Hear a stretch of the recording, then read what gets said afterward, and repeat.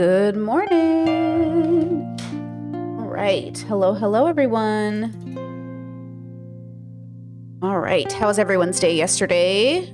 How was for those of you who celebrate Thanksgiving, it's very controversial. It's very weird. We're going to talk about it a lot today. Well, not Thanksgiving in particular, but we're going to talk about community again today because Thanksgiving is such a good example of it where everybody wants a community, but what happens when half the community doesn't celebrate Thanksgiving?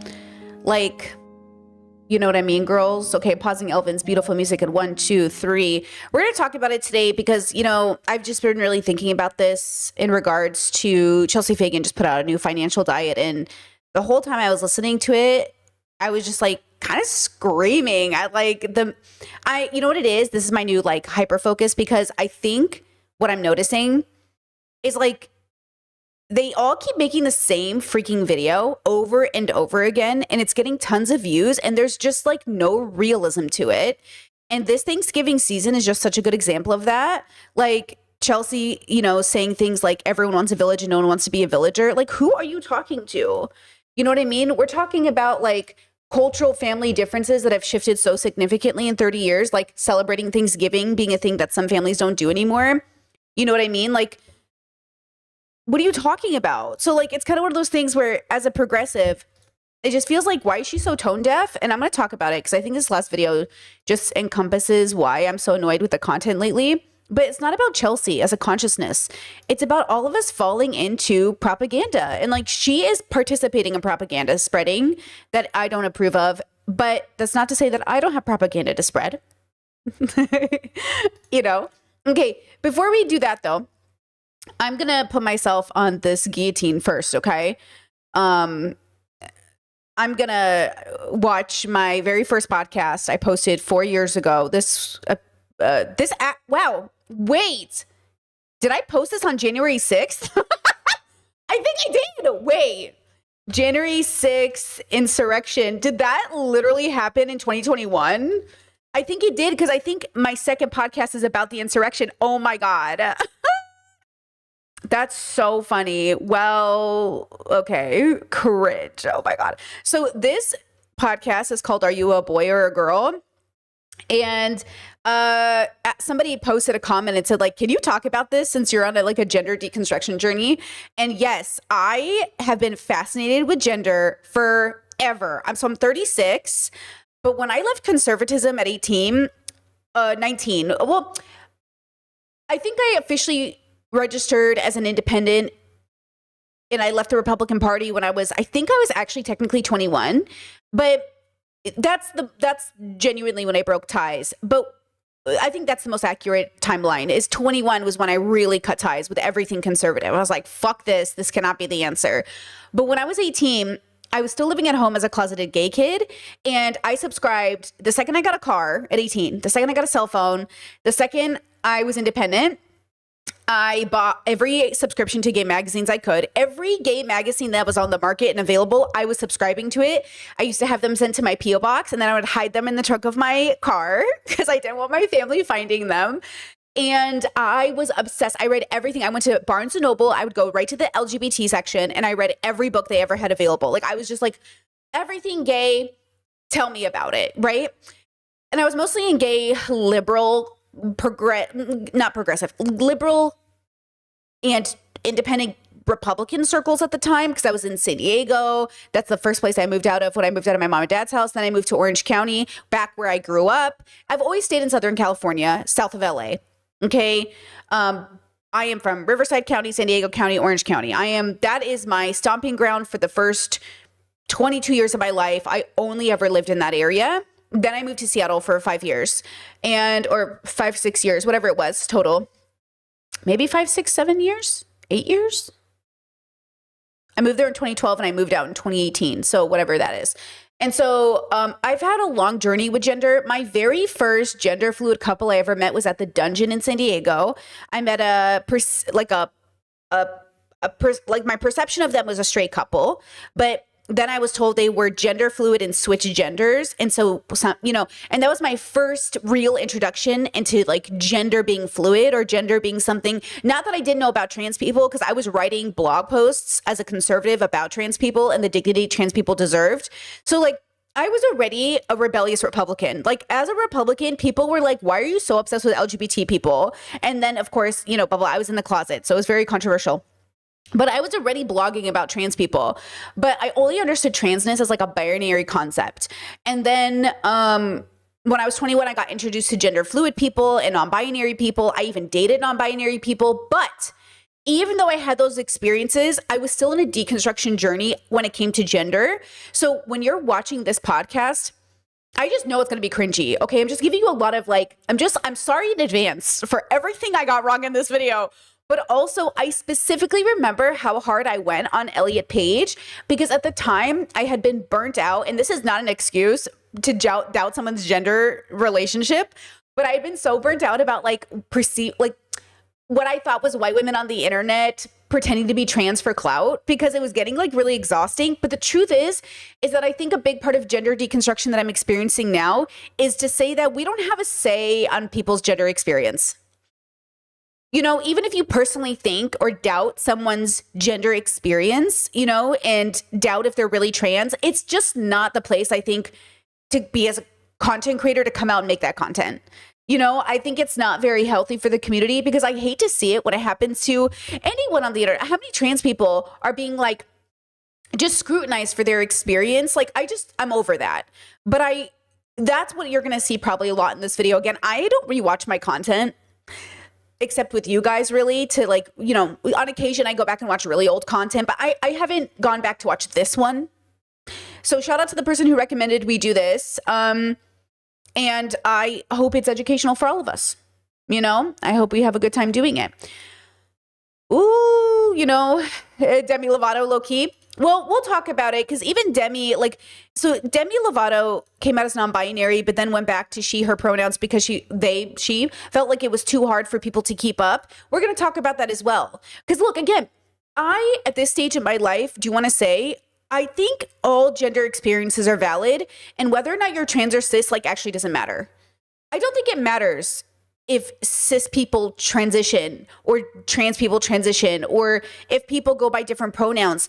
What is important is that you're being authentic and honest about your experience. I think what happens is like we just want to be deceived.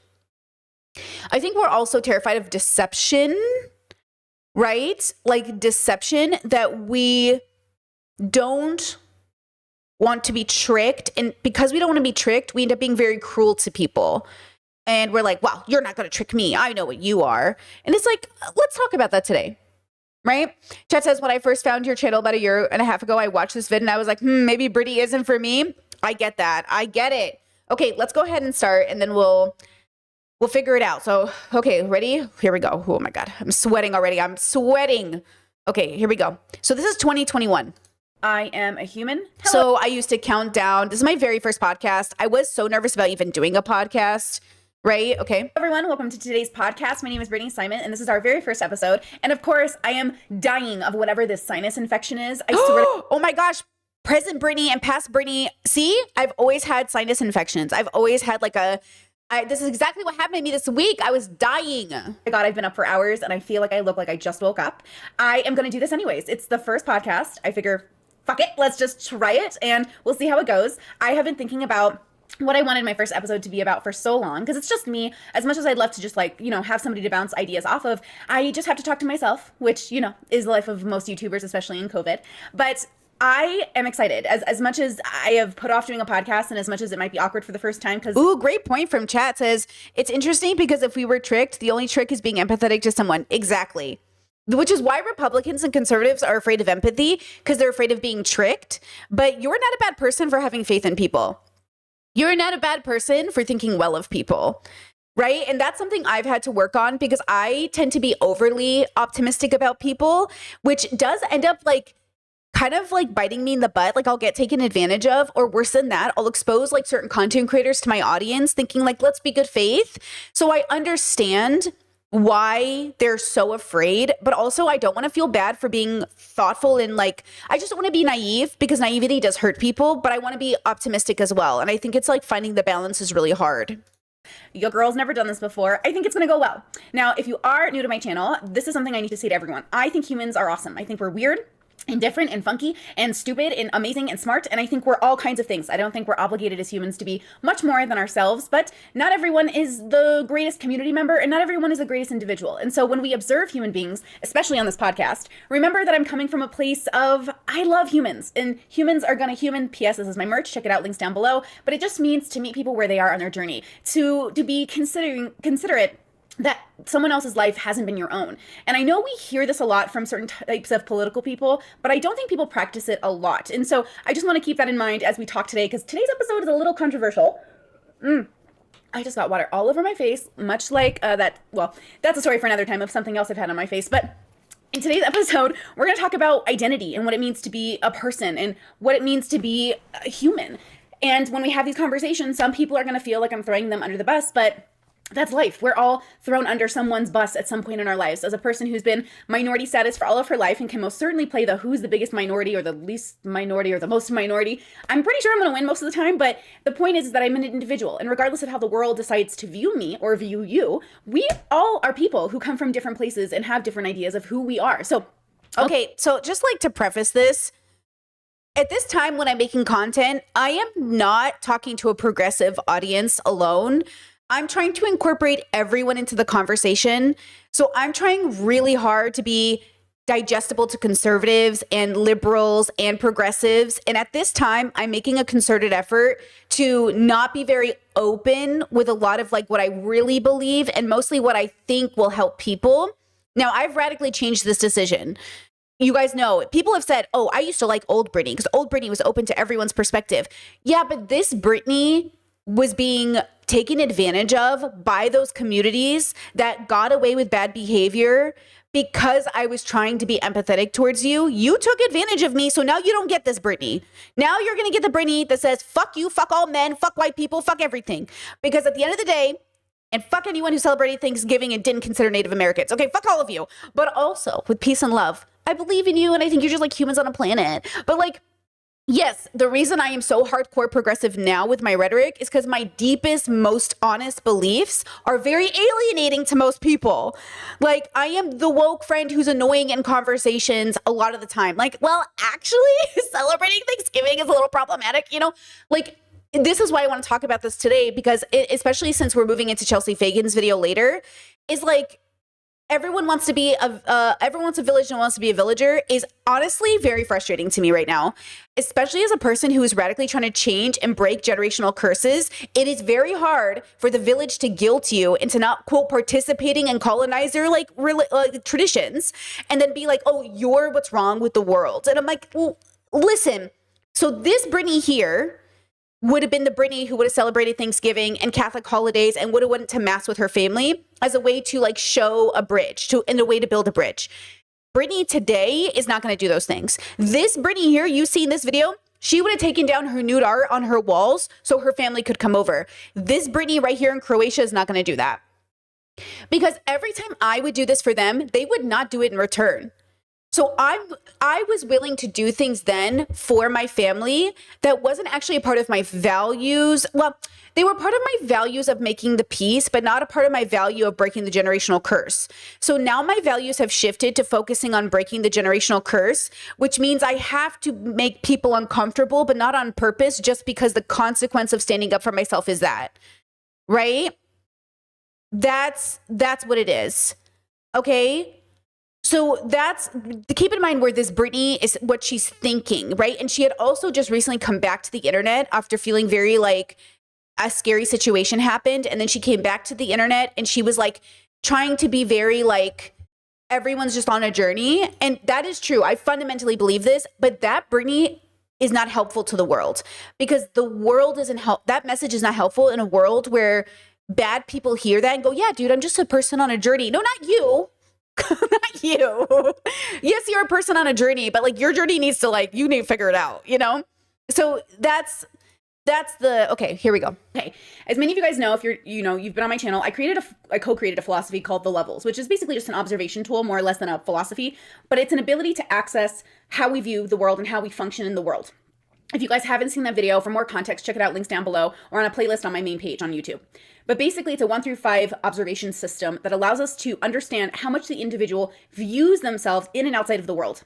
As an example, it's 2021, which I'm relieved about. I think many of us are. But in 2021, the world is different than it was even 5-10 years ago. And as somebody who was born in the 80s, this has been a most amazing, barely the 80s, but it is technically the 80s, 89. Adventure to see how human beings have decided to be, but also how predictable we can be. I've been reading a lot of books. I've read thousands of books. But one of the books that I was reading, and I can't remember the title, so I'll find it and I'll try to link it down below, but it's actually written by a priest, which I know, hold your phone, you're like, what the fuck? But for me, I was raised Catholic. I'm an atheist now, which just means I don't believe in super. Oh, wait, pause. Present day Brittany talking in Croatia. My partner and I were out and about yesterday because it's not Thanksgiving here. And we were out and about, and a man comes up to me and he starts speaking to me in Croatian. And I was like, oh, I don't speak Croatian. And he was like, oh, and first of all, right away, he was Mormon, had the Mormon badge and everything. He goes, oh, and he starts speaking to me in English. And I was like, girl, did you come all the way to Croatia from America to preach the gospel, basically? And he's like, yeah. And I was like, girl, come on now. But I knew the Mormons were here because I saw them arrive at the beginning of summer. So the Mormons are definitely in Croatia, and I just think that's so funny. And it's the first time I talked to an American like this, like since the beginning of summer. So I was kind of cracking up. But it is weird. For the record, I do forget how to talk to people in English here. When even talking to him yesterday for a second, it takes my brain really long to process that he's speaking English. Like incredibly long, you know? Genuinely. So it's like a very interesting experience. But anyways, the Mormons are here. Natural, going back to past Brittany, or mystical beings. I don't believe in ghosts, vampires, gods. I don't believe in demons. I don't believe in any of that stuff. I don't believe in astrology in terms of like how the gay people love to believe in it. And don't get me wrong, as a fellow queer person, I understand everyone wants to know my sign and my rising moon, but I don't really know what the hell any of that means. And so as much as I like to dabble and I'm always open to trying different things, I don't really believe in them. So I mean, same. I still don't believe in any of that stuff literally, but I have fun with it still. But I don't really believe in it anymore 4 years later. Like I definitely pull a tarot card or I'll ask my astrology friends stuff. And I'm more like, I'm trying to be nicer with my language. But you know what I don't like is I feel the same way with my witchy astrology friends that I do with my Catholic friends. I don't have Catholic friends, Catholic siblings. I feel like sometimes when I'm too optimistic with them, they think I'm like one of them. And I'm trying to be clear about like, I'm not one of you, but I want to hear what you have to say. And sometimes I really struggle, especially this Brittany, by the way, does not know she's autistic. This old Brittany, 2021 Brittany has no fucking clue. She has no idea she's autistic, right? So I really feel bad sometimes where I don't know how to convey to people that like, oh, I'm really interested in hearing about your culture, but just for the record, I think it's bullshit. But can I please learn about it? Because that sounds so offensive. Like it sounds so offensive to be like, I think everything you believe is literally bullshit, but I am so curious about it. And that's so mean, right? Like, isn't that mean? But it's kind of my honest opinion that like, you know, again, I'm trying to be like empathetic and see where people are coming from. But sometimes when I do that, it just like, it makes people think I'm one of them. And then I get annoyed because then they start like trying to convert me. I can feel it. I know they're like, oh, you should come to this event and you should do this thing with me. And oh, you should invite. And I'm like, I don't want to hang out with you like that way. Okay. So I do struggle. And also this is going to come up with the Chelsea Fagan stuff as well, where yeah, like I think there's a hierarchy to this as well. A little bit of like, I will talk about that with Chelsea Fagan. Hold on, I got something to say about that. But okay, I understand there are ways to convey things, which is why I don't normally tell people like I don't believe in what you believe in. I used to. Oh my God, I have this horrible memory of saying something really just rude to somebody whose family member had just died. And I was being so obviously autistic in that moment because they were like, you know, they're in heaven with God. I was like, I do not know that. And they were like, well, we know they're in heaven with God. I was like, well, do you? I was like, Brittany. And I know that's bad, but I don't like the idea that I'm already trying to be empathetic towards you and then you try to pull me into your bullshit. So like also I feel like sometimes atheistic people have to do so much more emotional labor for other people, and it does get exhausting to me. So I recognize that and I value everyone's differences, but that's why I've learned to just keep my mouth shut. But also I've also learned to keep my distance from certain people, because if every time I'm around you, I have to engage with your belief, right? Like that's going to be annoying to me. You know, and I understand it was a mishap, it was a misstep, it was a wrong thing to say in that moment. I do think it's also wrong for them to open their mouth. And that's the dilemma with community. You should not be opening your mouth either about your religion to an atheistic person. In the same way that I shouldn't be opening my mouth to you about my beliefs. But isn't it interesting that it goes one way and not the other? You already know where we stand. So why am I the one doing all the emotional labor for like, you know what I'm saying?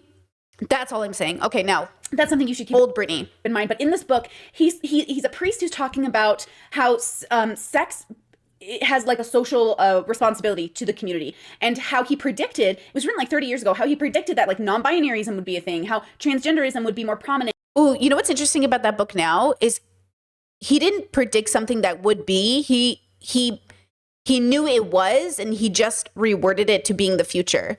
Like, non-binary people already existed. Gender fluidity already existed. Like, gender fluidity exists in Catholicism. God technically doesn't have a gender. Like, God, the creator, doesn't actually have a gender.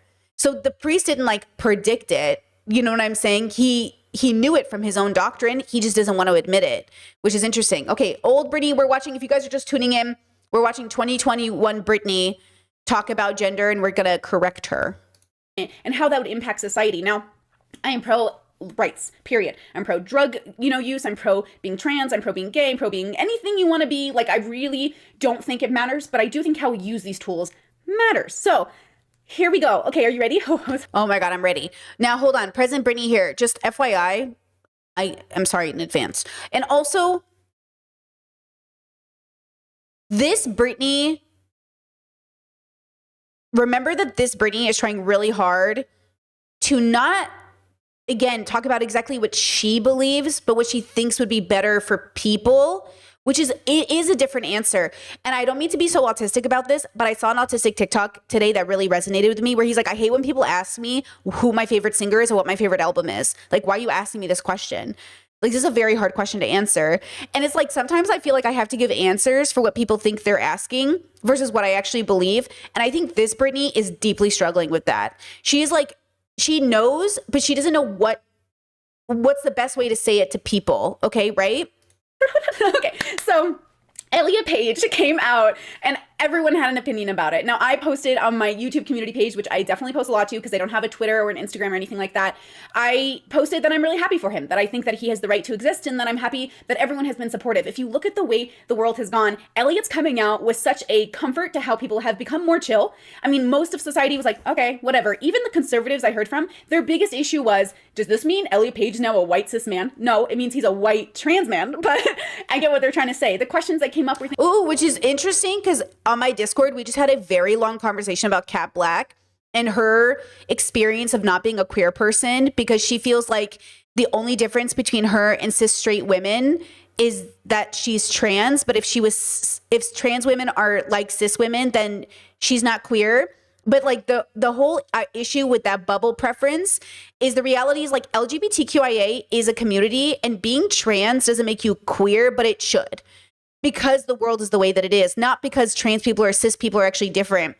But that's the problem. I do not believe trans people and cis people are actually different. Like, Britney, in my inner consciousness, does not believe there is a difference. There is only a difference because we live in the world. But we know that because we know black and white, there's no actual difference, but the difference is that we live in a racist world, right? So I really struggle with these conversations because I feels like it depends on which angle we're coming from. Like, obviously, like because again, when I came to YouTube at this time, I was almost trying to have those conversations where there's not actually a difference, but of course there's a difference. Just like there's not a difference in whether or not you're a man or a woman, but of course there has to be a difference, but not because there is a difference, but because we make it a difference, right? Okay. Things like, well, how does Elliot's relationship now exist? Is his wife no longer a lesbian? How does that work out? And I think these are interesting questions. And as much as it can feel facetious or sarcastic, I think that they are difficult to answer for a reason, because we're living in an existence where words have shifted so dramatically, so quickly, and because of the internet, we're all aware that they might not mean the same thing to everybody, that there is more chaos. And I love, I breed in chaos. I'm more peaceful now.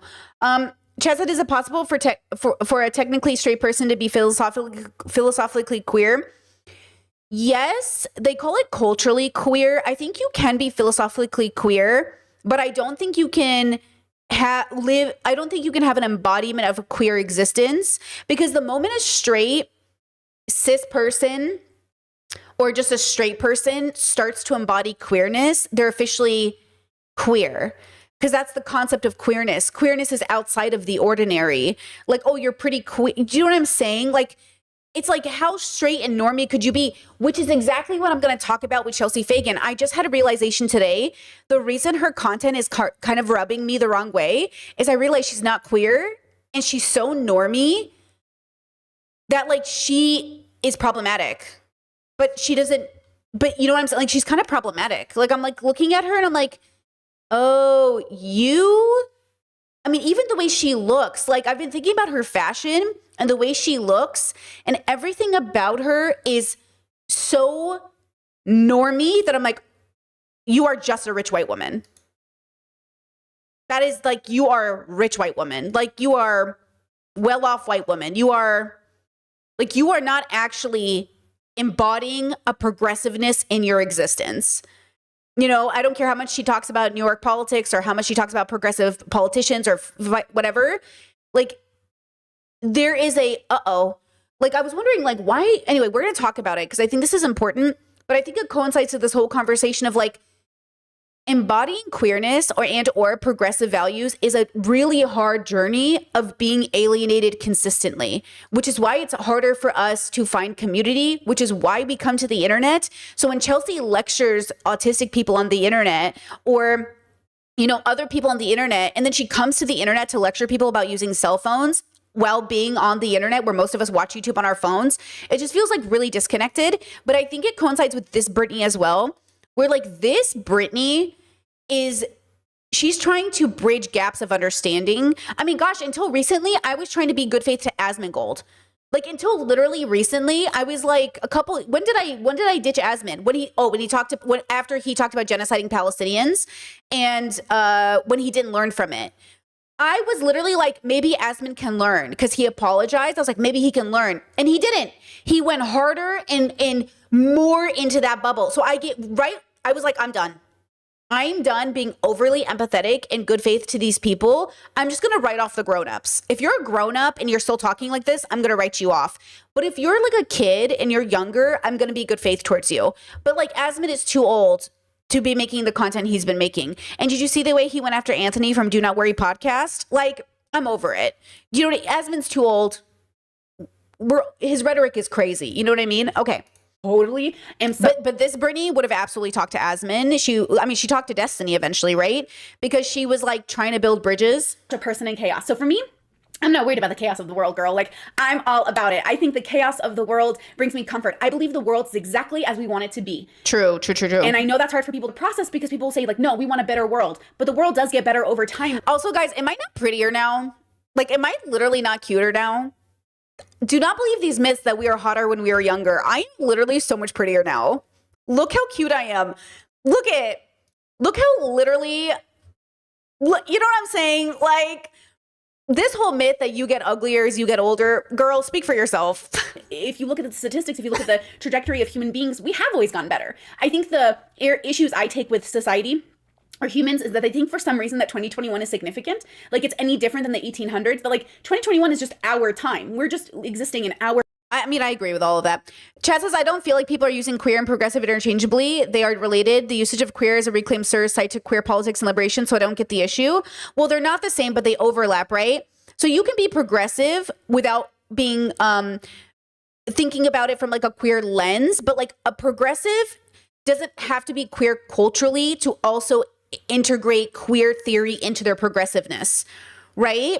So for me, I think of, like, progressive has to utilize all of the theories surrounding it to bring it up. So even if, like, you're not having an embodied queer experience and you're not thinking about queer liberation from a lived embodied experience, making sure your progressiveness is informed by that experience is really important. Just like Black liberation, like obviously, like I can't engage in embodied Black liberation, but Black liberation has to be intertwined in my progressive outlook, right? Like I can't, they all have to, I agree, but they have to be informed by, right?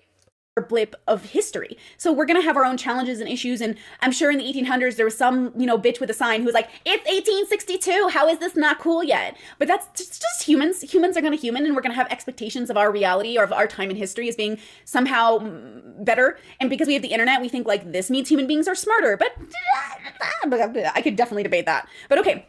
So Elliot Page came out. I have my little computer screen here. My OBS is recording. Look at me trying to be professional. So Elliot Page came out, and they caused a question because they identify as a man and a non-binary person. And for a woman, I'm a woman. Wait, does Elliot still identify as NB?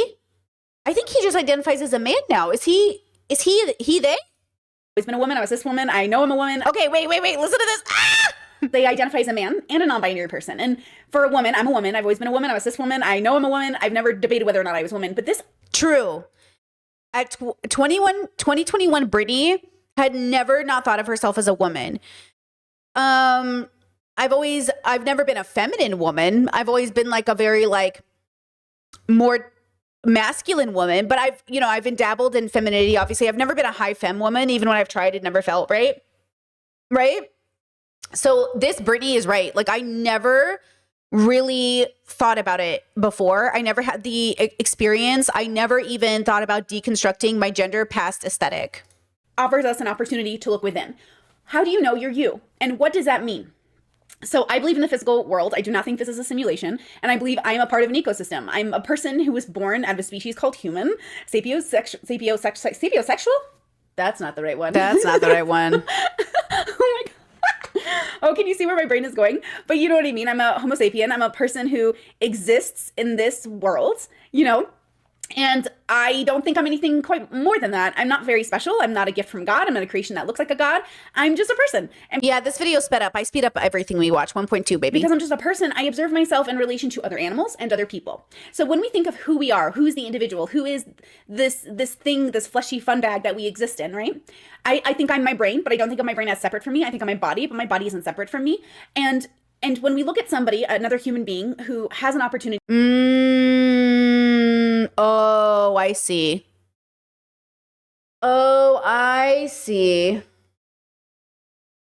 When did that change? I don't know when that changed, but that is significantly different than now. Let's go back. Each body isn't separate from we exist in, right? I think I'm my brain, but I don't think of my brain as separate from me. I think I'm my body, but my body isn't separate from me. Oh, wow. Okay. So, no, it's so different now. So now I think of these as very different. The consciousness, the brain, and the body. Oh, yeah. This is so different now. I think this is what caused the gender deconstruction probably. Because the moment I separate, well, not the moment, but like that journey of separating them into 3 different categories fundamentally changed my relationship with everything.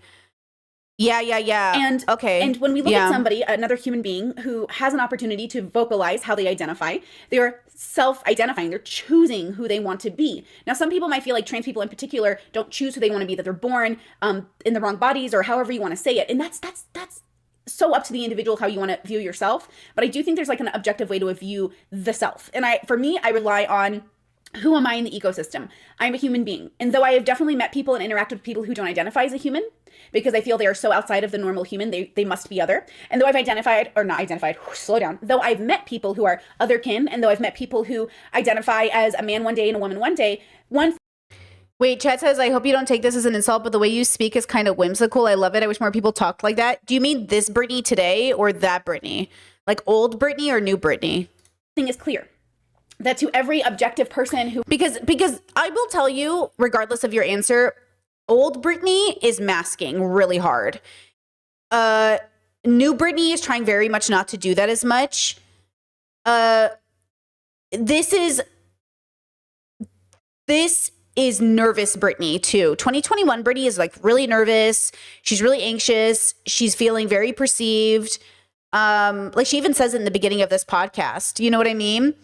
I don't like it personally. Hearing it back, it's like great. Now I do understand why people get a little annoyed with it, because it's like very insecure, but secure in a sense. Like, you know what I mean? But I love her and I appreciate her and I appreciate all the work she's done. You know what I mean? Has an ability to observe. These are just men and women who are on a journey of individual self-discovery. That no matter how much we want to play with identity, if I look at you and I've never met you. But that whimsicalness, by the way, is sort of the autism in a sense. Because like, you know how autistic people kind of sound sometimes like they're like from the 1800s? I think we think it sounds good, but it just sounds weird. Like, I think it sounds cute to some people, but I literally thought I sounded cool. And now I'm like, relax. It's a character. Like, it's not fully a character, obviously, but like, she's, you know what I'm saying? And I love that there's a sweetness to it, and I think it's kind of cute, but also part of me is like, relax, girly. Okay, relax. I can absolutely categorize you. And when you can be categorized, I think we have to be more self-aware of what that means. Now, I'm not here to tell you who you are. I'm here to give you tools and to have a discussion about how you can discover who you are. For me, if I'm alone in a room and separate from society and culture, because I truly believe you must do this. My earring keeps getting stuck. I'm so sorry. But I truly believe no matter who you are in the world, you must examine yourself as an individual outside of the world and then identify within the world and see what happens. So as an example, I'm a woman at my core. When I'm alone in my room, when I'm just chilling, the thing that makes me feel the most solid is the fact that, okay, I'm a woman, I'm chilling. I identify very hard with being a woman. I grew up a tomboy my whole life. I wear boys' clothes my whole life. I wear boys' clothes all the time now. My brother legit left for the military and he's like, do you want some of my clothes? I was like, I want all of your clothes. I love gender bending in those respects, but I've never not identified as a woman. I know a lot of cis women who identify, hold on. As a YouTuber, it feels really weird not to cut out all those moments, but I've met women who identify as non-binary and as women. And when I ask them what that's about, they say, well, I'm so other as a woman. People like Judith Butler, the feminist Judith Butler, where they say, I'm so other. Oh, is Judith? I don't know. Than a woman, other than normal women, that I feel like I need a new title. Hold on. Let's see. Where they say, I'm so other than a woman, other than normal women, that I feel like I need a new title. And for me, that just limits us to being able to be examples for young girls of the vast diversity of being a woman. So for me, I don't think tomboys or queer women who dress unorthodox or women who wear men's clothes or men who wear women's clothes automatically makes them other. I think it just makes them a person on a fashion spectrum. So I identify very hard with my core understanding of reality, which is like, we are humans. So there are men, women, and intersex people. There are people who are trans who identify as the other and adapt a lifestyle to represent that. And I believe in that hardcore. Like, I've dated trans people. I know trans people. I'm going to pull that whole, I have a black friend card out of my butt. But you know what I'm saying, right? We know this. I know this for a fact. I've met so many trans people who have asked me, trans-binary people, do you think being trans is a mental illness? I have a hard time with this identifier because I think mental illness implies an inability to function properly in some aspects. Like, I have borderline personality disorder. I have a mental illness. And at times in my life, though I'm over a year clean of having an episode, I know from past Brittany that I've had opportunities where I couldn't process reality in the most objective way. But trans people are sort of unique in that way. I've met a lot of trans people like Kat Black, who I really enjoy listening to, watching, and interacting with, where I feel like she has a very strong idea of what is real and what is normal. And I don't see her as somebody who's mentally ill because she's trans. Now, I'm sure you could talk about how it's an anomaly. I'm sure you could talk about how it makes them unique. And I'm all about that. I just don't like to categorize it myself as a mental illness based off of, it's even been really updated, but gender dysphoria and all of these things are kind of, I think, separate in all ways from being trans, though they coincide. And so I know this is a complicated idea of like what it means to be the self, but I need you to stick with me here. So, okay, let's just talk about that for a second. So things that I've changed and updated.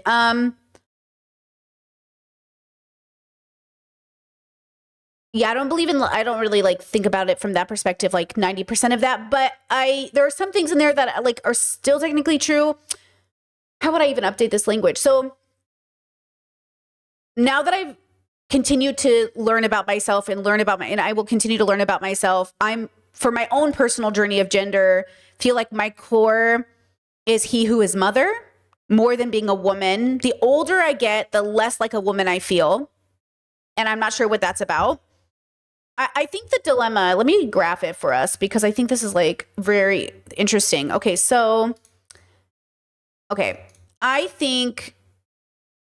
here's let's say this is objective reality, which we do not have access to, right? This is like all knowing.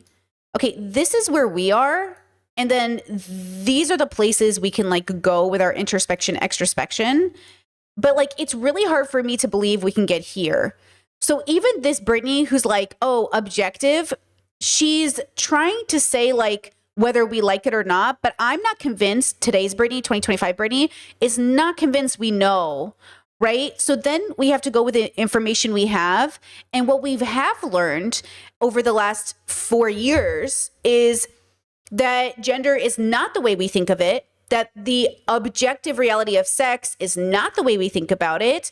Like scientists and biologists have come out to say like, it's not what the laymen think it is. And I think like being us, we have to remember that like, we don't know these things. We are relying on professionals to tell us what they've discovered. Like this isn't my field of knowledge, right? And so I think in that sense, I would like to make sure that I humble myself and recognize that I don't think we have access to objectivity. What we have access to is like our own internal understanding of what might feel more real, and that can change. So now I would say something like, this moment in time, like who are you for this moment in time, right? Versus like, who will I be forever? And it's true, by the way, this is also prior to me getting sick and being chronically ill. So this Brittany here, like, still wants 6 kids. I need you to process that information. This Brittany here still wants to give birth or adopt 6 children.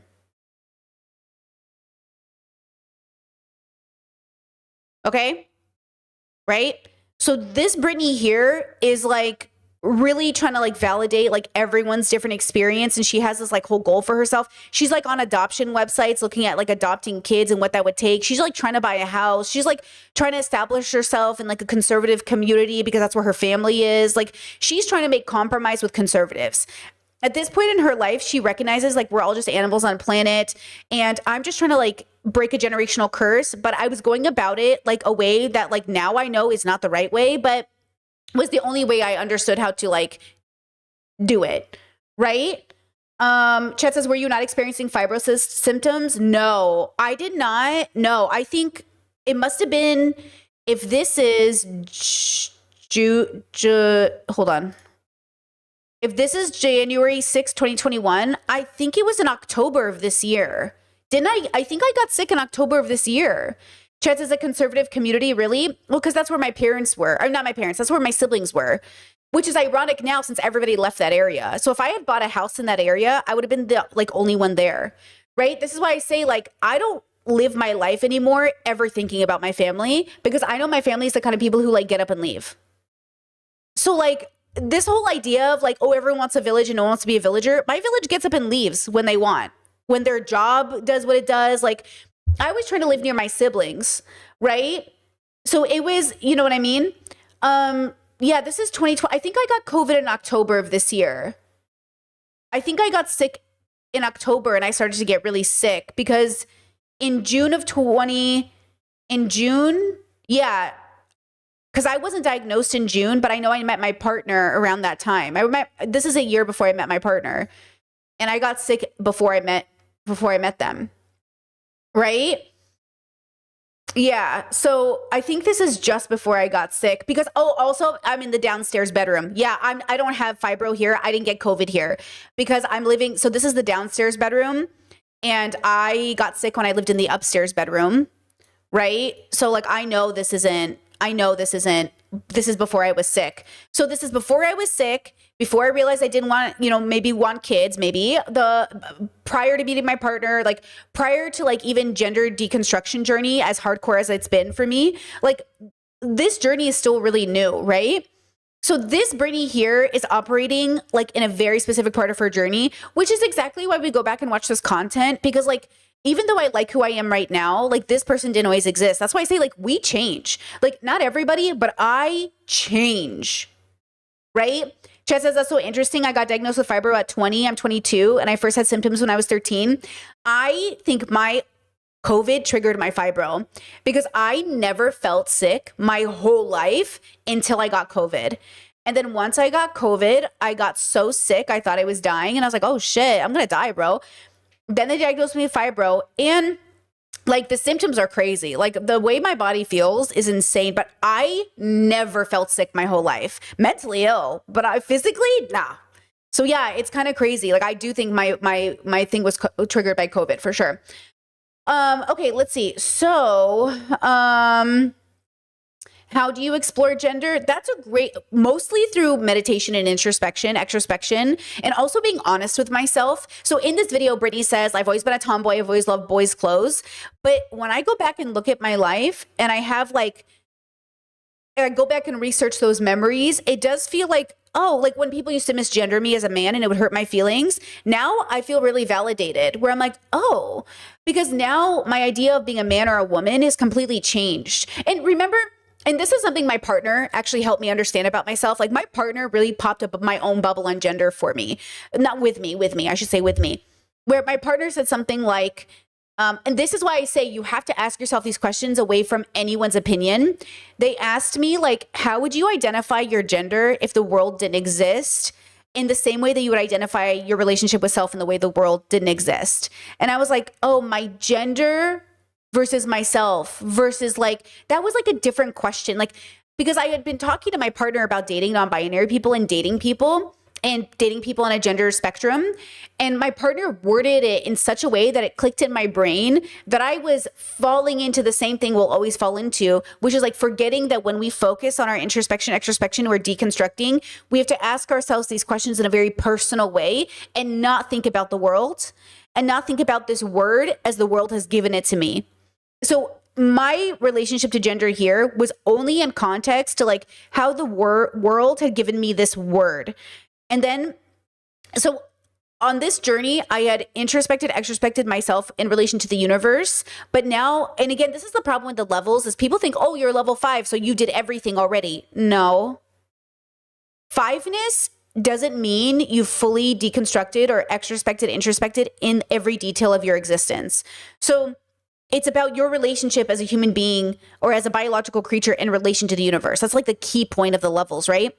So as I move forward, I keep deconstructing. And that's the problem with the levels is like, it makes people think like genuinely, oh, reaching level 5 is like, you know, everything about the universe. It's about you.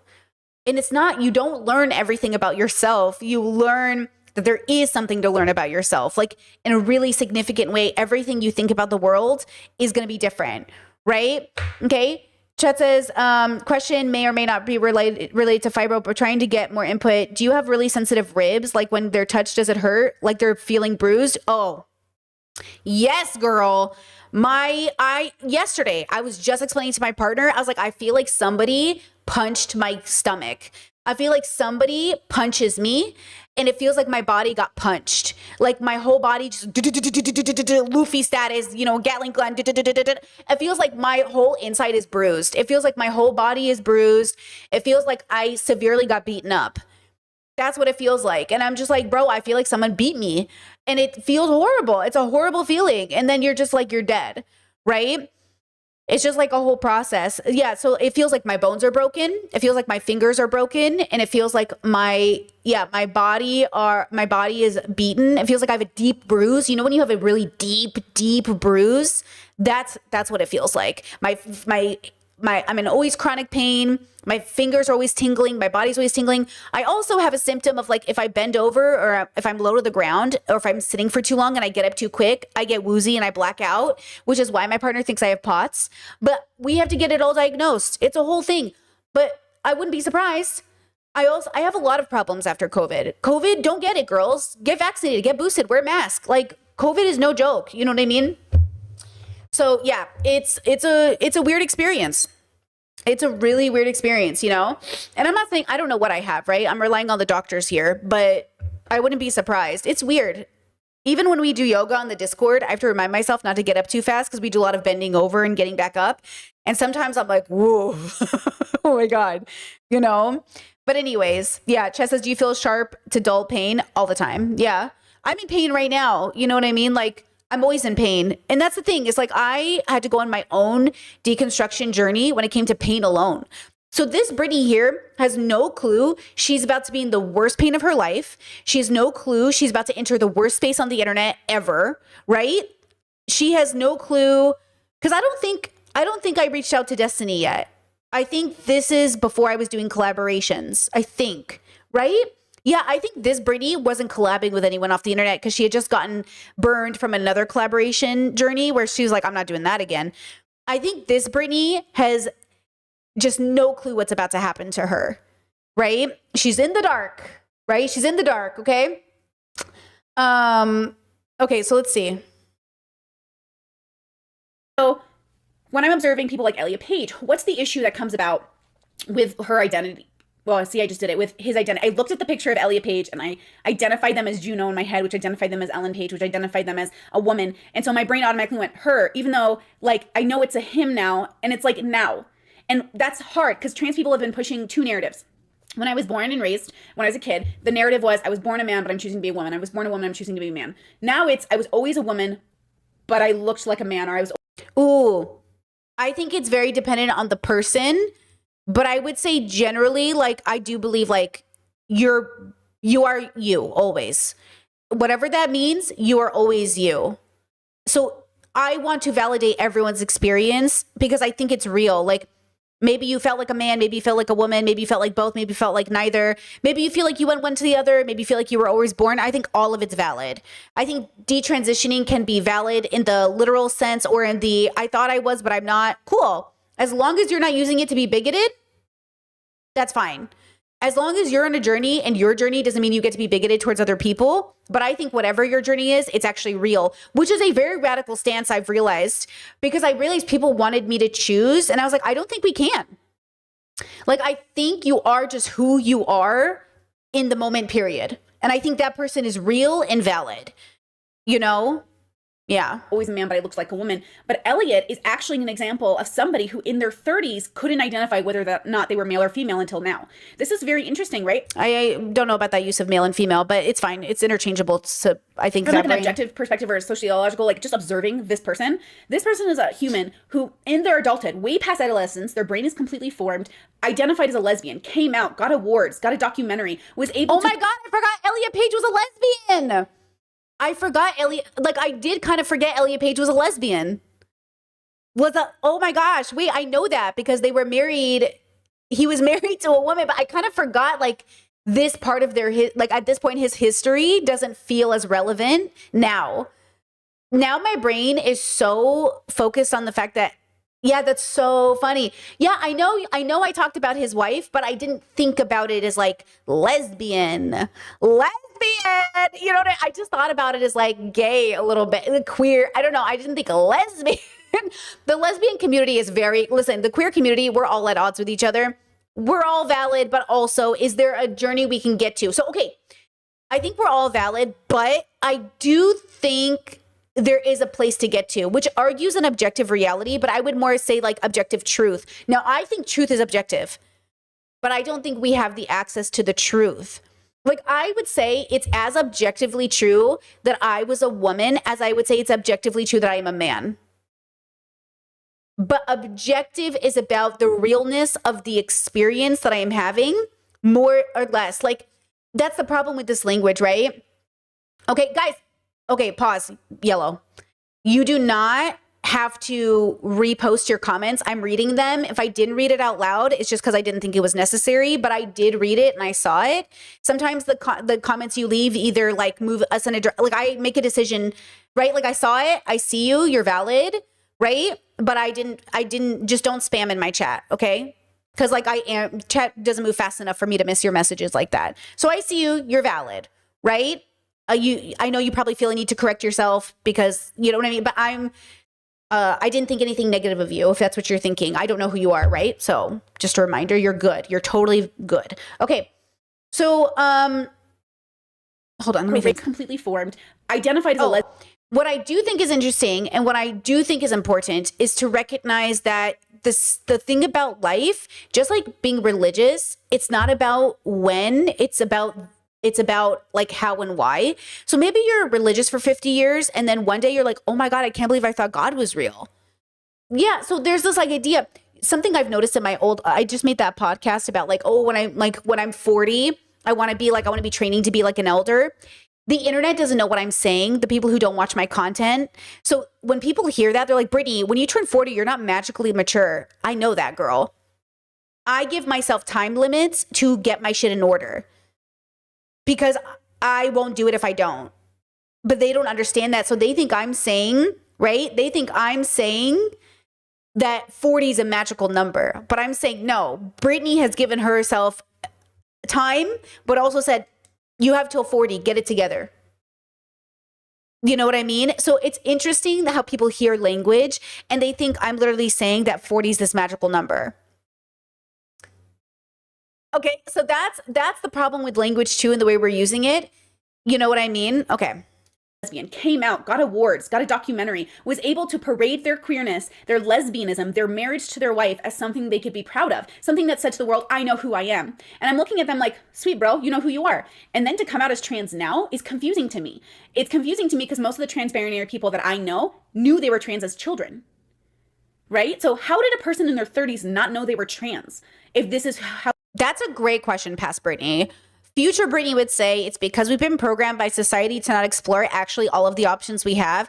And we are biological creatures that change over time. And because we're literally changing in real time, we might not know because we might not have been then, but we are now. Or we've always been, but we didn't have a chance to be because we didn't have those tools. You know, it's like, it seems like really strange at that time to be like, how did you do this? But actually, I think it's like pretty reasonable why we did this. They're born. Now, you can't say that Elliot Page didn't have access to pro-LGBT circles. That's not true. You can't say that they didn't have an educational background. That's not true. You can't say that they didn't have access for money and doctors and all. That's not true. They are actually the example of the epitome of access to things to know and feel comfortable in your identity.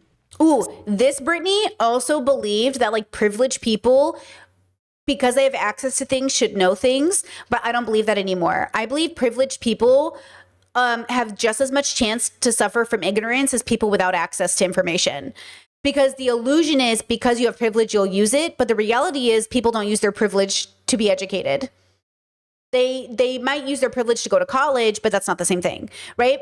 It's like they don't actually use their privilege to do these things because human beings are all on this like very unique journey and we don't always know why we do what we do when we do, right? So for me, I struggle with knowing how to process a person in their 30s, not knowing if they're a man or a woman. And that's the basis that we need to start with. If to know who you are, you must know whether or not you're a man or a woman. And like I said, ooh,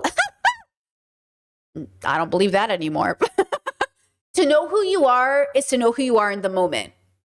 It's not to know if you're a man or a woman. But beautiful that this Brittany thought that was the beginning foundation. I would argue the beginning foundation of knowing the self is to know yourself outside of being a man or a woman now. Now I would say, yeah, but who are you outside of being a man or a woman? You know? Yeah, that's so funny. Ted says unrelated, but Britt, at some point, do you think you could make a video about coming to terms with your own death and death of your loved ones and like how you function alongside it? Definitely. I'll put it on my list of podcast ideas or streams. Sometimes I think certain topics are better for both, but I'll keep it. Yes. I will do most that. Trans people I know they're trans when they're younger. So for them, it's not a need to come out later. Now, this is not the same thing as people who are in their 50s and 60s. Funny that I say that because Kat Black recently, like I said, my Discord and I talked about it. And I love Kat, so this is no hate to her. I think she's like on a very particular journey right now where when she was younger, she's like, oh, I was queer. But now I know I'm not queer. And I have a whole opinion about that, but that's okay. That's her journey. And she knows that. She's going through that journey and it's a whole thing. But I would say that it's interesting that no matter who we are and where we're raised and what communities we're in, we're always just on a journey. We don't have it, like, you know, that's why people say like we never know who we are. You know who you are in this moment, but that might not be who you are in the future. We only know what we know and it's enough, but it's not complete, but it's good enough. Right? It's like somebody said in my chat the other day, and I love this, like, it's like kind of like seeing a puzzle piece or a jigsaw puzzle or something, or just imagine an image. Like for some of us, we see like a little bit of the image, and for some of us, we see the color, and for some of us, we see the whole image. But if you don't see enough of the image, your guess about what the image is going to be might be wrong. Same thing with like relationships, like how compatible are we? Well, it's dependent on how much of the picture you can see. So you only know as much as you know in the moment, and it's a matter of where you are to know how much that is. So like when conservatives say what's a man or a woman? Like, what is a woman? You know, they only know what a man or a woman is because God told them. They wouldn't even know what it was if they weren't told, right? Like, because God made Adam and then he made Eve and blah, blah, blah. Yeah, but that's like you were told. So what if God didn't tell you that? How would you discover it? Oh, I'd see it in the population. It's like genitals. You know how porn has completely made us believe that genitals only come in 2 variations? When we know genitalia is actually incredibly diverse. Like, I don't know how to tell you guys this, but genitalia is incredibly diverse. I've seen so many naked bodies, and all of them, there's like hundreds of variations of genitals that I have seen in my life, and only 2 get represented in porn. Okay? So you have to remember that like even our experience of gender or bodies is so diverse. Okay? It is so diverse. Also, I did run into the trap of associating people's traumas with their identities. And I think that can feel true sometimes. Like sometimes I will come across a person on TikTok who's like a trans person or a progressive or a whatever person, and you can see they're like deeply mentally ill. And you're like, what's happening here, bro? Get off the internet. But the problem is like, it looks like their transness might even be the mental illness, but not because they're trans, but because their mental health is like, it's just too enwrapped in the whole thing. And the same way that we generalize about men, like we'll see a whole video about all these men and be like, oh God, men are this way. But men aren't inherently this way. They're raised this way. Okay, transness isn't inherently a mental illness. It's just there's a relationship with mental illness and transness because of society. You know, it's like this whole relationship too, where sometimes I'll see, you know, people run into this problem where they'll talk bad about patriarchal Christian religions, but then praise ones from Eastern religions. And I'm like, pause. No, because again, I want to know what's true, not what's more comfortable for me or more interesting. Sometimes I do feel like women in the West, especially, love to romanticize like Eastern religions, or like, it's like weeaboos. It's like weeaboos. Is that what they're called? Weeps? Like weeps? Like, it's like white people who loved anime and started getting kimonos. It's like, pause. Japanese culture is not better than our culture. They have problems too. Pause. It's like, I just want to know what's true and healthy, not what sounds better and cooler because it's different from me. Right? That's, I think, the dilemma we're having is like, you know, it's the same thing with autistic people where they're like, I'm autistic and I'm cooler than everybody else because I'm autistic. Your autism doesn't make you cool. It's just like an experience you're having. You know, it doesn't actually inherently make you cool. But, you know, I think we're just coping. We're coping with this makes me cool. And I'm like, well, I don't know. It just makes you a person, I guess. You know, who came out as trans because they never had the chance to come out as trans. These are not the same kinds of people I'm talking about. So it's very different to say I didn't have the chance because of my circumstance, my community, my finances to come out, but I knew I was. Very different than Elliot Page, who deliberately came out as a lesbian, married a woman, and had this whole show. And I'm feeling very jaded in this podcast too. I'm feeling like tricked. And this goes back to this idea of tricked. We don't want to feel tricked, lied to, deceived. And I think this Brittany is feeling like, oh, did you lie to me? Did you lie to me? You know what I mean? Not that I mowed that, but like, I think that's what she's feeling. Everything that they did. So the question is, did Elliot Page trick us? Were they pretending to be a lesbian to make money? Were they... Leo Skepi's reading the Bible. Leo Skepi is reading the Bible. We have every reason to be suspicious of white gays. Leo Skepi picking up the Bible this week is the... I hope my podcast continues to do well. Stop. He's like, I'm reading the Bible. I'm reading the Bible. My brother sent it to me. He's like, oh my God, Leo Skepi bought a Bible. I was like, oh my God. And every TikTok, all my TikTok feeds are Leo Skepi reading a Bible. I'm like, stop it right now. Okay. They were a man this whole time. Were they a man this whole time? Or are they a person who decided to become a man? Are they like, what opportunities do people have to know who they are and to know the most basic thing about existence, which is whether or not you're male or female? Ooh, what opportunities do people have? What opportunities do people have to find out or really realize who they are? Time and an acceptance that it's a lifelong journey, which is hard because we just want people to know the answer now.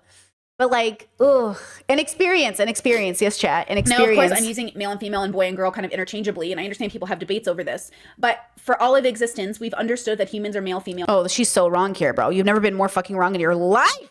You're so wrong. Boy, girl.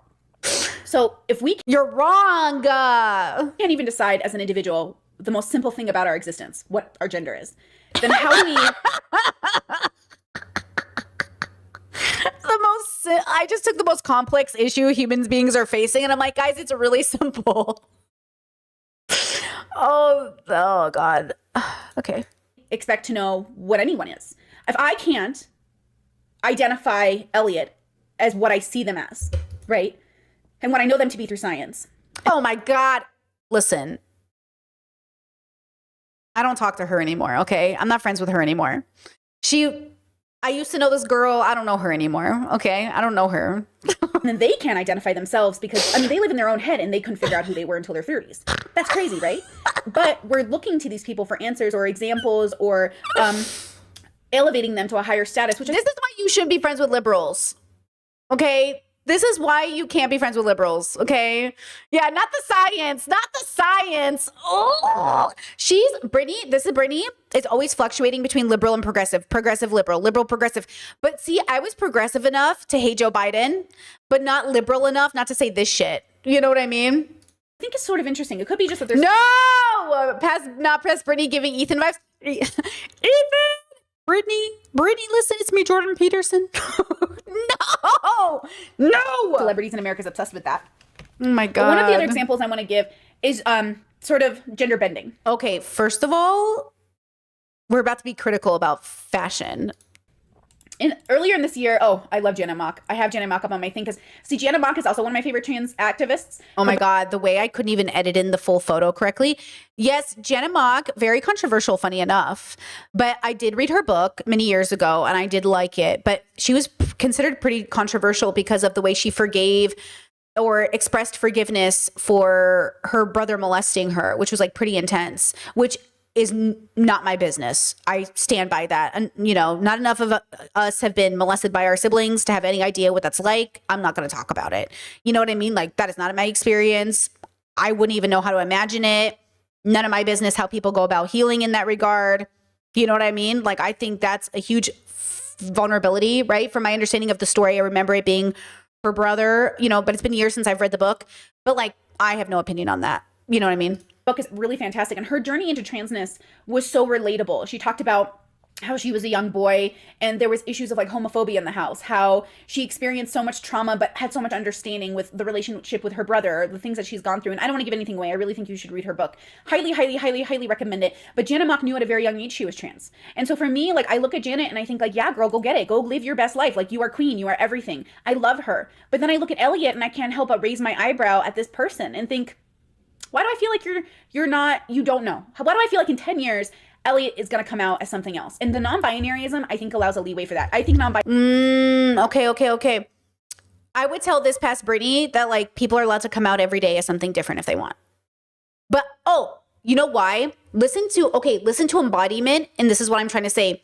When I was in my 20s, okay, if you had asked me this, if you had this conversation with me when I was 26, I would have answered differently, but I wasn't embodied. Because I remember making a non-binary video with a person I was dating at the time. And I was like, when people say non-binary people don't exist, like, who's this then? Then who am I dating? Right? But I wasn't having the most like deep embodied experience, I think. And so like when I switched back to this Brittany, she was really struggling to separate the politicized version of the gender experience with the authentic, like really deep embodied experience. And so I think I was so cynical because I was seeing a lot of white women in particular in media and white men who tried to like utilize queer culture for like their own social benefit. And it was like exhausting me. So then I rejected the possibility without knowing I was throwing out the baby with the bathwater. Right? Like, I forgot to keep the baby and I was throwing out everything. And now I'm like, hold on, keep the baby, throw out the bathwater, you know? Binaries, and for people who are new to my channel, is co-opted from the East. It definitely comes from religion and spiritualism. It definitely is been co-opted by the West, and specifically by white liberal people. And specifically, I think we should observe that. I think we should be self-aware that like white people love, and I don't know what it is, white leftists, progressives, love to identify as non-binary. Most of the people of color that I know, most Black people, Middle Eastern people, Asian people who have that moment in their lives always end up coming back to sort of a binary existence. Okay. Yeah, I think I was like, you know what's interesting is like this Britney's seen the documentaries. Like this Britney has read the books. But this Britney was also trying to deal with like, you know what I mean? Like a very particular bubble perspective. So that's what I was trying to figure out. I think she's right to go on that journey. But I think it's interesting, like,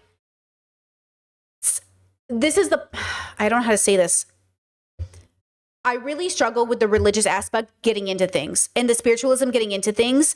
And this is why I think I did struggle so hard during this time. Because it did feel like, and do you know who I'm talking about when you go on TikTok and you see certain people and you're like, is this your experience or is this the experience that you're having? Because you're like, yeah, like, okay, I don't want to say it this way, because again, we're not questioning people's trans experience. But there are some white guys I've known who end up being problematic and then they come out as non-binary. And I'm like, and I really try not to be suspicious. Okay. But it feels a little bit like white liberal, like be careful of the liberal men, be careful of the men who say they're progressive. And that's what it is. I still have this, I'm not going to lie to you. I still have the suspicion today. I'm still very like,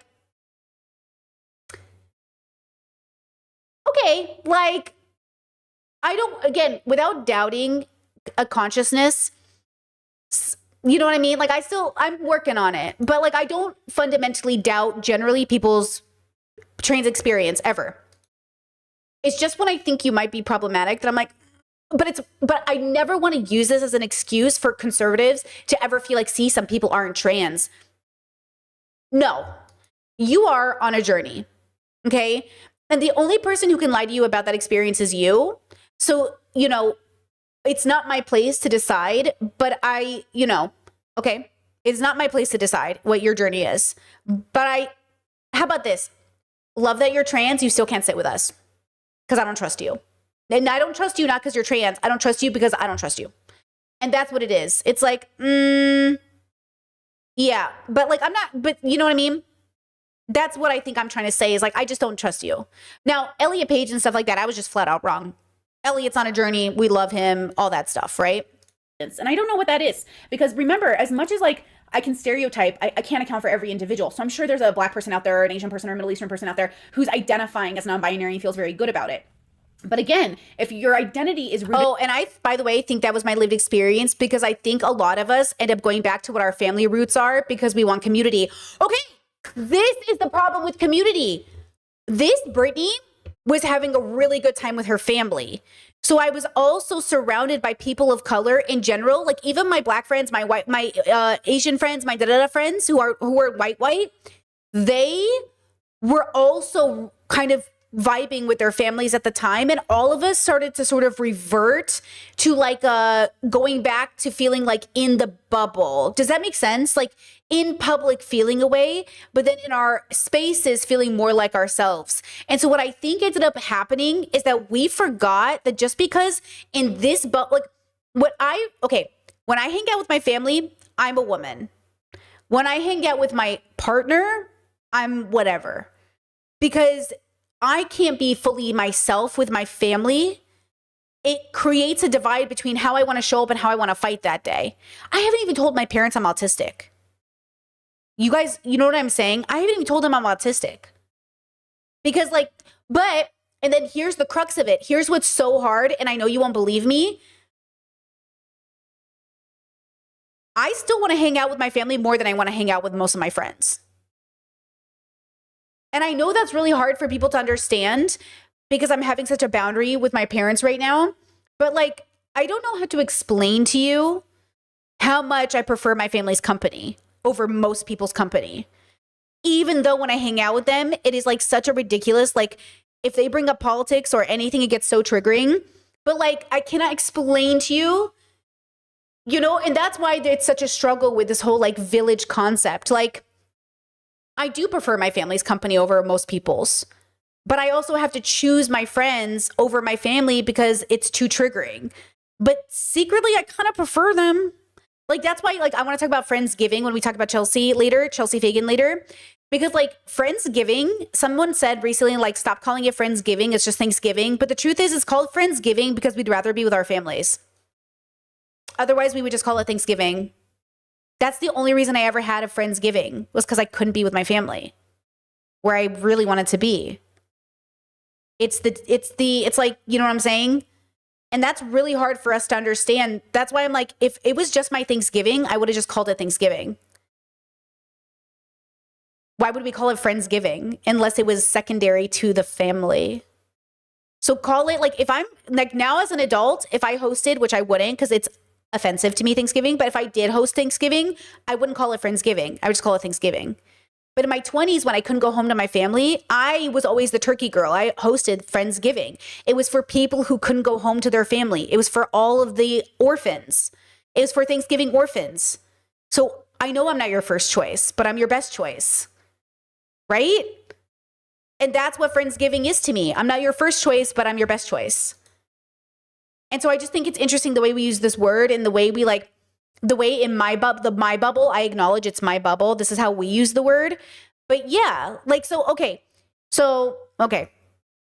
incorporating that into this conversation is so clear to me now where this Brittany is, right? And how other people see you, I don't think it's real. And so if you're like a Judith Butler or somebody along those lines who's a cis woman who acknowledges you're a woman but also non-binary because it's gender non-conforming, I think you're kind of playing a facade. My identity.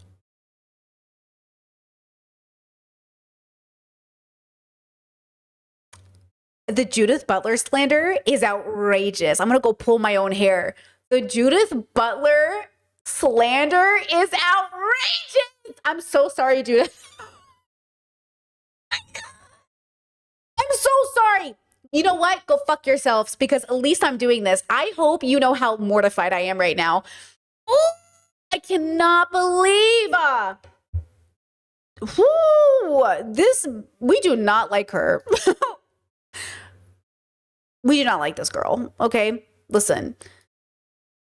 Okay? Oh my God. Identities are rooted in other people. My bisexuality isn't because of society. My femininity or masculinity, depending on how I choose to present, has nothing to do with society. Not anymore. When I was younger and insecure, yes, but I'm old now. I'm in my 30s, and I know who I am, and I most certainly do not need the world to tell me who I am. She was really upset. She was really upset with progressives at the time. I was having a falling out with some of my friends at the time because especially the men were lecturing me about gender in a way that felt very like, do not tell me what's going on. And I think this Brittany was like kind of annoyed with them to the extent of like, again, this is the bubble pop my partner helped me to have, which was like, okay, fuck your friends, fuck all those like falling outs you had. What do you think about gender? And I was like, oh, what is gender really? And they were like, yeah, what is gender? I was like, what is gender? And then it became like a safe space to really ask like, what is gender? Yeah, the PDA was fighting. And now that I'm autistic, now that I know I'm autistic, it makes so much sense how much of my older content especially was like actually just like kind of triggering. Like I was like kind of like, I didn't think I was like PDA triggered in a sense, but like I felt like I needed to fight every part of misinformation I felt. I still feel it now, by the way, just for the record. I feel it now. I have to fight my experience of being like that's why I'm giving myself till 40 to really understand that like you're going to feel activated and you have to introspect in that moment and think and just like be kind and compassionate, right? Like be kind and compassionate to yourself and others because like who are you talking to and who are you thinking about, right? And so often when we're having these conversations, what I've noticed is people choose identities based off how the world sees them. I don't know why this is up. Oh, our dress is masculine. That's not why I didn't mean to have that up. Okay, so this thing here, Harry Styles, what is he from? One Direction? I hope so because I don't remember. But he He wore a dress on what was it, Vogue, and it was really controversial, and everyone had something to say about it. And the thing that was funny about it was there was a conflicting understanding of this. Now, I don't care if men wear dresses because I think people like Jaden Smith. Oh my god, like I'm not gonna to this day I think he pulls it off so well. lie, like right, like look at this man, like he. By the way, the was over the fashion, not the body, because this boy is a boy. But like, you know, he's a young person, but it was the fashion, like the fashion. Really is a handsome young dude, and he pulls off very well, sort of like feminine wear very yes. well. But it doesn't make it masculine because a man is wearing it. And one of the issues I saw with the Harry Styles conversation, it doesn't make it masculine because a man is wearing it. Yeah, okay. Was that Harry Styles' dress was a masculine statement. Yeah. What? And I take major issues with that because again, it's like men want to co-opt what has been created and fashioned by women for women and embraced as a feminine piece of clothing. And once again, when they wear it, oh, it gets to be masculine. Why are you so afraid of being feminine? Like, why are men so afraid of saying, yeah, it's feminine and I'm wearing it? Like, just own. Oh, hold on. I did my little Brittany Broski kombucha face where I was like, okay, wait, hold on. She has something. She's got something. she's figuring, okay, there's something here. Versus saying, oh, well, this dress is now masculine because it's being worn by men. What is this accent? It just seems so fucking hypocritical, right? Now, Harry Styles apparently has been gender bending and messing with his fashion. Here, I'll go to this one. Fashion for a while. Like, apparently this isn't new for him.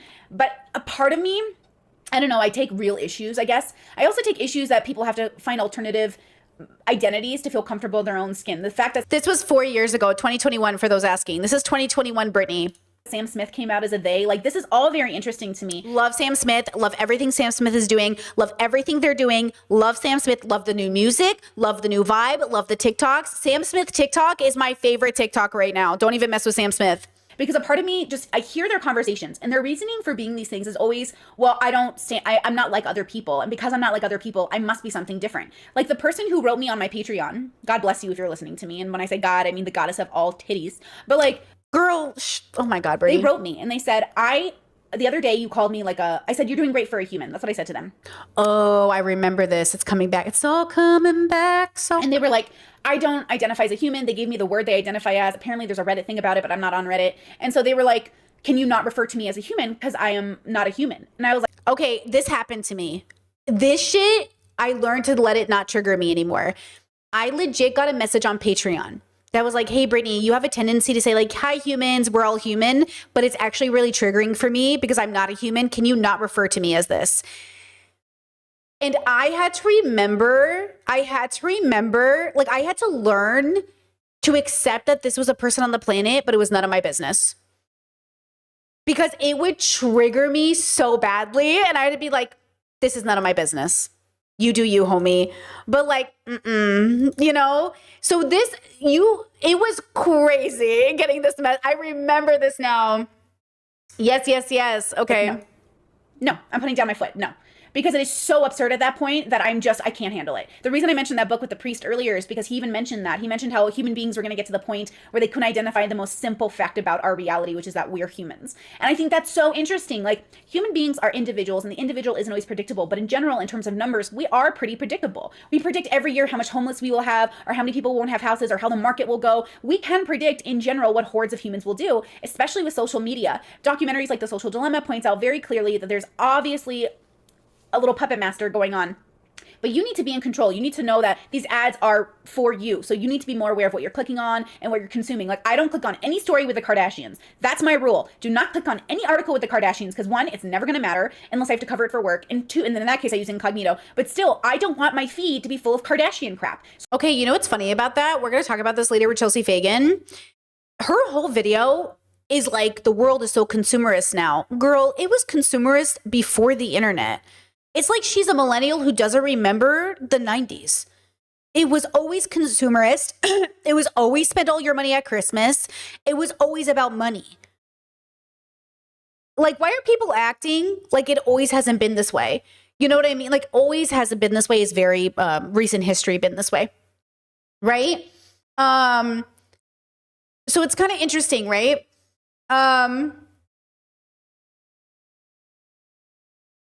Chat says that doesn't seem appropriate for your relationship, to be honest. I don't love referring to chat. I don't love the referring to chat as girls and such as myself, but it's not like your problem and it's not personal. I just let it go.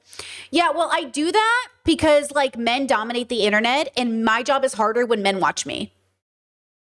When I have a male audience, my job is literally harder to the point where I want to kill myself because every day I got on the app when men were my audience, I was bullied and harassed. So the reason I always say girls is to really weed out the guys who get offended at that, because those are the kinds of men that will end up following me, especially since I cover a lot of boy topics. Like, it's not done for funsies. It's for a reason. Because I cover boy topics, a lot of boys find me and all they do go, you want to know how boys talk to me? Go look at my Andrew Wilson podcast where I don't censor comments. And you ask yourself, would you want to come into work every day reading those fucking comments? Because I come into work every day here. I don't allow those comments on this page. Go look at my podcast page and tell me how you would feel if that was the chat every day in this chat. Every day in this chat if I didn't censor comments, and tell me it wouldn't feel really toxic and you would feel safe still chatting in my chat. Most of the reasons my chat is so safe is because I censor. So FYI, I that's why I do it. I'm not just doing it for fun. I'm doing it on purpose, which is I'm being very intentional, right? And that's what I want you to remember for this Brittany versus that Brittany is like this Brittany here, she's not being very intentional in the progressive sense. She's being very intentional in the building bridges sense. And this Brittany today, 2025 Brittany, is being very intentional in the progressive sense. Like very intentional. I'm very like, what's the point here? Let's be kind, compassionate, but also what's the point here? This Brittany here wants to build bridges. And so she wants people to be like, what is true, right? Okay. So I make it a point, Brittany, do not click on Kardashian crap. Don't do it. So obviously. Oh, and P.S. Chat says they barely, it's a lot. They barely engage with the DV topic. Just bashed Andrew. You know what's crazy? So that video got a lot of views, but I didn't make a lot of money on it so far. And I was like, why didn't I make any money on this video, even though it has all these views? They didn't watch the video. Half the comments are like, this. And people are like, Brittany talked about this in the video. It's like in the first 5 minutes. Did you not watch the video? They're not watching it. They are clicking on the video, pausing and commenting. My analytics is showing me that people did not watch the video. They just clicked and shit on Andrew and left. And I'm like, isn't that funny? So note to self, Andrew Wilson, not paying the bills. But you know who pays the bills? Ethan Klein. Jordan Peterson. If it's Jordan or Ethan, people sit and watch the video. Andrew Wilson, not the guy. Noted. You know, it's a really good video. And people who stayed. But isn't that, I was fascinated. I was like, why did all these boys watch and nobody watched? Yeah, they literally came to insult and leave. And I was like, okay, note to self. You know, it is what it is. Shapiro and Candace Owens got really like popular for covering the whole Harry Styles thing. And it's funny because like both of those people are like, wait, who am I talking shit on? Don't do it. So obviously Ben Shapiro and Candace Owens got really like popular for covering the whole Harry Styles thing. And it's funny because like both of those people are like, I don't know. They both annoy me for different reasons, but for also different reasons than they annoy other people. So it's kind of funny to me because, again, I grew up in conservative talk radio. I was supposed to have a show. I was like doing little promos for it, like trying to get picked up by somebody. And now that I'm more of I'm a registered independent. I'm a person who just like, I see the good in all things and the bad in all things. So for me, I don't do political sides. I vote differently every year for different presidents. I voted. Well, for the record, I never voted Republican past 21 or past 18. Okay. This Brittany is trying to act way too nice to conservatives right now. Keep in mind, she is literally trying to like be nice to conservatives in this era of her life. Okay. I only voted for one Republican president for the fucking record. Thank you. Democrat, Republican. But Candace Owens and Ben Shapiro follow a script. And I never voted for a Republican after I voted for Republicans. Okay. I always voted Democrat or independent. So I don't know what she's trying to do here, but just for the fucking record. Okay. And in their bubbles and their realities, like this is an attack on men. I do think, though, there is a trend happening. My brother and I were on Grindr or Tinder or something. Which Republican did I vote for? I voted for McCain and Palin. It was my first election. I voted for McCain and Palin. That's the only time I ever voted Republican, okay? She's making it sound like she voted Republican last year or something. She did not. You know what I mean? That's the only time, okay? He's on social media. And then I voted for Barack Obama. Okay, I don't want to hear it. And he was showing me all the guys that were available. He's gay. And he was showing me all the guys that were available. And he's like, Brittany, everyone's wearing eyelashes and fucking makeup now. And I'm going to be honest with you. Everyone looks like fucking James Charles on Tinder now. And that's not a look that is masculine. And it's also not a look like I'm into or my brother's into. So, ooh. I'm into it. But I don't date high femme people. I've never dated high femme people, but I'm into it fashion statement wise. High femme, I'm so into, but I'm not into it. You know what I mean? Like, I've never dated somebody who was high femme, but if my partner was high femme, I would embrace it. Okay? 2016 makeup was crazy. Remember when I had my James Charles makeup moment? Remember? I have this old video and everyone's like, oh my God, Brittany, James Charles. Okay? Chet said you've grown a lot in such a short time if you really think about it though. I mean, I have, but also it does not feel fast enough to me. It almost doesn't feel fast enough, but yes, like I obviously want to give myself some credit here because I do think, and this is why we go back and watch these videos so you guys know like you can change. Okay? Like I know people can change because I changed. But also, if I'm really being honest, okay, here's what I'm trying to explain to people that I don't think people, I think you will get. Okay? I'm going to trust you to understand this.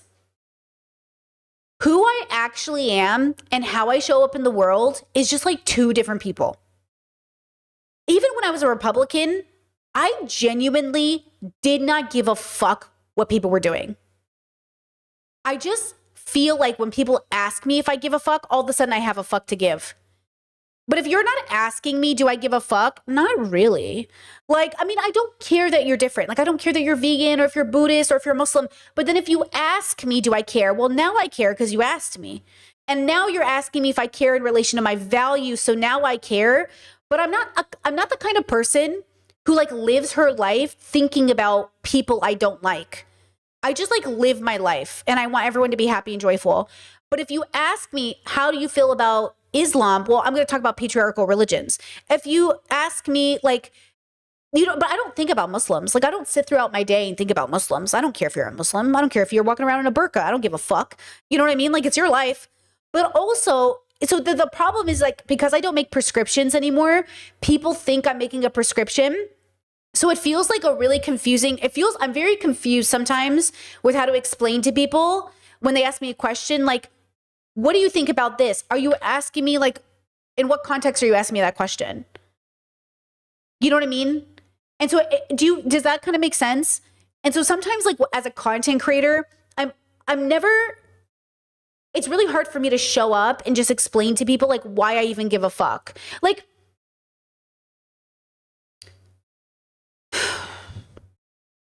yeah, I don't know if that makes sense.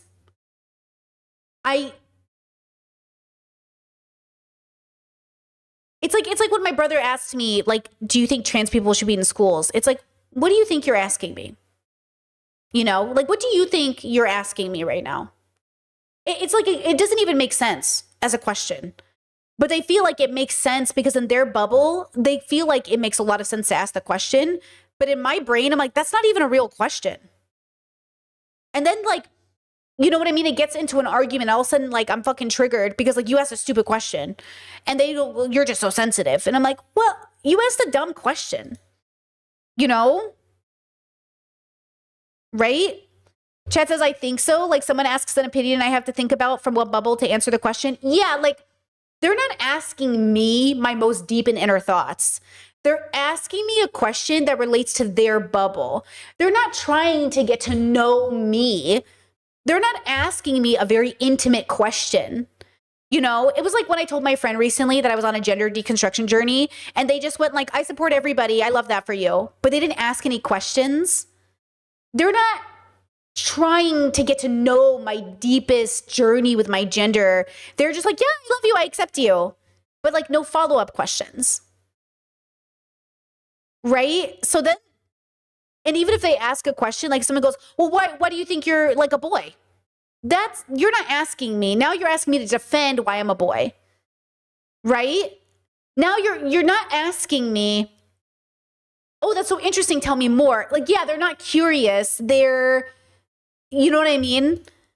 So then I'm on the internet. Now imagine I'm a content creator and people are saying, Brittany, what do you think about this? So again, are you asking me? Are you asking the YouTuber Brittany? Are you asking me if I was visiting a conservative bubble? Like, what are you asking me?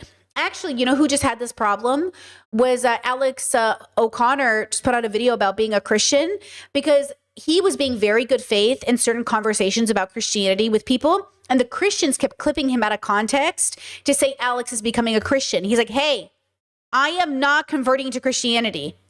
You guys are literally using me to push a narrative that like I converted. I did not convert. And then atheists are like, oh, Alex is a sellout. He's a grifter. Because like they're not seeing Alex as the person he is. You know what I mean? And I see his frustration because he's like, I'm not saying that. And I was like, yeah, like obviously Alex is 26 and on a journey. But it feels like when people ask him a question like, hey, do you believe in Jesus? He's like, no. And then it's like, do you believe in God? And then he's like, it's like, who are you asking? Like, who are you asking? And so I just like, I don't know if it's my autism or something else, but I do really struggle even today. Like, what are you asking me? Like, which question are you trying to ask me? Because you could be asking me so many different questions based off who's asking the question, you know? Okay, let's go back to the video.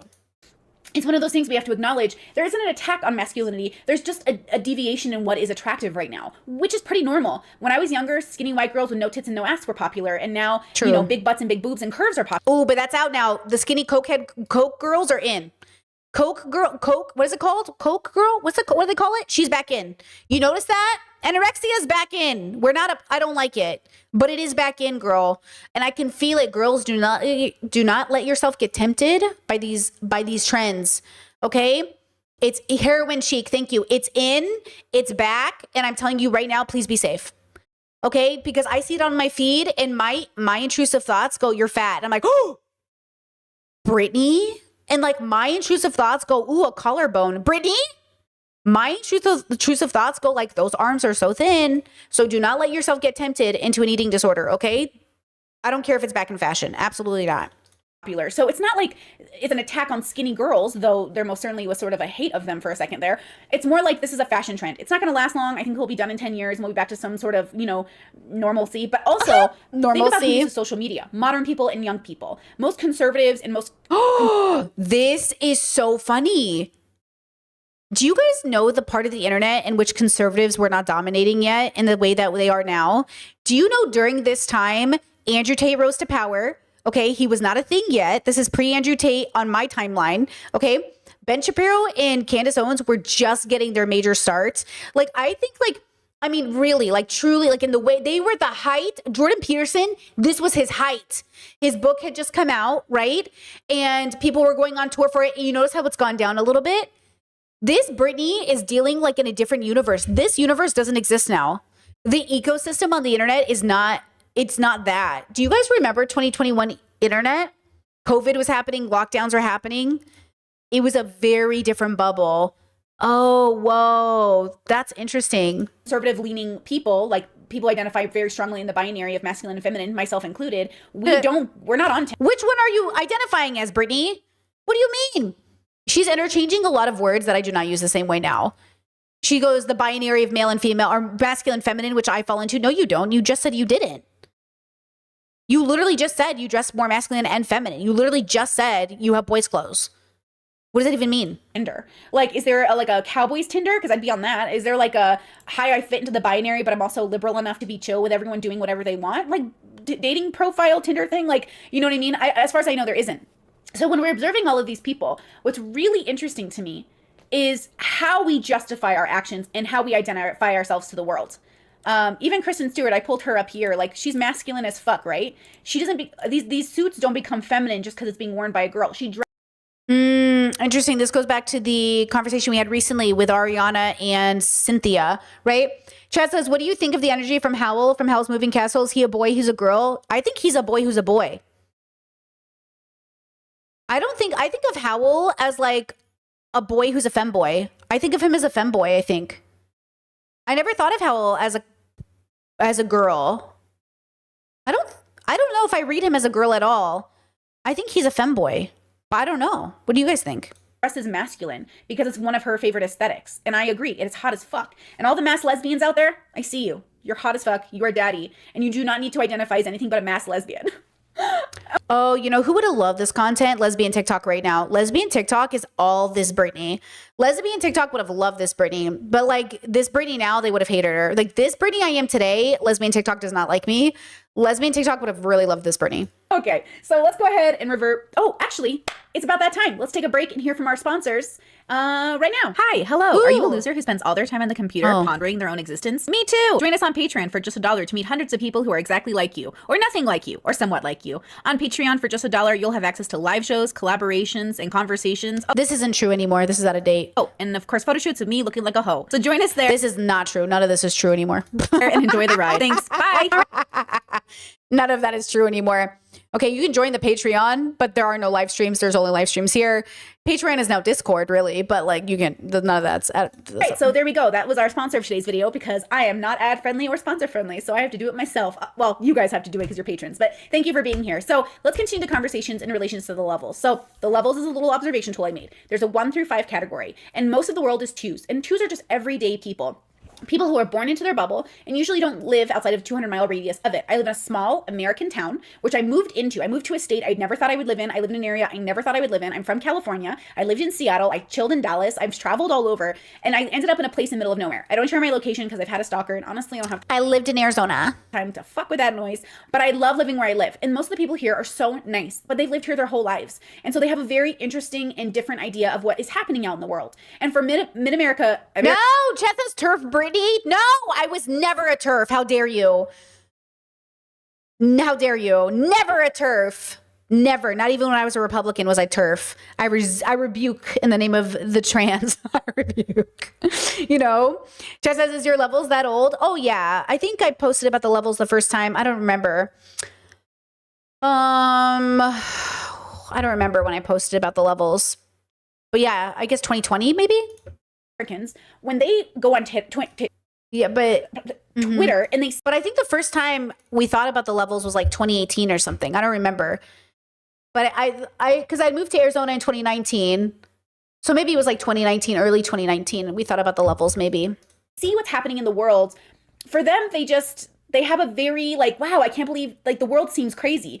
And the world's really not that crazy. I actually joked with a friend. I was like, man, New Year's went off amazingly. Like no issues, like no big terrorist attacks. Like I'm really proud. And he was like, Brittany, there was a protest in Portland. I was like, Portland's not a real place.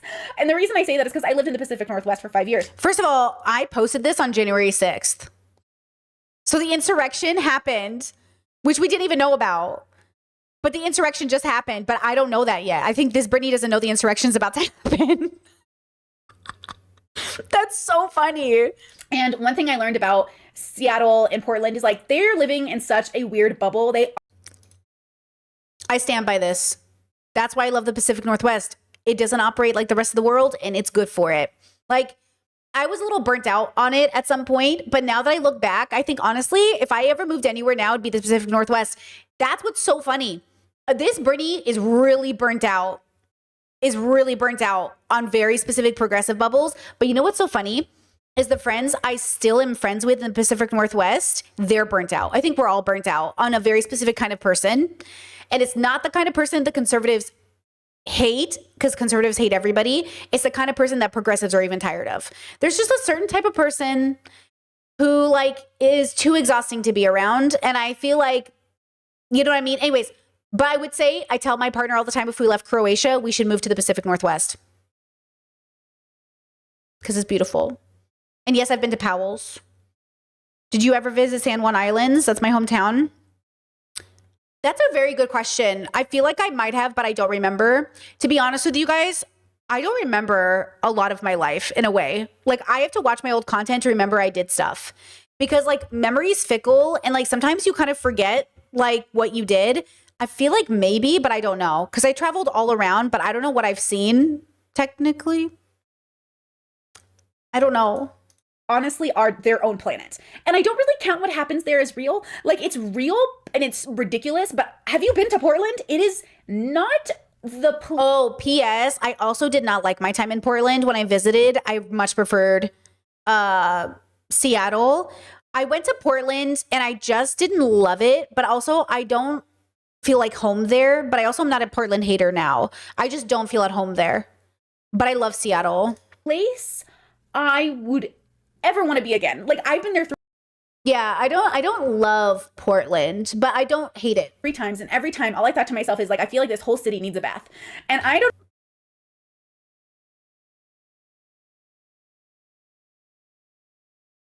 know about you, but I like clean, fresh, earthy feels. And Portland took feeling earthy as being homeless. And I'm not really about that. And you can talk about economy and you can talk about how people aren't, able to work and all of that stuff. But I think there's a bigger issue happening here that people just need to acknowledge. So Portland's infrastructure. Well, listen, girls, listen. The way I would say it now in 2025 is like, oh, Portland's like a really interesting cultural place. I definitely think they need to put more money towards infrastructure. That's how I would say that now. I would just say like, yeah, I feel like they definitely need an infrastructure budget, but like it's very culturally important. Okay. When we observe the world, we can say okay, most of the world is twos. Most of the people are people who are born raised a certain way and are going to die that way. Now, some people might say that's bad and you should go on a journey of self-discovery. And I believe that. But to do that, you must first identify who you are in relation to existence. Jordan Peterson often talks about cleaning your room before you try to change the world. Get your house in order. And people will say, well, he should start with his room. What does that even mean? What does that mean? It means to at least know the basics about who you are before you go around telling people who they are. Hear that, Jordan? I mean, if you can't even know that you are a man or a woman by 30, right? If you're like literally like, I don't know if I'm a man or a woman, and you're 30 years old, professional podcast over here, my camera. Yeah, I think this Britney was so limited in her understanding of like knowing like gender. She really wanted to believe, I think still, that like you build like life was linear. So like I think this is how I kept seeing it then. I knew I was a biological creature in the universe. Like I knew that. I knew like I was this like little speck in like this grand big universe. I knew that. But I think what I thought about life was like you build on a foundation of self. Okay. And I kept starting the self at gender. When I really I eventually started seeing the self as consciousness. So I don't know when that happened. Does anyone know when I went from body to consciousness? Does anyone have, I don't know the timeline, right? Right? Chet said you had respect for Jordan Peterson back then, unfortunately. Well, I still maintain that wasn't uncommon. Other psychologists in the field also talk about it. Jordan wasn't always Jordan. Like, I don't know why people don't understand. Like, even Jordan changed, but for the worst. Like, I looked at Jordan the way I look at anybody. Because, like, at the time, he just had maps of meaning, right? Right? You said I was jesting? Yeah, but I'm not. Because the truth is I did have respect for Jordan Peterson at some point, very loosely, not over the pronoun stuff or anything, but over his storytelling, his deconstruction of gender, right? Chet says, were you more man-centered then? That could be part of it. Well, I'm always male-centered. 90% of the content I consume is probably created by men because men dominate because we live under a patriarchy. Like, you know what I'm saying? Like, if we're really looking at the content we watch, like, a lot of it is just men because we live under patriarchy. And so, like, I think I'm just a product of that reality where I think here, Britney's still deconstructing a lot of her internalized misogyny. And so, like, I have to always counter and realize, like, even the women I'm watching, if they haven't deconstructed their misogyny, it's still centered on the patriarchy, right? And so, like, I think, yes, like, I was very in the boy bubbles then, and I was very optimistic about them. So I was much more liberal than I was, like, deconstructed progressive, right? And so, like, what I realized now, what I've made a conscious effort of doing now is, like, abandoning any hope that these liberal men would be better. And so when that happened, that included men who identified as progressive, right? And that included non-binary or gender fluid people who were still adhering to the patriarchy, right? Chet said, is there no non-patriarchal consumption under patriarchy? It's a great question. I think there is, but I think you have to have a really deconstructed person who's having the conversation. And those conversations aren't popular because we live under a patriarchy. Like, they're not Even the people who say they want them don't. Listen, I know people don't believe us, but the dirty secret of being a progressive is that, like, and I know, you know what's funny is Asmund said this, but he's wrong for the reason. He doesn't know the reason, but he's wrong. He said this about Anthony's Do Not Worry podcast. He said, this is why you have a small channel, because everyone knows you're being disingenuous. Like, he knows, like, they know progressives are disingenuous, something like that, right? That's not why. It's because you, and I mean this in the nicest way possible. Asmund did this thing where he's like, my audience knows it's all common sense. It's like philosophy. Why isn't philosophy more popular? Because people, they're not interested in it.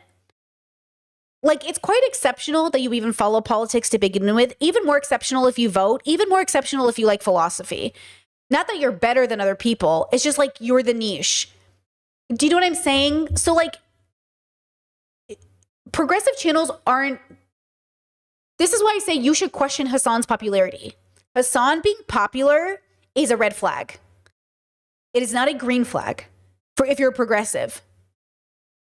That's what I'm trying to explain to people. Like, to be popular under this administration, under patriarchy, right now, you cannot be that progressive and be popular. Do you know what I'm saying? Like, you should question that popularity.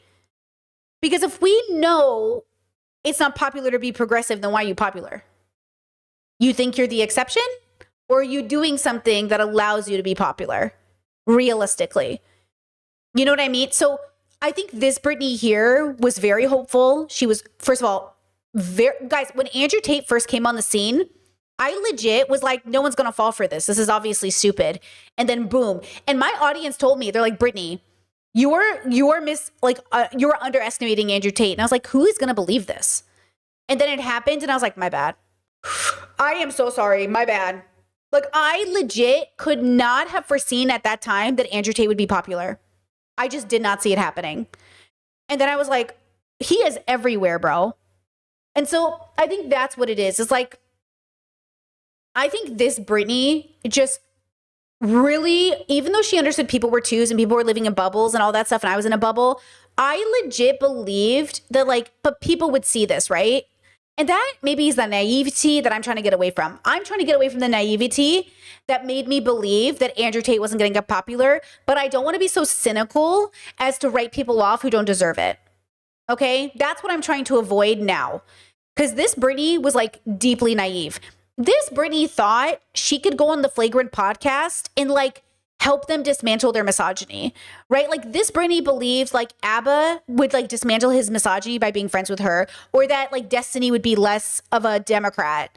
You know what I mean? Like, she really believed that, like, by being in people's circles, by being present in people's lives, you can change people. But, like, it doesn't work that way.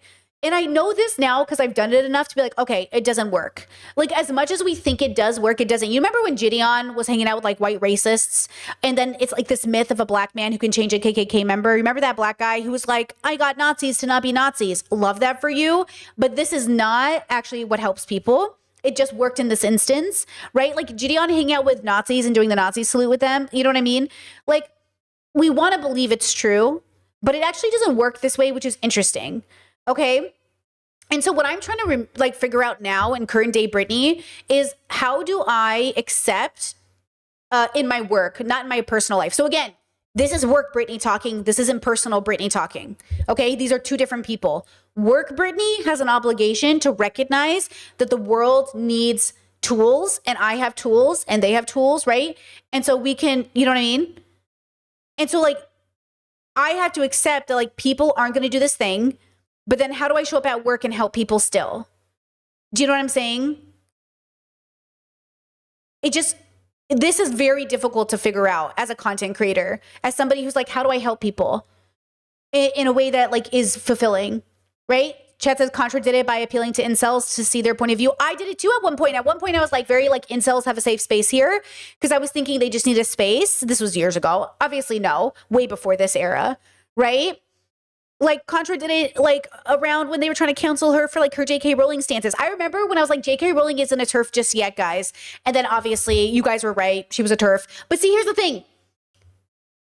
I have a hard time writing people off. And that's something I always have to deconstruct, because if I started to do that, and I have, by the way, in my personal life, guys, there's not a lot of people you can be in contact with.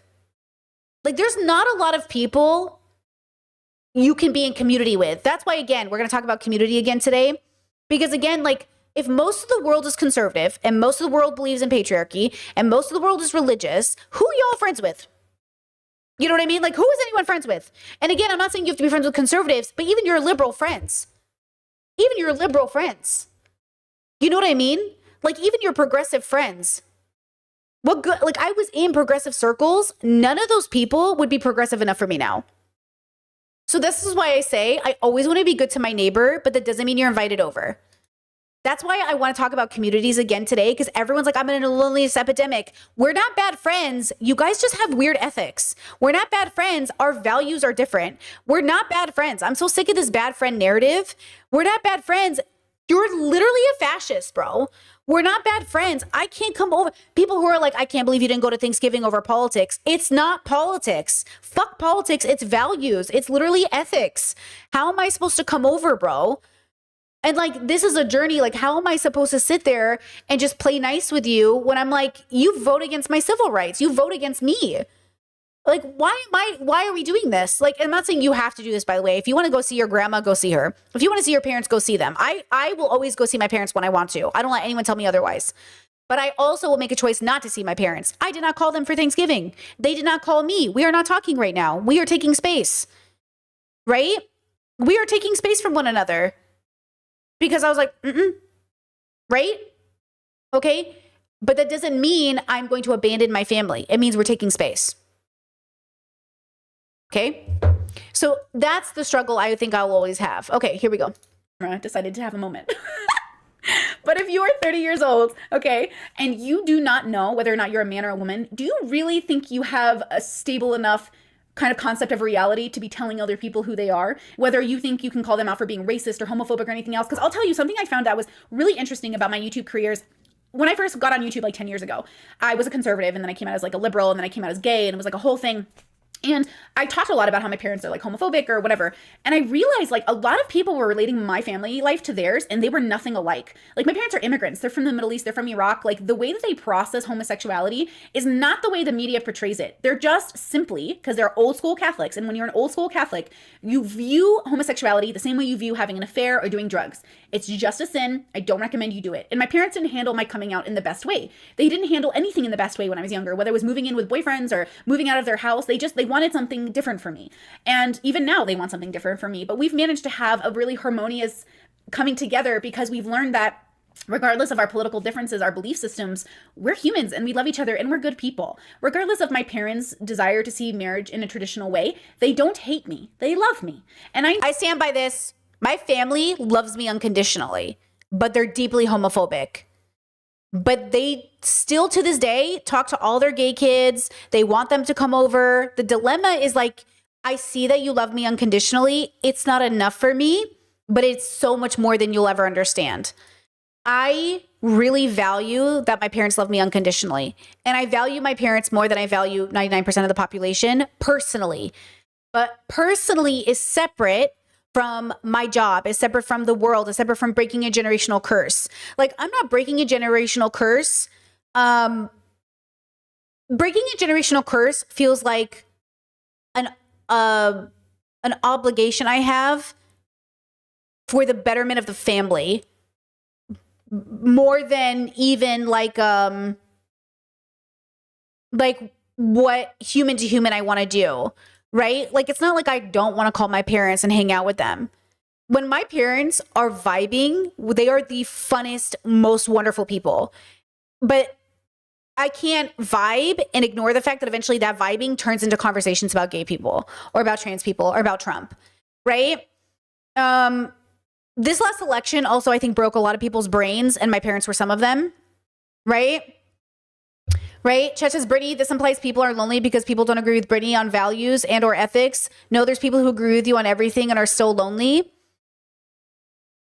Loneliness comes from an inherent misunderstanding of the self, in my belief. I believe loneliness, as somebody who used to be surrounded by people and lonely, When you do not have a good relationship with self, you will experience like loneliness. If you understand yourself, then you will understand how to gain community and connection. But when we don't understand ourselves, we are confused about the connection we are gaining. It's so many people have so many friends and are so lonely. And it's like, yeah, dude, because you're not having a relationship with self, right? And they're like, I don't know why. I just never feel like this is where I belong. Where do I belong? Yeah, that's a relationship with self, right? So I'm saying once you, like, I used to be such a lonely person, but for me, realize that loneliness changes because again, when you're self-focused and you're driving your own train and you want friends, you will know how to make them. But the question is, do you want friends that are social friends or do you want people you feel unconditionally connected to? This is why I say for Brittany, my family is so unconditionally my family that I prefer their company over most of my friends because I love my friends. And when I say family, I mean non-related people who are chosen family. But like most of my friends are great. But obviously, like if my sister was like, do you want to hang out? And I was like, do I want to hang out with my sister or my friends? Like I would go hang out with my sister. Not literally, not every time, but generally speaking, yeah, obviously I want to hang out with my sister.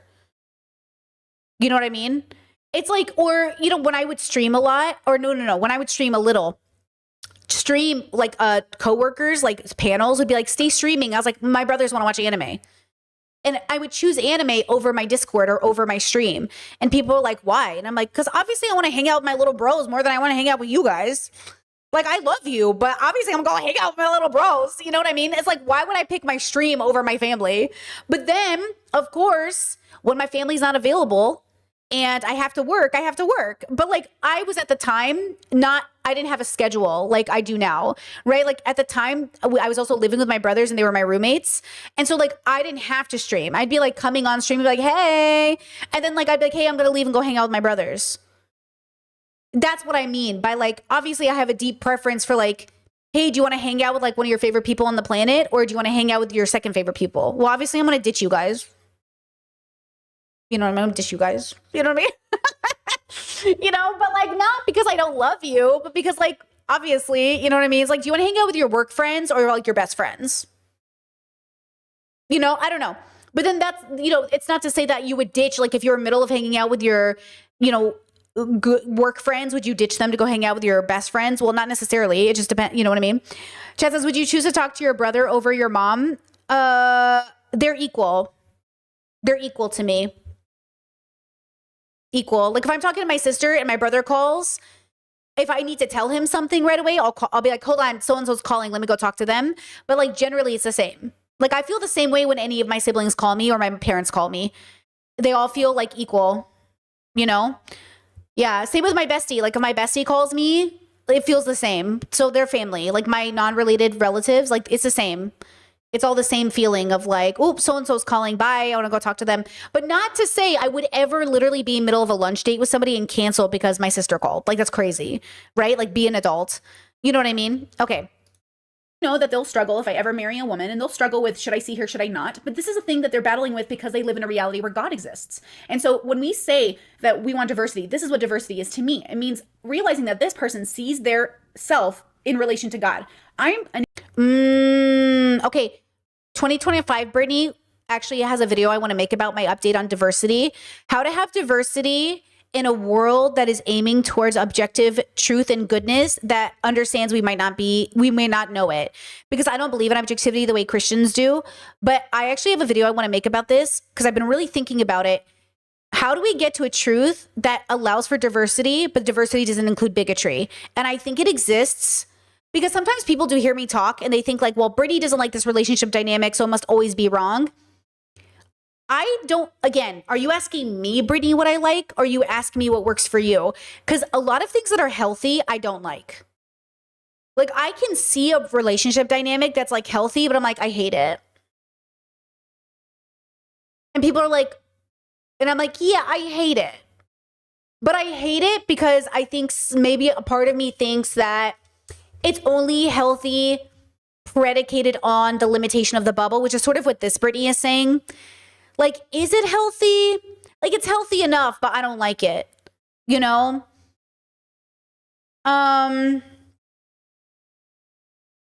But maybe I only believe that. Yeah, maybe I only believe that because I secretly think if these people kept deconstructing, they wouldn't have this relationship.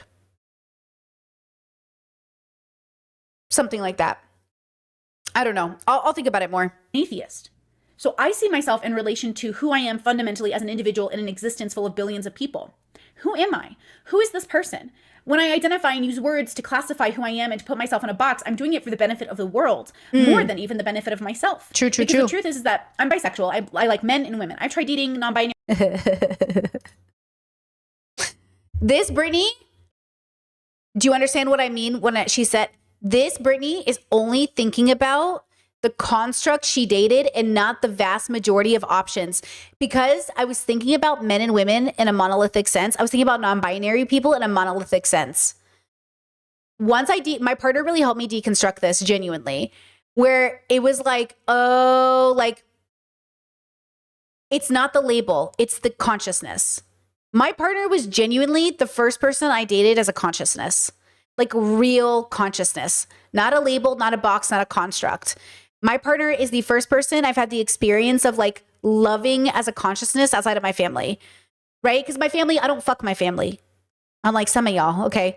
So I never got to think about it from that perspective. That's why I say the love I have for my partner is different than the love I have for my family, but it's like the same, but it's different because my partner sees me in all ways, like in all ways, physical, sexual ways, which means that they are allowing me to have a relationship with gender I could not have in some ways by just engaging with like my family.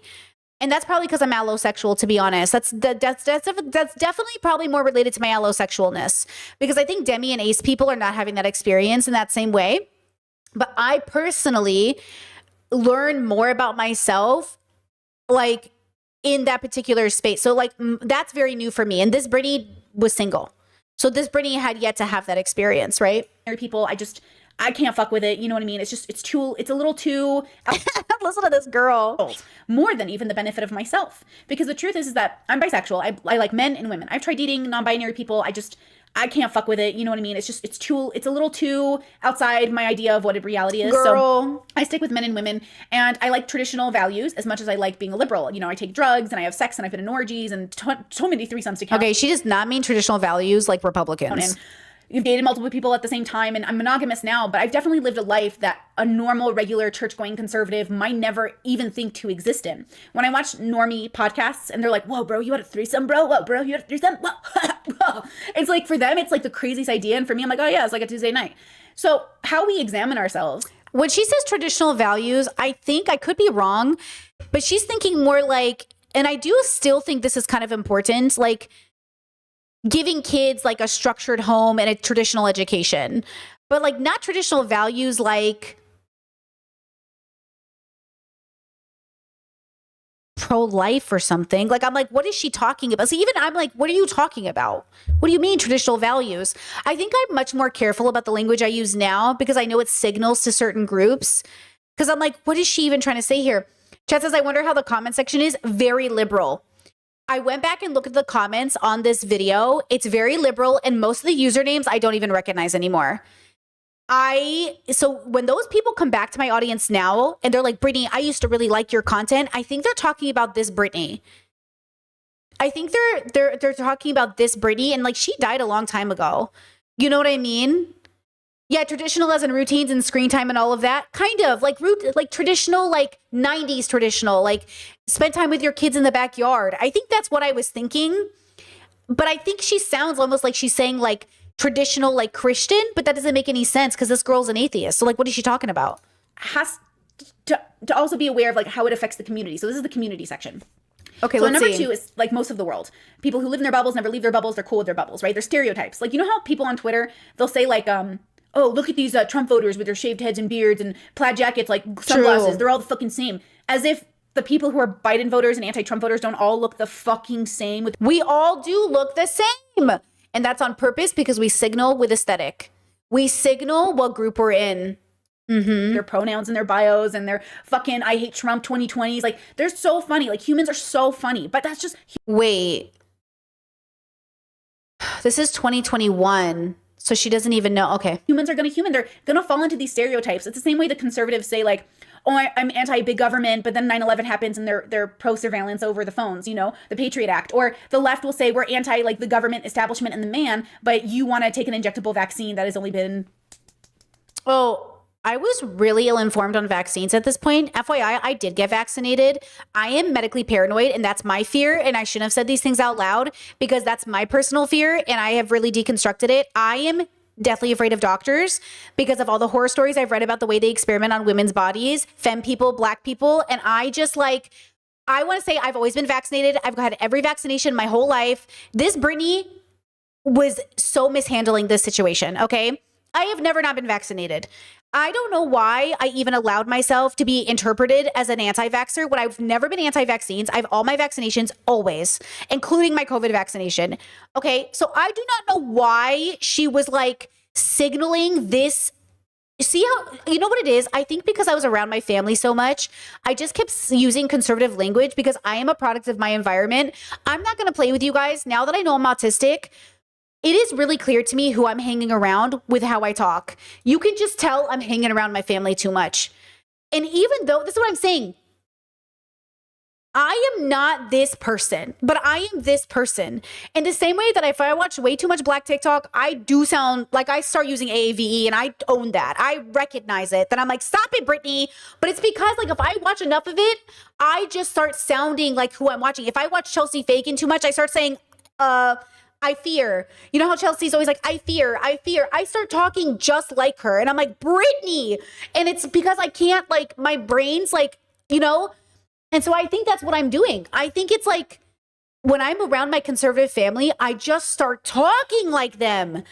And it's driving me crazy watching this video because it's so obvious to me that, like, what are you talking about? This isn't even like, you're not even anti-vaccine. So like, I don't even mean to sound like an anti-vaxxer. I'm so mad at myself because I think what this does, and I try so hard not to do it now, is it starts to signal to the really wrong people and it starts to put people like at risk, right? So, ooh, I hate that. I hate that about my brain, you know, but it is true. That's like, it is something I have to work on. You know, in the lab for less than a year. It's like, okay, like, I get it. Humans are going to human. They're going to say they hate cops on one side, but they trust big government to tell them to wear masks. And people will say, like, I hate big government. I hate, like, being forced to do things I don't want to do. But at the same time, they're pro these cops going into neighborhoods and harassing protesters. By the way, I was literally masking up and getting, like, made fun of by my conservative family. Like, I make these points, but, like, I was literally, my mom would not go to the store with me because I was wearing a mask. Do you know what I'm saying? I think, you know what I mean? Like, life's such a journey. Like my friends were like, literally like, are you going to wear a mask to the store right now? And I was like, yeah, bro, it's COVID. You know what I'm saying? Like, what a funny video this is. It's like, I really think people, they live in their own bubbles. They don't have to self-examine. And why would you? Why would you have to self-examine? If you live in a world where you now get to defy what is a man or a woman, you get to defy what is existence. You get to say that I think this is a simulation and actually live a life where people are like, I guess, like, it's all fine and dandy to have these ideas in your personal life as an individual, but how you interact with your community members in relation to it is the most interesting thing. And again, I'm not giving you answers or solutions. I'm just throwing out ideas for you to then self-examine and say to yourself, okay, how does this help me know who I am? Like, I'm a Middle Eastern woman. I'm Iraqi. I did my DNA test recently. I'm 100% from the Middle East. But often when people are upset with me about how I feel about like cultural appropriation or ideas of what is wokeness in relation. Oh, you know what's really important about this video? Yeah. Okay, let's make a graph. I get it. I know what's happening. Okay, so there's like these levels I created, okay? And people think like being a 5 is in relation to the 2 bubbles, but it's in relation to the universe. Okay, so I knew who I was in relation to the universe, and I'm always learning who I am in relation to the 2 bubbles. And so what happens is people in 2 bubbles think the 5 means that I also know who I am in relation to the 2 bubbles, but that changes because the 2 bubbles are also changing. So this is so weird, but it was like I was a 5 who didn't have an embodied experience with specific bubbles. And because I wasn't having that embodied experience, I sound like a 2 who's like a liberal. Like I sound like Ethan Klein. Like I'm like, why do I sound like this? But I remember what I was thinking at the time. Like I knew what I was thinking at the time. So I'm like, why do you sound like this on these videos? And the reason I've worked really hard to just start saying what I really think is actually because of this. And a friend came to me and said, hey, you're being too wishy-washy on your videos, right? Like you're being too wishy-washy on your videos. Like you should say what you really think. And then when I started doing that, they stopped talking to me because they were like, well, now you're saying things that like offend me. And I was like, well, if I'm really honest though, like, yeah, I kind of think you're unethical. And they were like, and I was like, well, I was trying to be accepting, like in part of my desire to be like accepting and like see people and show people who they are, I made like room for people to also think I was like on their side. And I still struggle with that today. So like, I think what happened when I was making content like this is like I would have an idea, but I wasn't really talking about what I thought. Like, not really. I was talking about how people perceive. It's almost like I was trying to explain what other people thought, but it sounded like I was sharing what I think. In the same way that it sounds like I'm making prescriptions, but I'm not. I think that's what's happening. Because like, but then I was still on my own gender deconstruction journey as well. So then I was lacking an embodiment. So then if you were more progressive, so that, okay, here's what ends up happening. Let's say you have this is going to sound really crazy, but follow me here. Okay. Let's say you have a progressive person. Okay. So let's say it's linear, which it isn't. Okay. And let's say when it comes to non-binary people, I'm here and this progressive person is here. Okay. On the spectrum. Okay. But on the levels, okay, let's say on the levels, I'm here and the progressive person is here. And it's like, wait, how does that work? You know, how does that work? And it's because these things are different. And that's what's happening. So Brittany and the 2 bubbles when it comes to gender, okay, is having like an experience that makes me less knowledgeable than a progressive who's gone on that journey. But in terms of the universe, I'd be a 5 where maybe a typical progressive would be a 2. And then it's like, wait, how do those 2 things relate? And that's where I think it gets confusing because I don't make 5 content. I don't make content with 4 5s because there would be no content for 5s. You know what I'm saying? And so I make content for 2s who are looking to like have either a deeper relationship as a 2 or for people who are 3, 4 heading into 5. But there is no content for 5s. You know, like the Kim Kardashian comment? Okay, you know the Kardashian comment? I have a magazine with Kim Kardashian on it. I actually do not try to not watch the Kardashians now. I just try to see them for what they are. I don't watch their show. I don't follow their social media. But I'm not like, oh, the Kardashians. I'm just like, okay. Like if I see a magazine and it looks cool, like I'll buy it. Right? But I think there's like this, there's like this issue where there's like an assumption that because you're like a 5 that you wouldn't, you know what I mean? But when I make content, I do, even now, like this content is very hard to make because like, who are you talking to? Who's saying what? What are you saying? Like, it was funny because Asmund was reviewing Anthony from Do Not Worry podcast and he kept like assuming who Anthony was. And Anthony's like, that's not even who I am. And that's what it feels like. It's like, that's not even who I am. But then who can you be? Like, can I really show up as myself? So like, as an example, like I had a friend in an age gap relationship and I don't love age gap relationships, but my friend was like, and I would ask them like, don't you think like this is inappropriate? And they'd be like, you know, no, they'd explain it to me and say, okay, but like they knew I didn't like it.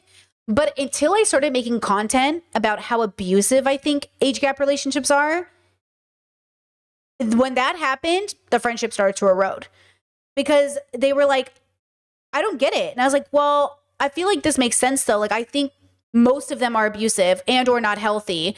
And I don't think you're the exception because they wanted to be the exception. I was like, I don't think you're the exception. And they're like, I am the exception. I was like, I don't think so. By everything you tell me from your life, like you are definitely not the exception. You are the standard of why these relationships are abusive. And so that was the disconnect, is like when people start to ask me, like, what do you really think? Yeah, it's like when your religious parents ask you, but like, what do you really think of religion? I think it's an abusive structure of power centered around being a male. And I think it's a kind of an MLM, and I think it's kind of bad for you in general. And I think there's good things in it, but it's mostly bad. And I don't think it's good for you. But like they don't want to hear that. They don't want to hear what I actually think. They want me to say it in a way that is softened. They want me to soften the blow. So then I'll say, well, I think religion is different and diverse everywhere, and I think it comes from something, and I think it's like deeply rooted in our biological experience to create meaning. And I think sometimes we give ourselves story to understand our place in the universe. And sometimes I think that turns into a thing called religion. And I think sometimes it'd be better if people maybe deconstructed that religion or reformed it to be more healthy and more inclusive. You know, there's like, it's like this thing of like, are you asking me what I think? Or are you asking, you know what I'm saying? And I'm always going to get stuck there. And I think that's always going to be the disconnect with like this whole conversation. Yeah. Okay. Yeah, I think that makes sense. Okay, let's go back to the video. To race, people will say to me, well, you're a white woman. I'm not a white woman, right? I don't identify with white people. Okay.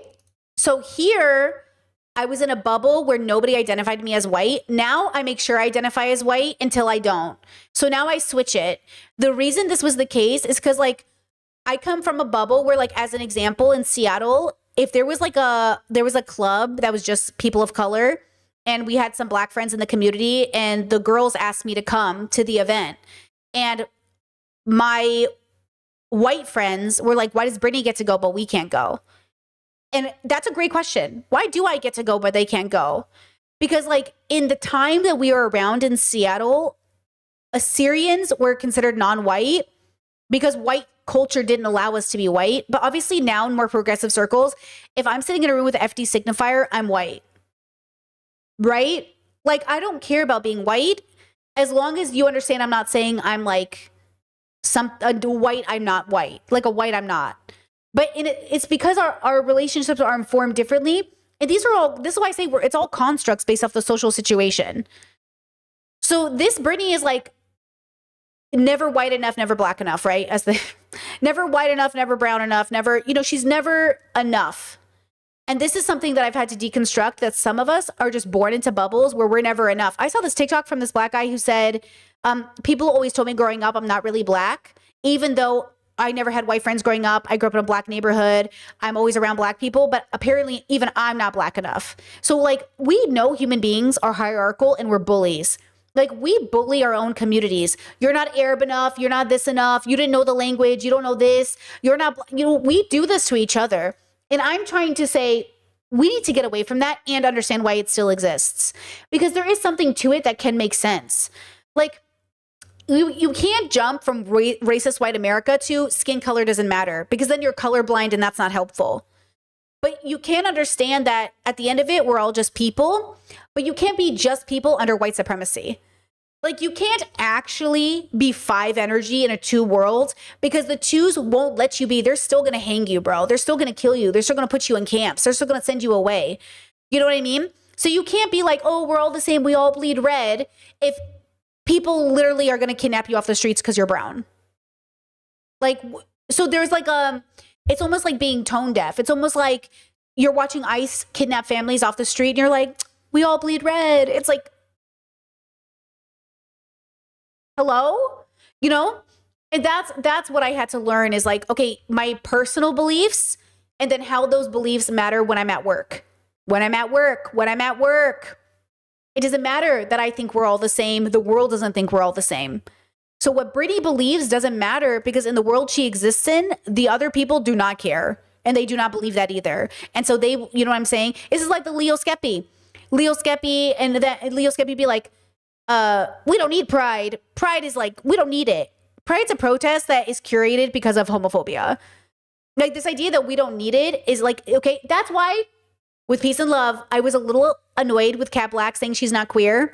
Because I was like, Kat, that's a privilege. Like the privilege of saying you're not queer because you fit in with normies. is exactly how I felt during this time a bit. And so it's weird to watch Kat go through that now, where she's all like, yeah, I'm not queer. I hang out with queer people, but like I fit in really well with normies. People don't clock me. I know. And I'm like, oh, so like, isn't it interesting? Like, it doesn't matter where you are in your journey. We're all going through it. And it's the journey. But to say that I'm not queer in a world where trans people are there for a reason, like they're in the LGBT for a reason, feels like very tone deaf. Like it feels like you're saying, I'm not weird like you guys. And I'm trying to say, oh, I'm weird like them. But it's also like everybody. Like everybody is weird, but everybody is their own weird. Like it's interesting that the normie gets to believe in a God, but we can't do gender. You know what I mean? It's like, what? But I get it because I was just talking to my partner about this. You know the difference between normies? I was watching a girl on TikTok. She said, I went on a date with a guy and we had similar hobbies. He said he liked anime. I love anime. So I was like, hey, if you like these animes, you'd like this anime. And he was like, oh, you like really like anime. And she was like, I'm sorry, did we not establish on this date that you also like anime? And he's like, yeah, but I don't like anime the way you like anime. And she was like, but didn't you just say you like anime? To be fair, my partner and I love anime. None of us own a kimono. None of us are like weebs. None of us are like, you know what I'm saying? Like I could not date a person who like wore, you know what I'm saying? I couldn't date a person at this stage in my life who like loved anime so much that like, they were like, sensei, you know, I'm like, okay, relax. You don't even know Japanese. Okay. Like, you know, I get it. There's like a line in the sand of like, okay, I'm, you know, it's like, I'm not, you know, but I'm not normie either. Right. So like, there's just like, you remember that girl on the button who like was cosplaying and then she's like, I like Asian guys. Yeah, guys, no. Yeah, do you like it or is it your whole personality? Exactly. Like anime is not going to be my whole personality. Even if my car was like decked out, I wouldn't do that now. Actually, that's a good example. I used to be a Disney adult and it was my whole personality. My car was Disney. I was a pass holder. I have a Disney tattoo. Now, I'm not that person anymore. I could never be with a Disney adult now, but I used to be. And like same, my partner and I think the reason my partner and I fit in so well is neither of us are enough in the bubble to make it our whole identity. Even BDSM, I used to think BDSM was going to be my whole identity and now it's not. That's what I'm saying. Like I used to want to make things my whole identity, which by the way, pause, is absolutely fine. I just want to say this right now. I am not anti-Disney adult. I am not anti-weeb. I am cautious about it. I think it can be stunt. I think you can stunt yourself, but I am not, do you know what I'm saying? I'm not saying you shouldn't be. I'm saying that I couldn't be and be healthy. How about that? I couldn't stay and be healthy. You know? Does that help? And that's what it is. I'm just trying to say for myself. But I think this Brittany is at war with herself in a way that I'm not at war with myself now. But she's also the happiest she's ever been and she's vibing.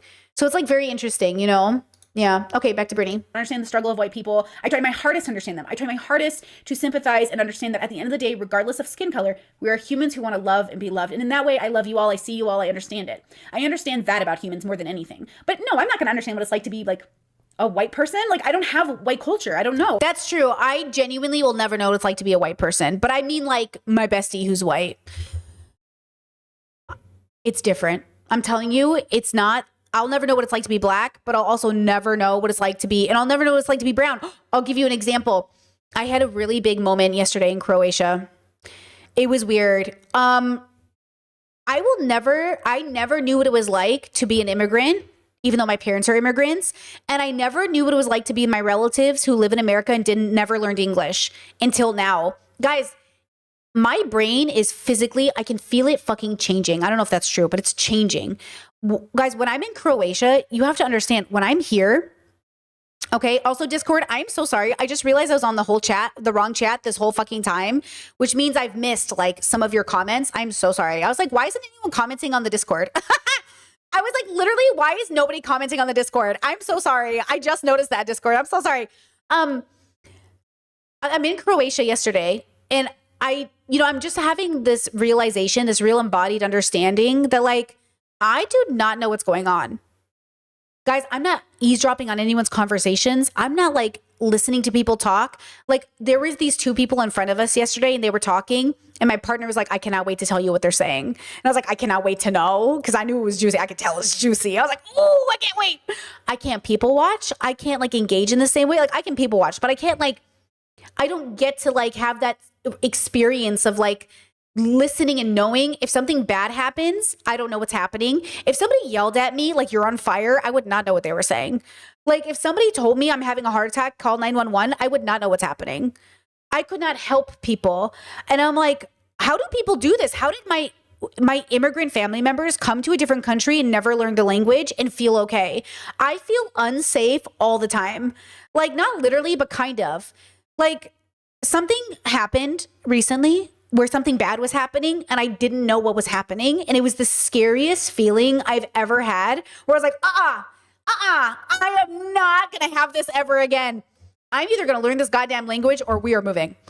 Cause like, I am never going to be in that situation again. Holy shit. Like if I don't learn this language, we have to move because like, I did not know what the fuck was happening. And it was like, oh. And so that like feeling sometimes in life, you have to go through something to really like understand why things have to work a certain way they do. Because I don't know how people do it. Like I do not understand like how people are doing it, but like I cannot live like this. So either I'm going to learn this fucking language. Okay. You know what I mean? We'll figure it out. But either way, I think that's what it is like, I think all of us are aware of how like, it's like, it's like marrying a man. 91% of violence is committed by men. He could kill you in literally a split second. And yet you take him home and put him inside your body, girl. You get inside of his body, girl. Like we literally risk our lives every day just getting into cars. And yet we do it because the world moves on. Somehow human beings as a species somehow manage to like live, like to exist. But yet it is so scary. Like, and you don't know it until you're in a really scary situation. And then you're like, oh, hell no. Wait a second. No. And that goes for your mental health, your physical health, everything else, right? It goes, it just goes with everything that your life is experiencing. So I think like we're always trying to figure that out and that never stops.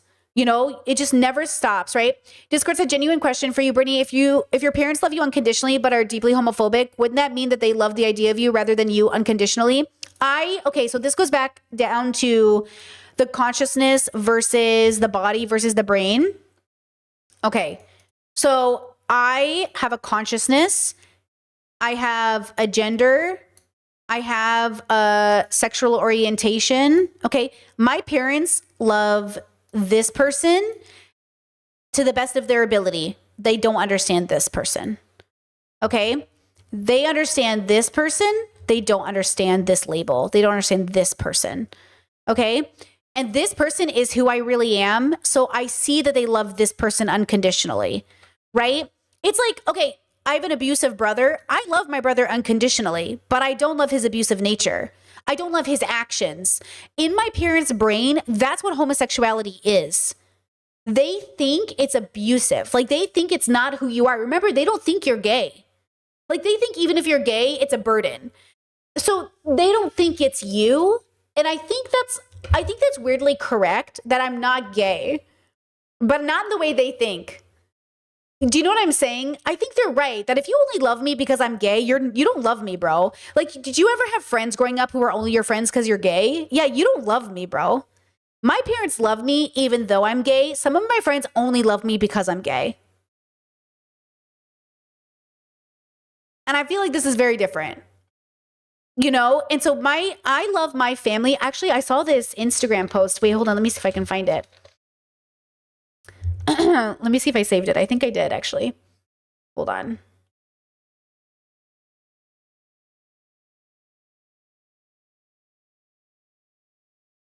No. Hold on. Saved? Yeah. So I found this post on Instagram And I wonder if this helps people explain it with a visual. This says, this is you. This is how I see you. So you see, it's like all of these green trees, but one of them is pink. That's how I see people I unconditionally love. They stand out. I see them. And I always say, like, in a crowd of 1,000 people, you glow for me. I can see you. You're highlighted. This is a good visual representation. People I unconditionally love, in a field of green trees, you're pink. You know what I mean? Like, you stand out to me. I can see you. You different. Like, that's how my family and I feel about each other. And like a group, like in a group of people, I see you and it's important and you're special. Like, but you know what I'm saying? Discord said that makes sense that they don't think being gay is a part of your consciousness, but just like an external expression of behavior. Yeah. They think it's like something separate, right?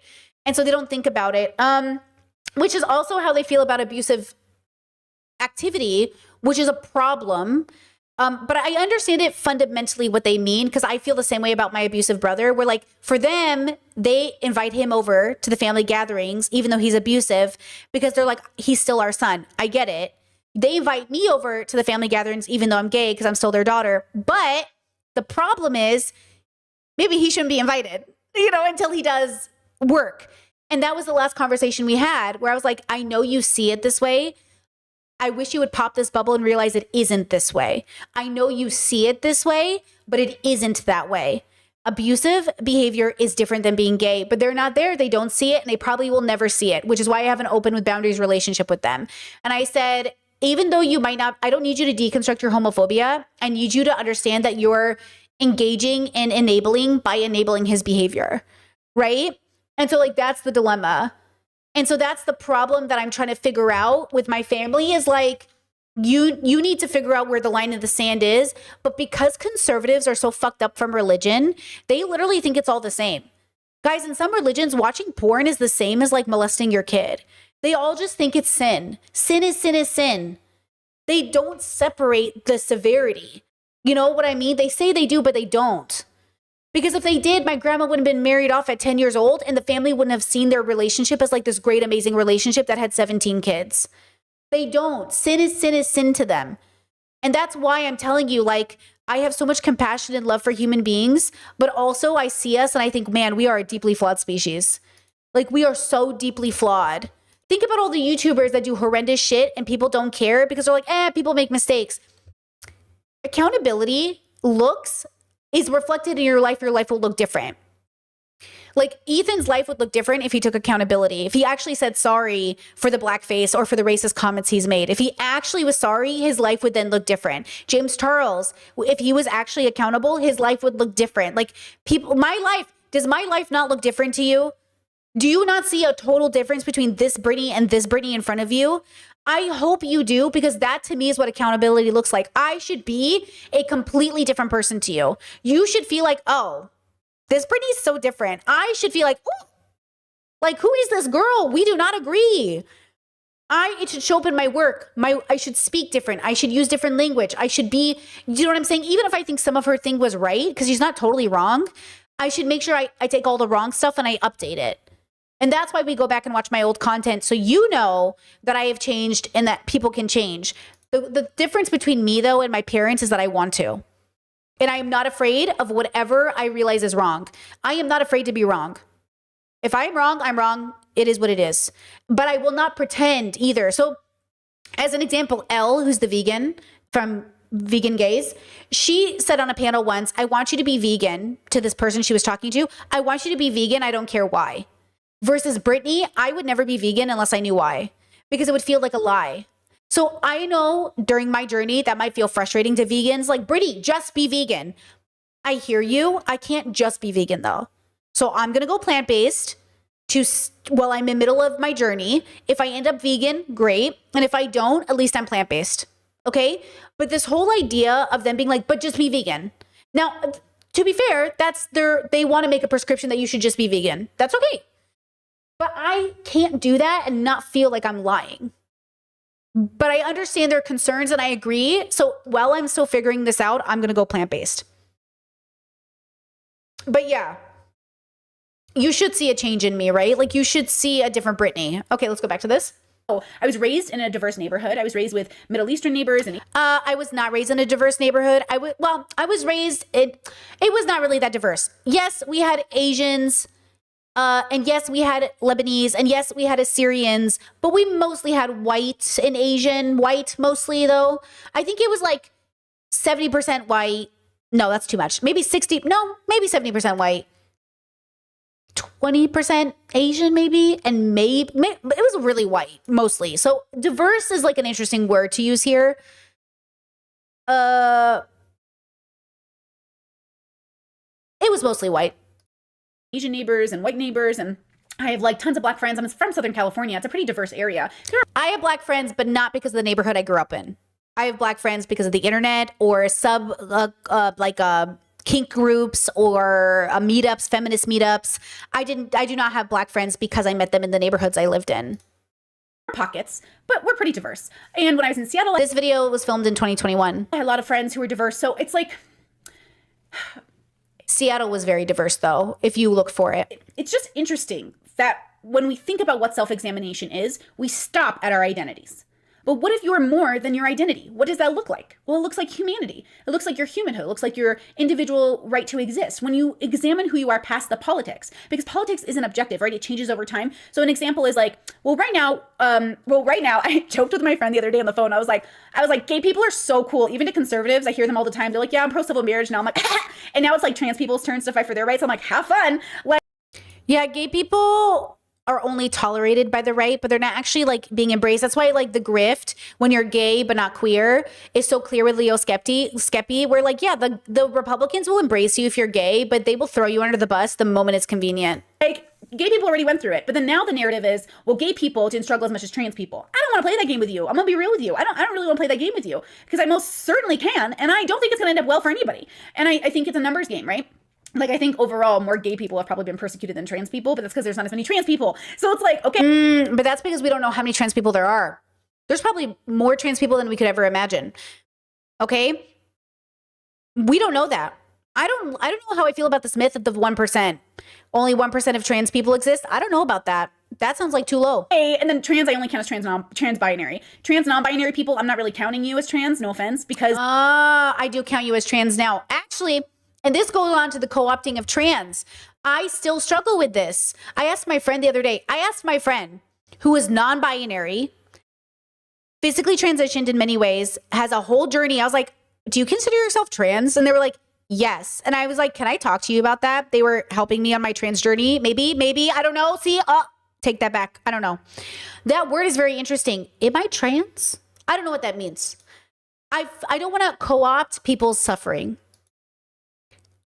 But non-binary people are trans. But also, is everybody trans? Nobody's trans. Is anybody really, is it like, you know what I'm saying? Like, what is trans? Let's deconstruct it, really. I'm really struggling still. You know what I mean? Like, what does that mean? I don't know. Either way, I don't know. One, again, your idea of your identity is co-opted from the East. It's through religion, and I'm an atheist, so like have fun with that. But also, that was because all the non-binary people at the time that I was interacting with, if they were secular, I wasn't really thinking about it, but most of them were like, they really were like, it was the internet, guys. It was like, that's just wrong. How about that? She's just wrong about this. She was not being very extrospective in this moment. That's a bad extrospection, Brittany. So I don't think it's consistent enough. Trans-binary people have existed throughout time in longevities versus non-binaryism is only she's like just wrong here, guys. Only existed through spiritualism. Everyone in America always. Well, okay. This goes back to the Native American conversation we had about Two-Spirit. That's like a spiritual cultural thing, and people can't co-opt the word. And that's where my brain gets confused. Like, I understand in your bubble you call it this thing because it's under this lens, but this Brittany didn't know how to separate it because she had seen all the Two-Spirit documentaries, and so she's like, cool. So it's like a spiritual thing. It's like a Native American thing. So then why do other people do it? Because she wasn't thinking, even though I had met secular non-binary people, I dated secular non-binary people, but it just wasn't clicking. It wasn't clicking as like, I don't get it. What are you doing? I don't get it. Right? It's like India and all of these places of like, oh, they have multiple genders. Yeah, because their religious structure allows them to have multiple genders. You know what I'm saying? It's like made up. Like, I'm an atheist. It's made up. And that's the thing. I don't Everything's made up, mostly. Mostly everything's made up. care if you make up your reality. What I think is that you demand that it's the objective one. So when we're being good community members in relation to our identities, we have to realize that maybe the thing we believe in is an objective. One of the ways I created peace with my family. It's not objective. I don't think we have access to objective. I don't know that we have that. My religious Catholic family was by making sure they understood I do not believe in a God. I literally do not believe in one. Gun to my head. Columbine, gun to my head. Do you believe in a God? No, motherfucker, I do not believe in a God. I do not believe in a God, which means every concept of reality I have is rooted in what I can perceive through that lens. It means that I can't even fathom a reality where like being on OF is like unethical because God. So I was thinking about this. I was talking to a friend about this because for New Year's,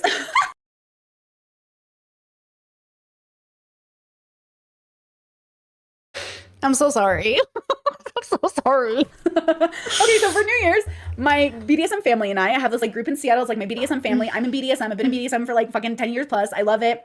It's a great little subculture. And yes, there's a lot of issues within the subculture that I think comes from us trying to normalize it, which is why I'm anti-normalizing BDSM. But okay, and this is not going to make sense to most people, so just like bear with me through this conversation.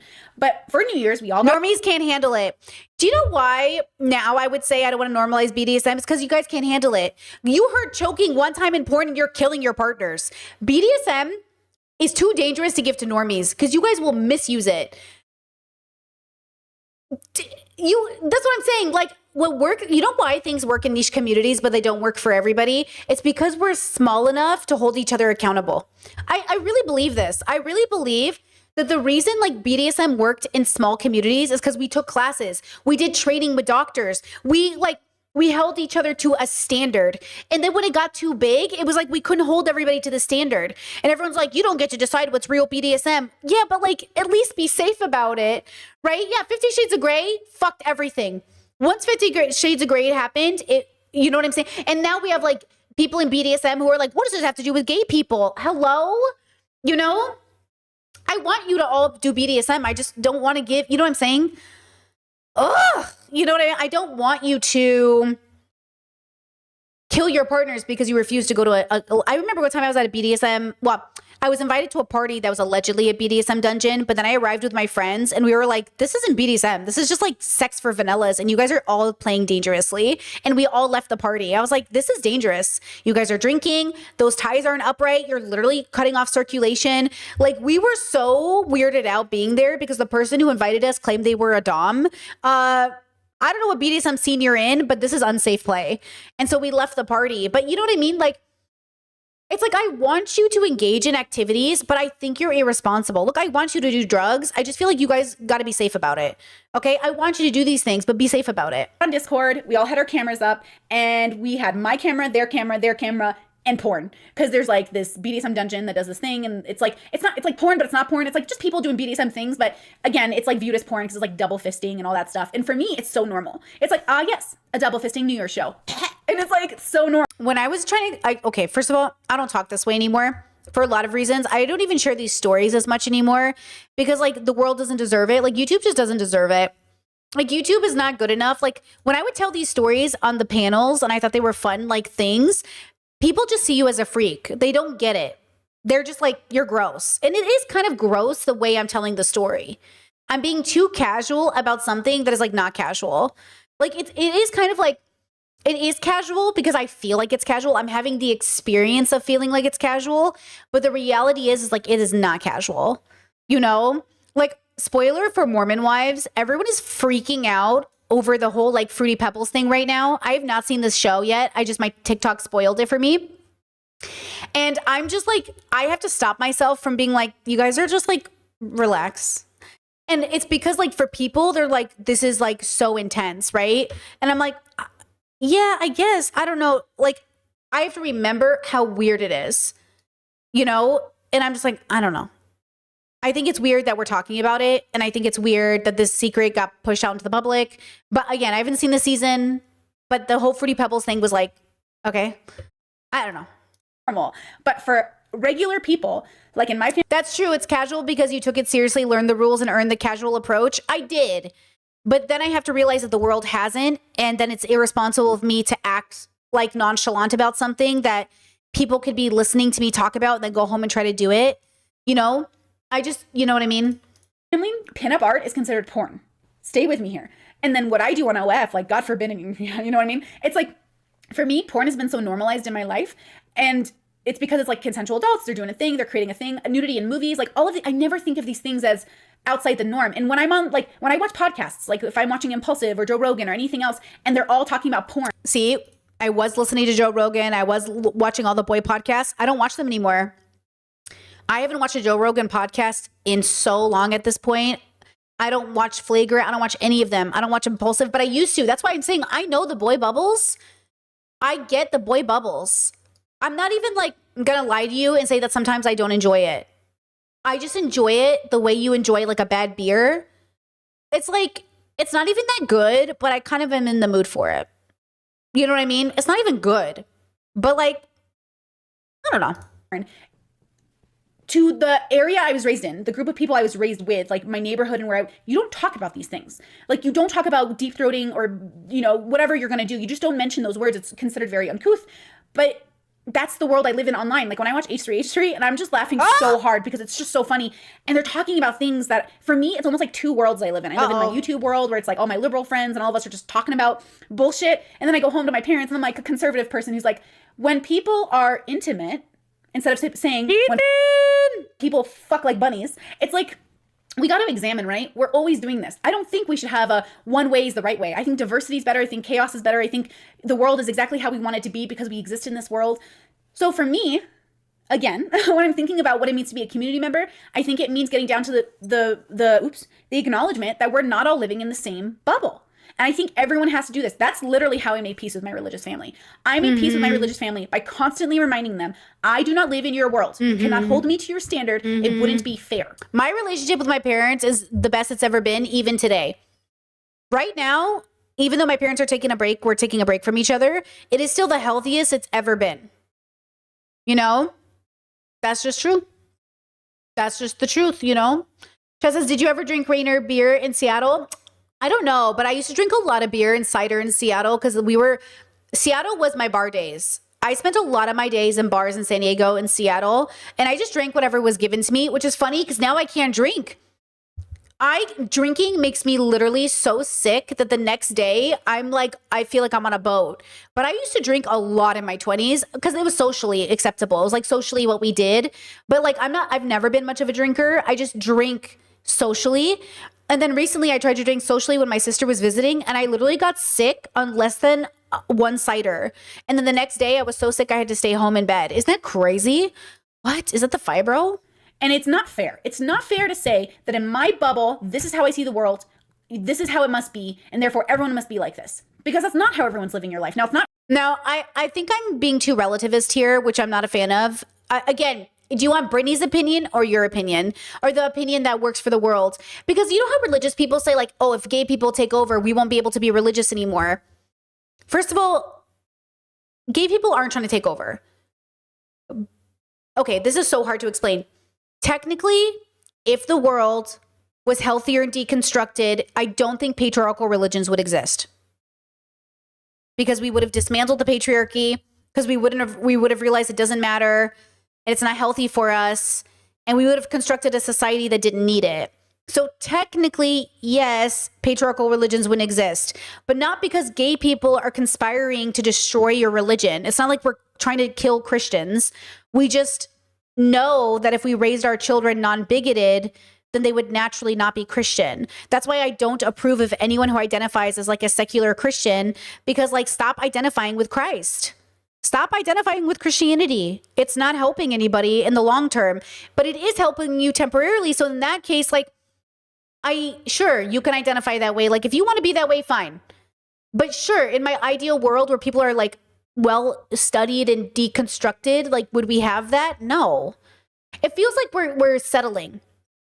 It feels like we're settling for labels that say, well, like, religion exists, so you should be a modern Christian. Well, what if Christianity didn't have to exist because you deconstructed patriarchy? Like, how do you deconstruct patriarchy and still have Christianity? I don't get it. You know what I mean? Discourse that I always love. Brittany talks how Brittany talks about her past self. Disagree, but with love. Well, I mean, I love her so much, and the way that I love, but she's just wrong, and she's wrong because like she didn't know yet, but she'll know eventually, you know. And that's the thing is like whatever I'm saying right now, I'll look back in 5 years. We'll do this again in 2030. In 2030, we'll come back and watch these videos and see how else I've changed. Right? Relativism. Now, this is very important because hold on. What did she say? therefore everyone must be like this, because that's not how everyone's living your life. Now, it's not relativism. Okay, good, because I'm not a fan of relativism, Bernie. So explain yourself. Now, this is very important because if you study philosophers and you read about humanity, there is a structure that should exist for your goal. So as an example, you know how I say marriage is for having babies? Technically, it's kind of true. Like, I know if you want to observe marriage as like this commitment between two people, but within the construct, blah, blah, blah, blah. But I'll tell you, one of the consistencies I've seen in people who do adult work or people who are in BDSM or people who live alternatively is most of them don't have children. And if they have children, they stop going to the dungeon and they stop clubbing. So here's the thing. When we live lives as youth, as we're wild and carefree, and we think having a child puts a stint in that because it's such a responsibility. If you want to raise a human being who's going to grow up to be an actual productive member of society, yeah, you can't be partying every day. Sorry. And that's the thing. You can say you can, but yeah, I'm going to play a game of which kids came out more stable. And I agree with that. But I also agree that just getting married and not partying doesn't guarantee raising a stable child. You also have to deconstruct your patriarchal and bigoted religions. But I do still believe that. I believe like having a kid and bringing a kid into the universe requires so much responsibility, and people generally are just not that responsible, hence the world. Like the world wouldn't be this way, I think, if we were raising kids with like an insane amount of understanding of how responsible we have to be, because like we're bringing a whole ass human into the universe, you know? So I do still agree with this as an idea, but I also accept that people are gonna fucking have babies. I radically accept we're animals, we're having babies. I accept you. I love all your babies. Your babies are valuable. They're beautiful, and I'm happy you're having them. And also, and this is a really hard conversation to have because I believe in preventative work so much. It's hard to say because what people hear is like, oh, you think I should have had a baby? It doesn't matter what I think. You know, like there's so many people in my life who have done this where like they should have broken up, but instead they had a baby with their boyfriend. And now you kind of have to do what's best for the kid. And you're just like, Jesus. Or like sometimes your friend ends up dating the guy who like isn't the healthiest, but they're like, I'm going to try this and I need you to accept it. And it's like, fuck. You know what I mean? Like, okay, I love you. You know what I mean? It's like that kind of stuff where it's like, sometimes I have to accept it. I accept it. But also I don't accept it because I approve of it. I accept it because it's happening. Okay, I do not approve, but I accept. So, you know, I even told my farm brother the other day, I was like, stop having kids, you know? And he was just like, no, what if I have more? I was like, you're like tired all the time. He's like, it doesn't matter. And like those kids are adorable, by the way. I love those kiddos. I love my nieces and nephews. Do I think they need to have more than 5 kids? No. But also like if they have more than 5 kids, I'm going to love every single one of them. Okay. And that's the thing. Like, that's the thing. It's like, I love you, but also like, do you need to do this? But also, okay, fine. It's your life. So again, when people say like, oh, do you think I should have had an abortion? You're asking me the weirdest question. Like, oh, you think I should have killed my kid? No, because I wouldn't have, you would have been killing your kid. It's like, it's so, like, you know what I mean? Like, we're not having real conversations, bro. We're having like, you know what I mean? Oh. And I think the partiers are going to lose. And so that's a big deal, is when we decide what kind of a society we want, we have to decide the responsibility of being parents. One of the struggles of parenthood is that people aren't always active in it. One of the underlining factors and issues communities face is not having a 2-parent household. We've seen the studies. Or multiple parent household. And look, I'm not saying you're a bad person if you're a single parent. I'm just saying, girl, that sounds hard. Are you okay? Boy, that sounds hard. Are you okay? Human being, that sounds hard. Are you okay? Because I don't even think I could do it in a 2-parent household. Like, I'm going to need like 4 more parents. Okay? Like, it's hard out here. Childcare, single parenthood just does not sound viable without a community. And the only reason I believe single parenthood works is when you have a very strong community. So if you're a single parent, but you have an incredible community, go for it. But if you do not have an, like, adopt, do whatever. But if you are like alone, like hyper individualistic America, sounds hard. And I nannied for a single mom who was a doctor. It was really hard on her. It was really hard for the 2-parent households as well. But at least they had family and some community, but it was hard. And at least they had 2 adults in the house. So again, it's not single parenting period. It's single parenting in a world that is without village. You know, like that sounds hard. That sounds really hard, you know? And I don't know about you, but I'm not mad about it. Humans are going to human, right? So if we see the studies and then we still go against them, like it's just what it is. Like it is what it is. I'm not mad at the world for doing exactly the thing human beings are going to do, which is do what they think they need to do in that moment. What I need to do is make peace with the fact that I stick to my values and live it, that I know who I am as a person, and that I can communicate that. My journey has always been very interesting online because I've always been transparent about my changes. I've changed so much on the internet. I've grown so much as a person. And because of that, people don't know what bubble to put me in, and so they feel uncomfortable around me. And I'm okay with that. But the problem is most people aren't. One of the videos I recently made on my channel was about The Cut. They did this thing where this woman was just judging people on their looks based off industry. And one of the things that was most unique was so many people want to be other. They want to be queer and identify as weird, and they want to be unique, and they want to stand out. And then they want to be considered normal. Ooh, true. True.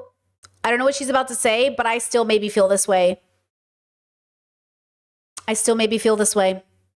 Hold on. You can't stand out and be weird and normal at the same time. Ooh. Normal is an expectation of society. It's what is common. You know what I mean? It's like, why do you want to be, you know, wearing horns and tattoos and then think that basic people who live in Orange County aren't going to view you as other? It's just very strange to me. And I'm a person who has been other her whole life. And I blend really good in communities, but I've been other my whole life. And I've learned that I'm okay with being other. I really love it. But I don't ever expect people to not see me as that. You know what I mean? Like I would just update my language, and I would say what people mean by normal is exists without discrimination, which I think is what the point of that conversation was. And I don't think this Brittany was getting that. Like, you're right that you don't have to be seen as normal, but being seen as normal should not be the requirement for not being discriminated against. So if you want to be other and be seen as basic, maybe we should say because I don't believe in normal, right? But basic. But normal is assimilation, which is why I was annoyed with Kat Black for saying like, oh, because she fits in with normies. Like she was talking about how like, and again, I really like Kat, so I don't want this to be like, you know what I mean? But Kat was saying like, when she goes to queer spaces, sometimes queer people, it's all about survivability. They're thinking about surviving as a trans person, surviving as a gay person. But Kat's like, I'm really comfortable in normal bars. Like, I don't have to go to gay bars because I feel good at normal bars. What the fuck is a normal bar? Right? So like that idea is what throws me off with like, I think that's what I was like, what does that mean? I know what it means, right? It's like, you want to feel, you know, you want to feel like people aren't going to think you're out of the ordinary. But listen, as a girly who lives in Croatia, I stand out even when I'm looking like this. And I don't know how more basic you have to get, but apparently my jumpsuit is like a little loud, you know? So like standing out is so subjective, you know what I mean? And it's like, yeah, dignity shouldn't be tied to normativity. Thank you, chat. Exactly. It's like, I don't want that to be tied. I don't want those to be the same thing. Okay. And I feel very comfortable in every space. I feel very comfortable at church. Like, I don't know what to tell you guys. I almost never feel uncomfortable. I also am very queer and I feel the most comfortable in queer spaces. But like, it's not a brag that I feel comfortable in like conservative spaces. It's like, Kat and I both grew up in Orange County. We both grew up in the same place. So we also have overlap in that regard. And so I'm like, yeah, girl, I grew up in Orange County too. We were just comfortable with Republicans because we grew up there. We're not normal. We grew up Republican. You know what I mean? Like, it's not because we're normal, but like, that's what normie feels like. So like, of course I'm comfortable in a bar. Like, it also depends on how traumatized I feel, like how much therapy I've had, you know? There were other times where I didn't feel as comfortable around a bunch of like straight men as an example, but that's just because I was like, you know, I had to go to therapy, but also generally speaking, I'm always comfortable around straight men because it's just like, okay, wait, you think you're special? Well, you know what I mean? I grew up with eight brothers. I don't care that you're, you know, so it's just like this thing of like, I guess I get it because from Kat's perspective, and Discord said it, I feel like queer also means gay or fluid to her. Like Kat is just a straight woman in her head. So what makes her gay or queer? Well, or queer specifically, not gay, but like queer is that you're trans. And she's saying, well, if I'm trans and cis people aren't different, then you're saying trans women can't be women. I agree with the premise. I think it's like trans and cis people don't exist. They only exist because we live in transphobia. So you are going to be considered outside of the norm by normies who have an expectation that you would be cis, but you're not. But in a real deconstructed society, there would be no need to call someone trans, because what does it matter if you're trans or cis? You'd just be having an experience. You know, instead of like man, woman, we'd be called blue, red. It'd be like, oh, blues are normally like this and reds are normally like this, or purples are like this, or yellows are like this, or whites are like this. But you know what I'm saying? Like, this is why we're all on the journey. All of us need to deconstruct. Being a minority isn't enough. We all need to face ourselves and say, like, man, in which ways am I coming out here with my big confidence and saying something only to realize, like, oh, in 5 years, I'm going to say, like, I don't really think that anymore. And that's what's interesting. You're never going to get it perfectly right. And so you have to be willing to be wrong. And so this is just what it is, right? Okay. Just that I've said this before, but Queer Collective has got a really insightful video talking about assimilation and acceptance and everything we're living for. Sorry, mentioning again. Noted. Yeah, Chet says we would still have labels for the experience, even if it was accepted experience, wouldn't we? Yes, but there'd be no negativity associated with the label, right? So they'd have no input. They'd have no negative assumption. No, like, you know what I'm saying? Like, no... yeah, it wouldn't be, you wouldn't be othered. Well, but this, okay, pause. This society would never exist because humans don't exist this way, because we haven't. Right? But it does exist in small communities at best. But yeah, no hierarchy, no prejudice, but we would create it because we seem to want to do it. Like, again, I really want you to accept first that humans are going to human. So it doesn't matter what you want to be true. What matters is what is true. And it seems to be what's true is humans are incredibly bigoted and hierarchical. And it takes a lot of work not to be mean. It takes a lot of work not to discriminate against people. I mean, literally, we discriminate against hair color. Exactly, chat. Hair color, right? You know, like, right? And chat says, in a deconstructed society, would there be transgender people? Like, gender only exists because of society. I think gender exists, like disability exists, but I think the way it exists would be different based off the society. Like, I do think disability is real, and I think gender is real. I just think the way we have a relationship with those things is corrupted by society because we're so bigoted. And I think in an ideal society, which wouldn't exist, but if it could, then your disability would still be a disability, but not everything about your disability would be disabling. And in an ideal society, your gender would be valid, but nothing, like, your whole identity wouldn't have to be your gender, right? So I guess the issue with the world is that there's a lot of oughts and prescriptions made on gender, on disability.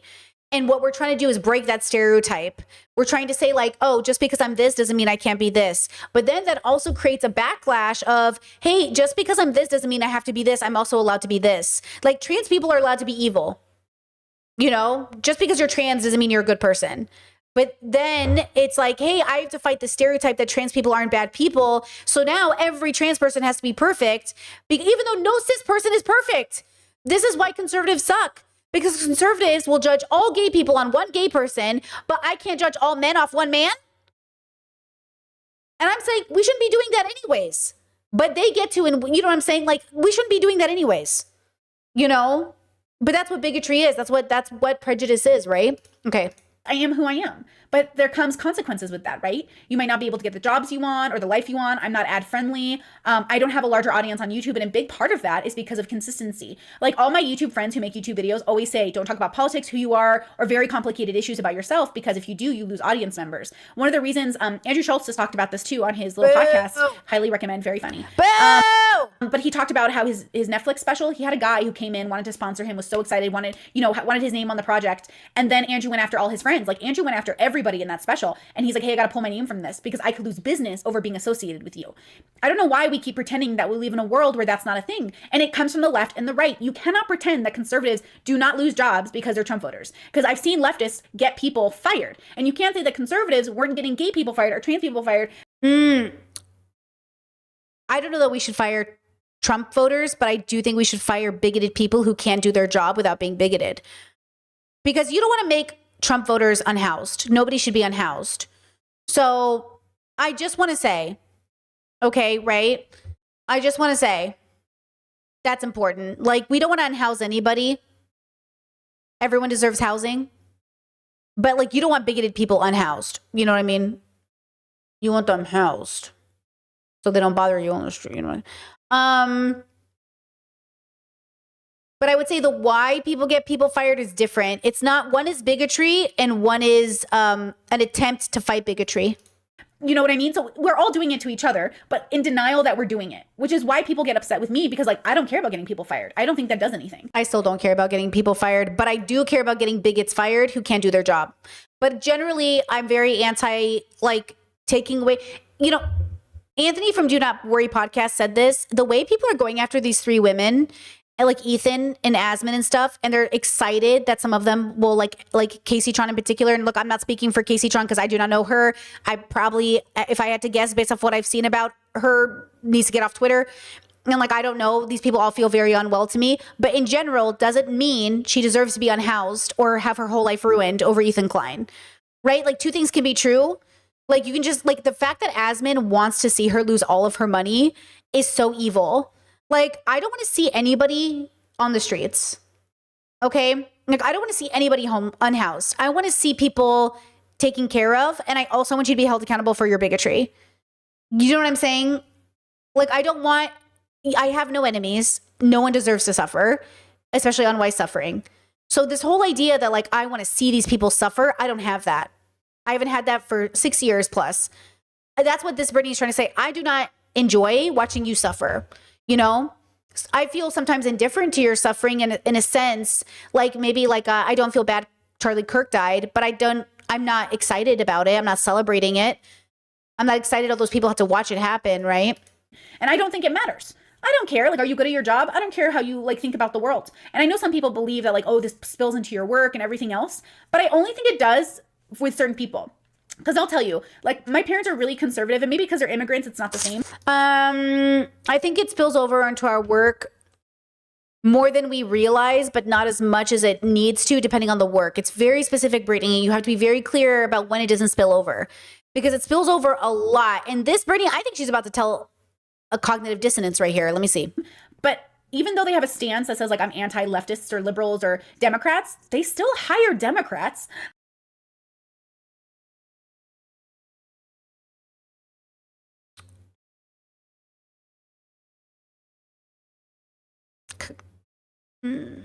Yeah, but not like progressives. You know what I mean? Like not progressives. Like, they still hire people that are different from them and love them and let them marry into the family. So maybe your circles.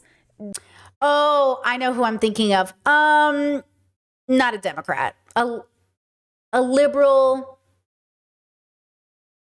A liberal. You know what I mean? A liberal. Let it spill into work, but mine don't. I was raised with, if they can do the job, it doesn't matter what they believe. This is a little bit of a cognitive dissonance. She's kind of lying right now, but she doesn't know it because she isn't thinking of herself. She's only thinking of strangers my dad hired, which was true. My dad hired people and it didn't matter what their politics were. But his kids, it mattered. So if the kids rebelled, he would fire us and then hire us again and then fire us. So like, she's not thinking of herself. And that was true for strangers. My dad was he paid people, honestly, overpaid people. He like helped people if they were having problems. He paid for people with medical bills. Like my dad they were insured, if, you know, blah, blah, blah. But his kids, oh, if we got into a battle over politics, you would lose your job. I was raised that. I was shown an example of that. And I think that's important. Chad said, I remember when Abba talked about you on Flagrant. It was so exciting. It was deeply misogynistic and problematic. And I only thought it was funny at the time because I thought there was a chance these men could deconstruct. And now when I look back at that instance, my partner and I are so shocked that I ever thought these misogynistic men would ever value me, which is why Andrew Schultz called me a dumb bitch. Abba was like, wait a second, that's my girl. Don't call her that. So with peace and love, I need to go back in time and shoot myself for thinking these men were ever going to be less misogynistic just because they knew a woman. You know what I mean? Like, or because I thought I could say something in the right way to convince them, right? Like, my partner and I laugh about that every day, how stupid I was for even thinking for a second that my relationship with Abba would somehow inspire these men to be less fucking douchebags. Obviously not. I mean, no offense, but I've met a lot of people who would be happy to fire a Trump voter or someone who's anti-trans because it creates a hostile work environment. With peace and love, this girl is really thinking about situations that like don't even apply. Like she's thinking about like she's you know what she's thinking of? She's probably like, I don't even know what she's thinking of, but I think she's thinking of like when you work at like a Walmart and you have somebody wearing a cross. Like she's thinking about people who make a fight out of everything. But the reality is like she's not thinking about, I hope she's not thinking about the extreme cases, right? Of like, she cannot be, because she fought and protested in Seattle years before this for trans people, for black people, for gay people. She was going to protest after protest. You know what I mean? Like she can't think this. This is what happens when you hang out with conservatives. You start to sound like them, but I know she doesn't believe this because I know what she was doing in her personal life. That's what I mean. Like, what is this content you are making, Brittany? This is why I say I'm trying to be more myself on camera and just say what I actually believe so nobody can get it twisted. This is what I actually believe. This Brittany is trying too hard to build bridges. And see, when you build bridges, you end up just building bigotry, bridges to bigotry. And I've seen conservatives who are happy to fire people for being those things as well. I don't know. I just think we live in a world where humans are going to human. And when we choose about how to identify or how to explain ourselves to the world, we have to understand like things mean things. Words mean things. They just mean things. And changing the identifying like tenets of those words aren't going to make you feel any better about yourself. Boo. Changing what words means is actually very great. It's very good. They're just going to make you more confused. Human beings need structure, community, and consistency to be happy. Science has done the studies. I mean, that is true. But you can find that in communities that update words. Religion and spirituality, specifically religion, actually ups your chances of happiness and longevity as a human. And that comes from those three things. Thank you. Chet says you give centrist queen here. Thank you. That was what I was. I did. That's what it was. This is why nobody likes a centrist. That's what it was. Except, guys, this is what's crazy. Look, this is what I'm trying to explain to you. This is what's so insane about my brain. Guys, if my journey was linear, I was a Republican, then I was an independent, then I was a progressive, and then I took my progressive values and tried to swing around and bring Republicans in, which turned my content into centrist content. And now I've abandoned the Republicans altogether. I'm like, go fuck yourselves. And now I'm just purely progressive radical. Like, but this is what happened. I was already in progressive bubbles. I was already in the P. I was already doing the P things. But I couldn't give my Republicans up. I couldn't give them up. And I kept trying to bring them along with me. I was like, come on. And you can't. You cannot bring Republicans with you and stay progressive. You end up becoming a centrist. You do. You end up becoming a centrist. Because you have to abandon them in order to liberate yourself. This is what I learned. And this is why it's hard, because people are like, used to be so nice. You know what I mean? Like used to, it spells rip. Love that. Used to be so open. Like, you know, yes, you were sugarcoating your progressivism. I was sugarcoating so much. I gave everybody diabetes. I was, you know what I'm saying? No more. Here's your insulin. I'm sorry. Like, I'm sorry.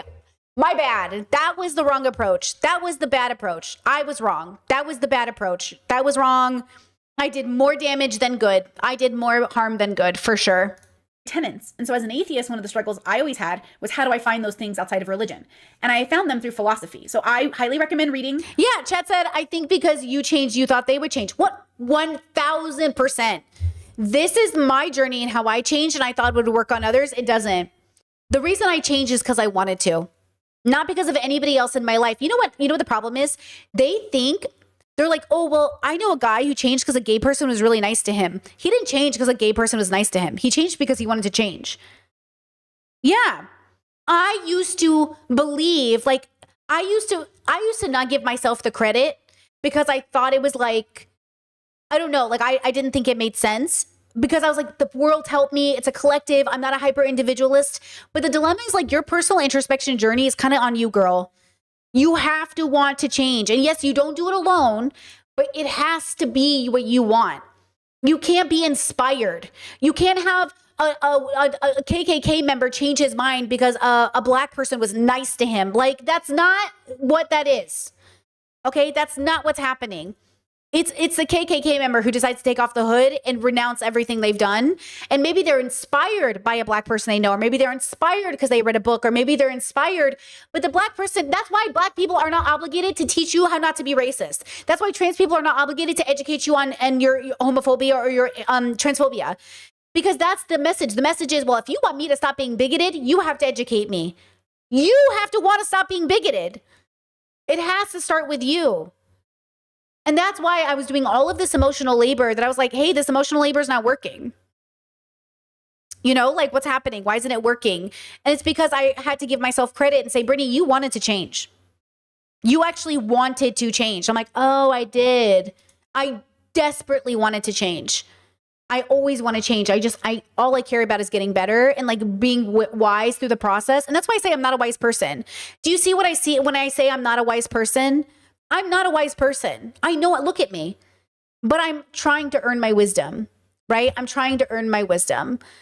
But yeah, oh my God. Whew. I highly recommend watching documentaries. I highly recommend, you know, picking a subject you love and reading everything on it. And read everything on it from everyone's perspective. If you just keep consuming your own bubble, you're just never going to learn. You know, read Judith Butler, but also read J.K. Rowling. Those are two different people, actually. One's fictional, one's a philosopher. Hold on. Read Judith Butler because she's a philosopher. But also read, like, all the white guys everyone seems to hate, like Socrates and Plato and Aristotle, because they're amazing. And also read, like, J.K. Rowling as a fictional author because she writes good fiction. Fuck J.K. Rowling. And maybe consider her opinions and read people Fuck J.K. Rowling who counter her. You know, because I mentioned her, I feel like I have to preface that. I'm a huge J.K. Rowling fan, sorry. I was really hopeful she wasn't a TERF at this point. She was a TERF. I was really hopeful she wasn't though. In 2021, I was like, no, JK, you're not going to be a TERF. Do you know, you guys know my history with JK Rowling. You know my history. You know, her dad hated that she was a girl so much. He dressed her up as a boy and called her a boy's name for the first few years of her life. People think she's trans, but I actually think she was severely damaged about her own gender identity because of her childhood. That's why she was no contact with her dad. They had no contact. Like, I really identified with, like, J.K. Rowling's story growing up. You know what I mean? Fuck J.K. Rowling. Actually, I have a whole video about J.K. Rowling coming up, but I guess I can actually, no, I'll mention it here. I don't think I really made that video. Because it actually has to do with this. You know how everyone always thinks J.K. Rowling just, like, hates trans people? J.K. Rowling comes from a... Well, am I about to talk about it? At this point, J.K. Rowling, regardless if she knows it or not, is very hateful and bigoted towards trans people. very complicated past. Her father was so upset she was a... Oh, here we go. Brittany, past Brittany and present Brittany telling the same story. A girl. He cut her hair, made her wear boys' clothes, and only identified her as a boy for the first few years of her life. Her trauma with gender and sex and understanding what is a boy and a girl is very intense. And so when J.K. Rowling... Yeah, but that's not our problem, and she's not allowed to take it out on the trans people. It's not our problem, and she doesn't get to take it out on trans people. Comes out concerned that people are going to have issues with how they identify these words. Wait, Chad says J.K. Rowling said she thinks she would have been trans now because she has so much internalized misogyny. It's so bad. Oh, damn, bro. It can sound turfy. And for me, TERF, I've been called a TERF. TERFs are trans exclusionary... Yeah, I am not a TERF, bro. Exclusionary radical feminists. I'm not a feminist. I can't be a TERF. The reason I stopped identifying as a feminist was because I didn't want to be put in the label, like the way I don't identify as a nihilist or like a existentialist. But I am feminist in my work. And I've always said I'm philosophically feminist. Like, I don't identify with the waves of feminism, but I identify as philosophically feminist, and I stand by that. My parents who are anti-trans because they're Catholic aren't TERFs. That's not what TERF means. I did tell my mom recently, though, she's allowed to be a TERF because she said, I want to be a feminist. I said, if you want to be a feminist, you can only be a TERF. Because it's not you can't be you have to make a decision which wave of feminism you're going to identify with.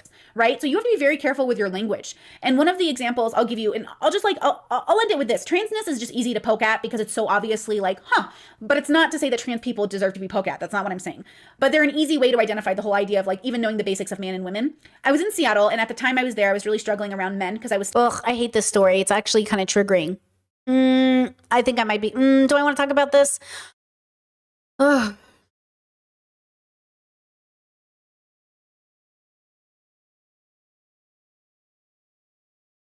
Still getting over the PTSD I had in relation to a rape that had occurred in my early 20s.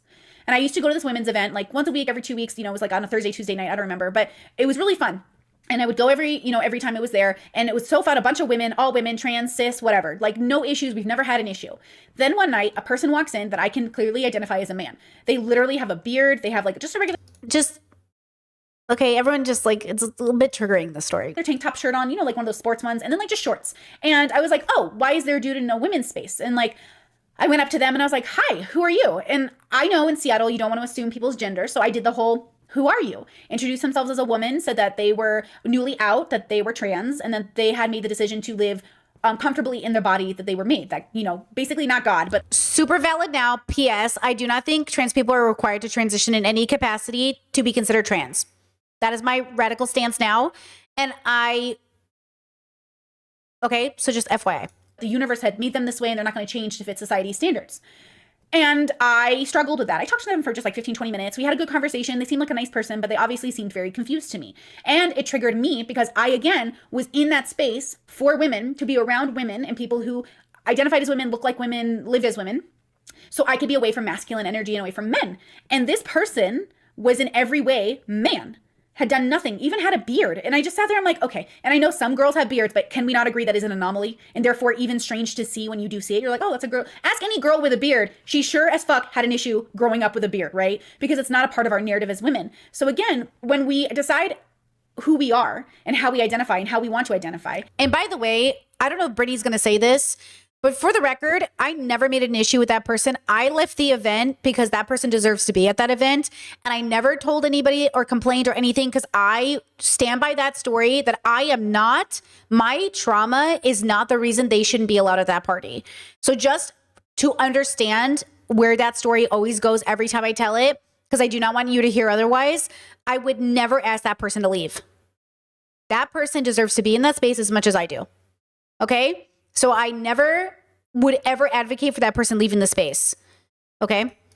We have to understand how it impacts the individual and our community, and then how to move forward from that. At the end of the day, I honestly think the answer is live and let live to a large extent.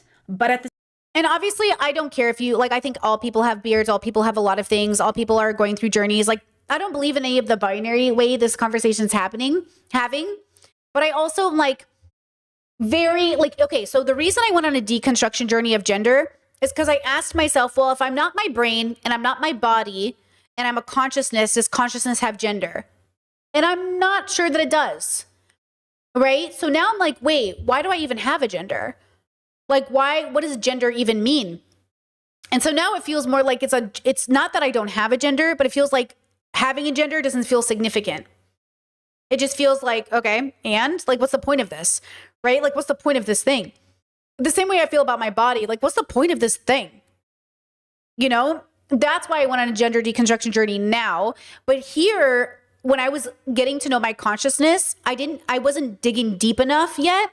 So I knew I was mother, and I still am. But instead of like she is mother, it's more like he is mother. But then what does that even mean? I feel like it's more apt and more makes sense now, but it could also change in the future. But I think that's where it's at right now. So I don't want to say anything permanent.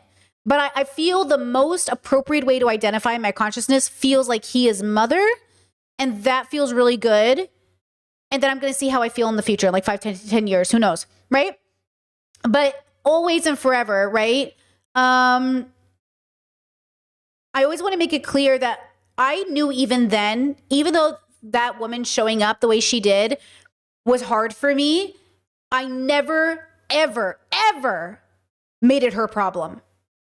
And that will be the difference between Britney and J.K. Rowling every single day. I never made it her problem. It was my fucking problem. And that's the difference between, I think, people who are inherently bigoted. And I knew I wasn't bigoted. I knew I was just traumatized. I knew I didn't care that the trans woman was there because there was all of these trans women there, right? It's just J.K. Rowling and all these women that are like, women's spaces need to be for women. They're taking it out on people. And I'm saying, you can't do that. Okay? You can't take out your issue on other people. You need to leave, okay? You need to leave.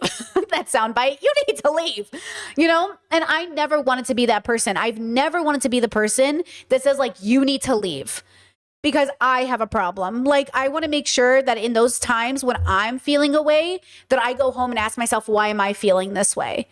You know, what is it about me that's making it so this person can't be in this space?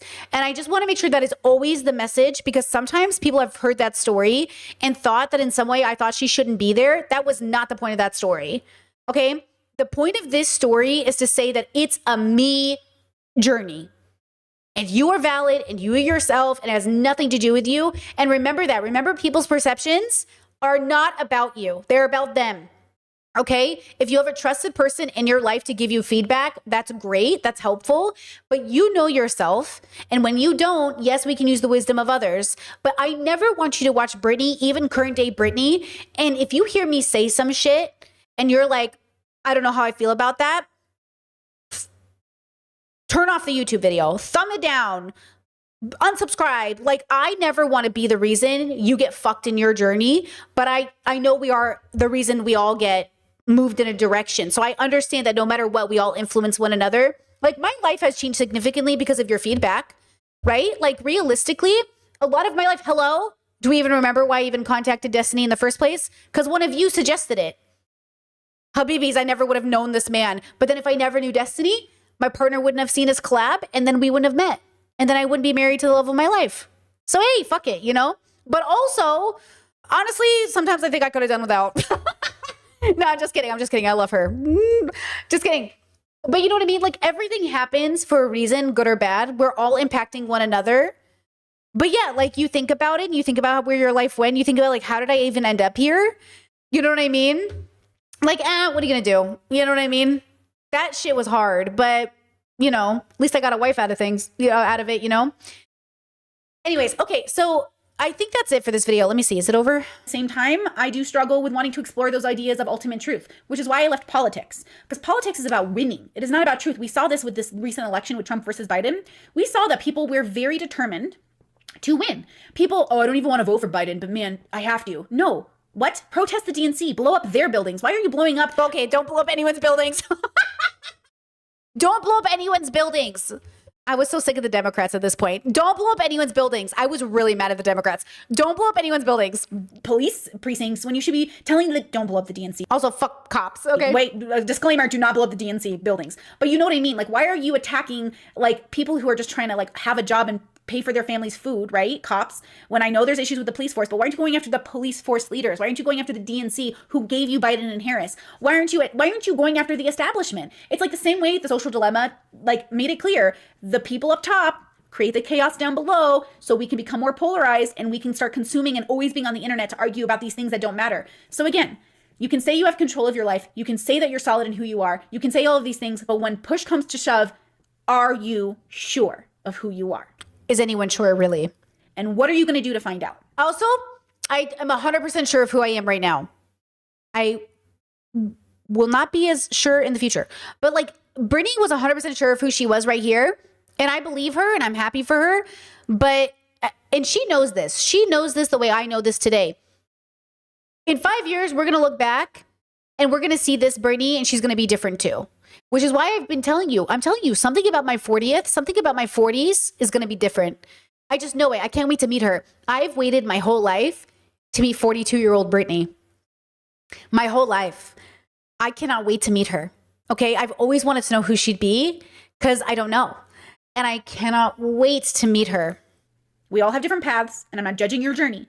But I am going to judge you if you come at me and demand that I question my sense of reality when I am goddamn sure of the basics. I'm a human, I'm a woman, and that's all I need to know to explore the rest of who I am. If you can't even know that about yourself to the day you die, like, I would just be, you know, I would question that a little bit. Guys, this is the first podcast. I think it went really well. I'm really nervous about how it came out, and now I'm going to have to go edit it, and hopefully it's not a hot mess. Thank you so much. Okay. Well, you know, listen, I do think it's important to know yourself in the very moment you exist. Less important to think that the person you exist now will be exactly who you are in the future. But let me tell you this. Do you see the Britney in me? Like, do you see the Britney in me? I think that girl's always going to be here. I think I'm always going to be Britney. I just don't know what I'm going to feel like. But you see how she's like kind of the same person? That's the thing that I think stays the same. The consciousness, like the thing that makes me is always there. But I think like the way I identify or the way that I exist or the way that my body looks or the way that I present will change. And I think that's beautiful.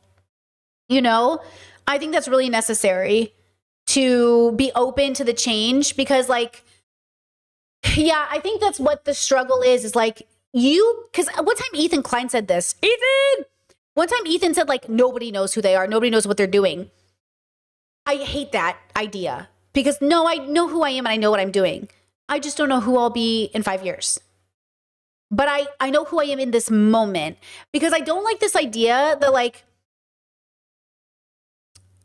because, you know, you hear it when you're a conservative kid growing up. Your parents will tell you, you don't know who you are. You don't know that you're gay.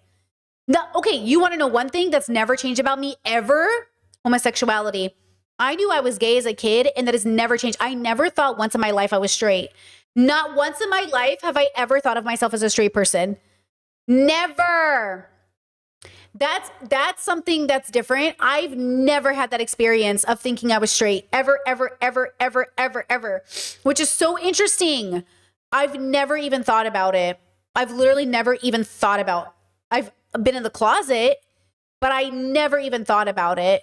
You know what I mean? I've tried to like date boys and said, but I've never actually in my head thought I was straight. But in my head thought I was a woman. And now I'm like, what is a woman really? What is she? What is that? You know? Thanks for going on that journey with me, guys. It was incredibly embarrassing, but necessary. It was so, my body feels, but also I'm kind of proud of myself. There was a lot of good foundation there. There was a lot of good Britney there. There's also a lot of like, oh my God, shut up, bro. If I was watching this girl and I didn't know her, I would have turned off the video. I would have turned off the video. You know what I mean? I would have literally, would you die for your definition of a woman, Ethan? Do you even know what a woman is? Yeah, perfect. Love that chat. Yeah, that's that. I hope, well, I put myself up here to be mocked and ridiculed. You learn and you look forward to the change you'll have. Because, oh my God, that's why Ethan Klein is so interesting. Girl, 10 years and he hasn't changed. That's what I'm saying. All these years have gone by and you have just gotten worse. Thank the Lord I'm not Ethan Klein. Bro, that's all I got to say. Okay?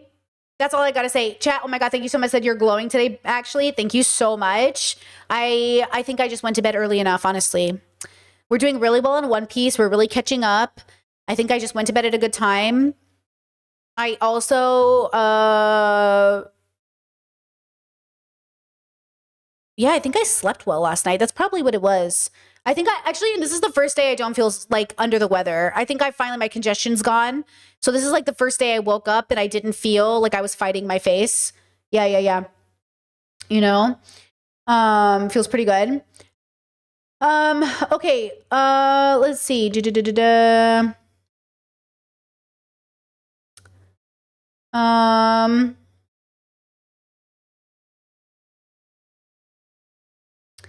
Yeah, chat, I don't know what you're saying. You're saying, what would you say to that, Britt? I don't know what you're asking me. Like, I don't know. Did you say something earlier and I missed it?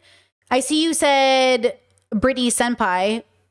I see you said, I think Kat, from what I've seen, just isn't culturally queer. I don't know her videos were important from my understanding of gender and beginner stuff in 2010. That's all I see from you. I don't know if you said something else and I missed it. Let's go ahead and take a 2-second break. I'll come back, answer any questions we have, and then we'll move into Chelsea's video. Okay. So uno momento. Is that right? Am I learning? Am I I don't even know Spanish anymore. I never knew it.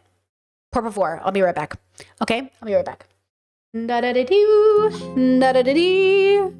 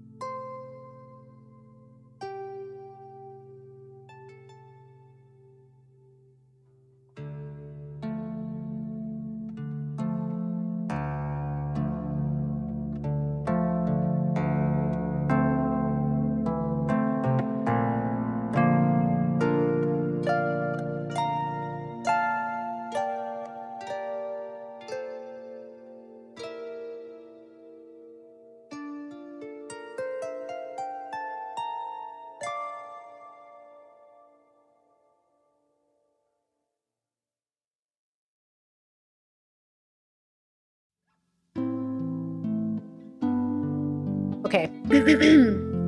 Pausing music in 1, 2, 3. I will just say this too. I think if past Brittany saw current Brittany, she would doubt my gender deconstruction journey. She'd be like, what are you doing there? And I'd be like, I don't know. Don't talk to me. Don't talk to me. Okay. How do I want to have this conversation? Let's see.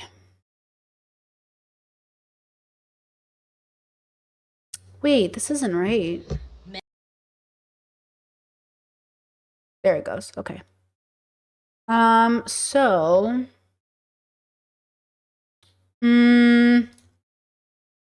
okay. This one, this one, this one, this one, this one, this one, this one.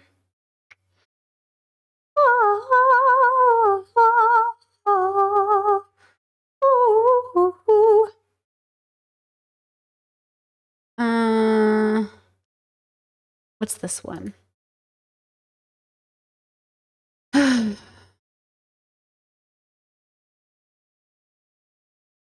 Okay, hold on. So good. Not this one.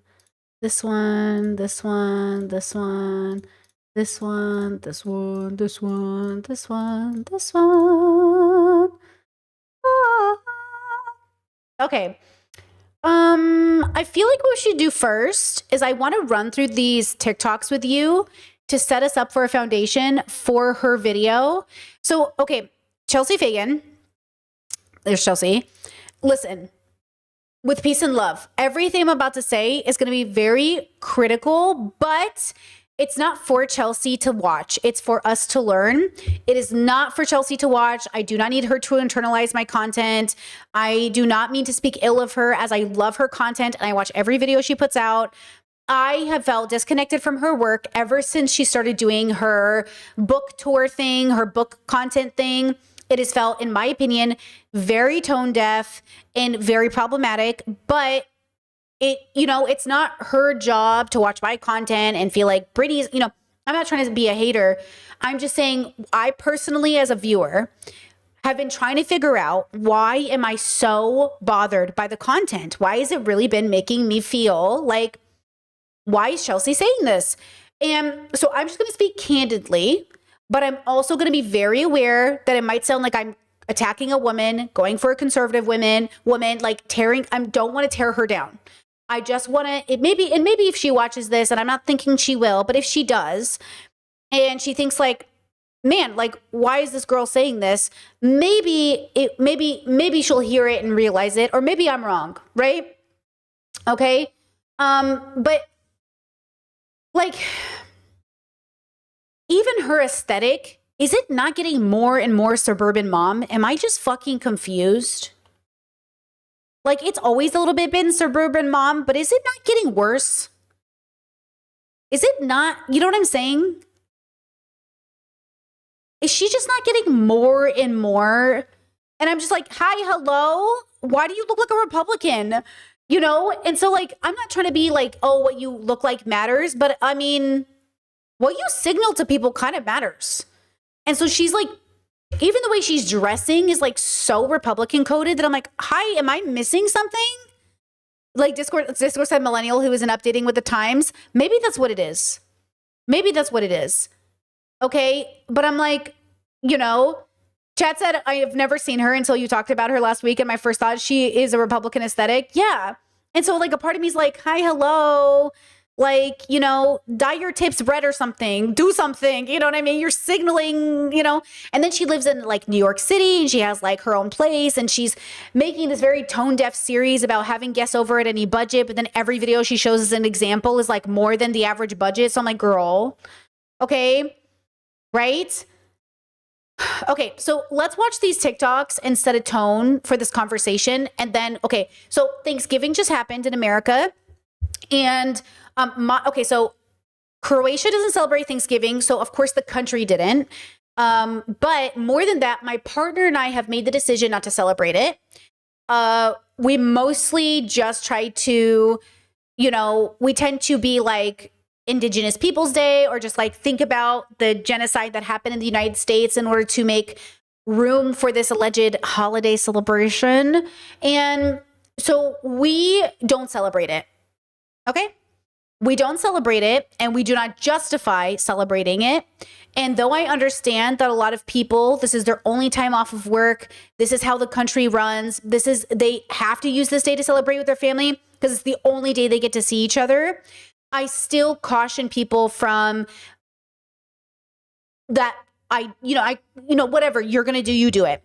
But also, I understand that if you want to call home and tell people you care about them and you love them, I'm thankful for you between your friends and family. Okay. Right. But there's been a lot of TikToks about Thanksgiving, a lot of TikToks about having people over that I think coincides with Chelsea's recent content not feeling good to me. And a big part of it is that when she berates her commenters and tells them, like, if you can't figure it out, you're losers, which I feel like is so tone deaf for 2025. Like, girl, what are you calling your viewers losers for? And I get it because, like, I've called viewers losers, but not like people I like people I hate, you know what I mean? Or the people I don't like, like the bigots. The bigots are losers. But I wouldn't call my audience losers. Do you know what I'm saying? Like people that I think are genuinely like, hey, Britt. And I'm like, hold on. But like people who are bigoted, I'll be like, you're a loser, bro. Do you know what I'm saying? So like, then I'm like confused why she's like mad at her own comment. Okay. Right? Yeah, her calling neurodivergent commenters losers. I know. And then she's ADHD and she's like, it's ableist to think you can't do things. And I'm like, listen. Okay. Anyways, here are some TikToks about Thanksgiving. Let's watch them and then let's swing it around and bring it back to Chelsea's community thing. Okay, here's the first one. It says, why I'm not going to Thanksgiving dinner. I will not be attending my family Thanksgiving dinner, and I want to talk about it. I honestly thought that me sharing this online, despite potentially getting pushback from my family, would be helpful to other people and also validating in what other people are experiencing right now. My family is primarily conservative. I think I've shared this before, but I grew up in very rural PA, and my life didn't really start in a lot of ways until I went to college and I actually understood the world around me and got out of the bubble in which I grew up. I have very different belief systems from people in my family, although I think at our core, we do share a lot of the values. The ways in which those values manifest is just absolutely astonishing how different they are. Obviously, we've all said this. This is no longer just about politics. This is about just human rights and base level morals and respect for people. And out of just protecting my own peace and tired of just entering situations where I feel like I'm the only one that shares my views and that I feel like really misunderstood by the people around me, I didn't feel like I wanted to put myself in that situation on a holiday. No holiday or special event or event that's supposed to be focused on family should disrespect the boundaries that you've set or in any way compromise the progress and growth that you've made. Yes, this is incredibly hard and emotional, and I probably will continue to talk about it for the next few days, but at the same time, I feel a lot better by not continuously being the person to have to be the bigger person or to just push aside my boundaries or my wants or my expectations just because I want to make other people happy. I'm tired of having to be the one to be mature or the bigger person or just ignoring everything like nothing is going on. And I'm tired of just suppressing the way that I feel and acting like everything is okay for the sake of other people's feelings and for harmony. While yes, I feel horrible that people like my mom, for example, are affected by this just because of the nature of her being in the middle, it is like not enough for me to constantly be disrespecting my own belief systems by putting myself in these situations that I don't have to put myself in. And look, she can change her mind tomorrow and do something different. Also, I just want to say I am deeply validated at my idea about Friendsgiving. So this goes into this community conversation. This whole conversation is going to be about community, right? Okay. So at the beginning of stream today, I said Friendsgiving is like for people who can't go home. It's like better than not having anyone over, but it's not our first preference. And I always thought that's what Friendsgiving was because I used to host in Seattle when I didn't have a connection with my family and when nobody had a time to go home to theirs. I was like, you can come to my house. I just Googled what's Friendsgiving. And this definition from Wikipedia says some people use Friendsgiving to test out new Thanksgiving recipes. Participants are generally close friends who live in the same area. When produced on Thanksgiving Day, the meal is most common in places with many transplants for whom traveling home for the holidays logistically or emotionally difficult. That is what I always thought Friendsgiving was. So obviously, ideally, I'd be spending Thanksgiving with my family. But because I cannot, people have Friendsgiving, which is second best. And I think we should talk about that. You need to get to the point, I need to get to the point in my bubble where, like, first, I'm not celebrating Thanksgiving, but if I was, I would not be celebrating Friendsgiving. I would be calling it Thanksgiving. But we call it Friendsgiving because in the bubble I'm from, by this definition, it's like when you can't go to the place you actually want to go to. And I think that's so interesting because that kind of coincides with this conversation around Chelsea I want to have, where everybody is lonely, but that's because the actual place you want to be isn't an option for you. So you usually surround yourself with people that you don't even want to spend time with necessarily. Like, you want to be there. You love these people. You like these people, but they're not like where you really want to be, where it actually feels, you know what I'm saying? And I think that's what's happening with community, where we all want community, but even when we're surrounded by people, we're not fulfilled. And that's because we're not where we really want to be. We're not really with the people we want to be spending time with. So the question is, how do you find that? Now, for Brittany, I learned that there is a difference between the people I really want to spend time with, the people I have a chance to spend time with, and the people that, like, I like spending time with when it's convenient. Because Chelsea's always doing this thing where she keeps trying to shame people for being bad friends. We're not bad friends. We just don't like you as much as, like, we like somebody else. And you need to get over that. Because, like, the truth is like, there are hierarchies to friendships. And I feel like if we're not honest about it, it's going to confuse the loneliness epidemic. Like, yeah, guys, like there are hierarchies. And I'm not saying I don't like you as a person. I'm saying when I hang out with you, I am less fulfilled, but not because you are less good of a person. Like, how do I say this in a non-autistic way that isn't going to be hurtful for people? When I hang out with my sister, I am more fulfilled than when I hang out with a stranger I just met in the street. I had a good time with a stranger. We had a good time, but, like, obviously I'm more fulfilled hanging out with my sister. I am more fulfilled hanging out. Okay. So then I have a theory that people who also spend time with their partners more than their friends, it's because they're more fulfilled hanging out with their partners than their friends. But they don't know how to say that or how to realize it. You know, they don't know how to realize, like, oh, I'm less fulfilled with you. But that's because you're expecting your friends to fulfill you the same way your partner does, which is not true. You know what I mean? I had to learn to fix my loneliness problem. I had to realize no one would be as fulfilling as they were unless they were. They are only as fulfilling as they are. So instead of thinking everybody must feel as fulfilling as everybody else, I accepted that every relationship gives me a different level of fulfilledness, and that's valid, same as I give to other people. My friends have absolutely been like, hey, Britt, I want to hang out with you, but, like, my guy's in town. Or, hey, Britt, I want to see you, but honestly, like, I got to do this thing. I'm like, okay, if you're going to be more fulfilled hanging out with somebody else, go do that. Because, like, I get it. Like, I don't even see it as a rejection. I 100% get it, right? This took me a long time to realize, though. This is not something that it took me years to realize this, right? Chet said found family is a thing, though. Friendsgiving can definitely be good as someone who did it in an international context. International? No. Okay, hold on. You said found family is a thing, though. Then it's not Friendsgiving, it's just Thanksgiving. If your friends are found family, then it's not Friendsgiving, it's Thanksgiving. Why would you call it a different thing if it's just Thanksgiving? Do you know what I'm saying? Is it just Thanksgiving? Call it Thanksgiving. Why would we put a different name on it if it's just Thanksgiving? If these people are your family, if they're your friends and family, if they're important to you? Why would it be less Thanksgiving? What is Friendsgiving? It came from somewhere. A bubble constructed it to represent something, right? And it constructed it from my understanding of the bubble I'm from and from Wikipedia for people who didn't and couldn't go home. It's for orphans, right? That's why, like, the fact that you're separating it or that we have to separate it is to indicate it's different than regular Thanksgiving. But why would it be different than regular Thanksgiving? Because you conscientiously are seeing it as not Thanksgiving. It's Friendsgiving. What the fuck is the difference? And for Brittany, it was always the difference of people who couldn't go home, right? And so they came together. Or people that aren't family, it's my friend. It's a separation of intimacy. It's like work. If work throws a Thanksgiving party, is that your Thanksgiving dinner? No, your real Thanksgiving dinner happens at home with your family. I'm just saying, pay attention to the categorization and think about that idea. It's why if you're inviting me to your Thanksgiving party because you think I have nowhere to be, I'm not coming.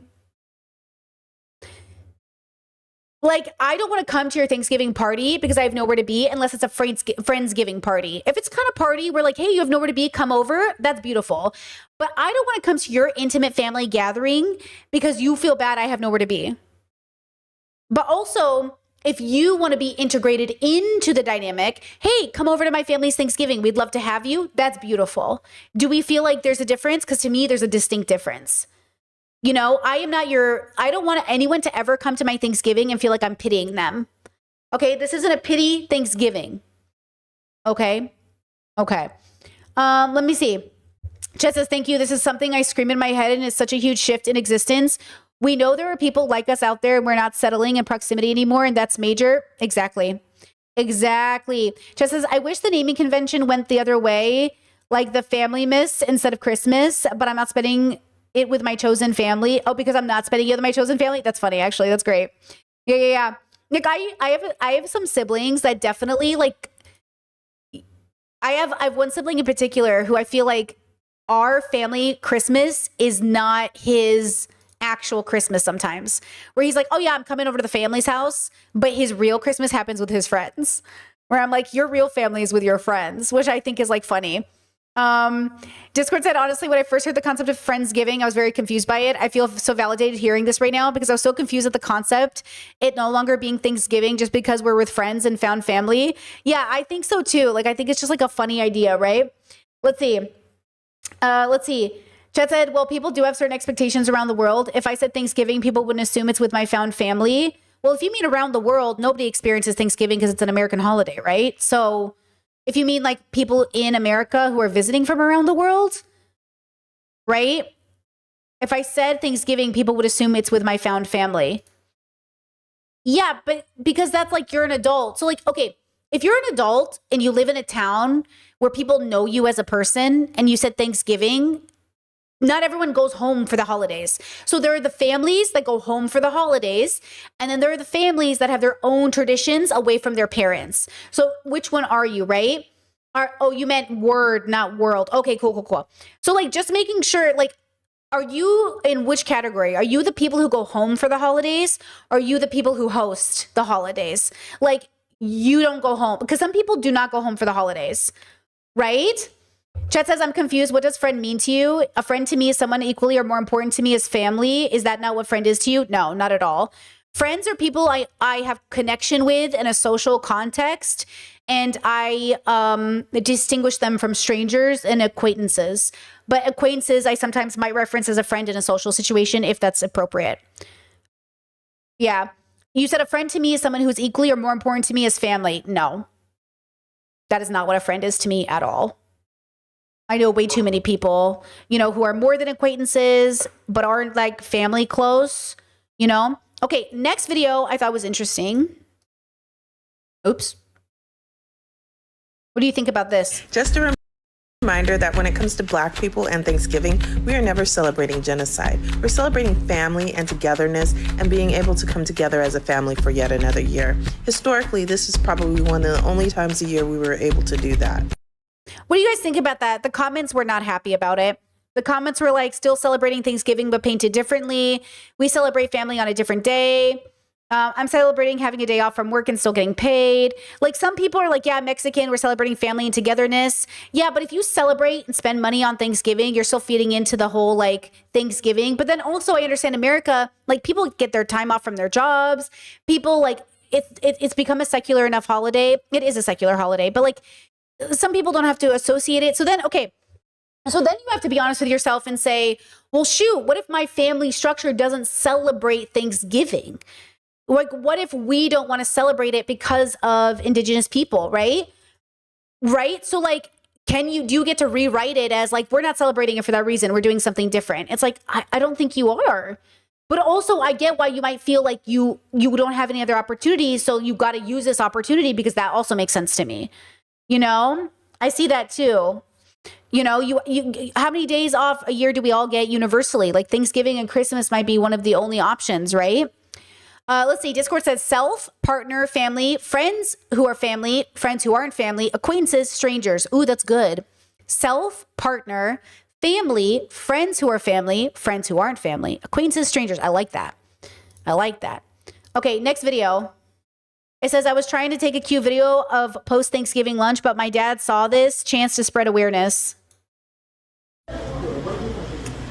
Our Indigenous Peoples Day, we do not celebrate Thanksgiving because we don't celebrate the slaughter of the indigenous people and all the rape and the child molestation and the murder that happened to people that was greeted with love.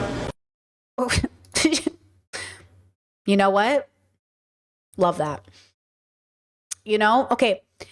Here's some Thanksgiving memes that happened. Oh, it says the two relatives on Thanksgiving. These two relatives on Thanksgiving. I'm not going to say anything. Here, please don't start. I'm not going to say anything. Hey, to make Thanksgiving great again. Makes sense. When I look at a whole new person. Kamala. No. What's the happiest day of your life? When the girls were born. January 6th, of course. What's your toxic trait? Working too much. Thinking that America cares about women. Psalm 139:12. They're obviously like skidding. This is a skit, right?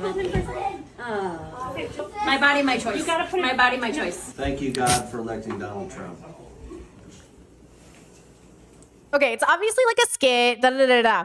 Okay, if you're gonna go into a family gathering where it's mixed like this, okay, yeah, like you're gonna have to have some humor about it. Otherwise, it's gonna become a fight. You have to be funny about it because otherwise, but this is what I'm saying with community. So you have to understand, like, for people who go home for the holidays, this is the reality for a lot of people and they have to like get ready to face it, okay? And for some people, it's very toxic, like this family here.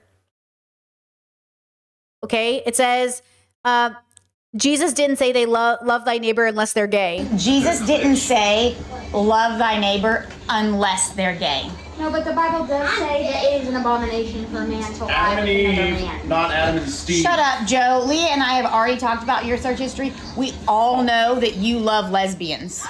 Whoa, wait. Yeah, fuck you. So like, okay, listen, you gotta get ready. You gotta get ready to have like, don't even get me started, bro. I know you watch lesbian porn, okay? So again, there's like this, conversation around community that I think is really funny, especially during family time. Like I said, I have the best, fondest memories of holiday season, Christmas and all that stuff growing up. Because I love when my family hangs out together until we start talking about politics. Then it turns into this. Hold on, let me bring it up. And put in cages. God cares about men and women being whisked away from their home with no court order. God was an immigrant. Yeah. Yes, he was. God was an immigrant. God is a spirit and God is... Okay. Like, okay. Okay. Right? When we talk about community,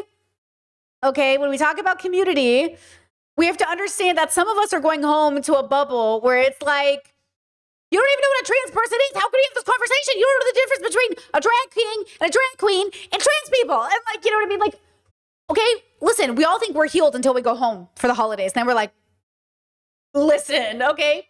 So when we have these conversations, okay, we have to understand, like, what is community? Especially when you start to say, oh, you have community, but call it Friendsgiving.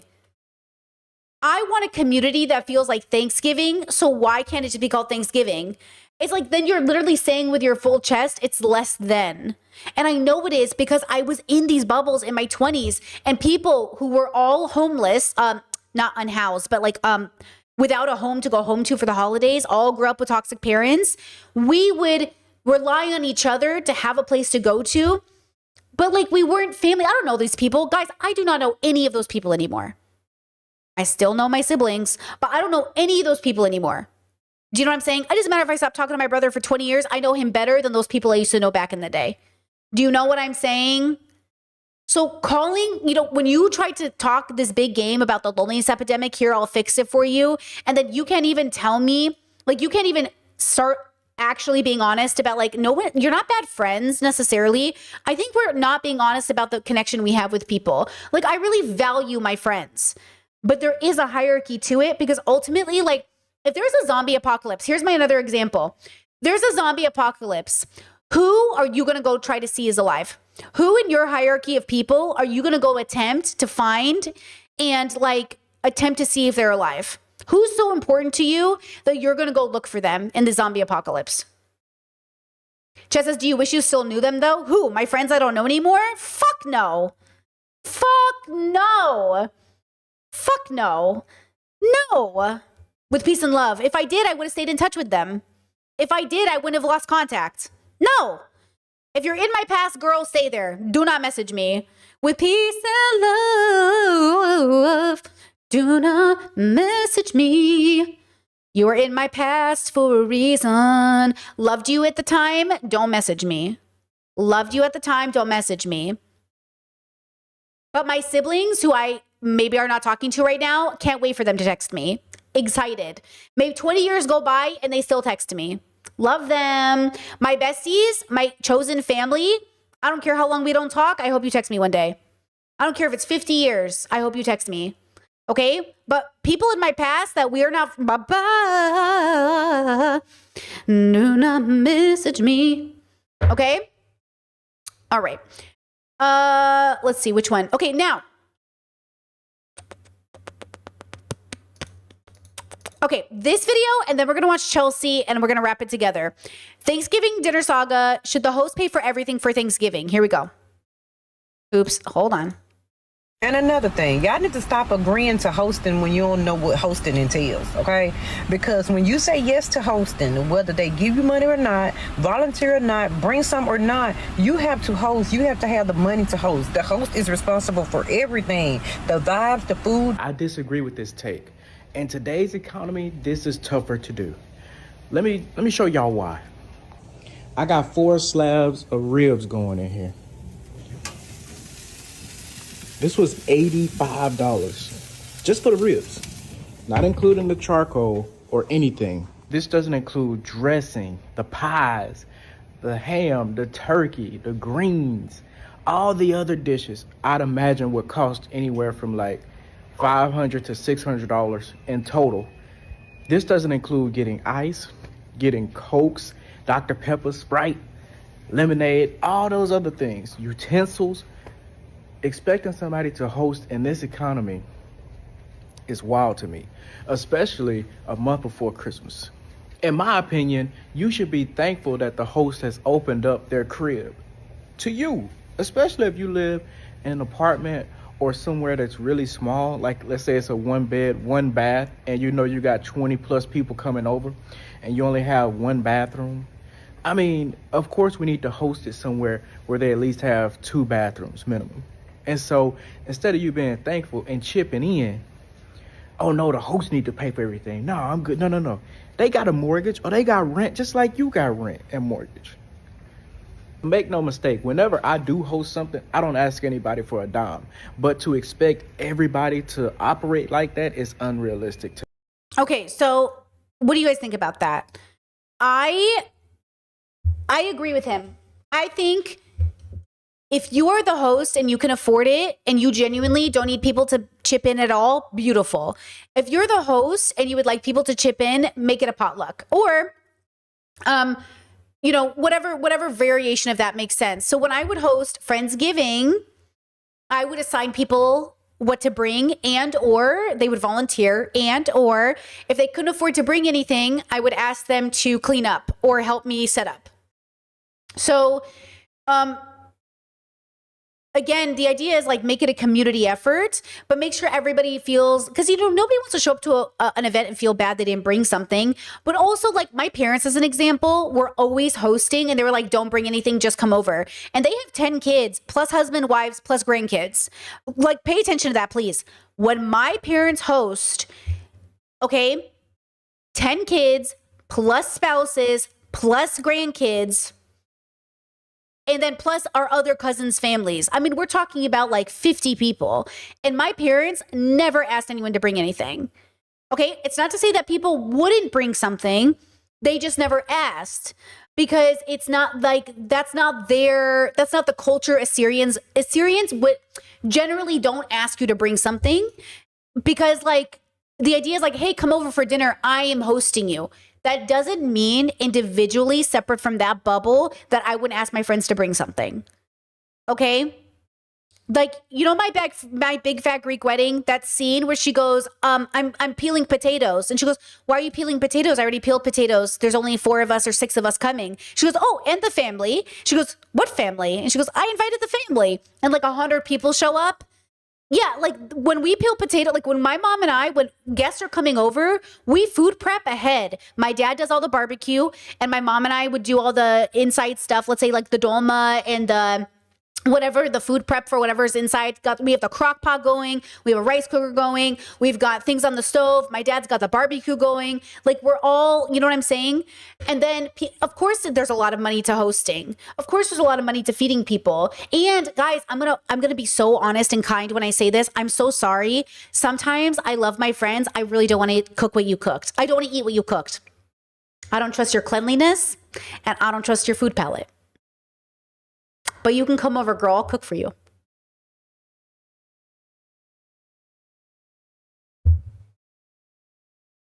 Okay? With peace and love. With peace and love. With peace and love. With peace and love. With peace and love. Okay? I grew up in a very clean home. My parents are very clean people. And I've been in too many people's homes to know, like, you are too dirty for me. I cannot trust that you washed your hands before you touched that food. And I cannot trust that your counters were clean. And I cannot trust your cat did not lick that food. Okay?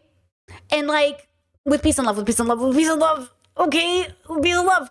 So again, sometimes like potlucks are a nice idea until like, you know, you see how people live. And then you're like, or you see how people cook. Like one time I had to learn because like if you ask people to bring food and they bring, I don't want to say it sounds so classist. Hold on. It sounds classist, but it's more like some food out of a box tastes better than some food not out of a box. But I'm kind of like generally not a food out of a box girly, generally. So if I asked somebody to bring me a meal and I was really looking forward to a specific meal because I love the taste of that meal, but they made it with ingredients that doesn't taste like my childhood, then I'm not going to get the Thanksgiving meal I wanted. And also, they're not going to get the one they wanted. So sometimes I would ask my friends like, hey, how'd your parents make the scallop potatoes? Or how'd your family make the green bean casserole? And then they'll say, oh, I made it this way. It's like, okay, let's have both kinds. You make scallop potatoes from a box. I'll make it from scratch. Or like, hey, you like green bean casserole from scratch? We like it from a can. We'll do both. So people could get the nostalgia of what they grew up with. Because a lot of recreating holidays as an adult is recreating also what we grew up with. We're trying to recreate that feeling. You know what I mean? So again, when we have these conversations, like there's an Assyrian turkey versus an American turkey. Sometimes I want Assyrian turkey. Sometimes I want American turkey. It's like, or sometimes we make both. Like, and a lot of the times we just make both turkeys. You know, Assyrian spices on one, and then, you know, regular, I don't know, American spices on the other, right? So again, when we have all of these conversations, I think there's a lot more that goes into it that I feel like these videos never cover. And the reason I've been so critical of Chelsea's recent content is I feel like, and I'm going to say this with so much respect because I know a lot of work goes into these videos, your video is the same video I've seen made 20 times in the last month, and none of it is actually getting to the heart of the issue. And all of it is kind of like brain rot from cell phone propaganda. Like in this video, you will hear her say that Christmas is so much about consumerism now and it never was before, and that cell phones and the internet are rotting our brains. And I'm like, okay, I grew up pre-internet. So did Chelsea. Christmas has always been about consumerism generally. It's always been depicted that way in movies, and Black Friday has always been a problem. And until the internet, people were trampling each other dead to get cheap TVs. Now we just get it shipped on the internet. Do you know what I'm saying? Like, yeah, watch pre-90s movies. Hello? Jingle All the Way. And I'm just like, are you okay Chelsea? Like with peace and love, are you okay? Like, are you okay? And so like a part of me is like, I want her, I love her content usually, but something about this series has just really made me crazy. Like, why are you acting like anything is different? And why are you blaming the goddamn phone when you know half your podcast watchers are watching it on a phone? How are YouTubers getting up here and telling you to log off while making videos for you to watch? Like, hello? You know what I mean? I don't even understand. Okay, let's watch the video and then I'll critique it with peace and love. I want to give you answers. I think I'm going to try to give you solutions. Okay, I'm going to try to give you solutions. Hello, everyone, and welcome to our November essay here on the financial diet. This month, I want to talk to you guys about something that I have been thinking about basically constantly this year, in large part because of my recent book that just came out on October 21st called Having People Over, which is all about hosting, gathering, getting together, making and keeping friends, and just kind of the lost art of community. But aside from my book and all of the content we've been doing about it, which you can check out in the links below, we are in the throes of the holiday season, which I think for a lot of us, I'm certainly not the first person to point this out, with each passing year can feel less about community and more about consumerism. Obviously, Thanksgiving, for example, is less of a gift-giving holiday, but between Black Friday and Cyber Monday, like, it's almost just about consumption as Christmas now is. And Christmas, which Hold on. When was this clip used? Monday, like, it's almost just about consumption as Christmas now is. What did we think this is? Like, you know what I mean? Like, already, I'm like, it's been this way for like 50 years, like 40 years. I've been seeing clips like this my whole life. Before the internet, you know?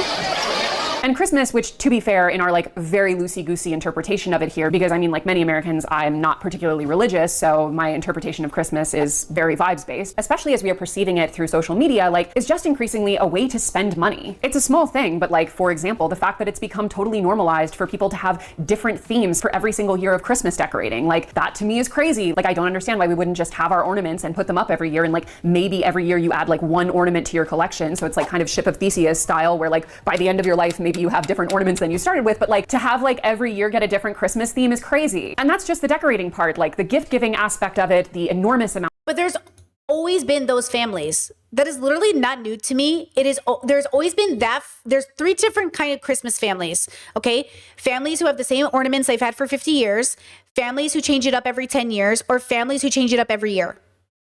Like, that's such a rich person thing. That's what I'm saying. Or poor people who want to pretend they're rich. Yeah, but like, generally speaking, like, who is she talking about? You know what I mean? And like, the only bubbles I know who do that are incredibly bad spenders or incredibly rich people. People who are trying to keep up with the Joneses, right?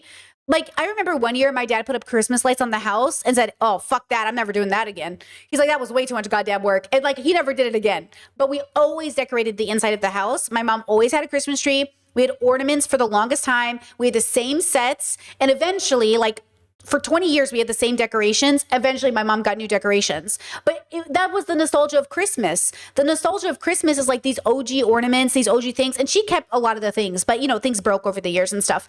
But, like, it's like, yeah, and like even Christmas and opening gifts, that was always a part of our Christmases. But also, that changed as people got older. And you know what I'm saying? It's like, I agree generally with what she's saying. I don't like the idea that this is new or present or current or never happened before. I don't like that narrative that like it's never been that way, because just being able to afford a Christmas tree or just being able to afford ornaments in the first place or just being able to afford decorations, like, you know, that idea is like so interesting. By the way, the last 3 Christmases, my partner and I cannot fit a Christmas tree into our budget. It doesn't exist. We didn't get one this year. We're not getting one this year. Next year, we think we're fitting it into the budget. And I know people are saying, but Brittany, you could have the money. Sure, we could buy it, but we didn't fit it into the budget. And it wasn't a priority enough because that doesn't work with our plan right now. But every budget, when I had absolutely no money, so this is the irony. When I was in Seattle and I had absolutely no money and I was in the negatives every day, I always had a Christmas tree because the only thing I could like hold on to was Christmas. And now that I'm doing better, and now that I'm healthier, I don't need the Christmas tree to make my year feel good. Even though it would make it feel great, it's not necessary. You know what I'm saying? Like, I don't need to do it. But I always had one. You know what I mean? When I you know what I'm saying? Yeah. of travel that is often required, which is in and of itself an enormous expense, all of the parties and the clothes you're expected to wear to the parties, which often, again, have to be different for every photo being taken, the people who randomly love getting married during Christmas and New Year's, which I'm always like, you can't squat a holiday. What are we doing? Also, like, as our friend behind the camera is pointing out, like little treat disease becoming debilitating during the holidays. Like I'm never not at those Christmas markets getting an incredibly mediocre food or beverage for at least $25. Eat me!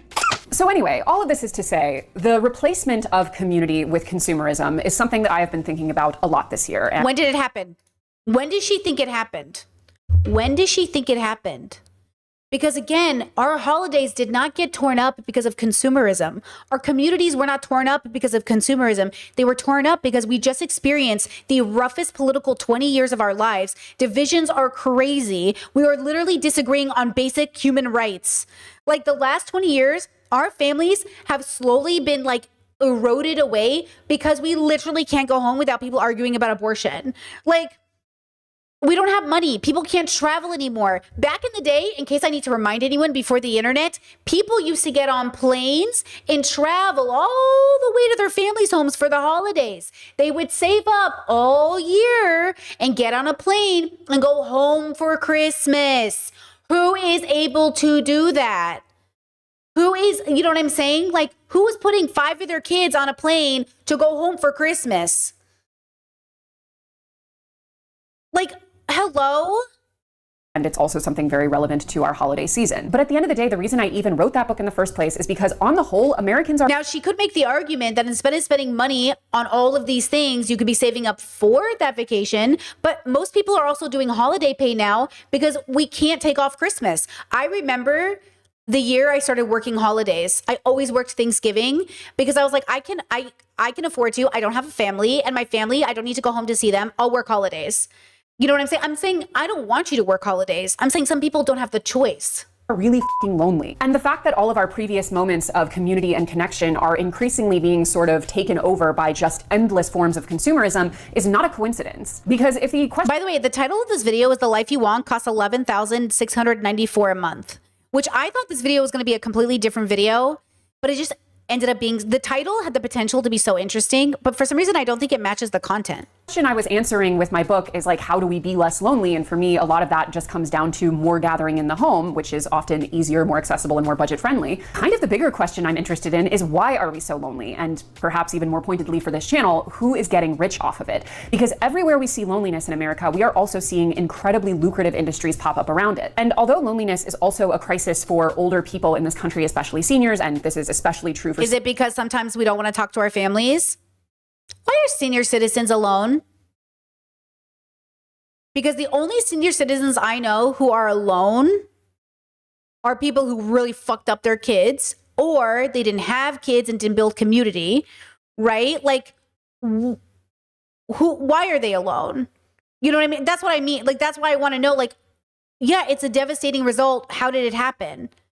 Because and you know what's funny? In the comment section, they're like, hey, Chelsea, you might have a blind spot here, but like, you're like, anyway, we'll see. We'll see part of the reason why women on average have better health outcomes as they age, because they typically have friends. The loneliness epidemic and the industries that are capitalizing on it are kind of more uniquely a young person's phenomenon. Because while young people may be doing a lot of things better in terms of health, like notably we're doing a lot less smoking, drinking, and laying out in tanning beds than previous generations, which is an undeniable win for longevity and skin laxity, we are distinctly falling behind when it comes to loneliness. Only 42% of US adults under 30 feel close to people in their community, compared with 60% of those in the 50 to 64 age group. And this is particularly jarring when you consider the negative health impacts of... Hold on, I want to read that. Americans differ by age, education, other factors, and feeling close to people in their community. Okay, U.S. adults feel close to people in their local community, 54%, ages 18 to 29, 42, 30 to 49, 54. Okay, let's see. 60% of those in the 50 to 64 age group. And this is particularly jarring when you consider the negative health impacts of prolonged loneliness, which by some measures is as damaging to health as smoking 15 cigarettes a day. Okay. So follow the... Listen to that. So not socializing, not having a community is basically like smoking 15 cigarettes a day. That's incredible, and I agree with her. By the way, I agree we're in a crisis. I disagree about why we're in the crisis. And I feel like nobody's having the real conversation about the fact that, like, again, I consider myself somebody with community. And if you go by Chelsea's metric, I am not somebody with community. But I think of myself as somebody with community. Even though, because you know why? First of all, in my adult life, I have rarely been in the same city or completely adjacent to people that are in my direct and closest communities. Once again, okay? When I lived in Arizona, all I had was my brothers, but I didn't have any of my progressive friends, and all of my besties lived in different places. I live in Croatia. It feels the same. I have my partner and their parents, but my friends and family are in a different country. When I lived in like Seattle, I had a core community there for the first time in my life, but I really missed my actually close relatives and like deeper connections, right? So like, that's why I would host a Friendsgiving, because we were all orphans. Even though we were all friends, it wasn't as fulfilling as a holiday could have been, but it was great. And I just want to say this, I really value all of my past relationships, but I'm trying to be honest with you that a lot of the friendships, you know, that I've made over the years, yes, they're valuable. Yes, I love them. But I'm telling you right now, I'm having a completely different experience with different people because of like something, I don't know what you want to call it, guys, but the fulfillment is different.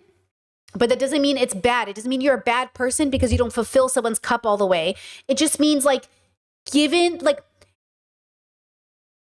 okay, example. My sister and my bestie stayed with us in Croatia when they came because they are like very important to me, close family. If my other friends came to visit, they wouldn't stay with us. I would be like, hey, I'd love to see you, but we can't host you. And a big part of why we can't host people is because the intimacy space in this apartment is just like, it's very intimate. And I cannot ask my partner, I cannot ask myself, like, I can't make that space in this situation, right? Like, you have to be very close to me for me to have you in this space. And the closeness has to be specific because even it has to be a level of comfortability. Because as an example, I have one of my brothers who I love so much, but I know he'd be more comfortable in a hotel. Even though we're siblings and we're very close, I know he would be more comfortable in a hotel. So I don't even mean to say it's the closeness factor. It's the individual consciousness and how we vibe, but it doesn't mean you're less important to me. My brother is not less important to me because he'd rather be in a hotel. Like, you know what I mean? I love that my friends and family want to host me. I also love that they respect my desire to get a hotel. Like, my mom and dad wanted to host me and my partner. And I said, if it was just me, maybe, but since it's my partner too, like, we'd rather have our own personal space to be a couple, you know? So I'm going to get a hotel if we came to my parents' house. Because my parents' house is very small. We wouldn't be able to talk to each other. They have cameras all over the house. We wouldn't feel comfortable. And honestly, even as a single person, I would stay with my sister. I wouldn't stay with my parents. Because I would only stay with my parents if I had to. I'd rather just stay with my sister. Do you know what I'm saying? And this plays into loneliness. This plays into community. This plays into the reality that like a lot of us aren't being honest with like how comfortable we are in situations, right? Just as they have cameras all over the house, they have a smart house. Yeah, they have a smart house, like security cameras. You know what I mean? Yeah, like, yeah, like even when I nannied, the nannies' families had cameras all over the house. Yeah. You guys don't know people with smart houses? Girl, the whole house is a smart house. The families I nannied also had smart houses. They could see me with the kids. You know what I mean? Mm-hmm. Chelsea Fagan method and smoke 14 cigarettes a day, but have a lot of friends. It's also, I think, worth doing a really quick sidebar on the smoking drinking thing as it comes to young people. Like, I talk a lot in my book about reclaiming the concept of the cocktail hour for our generation without necessarily involving alcohol, because one part of the reason that young people are socializing a lot less and having a lot less community is because in cutting out drinking culture, which I think is in many ways a good thing, they've replaced it with nothing. And when with peace and love, this part, I think it might have pissed me off the most. Are you ready? Listen to this logic. Like, listen to this logic, okay? Look at the of the reason that young people are socializing a lot less and having a lot less community is because in cutting out drinking culture, which I think is in many ways a good thing, they've replaced it with nothing. And when you look at the role that alcohol has historically played in human life, you can see interesting trends. Like, for example, the fact that moderate drinking used to be associated with positive health impacts. Like, now studies are showing that the positive impacts that we were describing to moderate drinking was actually more due to the fact that in most cases, people who are engaging in moderate drinking are doing so in social contexts. benefits. So like the fact that we happened to be necking red wine while hanging out with our friends, it turns out was actually just auxiliary to the fact that we were getting in quality time with our loved ones, which is the actual thing that has health benefits. Don't make me drink alone. Don't make me drink alone. Don't make me drink alone. And it's also undeniable that the phenomenon for young people of cutting out, let's say, bar culture and replacing it with bed rotting is also partially due to the relationship that young people are having with being on their damn phones. Okay, let's talk about it. One, somebody in the comment section in Chelsea's video said, hey, Chelsea, like, you might have a blind spot to like gaming communities, board game communities. Like, bars were never and have never been the focus for anyone but alcoholics. They are always a means to socialize. But honestly, if I could go back and look at my life, most of my most regretful actions happened in a bar. Okay? Most of the things that happened to me in my life, honestly, should not have happened with alcohol or a bar. Okay? So the irony is, like, yeah, we use alcohol to socialize, but what if, hear me out, we socialize in a different way and you accept that a lot of it is online, or you accept a lot of it is through text, or you accept a lot of it is through memes? Because let's be so fucking real. Half the socializing standard we had at bars are equal to sending each other memes. She acts like something magical was happening in bars other than fucking and spreading STDs. And yeah, laughing at each other for being goofy. But it's not like we were having deep and profound conversations while fucking drunk. I know, because I was trying to have them and nobody wanted to have them because they were drunk. You know what I mean? So like, what are you talking about, girl? And that's what I'm saying. Like, who is she making content for? And also, just FYI, if you're struggling with socializing, you're probably not going to go to a Chelsea Fagan video to help you. You're probably going to, I don't know, do things in real life. Like, if you're struggling with community and you use the internet to find it, you're probably already too neurodivergent to do it in normie bubbles. What normie is watching Chelsea? What normie person who grew up with some sort of social structure is going to the internet for advice, given that the new status is being offline? Do you know what I mean? Third spaces cost so much fucking money. And not only that, but like, even if you're in a third space and you have a community, you're lonely. How does she attest for all the people that are socializing, going out and having friends, and they're still lonely? This is a philosophical issue. This is a philosophical issue. This is what I'm saying. You have to have a good relationship with self to know how people play a role in your life. How are these people playing a role in my life? I've been surrounded by people my whole life, and I did not stop being lonely until I recognized it, like, oh, what role people are playing in my life. Because not everyone has to play the same role. I meet people, I value our interactions, but not everybody plays the same role. And we have got to be more honest with that, because that's what like fucked me up when I was younger. What fucked me up when I was younger is, why isn't every single person I'm meeting the most profound and intimate relationship I ever had? Because that was never supposed to be that way.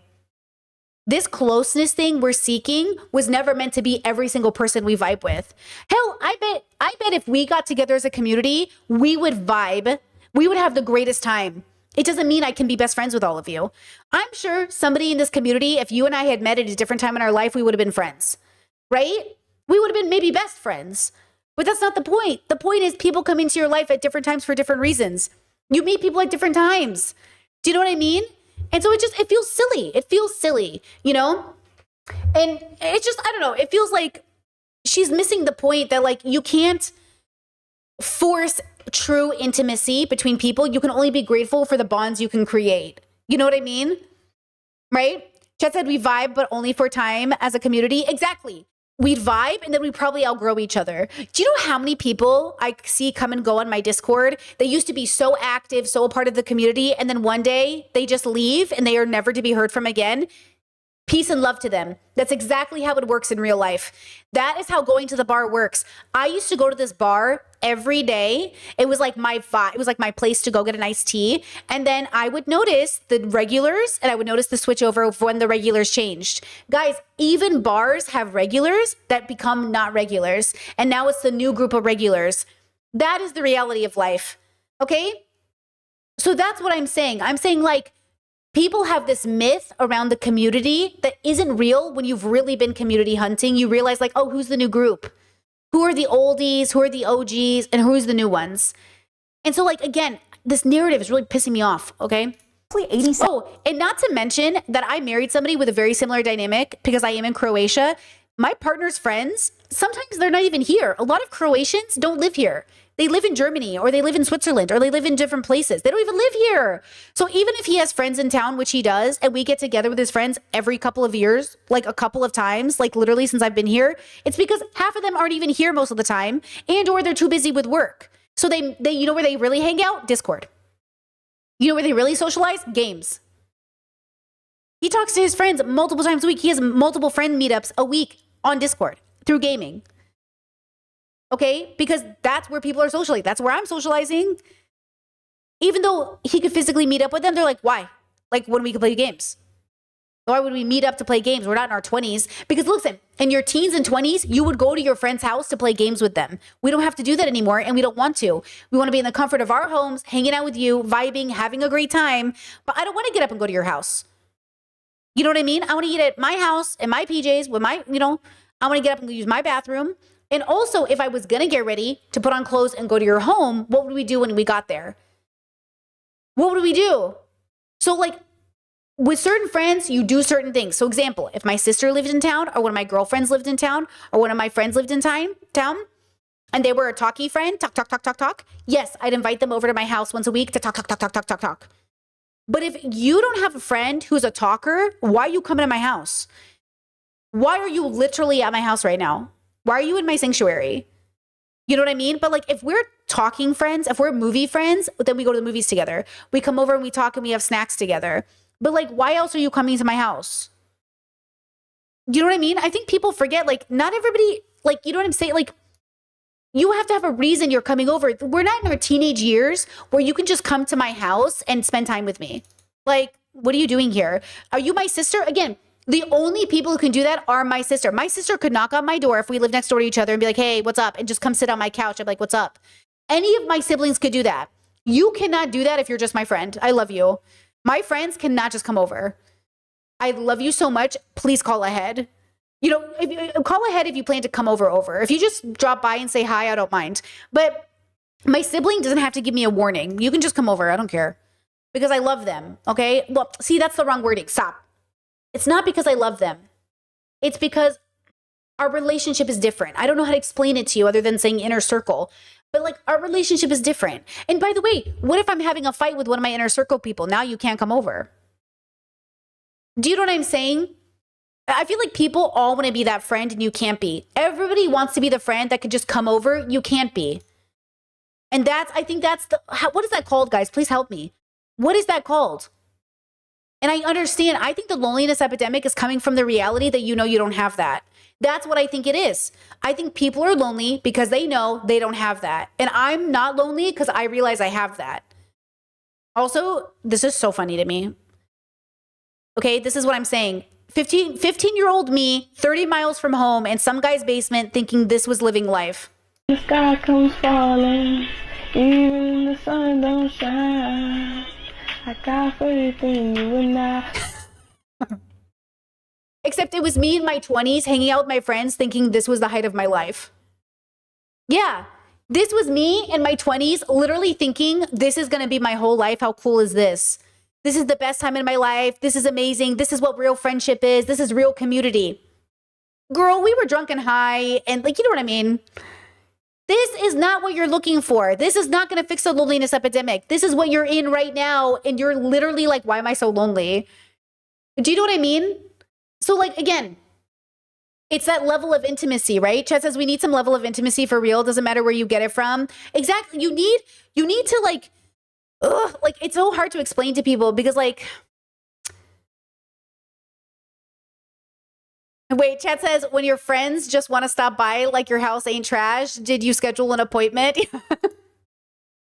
or being so comfortable with people that you definitely don't even care if they see. They're like, oh my God, girl, come over, but the house is a mess. Or some people take more spoons than others. So okay, if my sister came over, I'll give you an example. Okay, when I'm in my cleaning era, let's say I'm in cleaning mode. I'm vibing. I got a podcast on. I'm listening to music and I'm cleaning the house. I don't want my friends to come over and get me out of that mood because I'm cleaning. If my close, very close, intimate somebody came over, generally speaking, there are exceptions. If it was my sister and she's like, hey, what are you doing? I'm like, I'm cleaning, come over. Or if it's my sister and she calls me and goes, hey, what are you doing? I'm like, I'm cleaning. You want to stay on the phone with me while I clean? Yes, I can do that because I can do those things. But if it's a friend that I don't have that relationship with and they call me, I'm like, hey, I can't talk right now. I'm cleaning. Because talking to them will knock me out of this thing. And that's what people have to understand. It is not bad that you are not the friend who your friend can talk to while they're cleaning. But I think people really want to be that friend. And I think that's beautiful. And I think you deserve to be that friend. I think you need to accept that it's as special as finding the love of your life. Being that friend is special. Now, I'm going to really hold your hand when I say this. Everybody get ready. This is going to hurt feelings. Remember when you thought you were that friend and you realized you were just the placeholder for that person finding the real friend that is that friend? You think you're the friend that can come over whenever because you were at some point, and you thought you were the friend who could call whenever because you were at some point, and then all of a sudden they dropped you, and that's because you weren't that friend, you were the placeholder.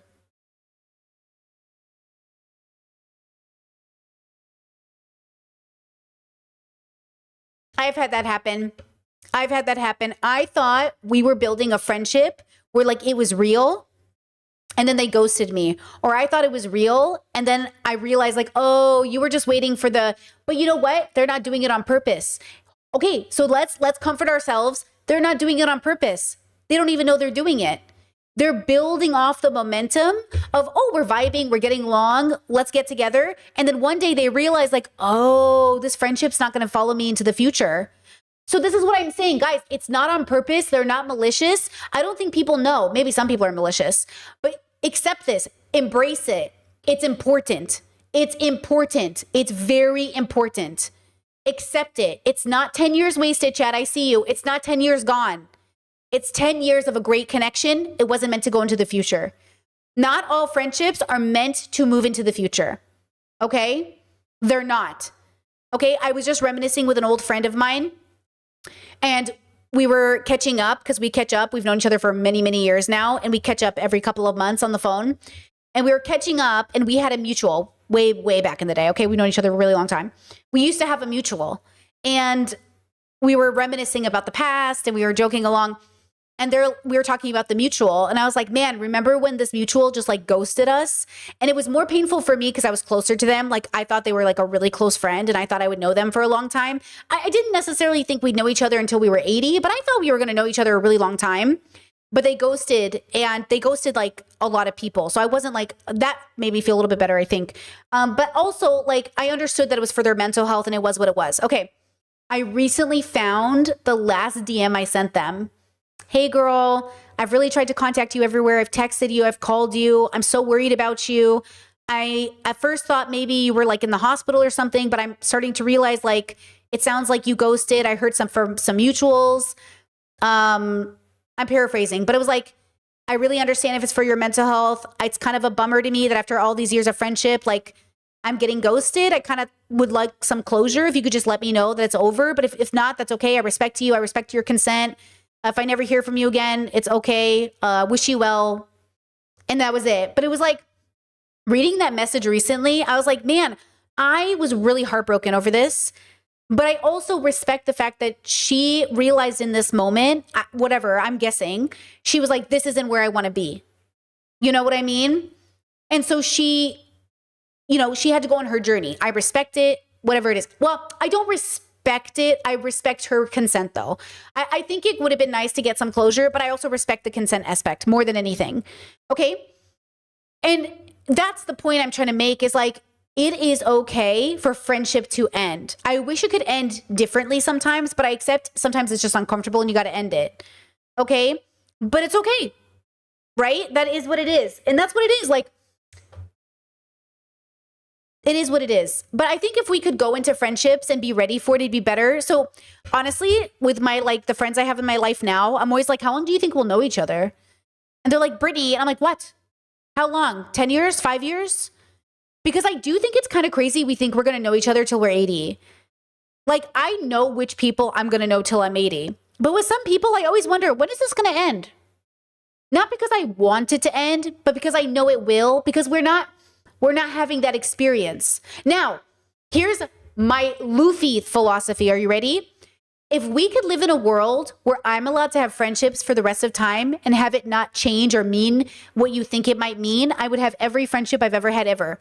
I would never end friendships if there wasn't a consequence to never ending friendships. Okay? If I wasn't then obligated to be your 2 a.m. call or obligated to like catch up with you or obligated, if I could just know you and keep you in my network and never have to be like a main character in your life, I would have had every friendship I ever formed ever. But since there's like a expectation and like a community baggage I can't emotionally offer, it feels like I have to break off, or guilty by association, because like you're going through something right now and like you're doing something that I'm like, oh, you know what I mean? So then I'm like, I have to cut you off, girl, because like, I don't know where you're going with this journey, but I'm not gonna see it through. But also, what if they were just like, what if you have a friend and they're really going through something? You know what I'm saying? Like I hate it though. I hate that that's, you know, same with exes. If I could date somebody and have it end and we wouldn't have weirdness around us, I would just stay their friend. But it gets weird. People make it weird. Maybe I make it weird. Maybe they make it weird. Sometimes I make it weird. You know, sometimes I'm like, I can't help but see you as my ex and I can't just put you in friend place. You know what I mean? And that's okay. So again, when we talk about loneliness, I feel like we're not having the real conversation about like, okay, as an example, when I watched Chelsea Fagan, this isn't an insult to Chelsea. It's just a fact. I could never be her friend. Chelsea and I would be frenemies at best. And I like Chelsea. But when I see Chelsea, I'm like, oh, we would never be friends. Like, I would not feel comfortable around her. I would feel so awkward in her social sphere. I would not know how to socialize with her friends. Like everything, even though Chelsea's ADHD, everything about Chelsea, like I don't know how to socialize in her bubble. Her bubble feels so exclusively different. It does not feel easy. It feels very judgy. And I don't know how to explain it to her that it feels that way because I know in her head it doesn't. But when I see these videos of her friends' homes, I'm like, oh, girl, I am way too, you know what I mean? Like my house, I want to say like way too poor for Chelsea. Do you know what I'm saying? Like something like that. I'm way too, you know what I mean? Like it, I don't know how to explain it. I don't know how to explain it. You know what I mean? Okay. 7% of Gen Z self-report having a, quote, unhealthy relationship with their phones, according to one survey. And it's undeniable that the transition of everything from dating to political organizing to communicating between friends, moving almost exclusively to social media, has had a serious impact on the amount of time we're actually building community/meaningful connections IRL. But before we get into this month's video essay, here is a quick word from our sponsor, Betterment. While we've officially entered holiday shopping season with basically endless reasons to spend money, it's very easy to get sidetracked from your long-term financial goals. Yes, Chat said Chelsea's bubble feels like I'd have to do homework somehow. That's what it is. It feels like I'd have to do homework. And I'm like, why do I feel this way? You know what I mean? Chelsea's house feels like if I spilled or I made a mess of something, I'm in trouble. Versus in my house, if you broke something, I'd be like, oh shit, bro, let's clean that up. Don't hurt yourself. Chelsea's home feels like if I broke something, I'm in trouble. And not that I break things when I go to my friends' houses, but you know what I'm saying? Like, luckily, Betterment keeps investing simple so that you can enjoy the holiday season while still building your wealth in the background. When investing your money starts to feel like a second job, it's time for a little work-life balance. Betterment builds and manages your portfolio while you build and manage your weekend and holiday plans. They make it easy to invest for what matters, so you just get to enjoy what matters. And with automated tools that simplify the complex, your money gets optimized day after day, again and again. Because while your money doesn't need a work-life balance, you do. So make your money work harder with Betterment. Get started, be invested, sign up in minutes. Head to betterment.com/TFD or click the link in the description box to sign up. But there's also kind of a chicken or the egg scenario happening in that we've also seen a total decimation of third spaces in almost every area of the country. Quote, less than half of Americans report that people in their community can gather in restaurants or diners, 46%, coffee shops or cafes, 41%, gyms or fitness centers, 37%, and local markets or corner stores, 35%. And relatively few Americans report that they spend time with their neighbors in bookstores or other retail spaces, only 20%, with barbershops and hair salons being at 22%. Okay, her comment section brought this up. Listen, in my late teens, early 20s, okay, before I moved to San Diego, so between like 18 and 21, I spent all of my time at Barnes & Noble until one day, and I would talk to people, I would make friends, we would talk about the books we were reading, strangers, because there was a seating, there was a coffee shop, One day I walked into Barnes & Noble and all of the tables had been taken out. And I was like, where's all the tables? All the chairs got taken out. And then all of a sudden there was a toy section on Barnes & Noble. And I was like, holy fuck. Like, I don't know how to tell. It feels like Chelsea is fucking forgetting that we had third spaces and they dis-fucking-peered. They're literally like, we went online because all of our spaces went away. Like, that's what I'm saying. Like, hello. And then you go to coffee shops and people are working. They're not going to socialize. And also, what do I want to socialize with a total stranger for every time? Girl, it's a lot of spoons. We're trying to form friendships. Like, that's why I say, like, if you're just looking to socialize and meet new people, go meet strangers. But if you're trying to build a friendship, eventually the stranger has to be somebody you get to know. And then while you're getting to know them, you might discover you don't like them very much. Do you know what I mean? But like, I was very lucky because I had a ton of third spaces before they all disappeared and before I got budgeted out of them as well. But I had a ton of third spaces and then they just went away. And so like, yeah, you know what I'm saying? I tried in real life stuff. It was great. I'm glad I had it while it lasted.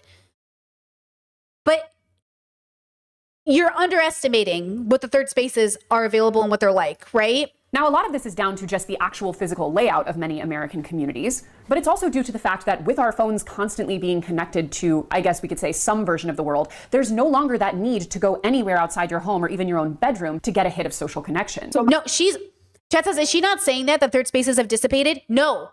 She's saying third spaces have dissipated and online communities are killing you. No, online communities are now the third spaces. If you're using the internet correctly, the internet is now your only and available free third space, or with a very small cost, your third space. Like, instead of a coffee shop, she's shitting on online spaces as if in real life spaces are better. And I'm saying they're not better. They are the same chance. I'm saying in real life spaces are not any better. They are equally as hard to find community as online spaces. And online spaces are literally just more convenient because they are often low entry and you can do it from anywhere. That's what I'm annoyed with her video about. It's all shitting on the internet. And I'm like, your phones, your damn phones, it's your phones. Bro, look at this community here. Look at this community here. Over 100 people are here right now. You are active in my chat. This is beautiful. Now imagine we had it in a coffee shop. We couldn't because half of you all live in different places. The only reason this community is happening is because we are all coming from different places. Guys, I tried so many philosophy and book reading groups and local spaces. It's not the same. Okay, it's not that you settle for those too. It's okay. You can find them. They're fun. But I find the best community third space I could ever create happened on the internet. Okay? It happened on the internet for me personally.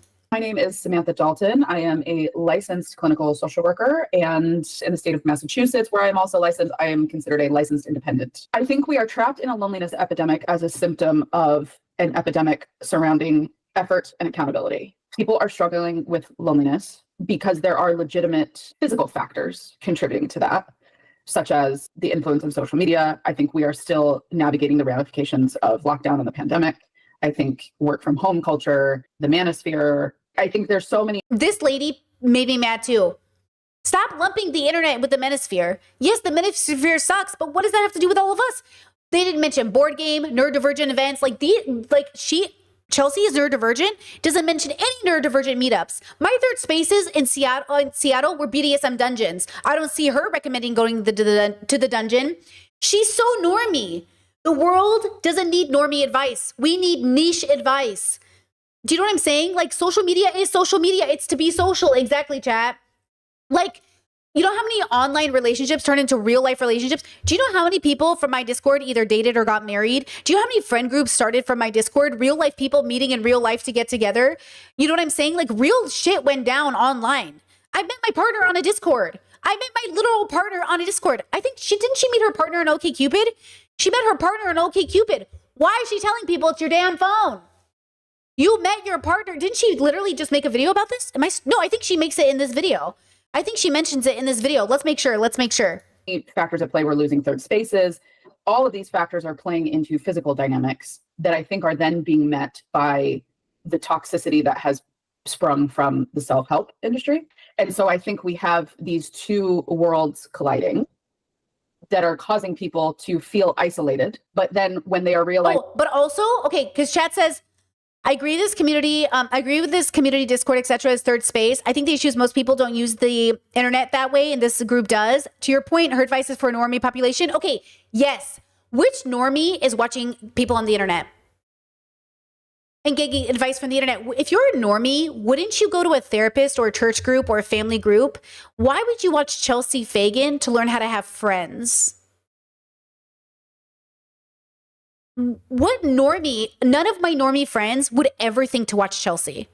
None of my normie friends would ever think to use the internet to find friends. Not one single one of my friends who's normie is on the fucking internet that way. The only people I know who use the internet that way are literally non-normies. So why is she making content for normies on the internet? Do you know what I'm saying? Why are you doing this? And then you're yelling at autistic people and neurodivergents for being like, Chelsea, this advice is kind of hard for me. And she's like, you're a loser. You're a loser. She literally is like, loser. Chelsea, why are you calling them a loser? Right? that the world that we live in now is going to require a significant amount of effort to rebuild those connections and fight against that sense of loneliness. They become very overwhelmed because there is this self-help engine over here telling them, well, if something is asking you to push yourself, that's asking too much of you.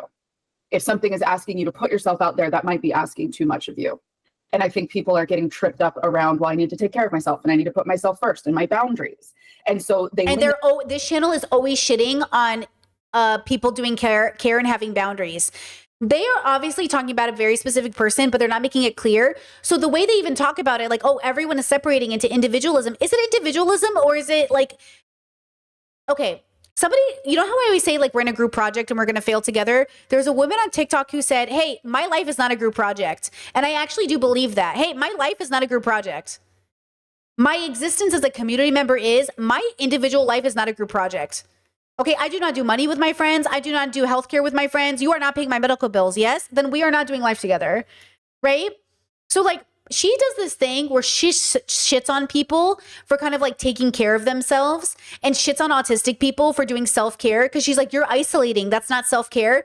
Yes, but you are not making it clear who you're talking to, because every time I watch your videos, I just think like, who are you talking to? You know what I mean? Like, you know, they're shitting on self-help, right? But chat says, isn't everyone on the internet pretending to know how to give good and high quality advice? This is just the self-help industry. But she thinks she's better than self-help. So then show me that you're better than self-help, right? Like, and usually Chelsea gives good financial advice, but lately Chelsea's videos have been about social stuff. And that's why they're starting to annoy me. Stick to finance, girly. Stick to money. Start going back to how to budget. Because, like, that's why I like Chelsea's content. Why is she writing a book on how to have friends over on any budget and then shows me the most beautiful apartment in Brooklyn or wherever it was and shows me like a budget that's outrageous? Go back to money, girl. Why are you talking about socializing in this way? Like, she claims this video is about money, but how is it about money? Right? Into this, and they're like, well, why am I still feeling lonely? And in the absence of the villages that once defined our lives, many for-profit industries have popped up to replace roles that used to be people we knew and loved. For example, she says, why take an Uber to the airport when you can have your friend take you to the airport? She's one of those. Yes, I agree that if I was going to the airport at 3 a.m., I'd be like, hey, sister, you want to take me to the airport? I'll buy you a coffee. And she'd be like, oh my God, yes. And that would be so fun. But if I don't have that closeness with my community, I'm not about to ask my friend to wake up at 3 a.m. to take me to the airport. Because I don't want to do that for you, girl. I don't want to do that for you. You're not my sister. We have to be honest. I don't want to do that for everybody. I will do it if it's an emergency, but I don't want to do it as a regular. What if you have a friend who always goes to the airport every 2 months? Like, I don't want to do that, girl. Okay? Like, I don't do that. Like, okay, it was really cute though. Oh my God, let's talk about cultural stuff. Did I tell you about this? Tell me if I told you. When my bestie came to visit, my in-laws took us to the airport. They like picked her up and drove her there. And when we got there to see her off, my in-laws were like, oh, hey, do you want to like get something to eat before her plane takes off? Because we have time. And I was like, Oh, and I told them, I was like, guys, in America, you just kind of like swing around and drop people off. You don't usually go and eat at the restaurants. And they were like, yeah, but let's do it. In Croatia, they do. And it's true. So every time I've gone to the airport with my in-laws, we've gone down, smoked, drank espresso, had a coffee, relaxed, eaten some breakfast. We just chill. We chill at the airport. Like, you know, we're all just relaxing. And then we're like, okay, your plane's going to take off. You want to go? Like, we just sit there and chill. The parking is, you know, there's a little parking. It's free. It's just like you have to, you know, it's, oh no, it's not free. I think it's a couple dollars. I think it's a couple euro. It's a couple euro. So you pay for parking, but there's parking, and then you go in and then you just chill. And I was like, oh yeah. But in America, they stopped doing that after 9/11, because 9/11, you could walk to people's gates with them before 9/11. Do you know that? Do you know before 9/11, you could walk your family to their gate? After 9/11, it's not like that. So like, I don't ever park and see my family off at the airport. I'm always like, bye, bitch. Bye. Unless it's a really, really small airport and we're having a little bit of fun. But in general, like, you know what I mean? So this is the problem I'm having a little bit. Okay, so let's watch Chelsea again. Okay, now that I've told that story, thank you. Okay. The explosion of private childcare costs, and we'll be getting into this very, very bleak world in a later chapter. In some instances, childcare literally costs more than college tuition. Quote, around 47% of parents spend up to $18,000 a year on their childcare expenses, according to a new cost of care report from care.com, while 20% of parents indicated that they spend more than $36,000 in a year. The point is, if you take our sort of holiday paradigm of replacing what used to be community with just more and more empty consumerism, you can see that this is extended to almost every aspect of our lives. And if I'm thinking about sort of pause. So she brought up childcare and mindless consumerism in the same sentence. It pissed people off, as they should have been. And so she had to make a comment that she pinned to her chat. Okay? To everyone eating me up about the childcare was never free, yes, your premise is correct. I totally grant you that the invisible labor of women throughout history built the fabric of our society and still does in many ways, to be honest. Two, I think there is a lot of nuance to be unpacked. What's WRT? What's that? Intergenerational and communal living and the benefits thereof, we can clearly see across cultures for both young and old populations. Like, obviously, we want to move away from the dynamic of women being universally exploited and repressed, but the ultra-individualized nuclear family where everything is outsourced for profit is not a great long-term solution. Your mother does not want to raise your babies because she has a life of her own. My mother does not want to raise her grandchildren. She's also an independent person who deserves to have a life she wants. My mom deserves to wake up every day and do what she wants. She changed babies' diapers for 30 fucking years. My parents changed diapers for 10 children for 30 something years. Okay? They're tired. They don't want to change their grandbabies. They didn't have those grandbabies. You had them. Okay? They want to go on and live their life and have spa days and go on vacation. They already raised them, damn kids. Like, you know what I'm saying? Like, why are you doing this to the older population? Why are you forcing older people to keep raising your babies? I am sick of you. I'm sick of all of you for forcing your parents to do this. Oh man, I just got so mad. Okay?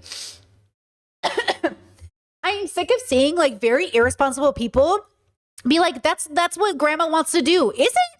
Is that what grandma wants to do? The communal living, look, she's a dink, right? She's double income, no kids, dinks, whatever, double income, no kids. Oh, it's like pet sitting. I have a friend and I told her, I was like, please put your foot down. Please defend yourself against these people. She has friends that ask her to watch their dog like so frequently at this point, she might as well get custody. And I'm like, are you doing this for free? She goes, yeah. And I'm like, are you not stressed? She goes, yeah, but I don't want to say no because I like them and I do love the dog and they're good friends of mine. And I was like, they are absolutely taking advantage of you. This dog is at your house way too often and you tell me you are limited with what you can do with your time. If this dog is limiting your life, but you're doing it as a favor to your friends who never pay you and never understand how, that's fucked up. But for her, she's like, yeah, but isn't that what you should do for friends? Right? Like, isn't that what you should do for friends? I don't think your friend should take advantage of you like that. I think that's fucked up. I hate it. I honestly, on occasion, it's cute to take care of someone's dog. But like if she wanted a dog, she would have gotten a damn dog. My friend has wanted a dog for years, but makes the choice not to have one because she knows her lifestyle isn't conducive with having a dog. You know what I mean? So why would her friends who have a dog, whose lifestyle isn't conducive with having a dog, then take on the burden of that dog and responsibility and give it to her? Do you know what I'm saying? I don't like that. I don't like that, Sam. I don't like it, okay? And that's what I'm talking about. You know what I'm saying? Now, if I was really close friends with people, I would say I'm not taking care of your dog. I love you. Get someone else to take care of your dog. Hire somebody. And that's the difference. The difference if my sibling had me take care of their dog, like even once a month, I'd be like, hi, hello. Like, figure it out. You can't just ask people to do things every fucking day, guys. Okay? Yeah, just that I'm so annoyed right now. I'm so annoyed I choked, okay? I don't like it. Okay, next. Chelsea says, most importantly, I make a lot of points in the video about how underpaid and exploited childcare workers are, specifically because my point is not that childcare as a profession shouldn't exist, but rather that our current model, where the people doing the work are paid poverty wages while private equity and corporations line their pockets, which is true, is not a sustainable alternative to a village. Yes, but the village only was that way because it took advantage of people. How does Chelsea not understand that when our parents had villages when they were young, it came at the expense of mostly girls being expected to stay in the village and adhere to the family standards? Firstborn sons weren't allowed to have their own lives. They had to adhere to the standard of the village. I don't know where you guys got this image that the village would be healthy for you if you aren't allowed to go out and live your life. Be gay, be trans, be liberal, have your kids the way you want. Like, why aren't you understanding that there's never been a village in existence ever that didn't also start with codependency? Because once we start deconstructing this codependency, you realize your family's toxic as fuck. Like, that's what I'm saying. Show me a village in a community that doesn't require codependency or some sort of a simulation or a simulation that doesn't come at the expense of the person. And then tell me that this isn't very unique and special. Tell me that this isn't very unique. And does Chelsea even have it? Okay. Does Chelsea watch children 3 times a week for her friends who need it, or do her friends have nannies? Is Chelsea, for the people in her life, is she watching people's kids 4 times a week? Is she watching kids 5 times a week while her friends are at work? So what role as a community member is Chelsea playing if she's telling other people to be this village? How is she being this village? Is she cooking for people twice a week? Is she hosting? It's a big responsibility to ask people to do these things, okay? I just want to know what that means. What does it look like? Give me real examples that isn't just hosting dinner once a week, okay? And you host a dinner once a week. That's cute, but that's not what you're asking people to do when you say childcare. Okay, now, when I was really young, we had a Lebanese neighbor. When I was really, really young, when I was like 4 or 5, and I loved her, and I even remember her name. I won't say it, but she was so funny, and she was the kind of woman who, like, you know, she had the long nails, and the TV was always on, and she was always smoking. Anyway, she was so funny. And my mom would let her babysit me when my mom was at work, because my mom worked for a time. My mom was doing things, and she'd be like, can you babysit Brittany? I have to go out. Or when my mom would have to do grocery shopping, or my mom would, and I would stay with her, and I would play with the kids in the neighborhood. And that felt like a village, but the village only existed for a very short time and a very special time in our life. And then the realistic part of the village is that there were no longer these people who were just home all day with their kids, or home all day in which you could do it in that way. The realistic part of the village only existed for a very short, romanticized time if you were very lucky, period. You know? And even the standard of that changed. I don't know if my mom would let their kids stay in a home where like people were smoking with the kids around them now. That was very many years ago, right? That was like 30 years ago. But now we know so much, you know, maybe that wouldn't be the standard anymore. Maybe the same people that are home and available aren't the people you would leave your kids with. You know? But that's what I'm trying to say. Like, the reason we also don't leave our kids with people is now we know that people in our life molest them. I'm sorry to be so dark about it, but one of the reasons we also stopped letting people watch our kids is because we started to learn who was touching them. Right? So, like, I love this idea of a village, but when you have had horrific things happen in your life, those are the people who need the help the most with the village. That's what I'm saying. Chelsea If you were helping people who are struggling having a village, then why aren't you talking about molestations? Like, why aren't you talking about why that's a struggle for people? Why aren't you talking about it? Like, because she can't, because her brand is too clean.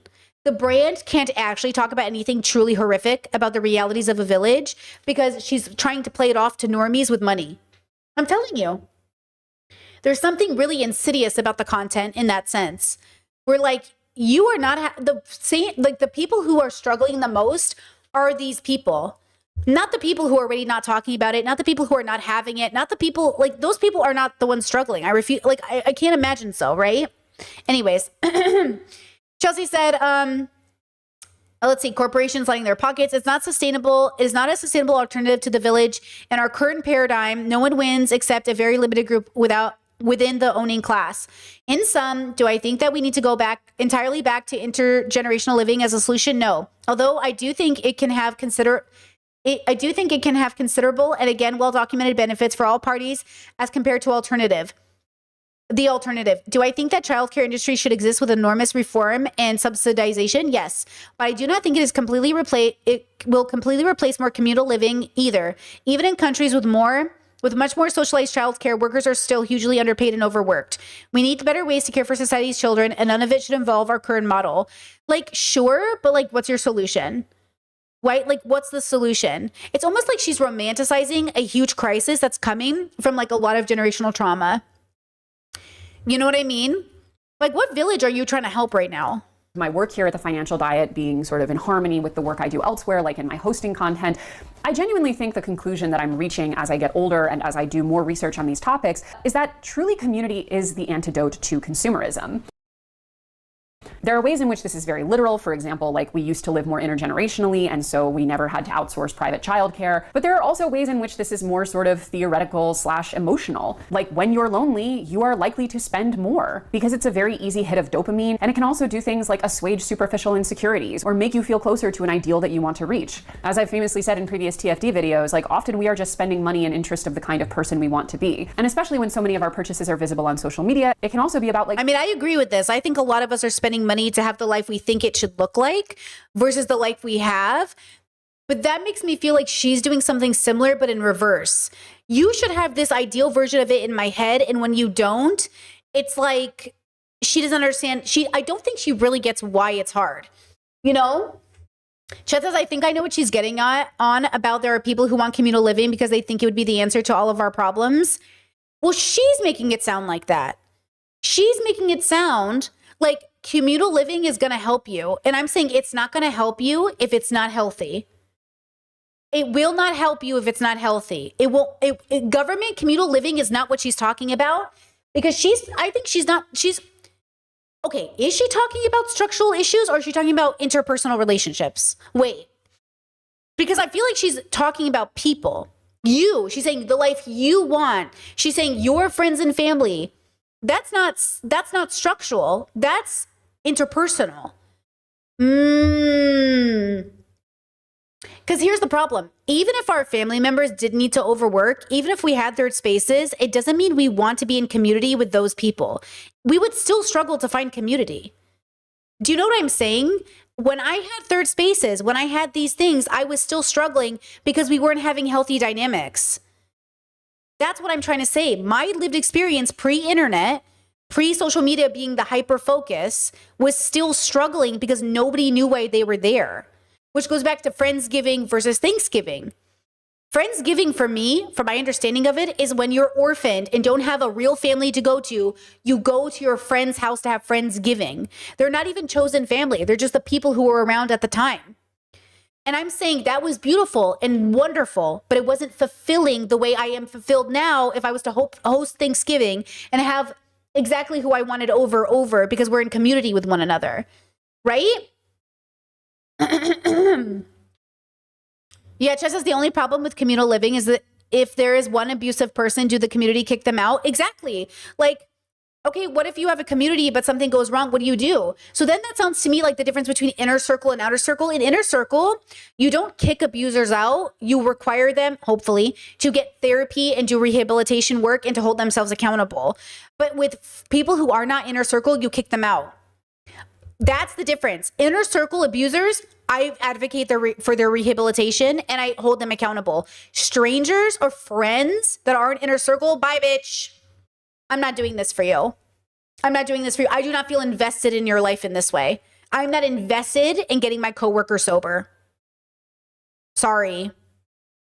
But there should be systems in place to help that happen, right? But I am invested in getting my sibling sober. You know what I mean? Because, so then the question is like, who is the village you are referencing? Is it the same village that you're going to call at 2 a.m.? So, you know what I'm saying? Like, is it what's happening? Showing people who we are. Rather than them actually getting to know us, we can just show what seems like a really aspirational lifestyle. And yes, chat says that's where exile came from. No. And why we're wired for fear of isolation because of that meant death. And that's why villages existed, because of conforming.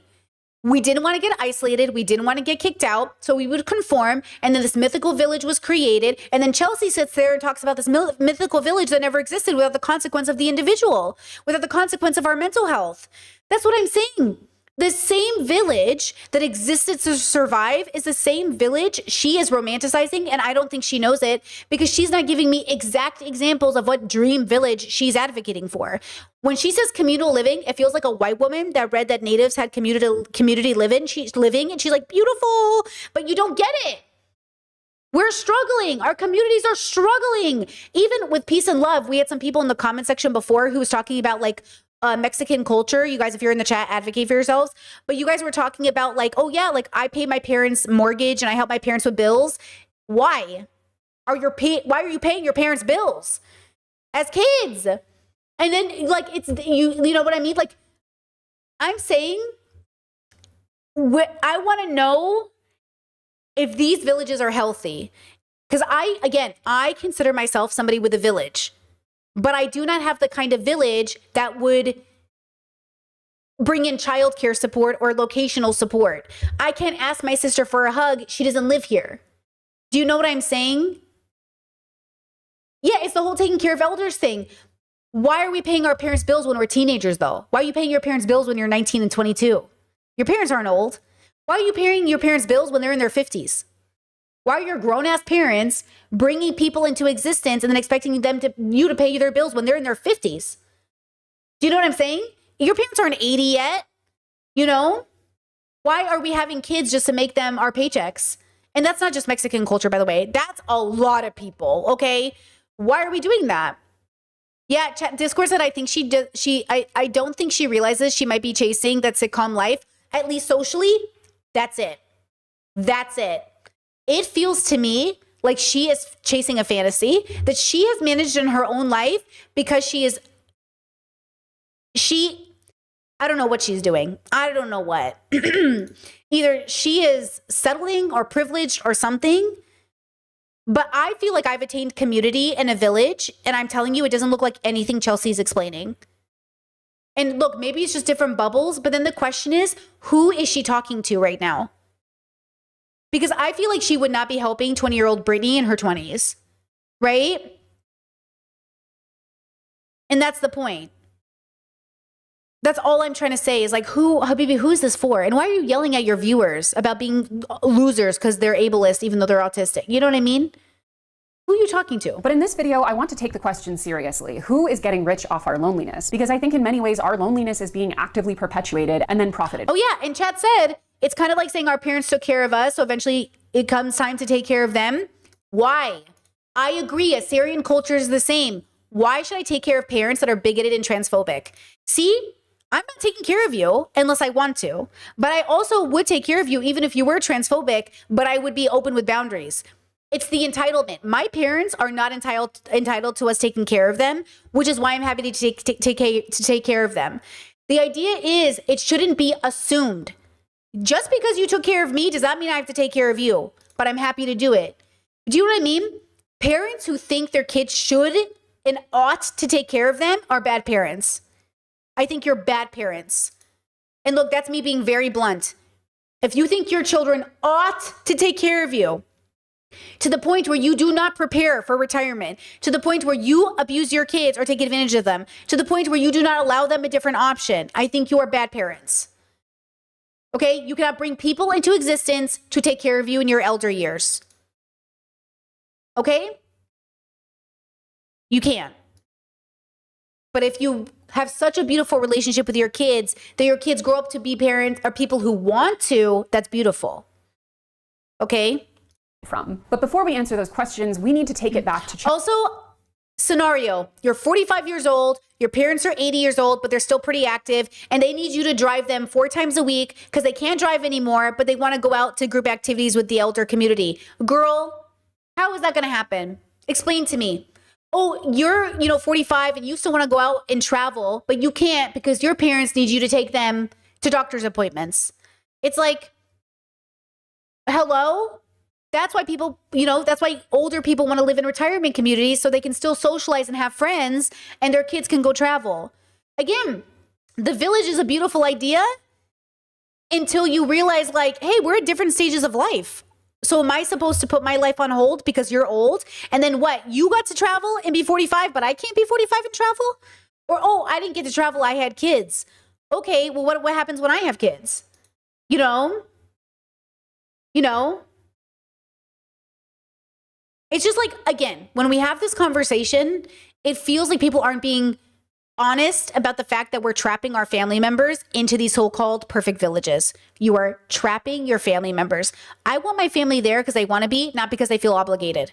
I want you there because it coincides with your joy, not because you feel obligated. I never want to be the reason you go home and you think, oh my God, I got to help my sister today. Oh, my sister. I never want to be that person in your life. So when I say I will happily wipe my sister's butt if she gets Alzheimer's, know that I will never sit there and think to myself, ugh, my sister. I'm going to sit there and be like, ha, bitch, I get to wipe your butt. You got Alzheimer's. Like, love you, bitch. What do you want to watch today, girl? Like, what do you want to watch? You know what I mean? Or like, I'll visit you, whatever, whatever. Like, I want her to know that she will never be a burden to me. Okay? But that is not true for all people. Okay? And I can call my sister a bitch because we're sisters, but you can't call my sister a bitch, okay? Just if you call my sister a bitch, I'm going to fight you. But I can call my sister a bitch, okay? Like, you know what I'm saying? Like, that's the thing is like, I want her to know that I will do this for you. But I will never complain about it. Because I love you. And also, like, I know it's going to be hard. I'm not saying being a caretaker won't be hard. I'm not saying I won't be stressed. I'm saying I will never look at my sister like a burden. Or if I do, she's my favorite burden. Same with my partner. Okay? I love my partner. If I have to wipe their butt, I'm going to wipe their butt. I don't care.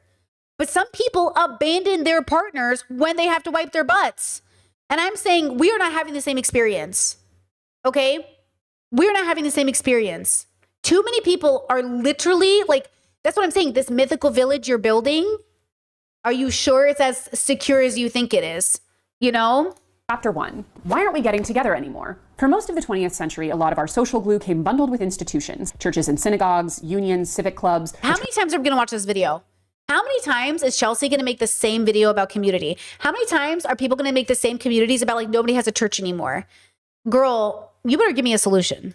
Organizations, neighborhood associations, etc. To be clear, these were not perfect places, but they created built-in rituals, weak tie networks, and places to show up without a cover charge. And as those memberships all steadily declined, especially religious attendance, people lost a ready-made schedule for being with others. Pew Research has found that the share of U.S. adults who say that they attend religious services regularly has fallen consistently for decades, which tracks with the broader slide in institutional participation. And I want to be very clear for those of you who are going to be watching this who come from serious religious trauma. My point here is not to say that religion institutions were inherently a good thing, but rather they just were a thing that created an invisible social network that supported an enormous amount of American life. But if we want to get into why it's not exactly a terrible thing that the religious institutions don't have that same chokehold, we should talk about the shadow side of how we used to get together. Because most of that social cohesion was explicitly intergroup and often very exclusionary by design. Religions gathering with their same religions, ethnicities with their same ethnicities, so on and so forth. And for example, Black Americans needed things like the Green Book to travel safely because many restaurants, hotels, and roadside businesses refused them service. And even neutral third places functioned inside of a Jim Crow reality. And it wasn't just Black Americans. Women, for example, were barred from major business clubs until court fights as late as 1987 forced the door open at the Rotary Club. And queer communities formed flourishing subcultures in secret, in large part because they were completely excluded from public life. And that's not even saying anything about the actual bad dogma and doctrine that was happening within the religious institutions themselves. Like, even if we were talking about some like fantastical, like super welcoming, all-inclusive, multicultural church, like often those churches still came with like pretty dark stuff once you were actually getting down to the nuts and bolts of it.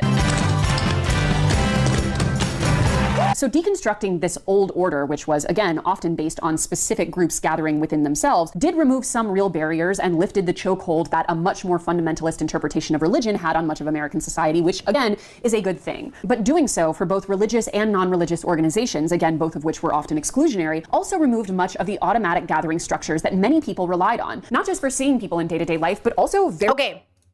My partner said this to me because my partner was literally listening to me get ready for work and screaming at the phone because I was like, Chelsea's not making any sense. And my partner said, what Chelsea's not getting, and I don't want to misquote my partner. Okay, they're going to hear this and be like, I didn't say that. Listen, basically, he was saying what Chelsea's not saying, what I'm not hearing her say, is that you were forced to go to church. You were forced to go to church. You were forced. And when you're not forced, you don't go. This is why adults want to go back to high school so someone will force them to socialize. I'm not fucking with you. I've met grown-ass people in their 40s say, I wish somebody would force me to go to high school again so I would have friends and socialize. And I'm like, no. And I'm in the opposite bucket. I was like, get me away from this. Get me away from this. Nobody wants to be forced, but some people out here really wish somebody would force them. And I don't want to do it. Don't force me to do nothing, okay? They want to be told exactly what to do. They want to be told how to socialize. They like the structure in the community and the consistency because they won't do it on their own. That's what I'm saying. Guys, I'm the same way when it comes to work. If I didn't keep a schedule, I wouldn't do things. I get it. Okay? But the socializing, you have to get out of work, put on clothes, take a shower, get to the place. And look, in my 20s, I would do it because I was desperate for community. I was so desperate and I was surrounded by people every day, 7 days a week, and I was so lonely. I was having the time of my life and I was so deeply lonely. I was so suicidal because what I was really looking for was my place in the universe. What I was really looking for was a meaning to my life that wasn't defined by friendships or romantic life. Okay? Guys, just like I don't want you to be defined by a partner, I don't want you to be defined by your friends. I'm sorry. You know why? Because once you do this, you will make friends and you will find partners. It really is this idea. You were trying to force community the way you're trying to find a husband. Stop trying to find a husband. Just live your goddamn life and enjoy dating and enjoy people. Stop trying to find your best friend and just enjoy people and see what happens. You know? It's like you're trying to force, is this the next, is this the thing? Just, you know what I'm saying? It's like you're trying to check villages off the checklist or community and friends off the checklist. Just live your best life, okay? Figure out what you want to do with your life and stop worrying about being obsessed with I need a village, I need friends, I need this, I need that. You need peace. You need a relationship with self. You need to accept, you know what I mean? That things, if you're not going to force community, then you have to accept that it's not something you come by every day, that it's rare and beautiful and it happens over time. Just like a perfect wardrobe, you see these old ladies in New York with these great fashion statement pieces, and they took 30 years to curate. Friendships take time. Life takes time. Romance takes time. Things take time. You can't just that's the one. Things take time, you know? That's my solution. I feel like we're trying to force villages. And then she calls her audience losers for not having a village, or losers for not socializing, or losers for feeling confused about isolation. You're not losers. You're lost. And that's okay. It's okay to be lost. Let's get you found. You know, girls, let's get you found. You're not losers. It's okay. No biggie. You'll be fine. If you introspect and extrospect and get to know yourself really, really well, you'll be okay, you know? But it's not going to happen overnight. It took me 30 years to learn who I was. Just the beginning stages. As you guys saw, we reviewed the video earlier on stream. It took me 30 years to figure out who I was, and it's going to take me the rest of my life to keep uncovering who that is. Okay? 30 years just to stop feeling lonely and suicidal, and the rest of my life to really get to know myself in the deepest, most intimate way as I change and grow over the years. Okay? And if that means leaving the house, do it. Don't trap yourself, or do. You know, if you're the kind of person who really needs a schedule, join something where a group of people expect you to be there. And also maybe a group of people that are compassionate to your neurodivergency. So if you need to take sick days, they're not going to hate you for it. Because also, what if you have a community that's like, hey, I expect you to be here every week, but then they don't consider your mental health or anything else. And then maybe find a community that goes, hey, if you need to call out, just call out. No big deal. You know, that's the other part too. Some communities have standards that are impossible to deal with because it's like, I can't guarantee I'd be here every week. I can't commit to that. You know, I need to be able to skip every once in a while, or maybe, you know, once a week. If it's 4 times a week, maybe once a week I can't come, you know? Okay, Chet says, I kind of like my isolation. I have really fun inner world. In my opinion, is that healthy or no? Again, the word isolation is difficult. I would, maybe the wording is the problem. Cause like if isolation, like there was a guy in my brother's neighborhood who was like the hermit. They called him the hermit, but the truth is like he was just lonely. If you talk to him, he would talk your ear off for hours. He was desperate for community, but he was alone and nobody could handle him for more than a few minutes because he was just a lot. But I think we have to accept that some people are those people. And to be honest with you guys, like it probably is like damage and trauma from childhood. Realistically, a lot of the older adults who are lonely were not given the tools and not intervened fast enough for them to get the help before they died. And that is just the saddest part of our community. Like, is that a lot of our elders will die because they were neglected as kids, and they'll die alone and without anybody thinking about them, without anybody caring about it. And it started 80 years ago before they were even on the planet, you know? So my concern is that, like, you know, I wouldn't call it isolation if I was just out here living my best life. I would just say, like, this is what I'm doing today. Again, when people say, like, oh, Brittany, are you a very social person? I don't know, girl, depends on the vibe. It depends on my mood. Okay? Would I go out a lot more? Like, my partner and I, once we get to a certain age. So right now we've spent our 20s partying. Okay? We spent our 20s partying and having a lot of fun. So in our 30s, our focus is being like, buy a house. That's all we're locked in on. Okay? One of my siblings just announced they bought a house. I'm so excited for them. It's a condo. I'm so stoked for them. Huge deal. Okay? It's a very big deal. They're older than me. Okay? One of my older brothers just bought a house. Very big deal. Very exciting deal. I'm so excited for him. I'm inspired because by the time I'm his age, I might have a chance. Okay? And I'm inspired. Okay? And that's where my partner and I are at. My brother is very financially responsible. He's very focused, locked in.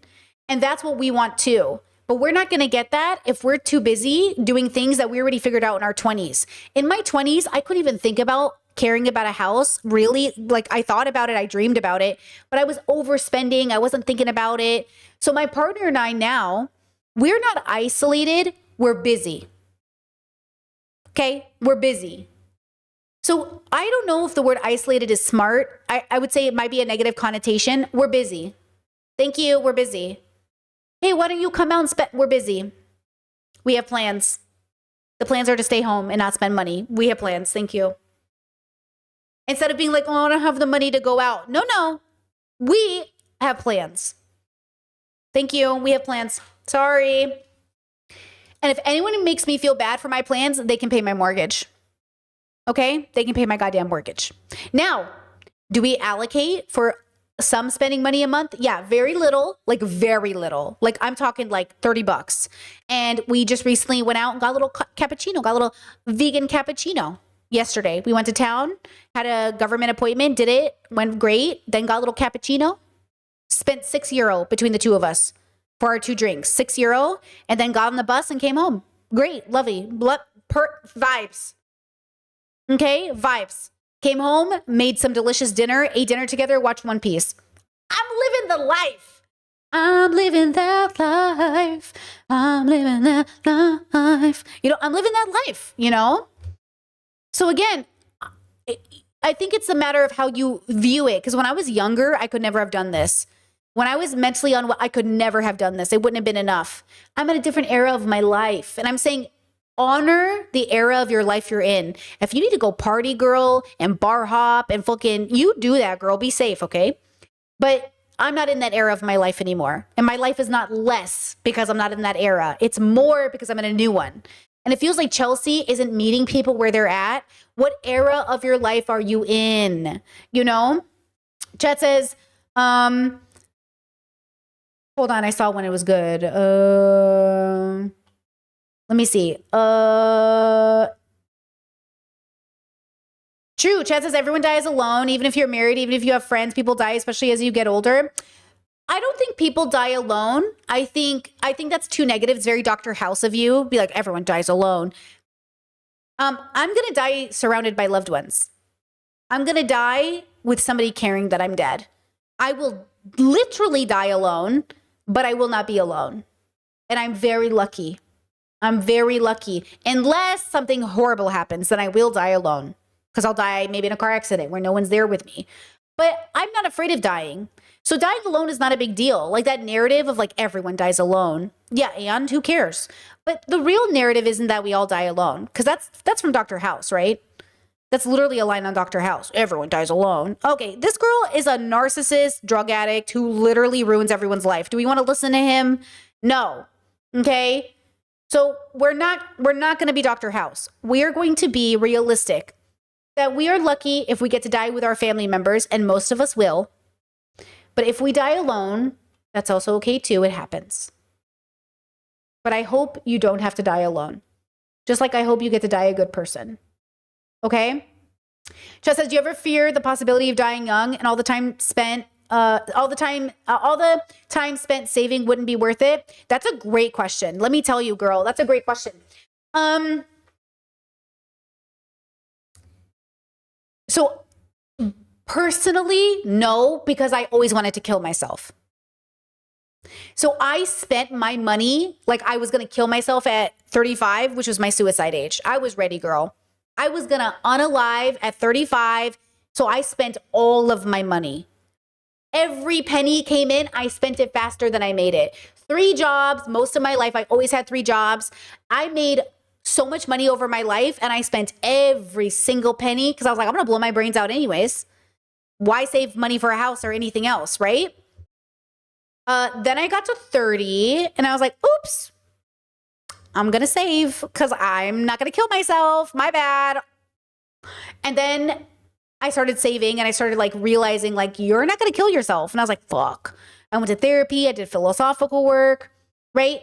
So what I did instead is I started to recognize that I, 1, got to live a really great life where I experimented and did all these things. And 2, that the next journey of that same feeling you're afraid of missing out on, I have right now while I'm saving. That same feeling I had in my 20s where I was like, I don't want to regret anything, I have right now saving. For the first time in my life, financial responsibility feels just as good as spending all my money. And it was hard getting here. It was really hard getting to the point where it feels just as good. Yeah, nothing gets my partner and I more giddy, especially me. I get really excited when I'm like, ooh, we reached a new goal. Ooh, look at this. Ooh, I saved $4 the other day. Ooh, this coupon saved me $10. We are officially that old, like that couple who's like, oh, got a coupon. My partner signs us up for every coupon. Like they are in charge of signing us up for like all the Croatian deals. Sometimes there's this drugstore called the DM and they have this like club card. It's in Germany, but it's also in Croatia. And sometimes we leave with no money spent. And I'm like, oh, we always shop on certain Mondays of the month because you get triple points.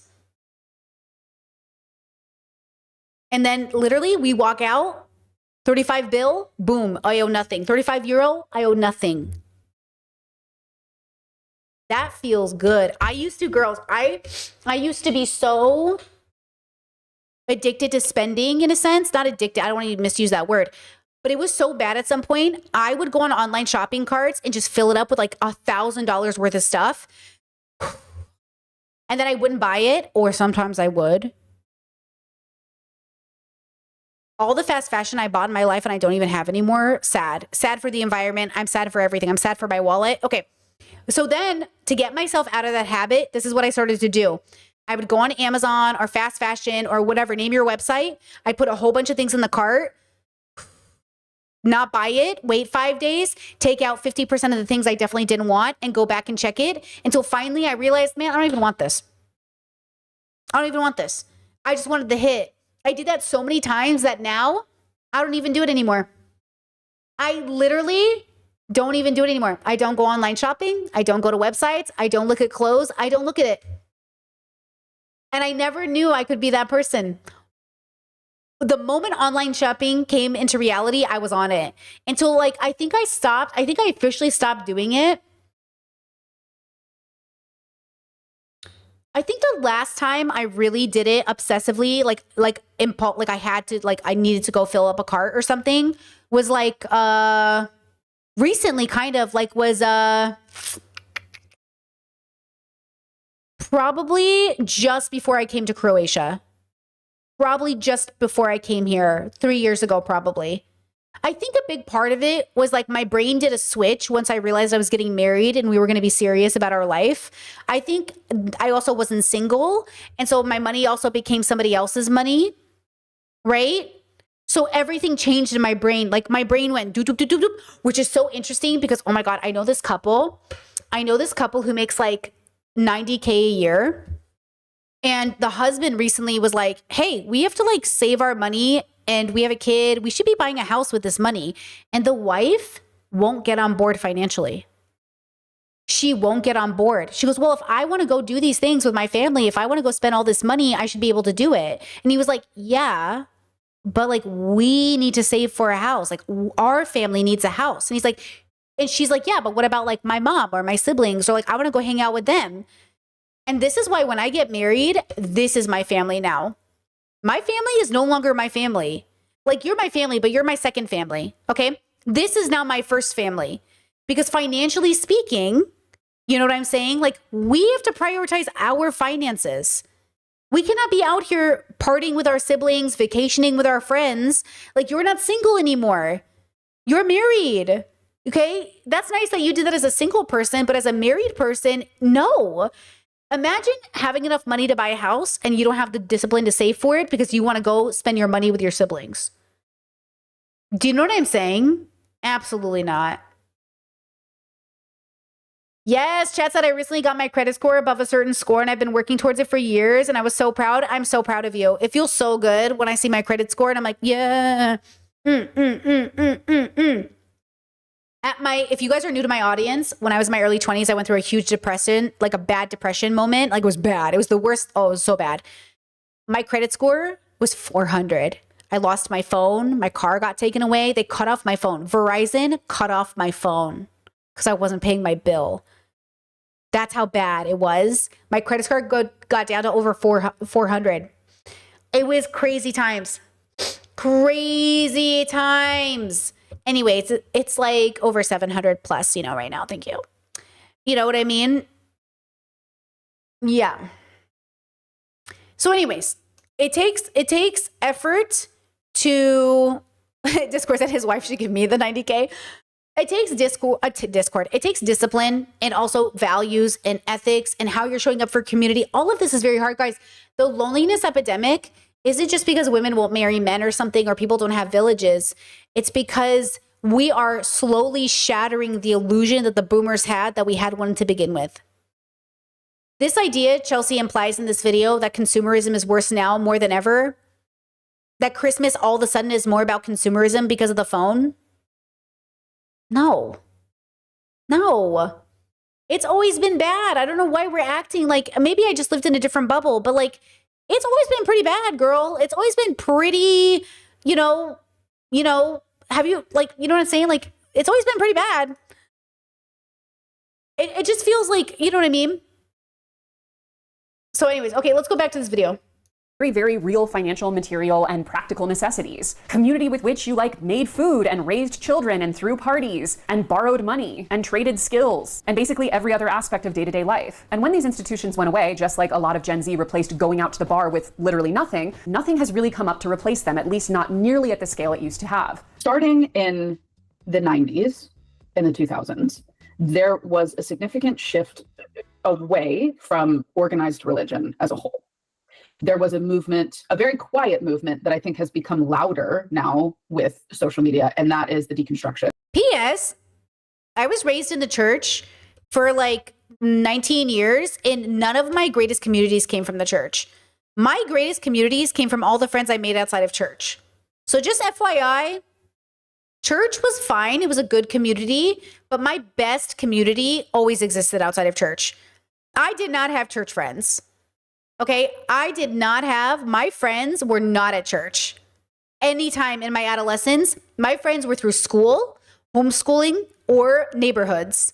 My neighbors and my school friends, never church. Yes, I had church friends, but we only were together because we had CCD class, and we only were together because we had confirmation class. We never socialized outside of church events, ever. And I knew, like, we did not really get along that well. We were just kind of forced to be together. My best friend interactions always happen through school or neighborhood stuff. You know what I mean? The religious deconstruction movement. A lot of these institutions were problematic in their own ways. And I think that's the part that gets overlooked. Religious community had its problematic elements. Unions had problematic elements. Associations had problematic elements. I think community centers, which more often than not were dissolved because people didn't want to see them racially integrated. All of these organizations, as good as they were, they had their own downside. And I think people were starting to feel less like they belonged there and knew that that wasn't a space that worked for them anymore, and shifted away from that for better or for worse. But then exactly as you said, there was nothing created to catch anyone. And I think what went to play with that as well is the American sense of rugged individualism. Well, this group doesn't work for me anymore, so I'm going to go make it out on my own. And I'm fine on my own, and I'll be okay on my own, and it'll be great. And I think when communities were smaller, I think when people stayed in communities longer, I think that type of rugged individualism worked because in a way you were still around people that you knew for your whole life. And I think as people started to move for jobs and have different job opportunities and left or hated their hometowns and wanted to get out and finally had access to resources to leave, people started moving, and all of a sudden you have all of these little siloed individuals everywhere. Families were no longer staying together. Families were physically splitting up, whether because they wanted to or because they felt it was best for them. So there's just been, I would say probably if you look historically over the last 60 years, and I think with the growth of mental health, the expansion of understanding of mental health, and what that looks like, and people starting to be more analytical of what their past was and what their values are, and that maybe I was raised with these values, but I don't know if these are the values I still want to have. All of this storm has kind of funneled together, which then leads into the advent of social media, which ended up profiting off of some of our worst insecurities. So ironically, in the vacuum of many of these more not-for-profit religious or social or work-related institutions, we have essentially exclusively for-profit entities. Now, most of the default places to regularly see other humans will ask for a tab or a membership. Things like bars and nightclubs, despite the not insignificant decrease in young people drinking, do still remain a primary come-hang-out venue, and federal economic data does still show steady sector output for drinking spaces, i.e. our social time is getting constantly monetized. And the growth of fee-based third places like health clubs is also a big tell. Industry groups estimate over 70 million US gym memberships in recent years, which effectively turns casual community time into a monthly line item in your budget. Private members clubs have scaled too, with Soho House alone reporting hundreds of thousands of members and rising revenue in 2024, offering connection but behind a very expensive paywall. And by the way, as someone who's like literally never had any kind of social club membership or anything like that, I've been seeing like nonstop TikToks about how Soho House isn't cool anymore. So I'm gonna let you guys hash that one out amongst yourselves, but I posit the idea that like clubs of that nature were never cool. Was it ever? I went to like 2 Soho House events in my life back when it was cool, according to these same people who are now disgusted with it, I think, because they're just letting in anyone. These people yearn for the Titanic, I fear. Very like will the lifeboats be seated according to class vibes. But anyway, like I went to some Soho House events back when it was cool, and it was like full of like the absolute worst men you would never ever want to be stuck in an elevator with. Why men lie to hook up with women, part 1. And free options, of course, do still exist in the form of things like libraries and parks, and we're always lifting those things up here at TFD, but funding and access are very uneven, and they can't— Hold up. How's a library or a park a good place for adult socialization unless they're hosting an event? Because aren't libraries like a place? Now, somebody in her chat had a great point and said, why don't we create libraries with loud spaces? Now, that would be a vibe. Imagine if your library, because I love a library, had a space outside or something that was like a loud space, like a space where you can talk and openly like socialize without a formal event happening. Because also like there's like this that's called a cafe. Yeah. Is it though? See, cafes are hard. That is kind of like Carrie Cafe, isn't it? Yeah, you would have to make a cafe that said like social cafe, you know? Yeah, there would have to be like a, see, the problem is like, again, you have to kind of be forced to go. Because why am I going? You know what I mean? Chad says parks are good, picnic, sightseeing, walking. Yeah, but what does that have to do with community? Guys, that's what I'm saying. What does that have to do with community? What are you missing? People, you can't just go to a park. You know what happens when people say go to the park and socialize? You get a girl who's on a picnic blanket by herself and a guy coming up to her and being like, hi, do you want a friend to hang out with? And the girl's like, no. And he's like, are you sure? Because I came to the park to socialize. It doesn't make sense. You know what I mean? When you say go to the park and socialize to make a village, like, who is that for? Chad says, I mean with people you already know. Well, that's the problem, right? If it's people you already know, then you already have a village. But if you're looking for a village, do you know what I'm saying? You'd have to go to like a, that's what I'm saying. I am not looking for a village. I already have a village. It's with individual people. My village is one-on-one relationships and some are collective. That's what I'm trying to tell Chelsea. The myth of a village is that it's more than one person. It's not. It's one person. Your village starts with you. You are the queen of the village, king of the village, they of the village. Okay? You already have a village. It starts with you. You are your village. Then you have a new village that begins with you and between another person. Then you have a village that goes with you and another person. And now you have 3 villages. Okay? Then if if it happens, you have a village that's connected to another village. Now you have villages that commingle. Okay? We are the village. You singular are the village. And then if you get married, your person joins and you guys make a village together. Okay? That's what I think is missing from this conversation. Like, we're all trying to build villages that the image of a village is that there's multiple people who all know each other or something. That's not my life, but I consider myself, again, I have a village. I have very strong villages, but none of my villages overlap. Almost none of my villages know each other. Almost all of my villages are different people. Do you know what I'm saying? That's what I'm trying to get like Chelsea to understand. Like, what image do people have in their head when they see a village? And also, yeah, joining a club might be nice, but ultimately it's just a way to socialize. It doesn't always guarantee a closeness of intimacy with a village, because a village, like, this is what I'm trying to get people to understand. Do you know what I'm saying? Like, I'm really not trying to shit on Chelsea, but it feels like, yeah, you know you have a village because it's like where you live and pay taxes. That's a type of village. Like, I rely on my village to have public transit. I rely on my village to stop at red lights. That's a village. And then more insular, you have a village that it's my book club, okay? And smaller than that, I have a village that's my sibling. And smaller than that, I have a village that's my home, myself, right? Like, villages are your communities, and your communities all look different because they, you know what I mean? Like, instead of thinking of a village as like this special, amazing, intimate thing that, oh my God, but it's like an episode of Friends, your villages look different. You know? Like, I love a village where you can go to a park and you can say hi to, okay, I'll give you an example. I had this thing happen in Croatia where I like going to the supermarket and seeing people and saying hi because, you know, you see them every day or it's your local store, local place. But I don't like when, and I don't mind if people learn my name, but I don't like when they give me special attention, when they single me out. And one of these very autistic boys singled me out and started to make me feel really uncomfortable because he was like, I almost wanted to tell him, I get it, Habibi, you're not professional. Be professional at your job. Okay? He kept like, it was because I was an American. He was like, oh, you're American. And then he just wanted to know everything about America. But the problem is like, he made it to the point where like, I didn't want to go to the store. Because it wasn't just like a casual, he kept asking me questions about my life.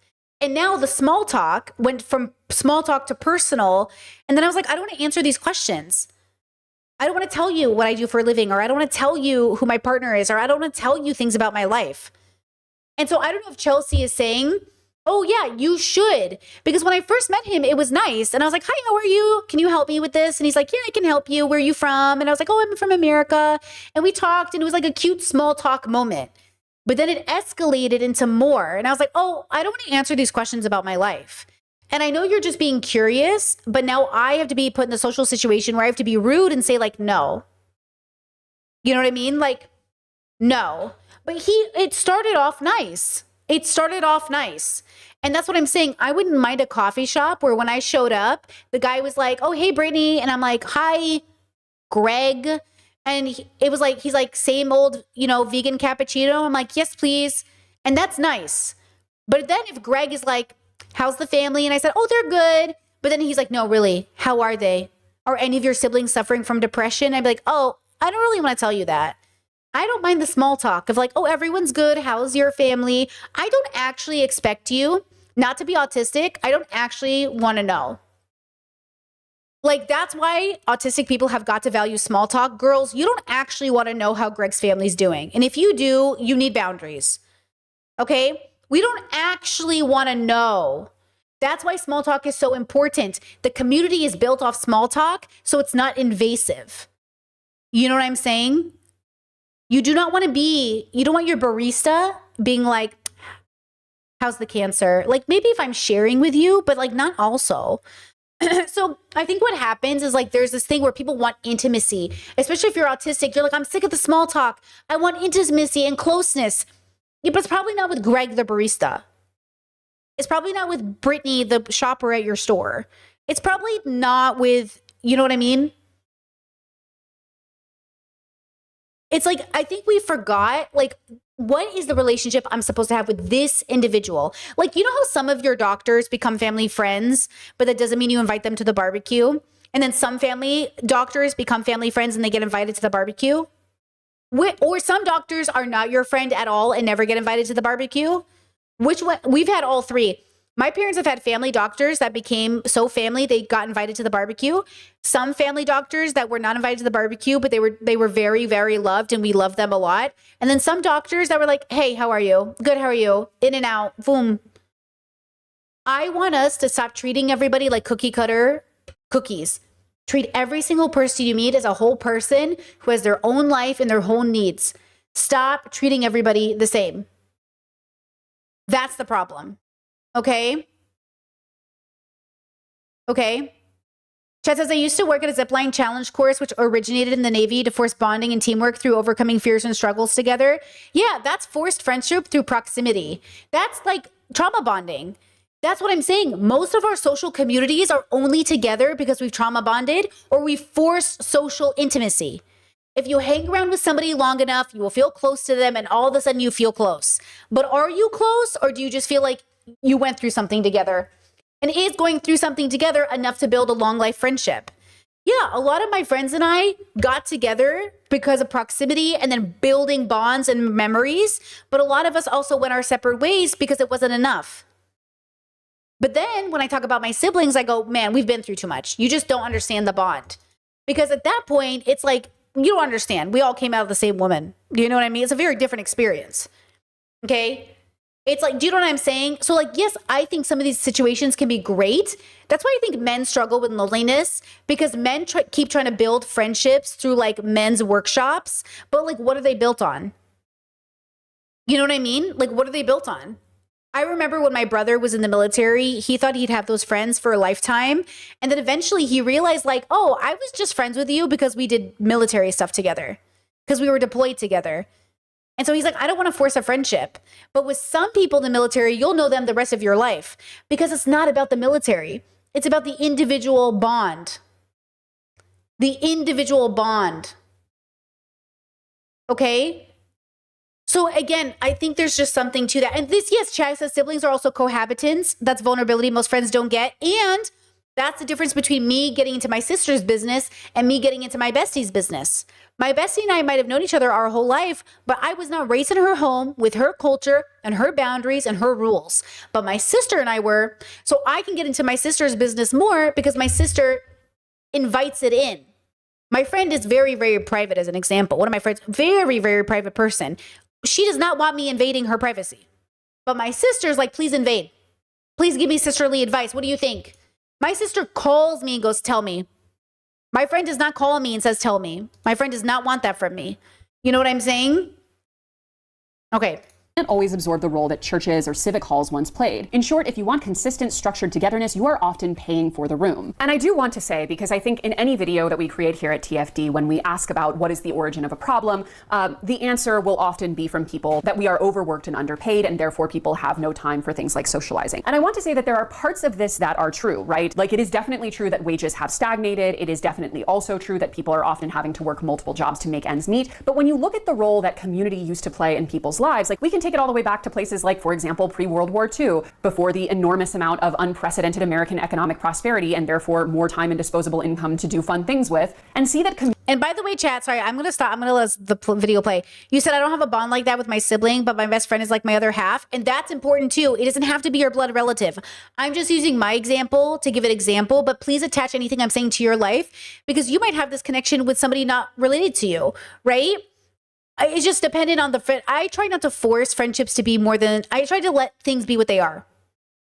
And that includes siblings, right? Just let things be what they are. So you guys let things be what they are, right?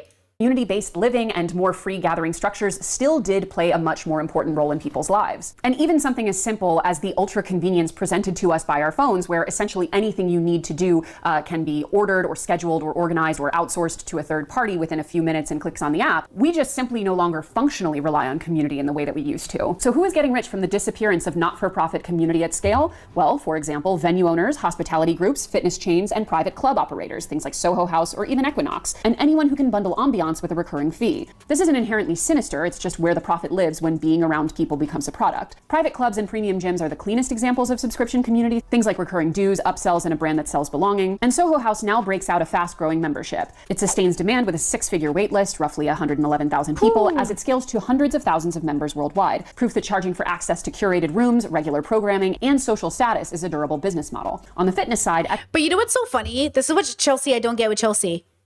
That's a church. That's what a church is. It's a membership community. You join and you dress the same, you talk the same, and you guys tithe 10%. Why is she talking shit on this, but not churches, when she's like, churches disappeared with no replacement? Habibi, this is a church. This is what church is. What is she talking? That's what I'm saying. I feel like I'm taking crazy pills. What do you think church was? Why do you think we left church?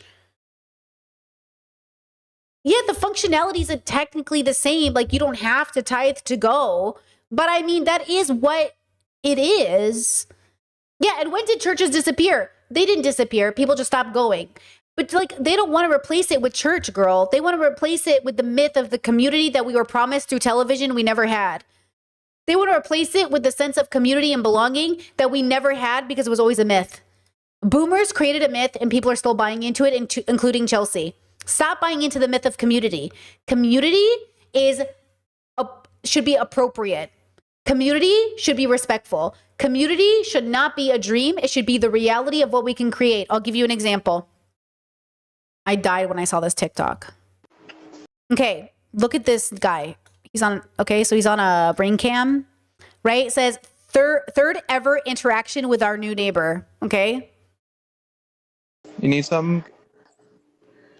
Hey man, I know this is weird as hell, and I was seeing if you had the mayonnaise.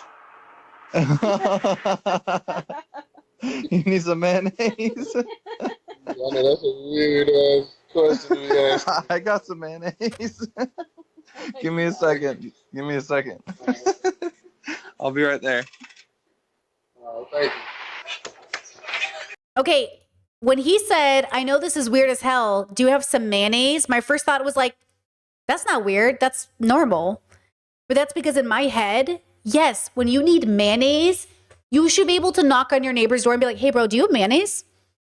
That is the kind of community I would like to live in. What I don't want to live in is, hey, bro, can you watch my kid 3 days a week because I decided to have a baby? No. But I also wouldn't mind the neighbors that knew me well enough to be like, I'm so sorry. Can you please watch my kid? I have to go to the store, or I have to go to the hospital. My dad's in the hospital and I can't take the baby. Yeah. Like, I would love to be a cared for neighbor enough that you would trust me with your kid, but also that would take a lot of bonding and a lot of private time. So then if we don't have that, hey, can I borrow some flour? Yeah. You don't have to pay me back. It's flour. Or like, you know what I'm saying? Like, I don't mind if people need stuff from me. That's obviously easy for me to give them because it's not an inconvenience for me to give you mayonnaise. It is not an inconvenience to me to give you sugar. Do you know what I'm saying? What is an inconvenience is if you knock on my door every day to give you mayonnaise, or if you knock on my door every week to give you a, whatever. The issue is like, it is not an inconvenience. It is actually exciting for me on occasion to give you mayonnaise. How beautiful. Yeah, I got mayonnaise. Like, that's so special. Thank you for asking me. I feel so useful. You know what I mean? But it is not also, guys, the reason you might not want to share your mayonnaise is what if you're a double dipper? See, that's the other thing. When you ask people for food or something like that, you got to understand they might be double dippers. Uh-oh. You know what I'm saying? You gotta, Okay. So, okay, I don't mind. Like, what I thought was cute about this video was that he's like, this is crazy. I was like, this isn't even crazy. This is just asking for, you know what I mean? Again, I would love to have a community that did not mind asking me for mayonnaise. I do not want a community that knocks on my door every day asking me for mayonnaise. Okay? Now, I will say this, though. My mom, there was some kids in our neighborhood who were kind of like latchkey kids. And their parents were never around to feed them. And they would always come to our house hungry. Be like, hey, does your mom have some food? Like, my mom always has food, bro. And they would come over. My mom would just feed them. She never asked questions about hungry kids. Never in my life did my mother, and it's also part of the culture, right? Like, if kids in the neighborhood come to your house and they don't have food, you don't ask questions, you feed them. And I just know for some families, they wouldn't have the budget and they would have to be burdened by that. And I don't ever want that to happen, right? But like, my parents were always they prioritized making sure food. And that's why I prioritize food, because I always want to make sure people have something to eat. And that's a cultural thing. That's how I was raised. So if you're the kind of person who never has food in their house, right? Like, I'm the kind of person who always tries to have like food or accessibility to the store because I always want to feed people. But I also know that's not always accessible because you might not have food in your house. You know what I mean? And so there's always one of those things, you know, right? Chad says, how does one feed 10 kids? Where do you find the space in a single kitchen? Well, my parents always had a big table. Okay. They always had a big table. And they just got enough chairs, or they had like an island and a table. But like, yeah, we always had a big table. But feeding 10 people sometimes can be easier than feeding one. I had to learn how to eat for one person. It was a very big struggle for me financially to learn how to cook for one person versus 10. Because, you know, if you buy everything in bulk, it's a little easier. But Assyrian food is a lot of rice and a lot of vegetables. It's not too expensive. And then some beef. You can do it, but you're eating... Like, food, people around the world eat really well, guys. Like, you have to, one, be open to food. Two, you have to actually like vegetables, and you have to like rice. You have to like food that, like, a lot of Americans don't seem to eat a lot of, in my opinion. Like, rice, vegetables, broths, things that don't cost a lot of money when you make it in bulk, but still cost money. I think my mom said she used to spend like, I think it was like $1,500 or $1,700 a month on feeding all the kids, right?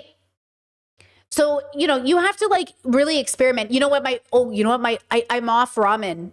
Guys, I was eating ramen every day, like for one of my main meals for like 6-7 months. I just stopped. You know what I'm eating now?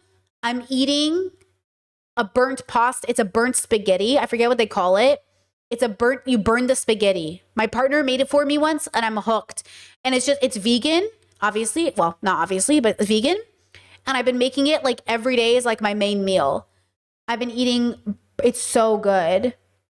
You know, it's so good. Yeah, Alacino. Yeah, that one. I've been eating it. It's like, I just want tomato. I just want lemon. I do put lemon on it at the end. And I've just been eating it. And guys, pasta is €1 for 5 meals of pasta is €1. 5 meals of pasta is €1. Tomato paste is like €3. And then the sauce is about a euro 20. And then I put a little bit. I made a vegan pizza the other day. I shared it to the Discord. It's so I'll share it to the YouTube members. I made a vegan pizza. It came out so perfect. It cost me like dollars, like €6. And then I ate it for 4 meals. Do you know what I mean? But you have to be able to eat gluten. I eat gluten, or you can do non-gluten. You can do gluten-free. You know what I mean? So you have to think about like how shopping for people is hard. Guys, it took me so long to learn how to shop for myself. It is a skill. It's really hard. They don't teach you how to shop for one person. It's really, really hard, Okay, go back to the video. Equinox monetizes togetherness through monthly dues, roughly $200 to $400 a month, plus a digital tier of Equinox Plus at another $40 a month, and even ultra premium offerings like its longevity program, which is priced around $40,000 a year. I'm hearing reports that it's Equinox. I'm going to continue to say Equinox because I want to disrespect it. Now that we've started at the core of the problem, which is why are we not getting together anymore, I want to go out to sort of the first ring of loneliness as I think about it, which is that if we are not passively getting together anymore, if we no longer have these fabrics of community anywhere except maybe the workplace, which many people are increasingly doing entirely in isolation from their homes, we are not meeting people, which means that by— she like talks shit on working from home too. She does this thing where she like, it's subtle, but it's there. Like, we're not meeting people. We're not going out. We don't have community. Again, I consider myself somebody with a village, but I do not have anyone in my physical space. She's equating, this is a lack of philosophical knowing. You know what I mean? This is a lack of philosophical knowing. It's not about working from home. It is about your relationship with self, and do you know why people are in your life? Ask yourself, why do I want friends? Why do I want friends? Okay, why do I want friends? And be honest, and then ask yourself, is that the right reason to have a friend? And then why, if I have a friend, is this the right reason, but why isn't it fulfilling? You know what I'm saying? So again, if you're a kind of person who needs to go to the office to stay disciplined, go to the office. If you're the kind of person who thrives working from home, work from home. But none of these things are the reason you're lonely. I know it sounds like it is, but it isn't. Your cell phone is not the reason. Your lack of money is not the reason. It's not about that. Your village and your community would not require these things. Now, she said something. Oh, she'll say it in this video and then I'll talk about it. We are not meeting potential partners. Which brings me to chapter 2, dating apps and the price of being single. When it comes to dating at scale, meeting a partner moved from something that you did through friends or at work or local scenes, churches, community halls, etc., to platforms. By the late 2010s, meeting online had already become the dominant route for heterosexual couples, displacing introduction through friends, which used to be the number one. And newer cross-country data suggests that the US has crossed a symbolic threshold. By 2023, about half of new couples will have first met online, which tracks with what most daters I know are telling me. I co-wrote this script with our friend and frequent collaborator, Sabrina, who is currently going through it on the apps, and so she wrote a note to herself. Sorry, Sabrina. Although I will say, and I want to stand here as perhaps a beacon of positivity in this chapter, which is to say that I met my husband on OkCupid back in 2011, which was basically non-existent in France. He was like the only French guy on it. See, I had no luck on OkCupid because I thought OkCupid would be better for me, but it was just unicorn hunters. I was being poached by these unicorn hunters. I was like, I don't want to play this game with you girls. Like, I had a girl go, oh, I'm looking for a girlfriend for the summer. I was like, for the summer? She goes, yeah, I kind of want like a girlfriend to wear as a bag for the summer while my boyfriend's on leave. And I was like, I'm sorry, am I in a fucking game show right now? Are you fucking serious? And she was like, yeah, is that okay? And I was like, no, it's not okay. I do not want a girlfriend for the summer. Like, what is this, a movie? And for years, we lied to his family and said that we met at a Starbucks because online dating— Listen to these girls. Listen. —existed in France. He was like the only French guy on it. And for years, we lied to his family and said that we met at a Starbucks because online dating was kind of looked down upon at that time in France. That's crazy. What kind of family do you come from where you can't tell them you made it in a dating app? That's not a cute story to me. That's crazy. I'm going to tell, that's hilariously interesting to me. Shout out to all of his family that we lied to. I don't know why I picked Starbucks. I could have at least picked a more sort of romantic or aspirational lie. But there was a time when online dating was stigmatized, and I wonder if Chelsea still suffers from it. I wonder if in her head, she's still that girl who had to lie to his family. Because I could not, my parents literally went on Hinge for me and was scrolling through and they're like, ew, ew, ew, ew. And they're very conservative. You know what I'm saying? Like, what family was he? What was this that like, she's my age. I think she's younger than me.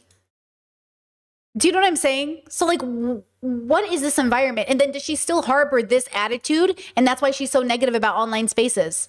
But yeah, we didn't want to like have to go through the nightmare of telling his like farmer grandmother who escaped Italy in World War II, being like, we met on this website. She wouldn't have liked that. I don't think she liked Starbucks. Rest in peace. Anyway, all of that is to say, even when I look back at the experience of dating on OkCupid back at the time when you had to log on to your I don't know, my grandparents were really hip. I don't think they would have cared. Desktop, and the photo of the person was like this small, and it was an entire page of like their story, their preferences. Like it feels, compared to the experience of being on a dating app now, like a completely analog thing. That was, even for being a dating site, much more about like what the person thought or had to say or wanted to share about themselves versus many of the dating apps now, which are basically just a picture. But anyway, now the upside of everyone meeting online is real. There is an upside. It gives you a bigger pool of potential partners, more control for people who are shut out of older, more gate-kept dating venues, the ability to filter for values or identity. By the way, we all know what it means when a guy says he's moderate on a dating profile. But user experience is very mixed. Pew's most recent deep dive finds plenty of people meet partners online, while many, especially women, report unwanted behaviors and safety concerns. We're all on the apps, and we're all meeting more people than ever, and we all hate it. It's an exhausting illusion of choice because you are getting access to so many people. You are seeing, wow, there are so many people in my... Listen to this section. Okay, I've watched this video 50 times. Not this video, but everything in this video I have seen in other videos. Guys, I'm on YouTube for a living. I've watched so many videos every day. All these YouTubers have the same script. I'm saying, can we please get a new script? You guys always say the same fucking 10 shitty points in every video. Does nobody have anything new to say? Here's my suggestion. I feel like I'm the only one doing it, so I'll do it again. It's not the goddamn apps. It's not the phones. It's not the internet. It's you. You need to do philosophical work. You need to ask yourself, why do I want these things? And do I understand that? Do you really know why you want friends? You need to be in charge of your life. You need to actually get your shit in order, not in the capitalistic way, in the spiritual way. You need to ask yourself, why do I want community? And how do I form honest and organic and good relationships with individual people? Okay? I'm so sick of the same 10 talking points. It's the internet, it's the phone, it's dating apps. Wait till you hear their conclusion about dating apps. Area, there must be the ideal one for me. This is happening across genders, across sexual identity, right? Like we have this illusion of choice presented in front of us. And so if we start talking to someone and that conversation makes its way off of the app, maybe through like actually texting, the second listen.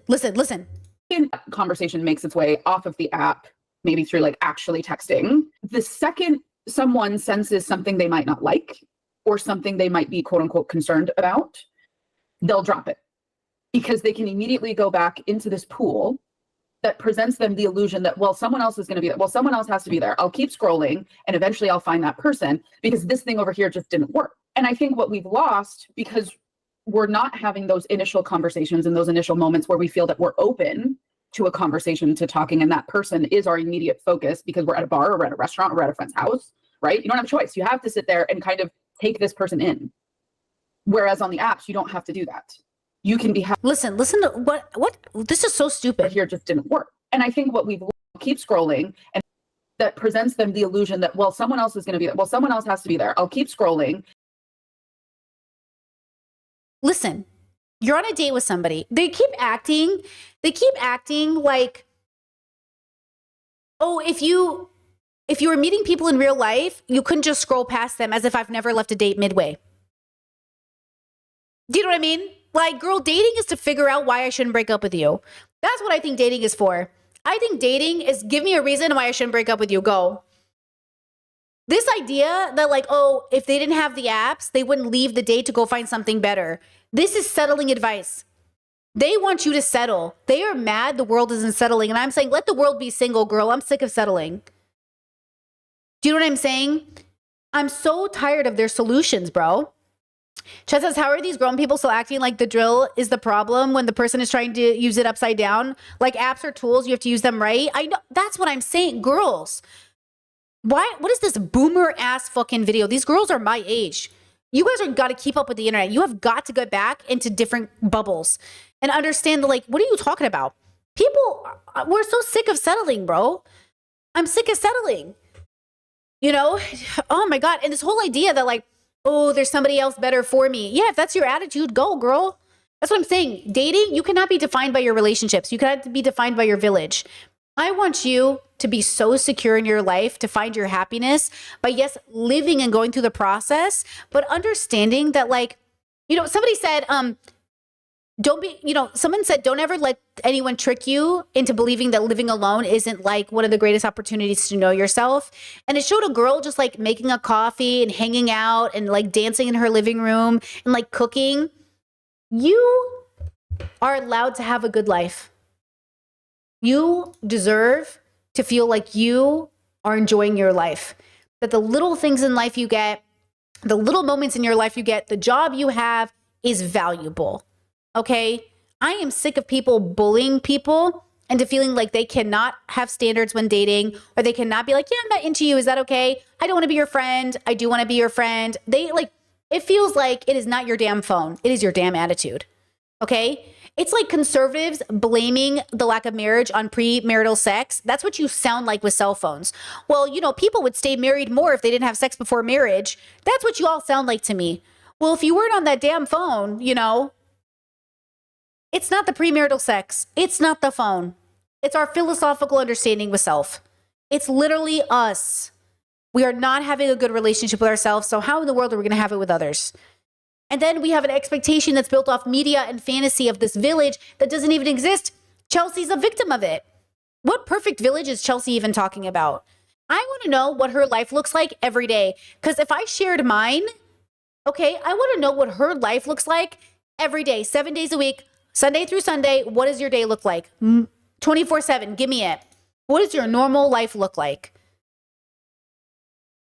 Because I'm telling you right now, when I look at my normal life, it makes me so much empathetic and sympathetic and understanding of where everybody is at. And it makes me realize that the illusion of the village needing to live near you is an illusion. My village feels solid and beautiful because it doesn't require us living next door to each other. So yes, when I have to go to the airport, it's nice to use my in-laws. It's also nice to be independent and rent a car. Both situations have their own perks, okay? Yes, it's nice when we have to move furniture to have somebody to call. It's also great to hire a moving company, okay? For some of us, independence feels like being able it's not about bothering people. It's about understanding that, like, okay, if you call your friends to come help you move, you can't just be like, come help me move, okay, bye. What about socializing, hanging out? What if I don't have the spoons to? What if I'm like, let's just move, get it done. We'll have people over later. Like, yeah, my 20s, I would pay my friends pizza and literally beer to come help me move. We're not in our 20s anymore. Do not call me to help you move. Like, I'm happy to volunteer, but do not ask me. Do you know what I'm saying? Unless you're like my bestie. If you are my bestie, I will help you move. But if you're like my friend, and you're like, hey, do you want to give up your 1 day a week off from work to come help me move? Not really. Not honestly. Not really. The 1 day a week I have to color my hair, the 1 day a week I have to get a pedicure, the 1 day a week I have to actually exercise, the 1 day a week I have to sleep? Not really. But if it's like my close friend, it might not feel like I'm giving up anything because I get rest being with you. Like, does that make sense? Like, I don't know how to explain to some people that with certain friends, it feels like you're resting, and with other friends, it feels like you're doing something. It's not a shame to my friends where it feels like I'm doing something. I don't ever want people in my life to hear this and say like, oh, so you don't like hanging out with me. No, I love hanging out with you, dude. But when I hang out with you, it can feel like it's an event, like I'm doing something. And I can't afford the spoons to do something today. Okay, is that okay? Like, I can't afford it, you know? And I know that sounds painful because I think people want, what they're looking for is they want to feel like the recharge friend in every relationship. But I'm saying it's okay that you're not the recharge friend. Can we still be friends? You know, can we still be friends? Is that okay? And that's the problem, right? Yes, Discord said you get re-energized with some friends. With some friends, yes. Okay?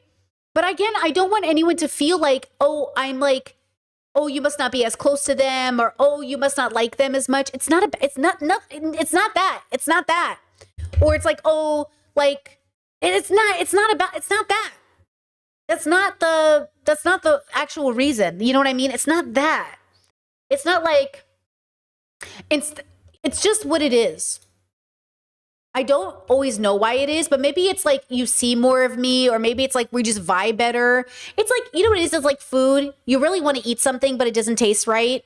It's not like you hate burgers, because when you eat a burger, you normally like it. It's just right now you really want pizza. And it's like, well, why don't you want a burger now if you love burgers? I don't really want a burger right now. I want a pizza. And they're like, yeah, but if you love burgers, you would just want the burger. It's like, I just want pizza. That's what it's like, but with people. And eventually I'll find that person, because this thing over here just didn't work. And I think what we've lost, because we're not having those initial conversations and those initial moments where we feel that we're open to a conversation, to talking, and that person is our immediate focus, because we're at a bar or we're at a restaurant or we're at a friend's house, right? You don't have a choice. You have to sit there and kind of take this person in. Whereas on the apps, you don't have to do that. You can be having 10, 15, 20 conversations going at the same time if you feel so inclined.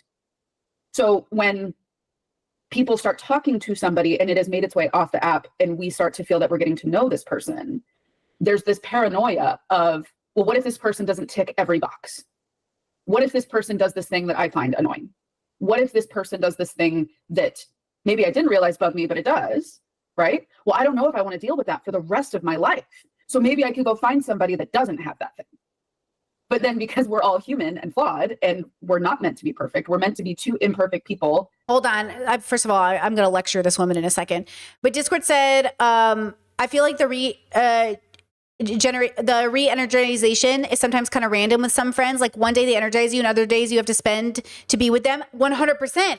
So that's the other thing I want you to understand. Some days, the same friends that might normally be like an event friend could also be the recharge friend. And that's why I say when I want to socialize, I think of which friend it's perfect for this socialization. I really try to personalize socializing. Oh, you know which friend I have would be perfect for this event. Let me call them and ask them to go with me. Oh, I have the perfect friend to do this with. Somebody who I know will have a good time with me because it's what they want to do, instead of dragging the friend I know won't have a good time to do it with me. Right? Chad says, wait, what counts as a recharge friend? The friend that recharges you. When they do. Yeah, when they give you energy, like, okay, no, hold on.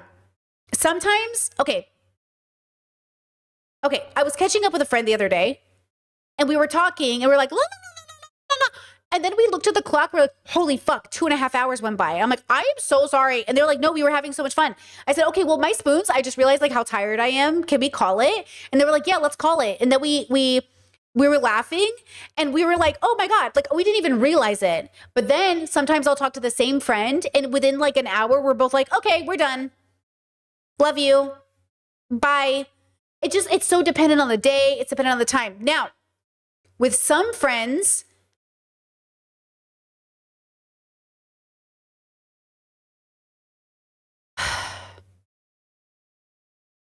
it's not the friend. Again, pause. It's not the friend. I don't know how much to say this.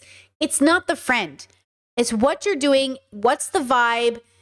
I think with every single one of my friends, they could be a friend I could call over while I'm cleaning, but generally not.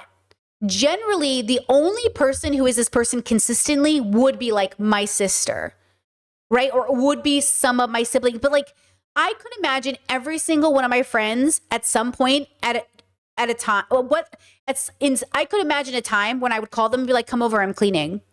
Come over and hang out with me. Come over and get high with me. But like, it doesn't mean that every situation that friend would apply to. I think there are certain people who apply to every situation. Like, there is no situation in which my gay brother or my sister calls me and I do not want to hang out. I don't want to hang out with them. Like, I cannot think of a single time in a where they would be like, you want to hang out? And I'd be like, no. I'd be like, what? Yeah, sit down. Come into my room. Sit on the bed. Are you kidding me? They would like knock on the door, come in and just sit on my bed. You know what I'm saying? Like the kind of feeling of comfortability where like they just come in and sit on your bed and you're like, what up? But then that's how I feel with most of my siblings most of the time. Like, I can't even imagine having a situation where my siblings like, hey, I want to come over. I'm like, okay. No. Like, are we fighting? Because if we're not fighting, come over. But I could see a situation where my friend's like, hey, I'm bored. Can I come over? I don't know, bro. You know what I mean? I don't know. I think it's very contextual, but it's anyone could potentially be the come sit on my bed, let's get high friend. But it's probably less likely with some people over others. How about that? Is that what it is? You know? Something like that. I'm telling you, there's something. Yeah, but I don't want to do that all the time. So you know what my biggest fear is? Doing it on occasion and someone thinking you're going to do it all the time because you do it all the time with somebody else. Like, I do it all the time with this person because it makes sense. I can't do it all the time with you. And even if we did it all the time with you, okay, I had a friend who really took it hard when I got married.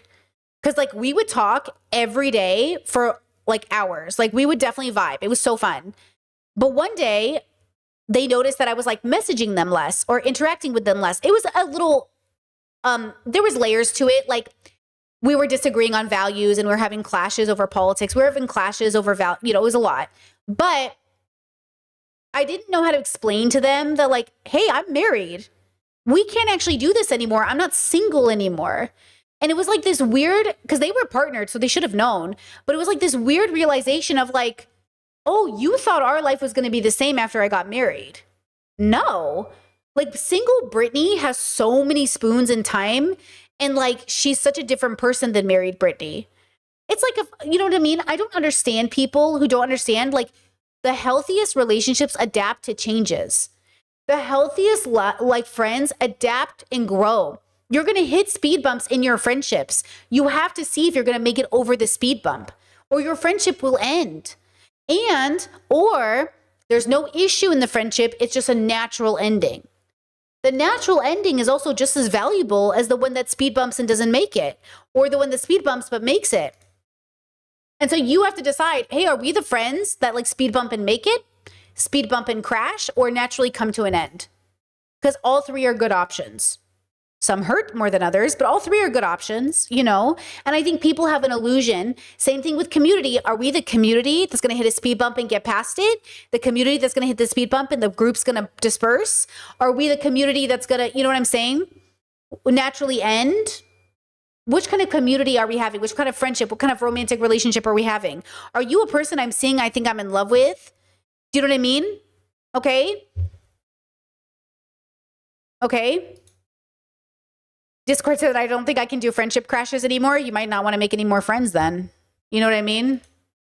Because, like, that's the thing. I think you always have to be open for all of those things because real life happens. People die, they get Alzheimer's, it crashes. You have friendships that don't end well. That's why people are isolated too. Because, like, yeah, you kind of have to be willing to have bad friendships. I'm ready. I'm open. I'm happy to have bad relationships with people in order to have good ones. So if I have to go through a couple of bad friends, be like, oh, we are not vibing, never mind. To find good ones, I'm willing. But that's the thing. It's a lot. It's emotional labor, you know? So I'm very picky choosy. Coming together, trying to like balance each other out and hold each other. No. Listen to this bullshit. I don't know if I want to deal with that for the rest of my life. So listen to this bullshit. There's this paranoia of, well, what if this person doesn't tick every box? What if this person does this thing that I find annoying? What if this person does this thing that maybe I didn't realize about me, but it does, right? Well, I don't know if I want to deal with that for the rest of my life. So maybe I could go find somebody that doesn't have that thing. But then because we're all human and flawed and we're not meant to be perfect, we're meant to be two imperfect people coming together, trying to like balance each other out and hold each other accountable and support each other through both of our imperfections. Right? That's what a legitimate, healthy relationship is. We've now created this expectation that like, well, I need someone who's A, B, C, D, E, F, G. There's no other option. And I'm going to keep looking in this pool until I find that person that isn't annoying, doesn't bug me, has all of the traits, supports me perfectly. So we've created these standards that just don't exist for anybody. They exist for me, girl. That's what I'm saying. Like, my standards do exist, but they have to be the right healthy standards. She is shaming people for not dating people. Girl, I don't care if you have to break up 100 times, do it. But know and be happy with it. Don't complain to me, but don't force yourself to be partnered. Don't they see how this language is so damaging? I don't get it. Now, Chet says, my friends get partners and disappear and do the same exact thing with them that they did with me to the point where it feels I'm being replaced. And then they say, I can't hang out with them if they're together and I'm tired and just kind of stop talking to them. Are you 19? How old are you? Because that sounds like young, immature people. You cannot, this is not how relationships work in your adult years. Okay, I was in my 30s. I'm not replacing the things I did with my friends. We're changing and adapting the friendship to make sense for the relationship, right? Just like in COVID, when everything was locked down and we all had time to hang out, but then we all got back to real life and got jobs. You can't hang out like it's COVID again, right? Which is very different than somebody who dates somebody and disappears, which is not healthy. You cannot be, I have a boyfriend, now I don't have friends. No. And also, that's not your real friend. Your friend doesn't disappear when they get married. Your friend has different priorities, which is different, right? Okay, so when we have relationships with people, let's remember that real life also comes into account. I am also chronically ill as an example. My friend also couldn't handle that. Okay, they couldn't handle it. They didn't know what to do. Like people couldn't understand it. Like they genuinely were like, I don't get it. Why don't you have enough spoons to talk to me? I'm tired. So obviously, like you need to adapt to real life, which is different than, oh, you got a job and disappeared. You got sick and disappeared. You got a boyfriend and disappeared. Like, I didn't disappear. I literally don't have the spoons. Can we figure out a different way to socialize? You know what I'm saying? So I also think there's a difference there. So be careful about like mixing these two narratives, because sometimes that happens where people are like, oh, you got married and disappeared. Like, first of all, no one said that to me in my life, except this one person who could not function with the reality that like the relationship needed to change. It is what it is. Okay? But like most people understood like, oh yeah, everything's good, bro. I feel like you're active. I feel like you're there. You have to also not be entitled to your friend's life, because sometimes people are friends and they think they're dating you. And that's what I think was probably happening, is like sometimes I think like maybe this person thought we were dating, but not dating. Does that make sense? Like sometimes your best friend literally thinks you're dating. And it's like, girl, this is not Ariana and Cynthia, okay? It's a joke. It's a bit of a joke, you know, it's a little bit of a poke. Anyways, okay, Cynthia and Ariana. Okay.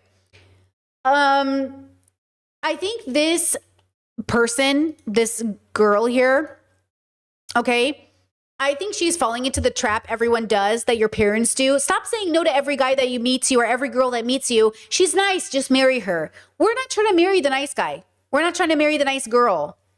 Okay? We are trying to literally find the person we want to spend our life with as a consciousness. Because the same thing that tells you not to, quote, date this guy is the same guy who's going to leave you when you get Alzheimer's. You have to date the person who loves you as a consciousness. Okay? And that's what I'm trying to explain to people. Like this whole idea of like, oh, you know, this person's nice, da, da, da. And by the way, I'm very glad my parents weren't like that too, chat. My parents always told me never settle. If there's even one thing you don't like about this person, okay? No, because it will be in your marriage for 50 years. You will have to put up with this thing for 50 years. My mom would always say, are you sure you want to marry this person? You're going to have to do this for 50 years. If you marry this person, are you sure? This is going to be your life for 50 years. That's what she would say to me. That's what my dad would say. Are you sure you want to be with them? Because your life's going to be like this for 50 years. That's exactly why this lady's advice pisses me off. Because it's like, oh, you're going to meet someone who's not annoying or meet somebody who's not this. Look, I would never describe my partner as annoying. Just FYI, if you ever asked me like, oh, is your partner ever annoying? I'd be like, oh, that's a really negative word. Maybe as a joke, I'd be like, oh my God, you're so annoying. But like, no, like annoying? Like for real annoying? No, I don't think so. I don't think I've ever thought of my partner as annoying. Annoying is such a mean word. Like, you know who I think is annoying? My siblings. Oh my God, you're so fucking annoying, bro. You're pissing me off. Yeah, that's my siblings because they're my friends. My friends are annoying. Oh my God, you're making me so mad right now, bro. Like, yeah, you know who I fight with? My friends, because we're not dating. The relationship structure is different. It's different. I can fight with my friends and still be good. I'm not going to fight with my partner.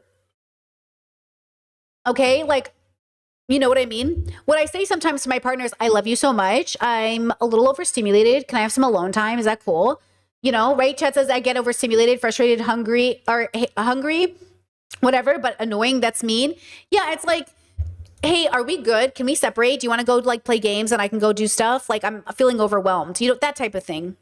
And as a single woman myself, I've had to hold myself accountable of like, whoa, like I have my own flaws that I'm bringing into dating and a partnership. So instead of focusing on like, well, what are the perfect things that I'm looking for? The conversation that can be more helpful is like, well, what are some of the things I'm willing to actually live with?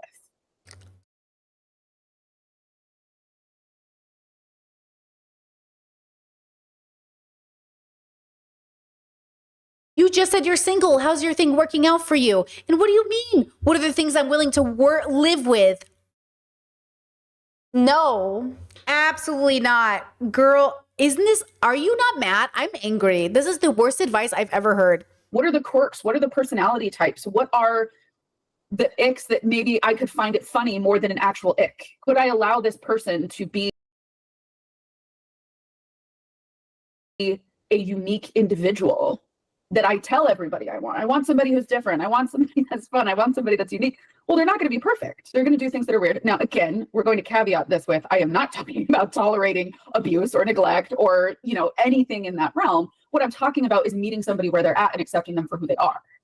Can I ask, are you on the apps? I'm not. I used to be. But Okay, first of all, I just hate that narrative for sure. Chess says, is that healthy settling? If she's honest with her partner, is she harboring it as a secret? She doesn't tell anybody? Or is she talking to her partner? Because look, if my partner does something like, okay, I slam cabinets. My whole family, we're very like, we slam. We don't hear the noise. Okay. So I slam things and my partner is like pretty noise sensitive. And they're like, and I'm like, I'm so sorry, girl. I'm so sorry, girl. Hold on. I'm gonna work on this. And I bang glasses. I bang things. I hit myself against doors. Like I'm a very loud person. And I know my partner doesn't love loud noises, but I also don't hear them when I'm being loud, but I try. I'm not good at it. Okay, for the record, I'm really bad at being quiet. And my partner and I accept that I am the loudest person in the whole world. But he knows I'm not, you know, I'm trying, okay? Not to overspeak for my partner, so I won't. But let's say my partner does something and I'm like, oh, you know, we talk about it. Is it like we have to change? I'll give you an example. I gave my partner the ick when we first started dating. I'll share. We both gave each other the ick with certain things. We're like, you have to change that, or we have to change it. So I'll share what I did because I want to share, you know, I'll share what I did. I had a habit that was gross. And it was just like a boy habit, okay? And he's like, yeah, I don't like that habit. And I was like, you're right. I shouldn't even be doing it. I picked it up when I was a little kid because I thought it was cool, but it's so stupid. Like, why am I doing it as an adult? Are you ready for this? This is so silly. I was a spitter, like just spit, not like gross, like hockaloogie or something, but just spit. Like I would just spit like a boy. And I'm like, why do I do that? And I picked it up as like young kid. I saw my older brother do it and I just thought it was like really cool. And I would like spit and bite my nails and be like tough. And then my partner's like, and I was like, you're right. Why am I doing that? Like, why am I literally doing this? And so, you know, instead of saying like, oh, I'll just tolerate it, he was like, change it or like, and that's what we're saying. We're saying like, can you change this habit? Because like, I do not like it. And same with him. I was like, I know you lived alone. I know this is your life. I know you're an adult, but I don't like this. And I don't want to be married to this person. He didn't want to be married to a spitter. I didn't want to be married to blah, blah, blah, blah. Boom. Okay. And that was better for me. And then here's the thing. The changes we asked of each other made our lives better. It did not feel like a compromise. It wasn't a compromise. It was an improvement. I do not want to compromise. I want to improve our lives. Okay? That's the difference. We do not compromise values. We make our life better. It's made me a better person, you know, and vice versa. So when we talk about what can we change in our partners, because great question, chat, like what can we ask our partners to change? Things that will improve their life for the better and things that will actually fulfill their joy. Not things you want them to do because you think it'd be good, things that would actually be good for them. Okay? And then things they're willing to do. So not breaking their consent and things that actually improve their joy. So this lady who's like, oh, what am I willing to tolerate? No. right? I don't want to tolerate my partner. I don't want to tolerate them. I want to, you know, right? Like, I don't want to I don't want to like, ugh. I don't want to have I don't want to have a negative thought about my partner. Like, ugh, I hate the way they do that. Ugh. Like, I don't want to think that. I don't want to think it. Why'd you stop? I didn't like going on dates. Like, I hate walking into a situation and being like, what can I like about you? It's not a good feeling. And like, it was just kind of boring and made me anxious for no reason. How are you meeting people now? No. You're not? Okay. Time to go to church, I say. What are they in Indiana? Lutherans? A lot of Catholics. A lot of German Catholics. German Catholics. That's a tough crowd. They have a lot of kids. They have farms. They have a ton of beer. I just really like beer. Yeah. Any German Catholics who want to weigh in, let's get some discourse going in the comments. Anyway, and part of the reason we all Discord said, oh, never mind. I answered my question. It is because there is no magic to these algorithms. And in fact, many of the algorithms are optimized not to match you with your ideal partner, but to keep you paying for the app longer and all of the in-app upgrades required to see better matches. The most standard algorithm is to some extent just a giant ranking. Each app leans on the data you give it to shape your dating pool. Think how recently someone was active, how close they are to you, whether your stated preferences line up, and whether people like you tend to like people like them. The paid features I mentioned, like boosts, roses, and super likes, also push some profiles higher for a while. Tinder, for example, says they moved away from a single hotness score and now rely on these fresher, more behavioral. And by the way, just to comment on child rearing in villages, one of the reasons my partner and I didn't have kids was because we didn't have a village, we didn't have a school we wanted to send them to, we didn't have babysitters, we didn't want our parents babysitting. That's the thing with Chelsea. She goes, oh, childcare is a cost, $18,000 a year, but like, what about villages or extended family members? What about them? What about them? We don't want our parents babysitting our kids. You know what I mean? Like, that's the thing, is like, no. And like, that's the thing. We don't even, you know what I mean? Like, in order to trust people with your kids, like the reason you can trust professionals is there's a vetting process. And even then, right? Because your parents won't let you vet them. You can't tell your parents, I will fire you if you talk to my kid this way. I mean, you can, but it would cause more of an issue than if a professional was like, here's my standard, I expect you to keep it. The professional, you know what I mean? Like, you're not getting it, bro. Like, and then the question is, should I have a kid if it costs $20K a year for childcare? That's a decision you have to make as a family, but I wasn't willing to pay for it. I'm not willing to do it.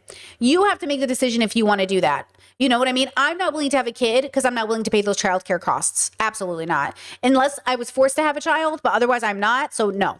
Behavior-based signals to order their deck, but really, who knows? They could be making that up. And all of the other metrics are obviously affected by how hot you are. Hinge is unusually open that most compatible is a matching algorithm designed to pair you with someone you are statistically likely to like back physically. Its We Met prompt collects quick post-date feedback to tune future pics. But even then, the feed isn't looking for the one. It's looking for maximizing the odds that you two interact at all and that you keep interacting. So unless you find the one, you feel progress and you keep coming back. I got a whole afternoon planned with Australian Vogue. I'm not just gonna drop everything to go downtown to see some cute guy. He's straight. I'll get my purse. And much like many of the super exploitative mobile phone games we've discussed, which basically trick children into stealing their parents' By the way, how did physical in real life community benefit Sex in the City? That's how most of people's lives go when you don't do therapy and you're not deconstructed. Love Sex in the City. But they had in real life communities, relationships, partnerships, friends, jobs, regular social life, and all of it was messy and toxic. That's the village Chelsea's talking about. What mythical village is Chelsea talking about? Because I've never seen it, girl. I never seen it. I never seen it. It's always a village that has some level of toxicity because not enough of us are in therapy or doing the work. So, okay. Credit cards to buy in-app features and upgrades. Most of these apps also rely on a freemium model that keeps you on a perpetual ladder of paying and essentially turns the app into a pay-to-compete system, which ruins it for everyone because even if you never pay, your experience is shaped by those who do. Boosted profiles rise and non-payers get fewer impressions. At the very top of the ladder sits Tinder Select at $499 a month, an explicit premium tier for visibility and access. So who is... Yeah, like I don't think I've ever spent money on a dating app. I could be wrong. I only used them for a little while. Chet said, Brittany, do you run into the problem also of getting too excited and interrupting? I'll just say, like, I see your convo in chat. Yes, but I usually can read the room about, like, I can either catch myself and be like, I'm sorry, go. I do this on the Discord a lot too, and I get excited talking to people. I'm like, sorry, go. Finish your thought. And then I'll do that with my partner. So I do it. I try really hard to pull back and be like, I'm sorry, go. And a big part of it is like, I will forget. So I try to like tell myself to remember. But then by the time it's me again, I'm like, oh, I forgot. Or like, you know, you do it because you forget. But also it's very neurodivergent and it's a safe space. So even if we forget, like nobody cares. You know what I mean? So like, it's trying to like be cautious. It's like, I never mind that someone's excited and they interrupt. I think if somebody catches themselves, it's a better, but if somebody isn't realizing they're taking over the conversation, that can be hard. Or if somebody says like, hold on, let me monologue for a second, I'm almost done. Then it's like a little bit of self-awareness helps a lot, right? Chaz is more like, what if they keep interrupting you? I don't know. It depends on I just try to read every situation for what it is. I think people, sometimes all of us will accidentally trap somebody in an awkward social moment. That's okay. I think we've all been there. I sent a meme to my friend the other day that said, when you're waiting for a pause in the conversation to overshare of a trauma from your childhood that you're pretty sure everybody would love to hear about. And it was like a cute little, like a whale or something. It was like a cute little whale. And it's like, yeah, why did I think everybody would love this little tidbit about my childhood? You know what I mean? And so I think we've all been caught in like weird social moments where like, you know what I mean? It's like we've all been, you know, it's okay. Don't hold yourself to, sometimes I think back on my conversation skills and I'm like, oh, no, no, don't worry about it. Just like, you know, you learn as you go. You learn as you go. Getting rich off of the fact that we no longer meet people in real life anymore. Well, the platform owners and their ads and fee stacks, first of all. You have the Match Group, which includes Tinder, Hinge, and other platforms, which told investors in Q2 2025 that revenue per payer rose even as the payer base fell. So basically. And also, without being mean, cruel, without being mean and cruel, hear me, without being mean and cruel, sometimes even when you're the most graceful and loving friend, it will come at the cost of somebody getting their feelings hurt. And you have to ask them to please feel this pain, tell me why you're uncomfortable, and let's get to the other side of this uncomfortability. Feeling uncomfortable is not necessarily bad, but let's deconstruct together as friends. Why do you feel that way? Are you ready to talk about it? Are you okay? I won't push if you're not okay, but you being uncomfortable right now is a great opportunity for us to get closer and understand how it happened so I can avoid it in the future. But also, like, if you're not ready, that's okay too, right? It's like giving people space to be uncomfortable, but I don't like this idea of like, you're only uncomfortable because I'm telling the truth. Maybe that's true, or maybe it's something else, but let's talk it through as friends, right? Giving them a safe space to be like, yeah, I think I am actually hurt. Okay, that's okay. I mean, you're allowed to be hurt. You're not a bad person for being hurt.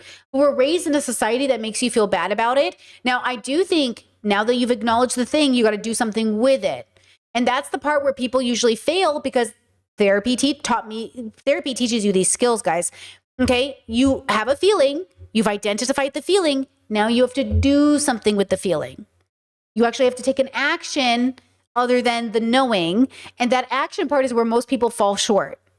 So accountability and action allow for your life. Responsibility allows that now to be utilized moving forward, right? And that's why, okay, you have to do the steps. And then that shows up in your village and in your romantic life and your friendships. This whole conversation is not giving people the steps. What are the steps? Identify why you want a community and village and be honest with yourself, brutally honest. Ask yourself, is this a healthy reason to do this or is this a bad reason? Is this actually going to help me or do I just think it will help me because that's what the world tells me it will help me? How do I make this thing come true in a healthy and beautiful way? It's like you have to do the steps, okay?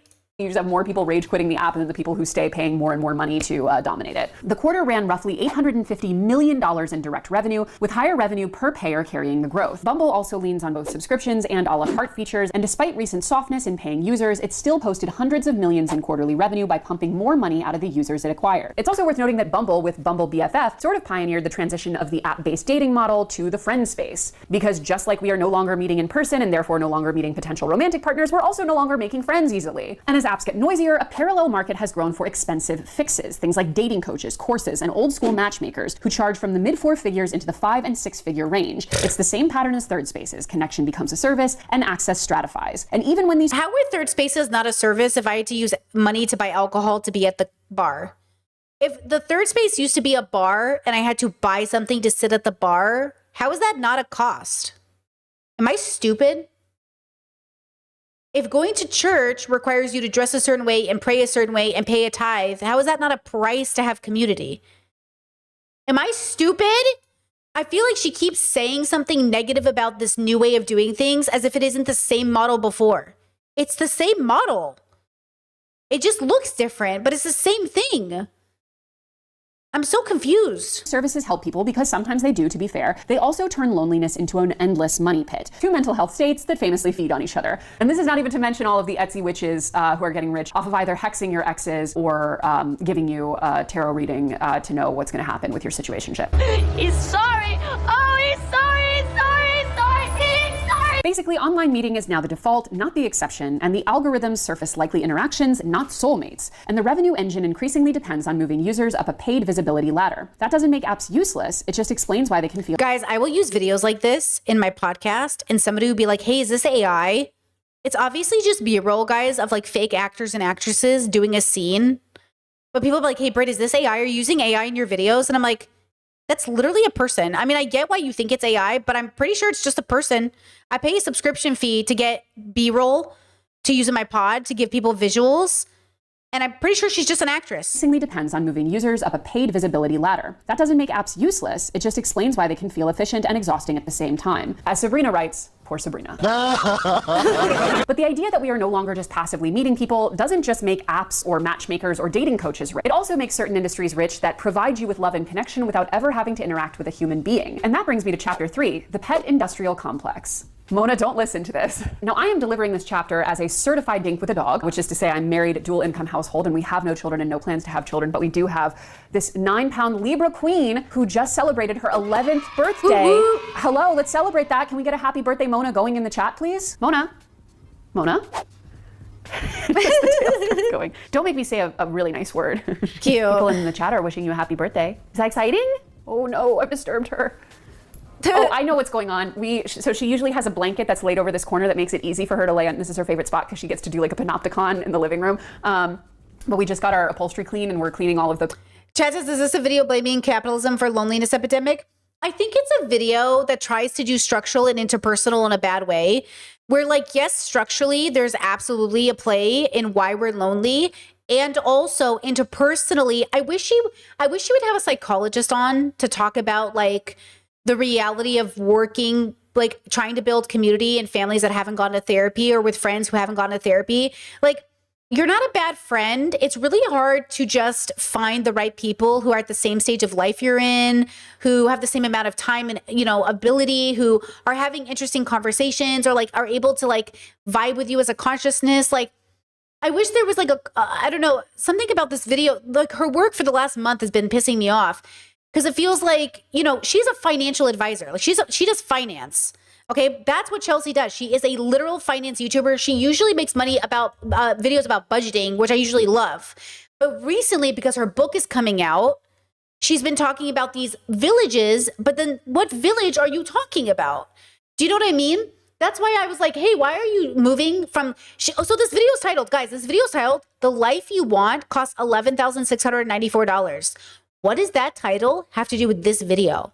I thought this video was going to be a cool video about like, hey guys, let's say you're in New York City or LA or Kentucky and you wanted a 2-bedroom apartment. This is how much it would cost. Then let's say you go out to Starbucks, a coffee shop 3 times a day. That's $5 a day. That's $15 a day. Let's say you had a driver. Let's say you had childcare. Let's say you had everything you wanted. How much would that ideal life cost? I thought it was going to be a cool budgeting video about how to have the ideal life you want and be realistic about how much it costs. But instead, she wanted to brag about the fact she was writing a book and talk about her book somehow and then talk about villages. But then there's nothing to this.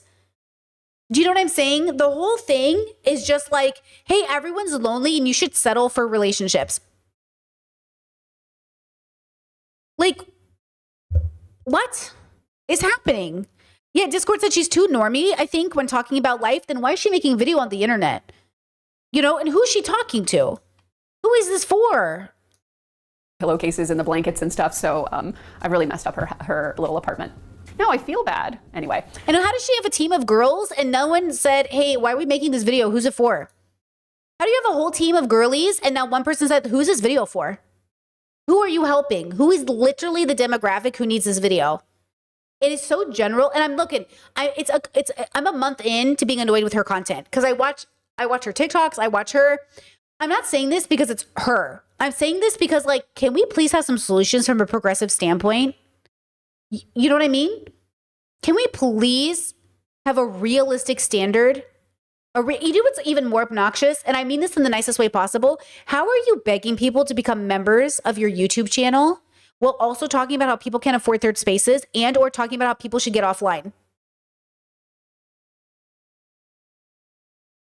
Do you know what I'm saying? Like, she literally made a video like last month or 2 months ago talking about how they aren't making the same amount of money and they need YouTube members. Am I stupid? Either you fully embrace how beautiful online life is, or you get it together.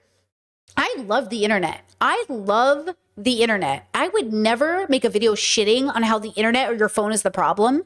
So why are you, who lives on the internet, whose whole job is available because you have a YouTube channel, get on YouTube, ask for YouTube memberships, and then talk about how much the internet sucks? Am I confused? Am I literally so confused? What is the message here? You know what I'm saying? Like, what is the point of this message? What? Yeah. Chet says, I've had a lot of YouTubers tell creators to go touch grass and they get upset when views go down. Make it make sense. You guys told us to touch grass. Of course views are going to get down. You know what I'm saying? Like, what? I'm so confused. What do they think was going to happen? I'm going to scream. Back to the chapter. Suffice to say, the amount of love that is going to animals in our lives in America and the role that they are increasingly playing in households, especially as we are having fewer connections with other people, is explosive. As social isolation has risen, and with it a wariness of putting ourselves out there for basically any human interaction, an enormous social premium has been placed on having and caring for animals. We can most clearly see the link between reduced human interaction and increased emotional reliance on pets in the pandemic, which is a time when pet ownership absolutely exploded. And now, quote, an estimated 71% of US households, or about 94 million families, own a pet, according to the 2024-2025 National Pet Owners Survey conducted by the American Pet Products Association. This is up from 56% of US households in 1988, the first year the survey was conducted. And although I was not one of those people who got a pet during the pandemic, did you? No, I got one just after. Just after. I was not one. I already had my pet, but I can say not having human connection and relying way too much emotionally on a small animal. When my husband had to unexpectedly leave the country for 2 years due to immigration issues the day before the borders closed, let me tell you that this little emotional support beam was really the only thing that got me through that time. So I'm not here to look down on anyone for seeking emotional connection via a pet. Is this close to getting a hamster? I bought all the stuff and I had to return it. So this is kind of a complicated one for me because I do believe that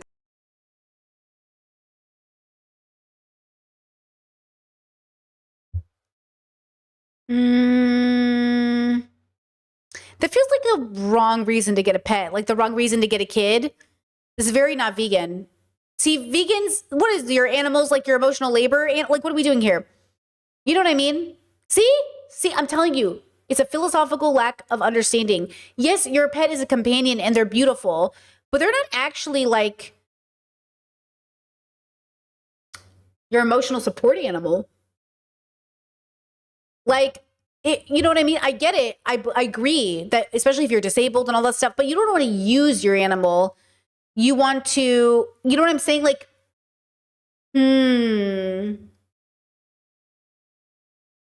something here is interesting. I'll think about it. The relationships we can have with our pets can be some of the most beautiful things that life has to offer and can play a really, really important role in people's lives, especially as they are having less and less human connection. But it is worth interrogating how this role that pets have taken on in our lives is kind of being exploited financially. For example, veterinary prices increased by 63% over a 7-year period, which was nearly twice the rate of inflation. As Martin Coleman of the Competition and Market Authorities told the BBC, quote, many people were paying twice what they needed for vet medications, adding that people were often not being given upfront information. No, okay, chat. Great comment, but I'm going to change your wording. You said, I feel like we're just using these statistics to justify doing nothing to change our lives because we're tired and don't want to be accountable for our loneliness. Okay, let's go back to what I talked about earlier this week. You are not accountable for your loneliness because you did nothing wrong. You are responsible for your joy because that is everyone's responsibility in life. So we're not accountable. We're responsible. Accountability feels like I did something wrong. You didn't do anything wrong. But you are responsible for answering the philosophical question of why am I lonely? Okay? I can't answer that for you. No statistic can. No YouTube video is going to give you the answer. You can be inspired by these things to find the answer for yourself, but only you know why you are philosophically lonely. Why you are lonely. Okay? I cannot answer that for you. That's why it feels sometimes like people are just like not helping, because people try to give you generic answers, but you don't need a generic answer. You need an individualized one. You need a real answer for your life. Man, why am I lonely? That's a great and important question. Okay? That is a beautiful question to ask yourself. And no amount of socialization is going to make you feel less lonely. Okay? Unless that's literally why you're lonely. Most of us are not lonely because we don't have social groups. Most of us are actually lonely with social groups. We're working, we have friends, we have people in our life. We're just not like feeling fulfilled. Okay? And so that's the thing. Chess says, but what if we're not going out or stop trying to meet people because we're tired, then I feel responsible? Well, maybe that's the reason, but like, it doesn't have to be the reason. Like, okay, because then we'd have to define like meeting people and going out, because like, it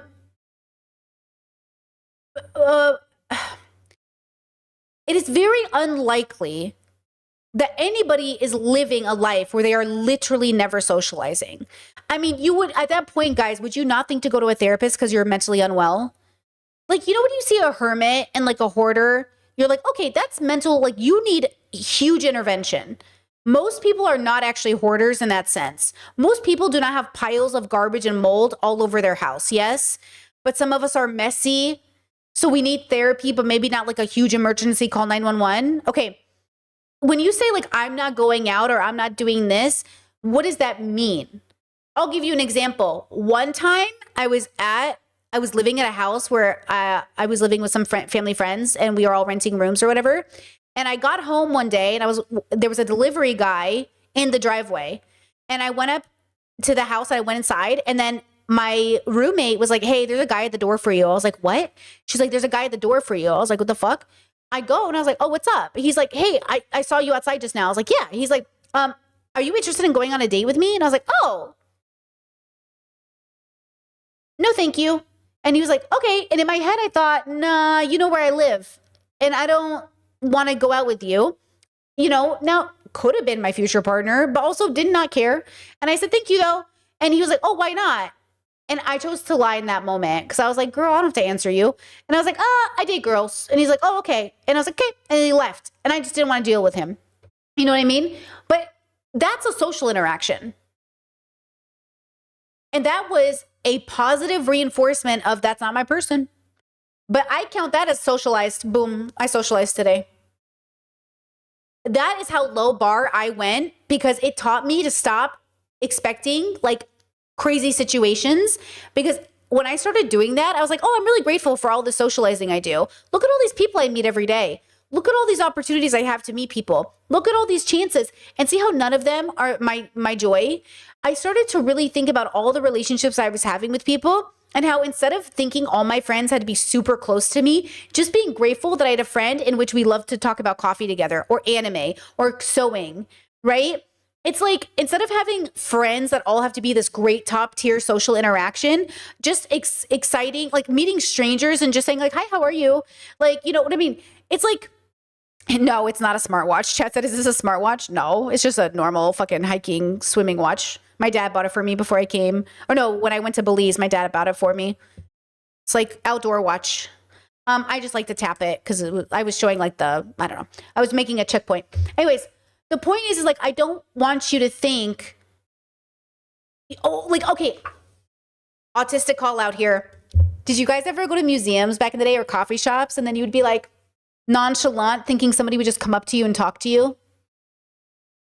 I would literally go out and sit in a coffee shop, just like hoping I would have like a magical New York moment and somebody would come and talk to me. You know what I mean?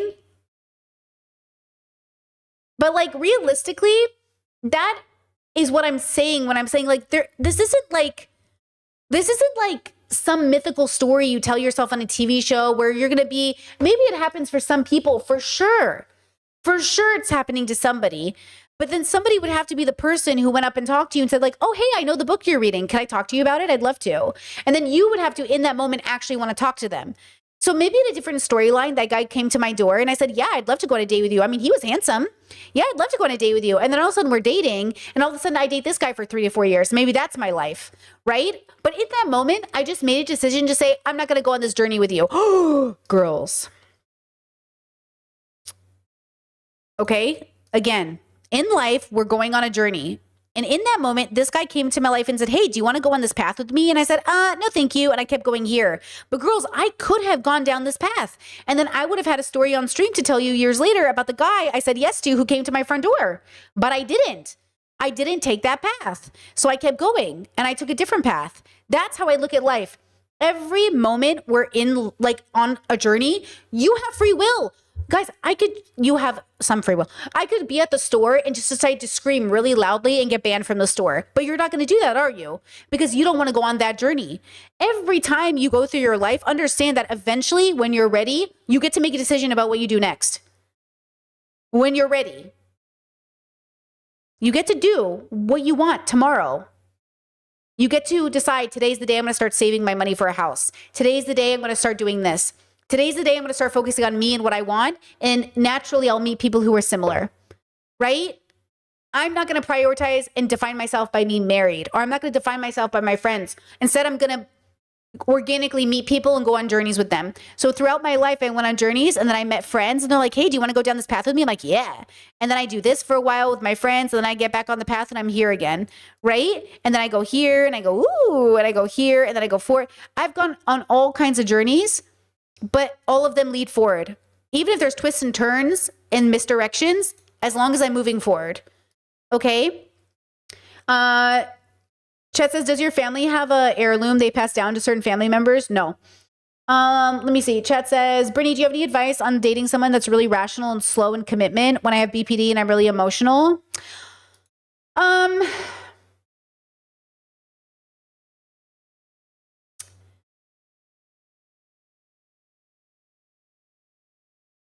Hold on, I'm trying to be really thoughtful. I would say,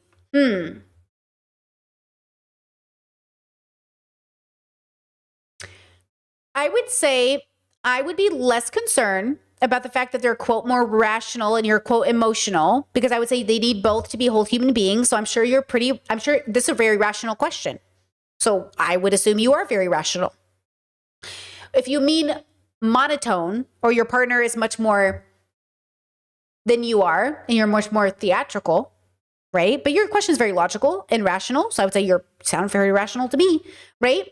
But if you're eager and excited and feel your need the commitment, I would re-examine your values and just ask yourself, like, is this even my BPD?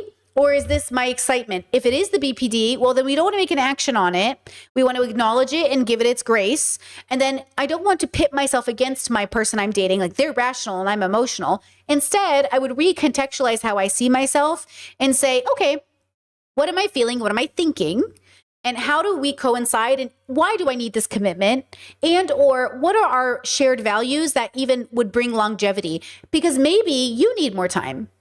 Right? But also maybe they're not committing to you because they're not actually ready either. Maybe they're emotionally stunted and not ready for commitment. Or maybe you're emotionally stunted and you need commitment quickly.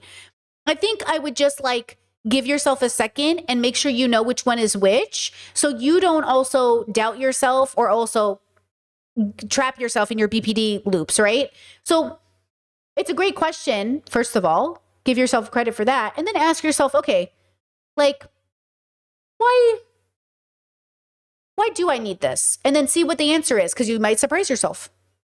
You might surprise yourself. And then it's also okay to say oh, I'm not ready. This isn't my person. Or for them to say the same thing, right? Yeah, grounding and processing the emotions. Exactly. Chat says, oh, I love this. Chat said, smiling at a baby is really rewarding. I love kiddos. And yeah, and chat says in Croatia, when Brittany said that's not acceptable here, oh my God, bro. It feels weird. It feels very interesting not being able to be like, hi, how are you? You're so smart. You know what I mean? Or it feels so weird. So what I do now is I don't talk to the kids. I talk to the parents and I say oh, if they speak English, I say oh my gosh, I love how your kid put the cart back. That was so what a grown up, how cute. But yeah, it's weird not to. Then we talk about villages, right? We talk about villages. Oh, what village is normal? What village is normal? It's not normal in Croatia to make small talk with people. They are not those people. They do not say anything when I walk by people. They say it in buildings. So, okay, in buildings, they say Dobar dan, Like they say it, the Virginia, they say like in buildings, in elevators, in small spaces, they acknowledge you. In public settings where you're walking on the sidewalk or something, they do not acknowledge you. Even if you're the only people in a neighborhood and you're crossing each other, they don't talk to you. But if it's like I was at an office building yesterday and everybody who came in or left would see us and go like, Boke. And I was like, okay, Boke. Like it was, I don't know why. Yeah, I'll have to ask why. But yeah, it seems to be what I'm understanding is like inside, they acknowledge you. Outside, they don't acknowledge you. What are you going to do? I don't know.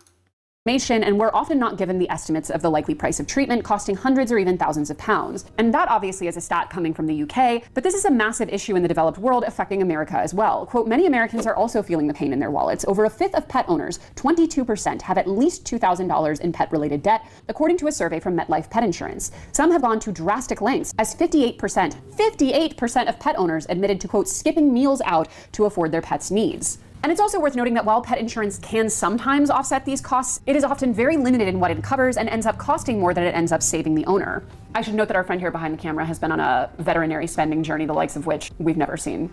Did you have to go into debt for it? I didn't, but it cost over $15,000. $15,000 for 2 separate things, and now she has asthma, so we're going back to the vet in 2 weeks. Oh my God, you cannot catch a break. Okay, there's also the issue of daily. So this is something my partner and I talk about. How much are we willing to spend on Indiana before it gets too much? And what does that mean? Could it ever get too much? Because we have a standard of people as well. As an example, I'm an adult, and yes, there will come a point where I'm like, I'm done. I'm done with medical care. I'm done with spending money. Let me die. Right? Like I have that own standard for myself. Like eventually, honestly, I'm good, bro. I'm done with all the testing. I'm done with all this. And I think there is no price, right? That's kind of the conclusion we came to is like, there isn't really a price, but we'll know the price when it comes to it. So instead of putting a budget down now, we just say like, we'll know when it happens. We'll know for ourselves, we'll know for her. But I really hope we never have to spend $25K on Indiana because that's crazy. Croatia, much more reasonable with their vet prices so far. So pet care, much of which. And by the way, I think someone asked in chat how she's doing and I didn't answer you, but I answered you in my head. She's doing much better. Fingers crossed. She's okay. She seems to be improving with the inhaler. So that's giving us some answers. Was available to do for free during the pandemic when many of these animals were adopted, but now needs to be outsourced to third-party companies or apps in order to meet the animals' needs, even if there, in my opinion, are still some ethical issues, such as dogs who are... Chat says, what do you mean you will stop? Like, maybe her standard of life is too much and like, it's ready to, like, maybe she has cancer and the cancer isn't going to be savable. And so it's better to like put her down if she's in too much pain. Or maybe if I'm in too much pain, you can put me down. Like I want assisted unaliving. Like I would like assisted unaliving. If I have Alzheimer's, I would like to end my life. I've been a proponent of that for decades. Like it's something that's very important to me. It's why I like really value assisted unaliving. Like I think that's really important as long as people make really good rational decisions about it. I just don't think life is like, I don't think death is that scary. And I think like what's scary is like dying unwell, or what's scary is like not having a choice in how you live. And so like, I want people just to have freedom. And so that's what I mean, right? Like Discord, you cracking me up. Listen, Discord, okay? True. Not adapted for cramped city life, being kept for 90% of the day in a small apartment while their owner goes to work, but that's a completely different issue. For example, dog walking services are costing an average of $30 for a half-hour walk, and this can easily be hundreds of dollars weekly for someone who's gone back to full-time office work. There are also things like private dog training, which can be in the 5 figures. There are even pet psychics, if we're really getting down to brass tacks. And who killed this rooster's best friend? He's heartbroken. He said he's going to make damn sure they don't get him. What's going on with our pet spending? The point is, pets have taken on an increasingly important role in our lives, and certain industries are very aware that that means people are willing to spend... She's right. The vets are charging way too much and it's disgusting. A lot of money on those animals, often in ways that are pretty intentionally deceptive at point of service. So the question is, who is getting rich from all of this? And interestingly, the answer seems to not be the people who are actually working with the animals, like the veterinarians, the vet office employees, dog walkers and trainers, etc. Rather, the biggest winners appear to be the backers of big vet and big animal, whether that's the apps who are automating things like dog walking, or the big corporate conglomerates of veterinary offices, which are in many cases backed by private equity. And you will see a lot of private equity in this video. Quote, according to... Also, can I just ask Chelsea a question? Who do you think we're paying to work? So If we want a community that pays people their fair wage in labor instead of expecting our family members and friends to do it for us, do you know what I'm saying? Like, why would you freeload off your family unless it's a genuine bonding experience just to save money when you could be paying somebody's rent by hiring an Uber? Do you know what I'm saying? Like, the only reason I would call my family to help me with something is because I also wanted to see them and hang out with them. But if I'm just calling them to help me, that feels like really not nice. Like, hey, thanks for helping me. Bye. Don't talk to me anymore. Do you know what I'm saying? So then it's like, okay, why wouldn't I just pay somebody and tip them well and know that I'm like helping to pay their bills? Like, I would love to pay a dog walker I trusted, or a better example is I would love to pay somebody to come like do gardening for me. I don't want to learn how, and I would just love to pay somebody enough to pay, if I was, the idea of paying somebody enough to like know that like, oh, this bill pays my, I don't know, grocery bill, like cool, you know? Like I pay for yoga every month on the Discord, and it makes me really happy to know that, you know, she loves to teach us because she's a professional. I pay her rate. I asked her normal rate for a class, and I pay her rate. And then I love that she can rely on that one payment every month to pay some of her bills, one of them, right? Like that is really rewarding to me as a person, right? Now, you could pay your family to do it, but your family isn't a professional. So then you're just getting less quality for the same rate. No, go get a job and be a professional and I can pay you.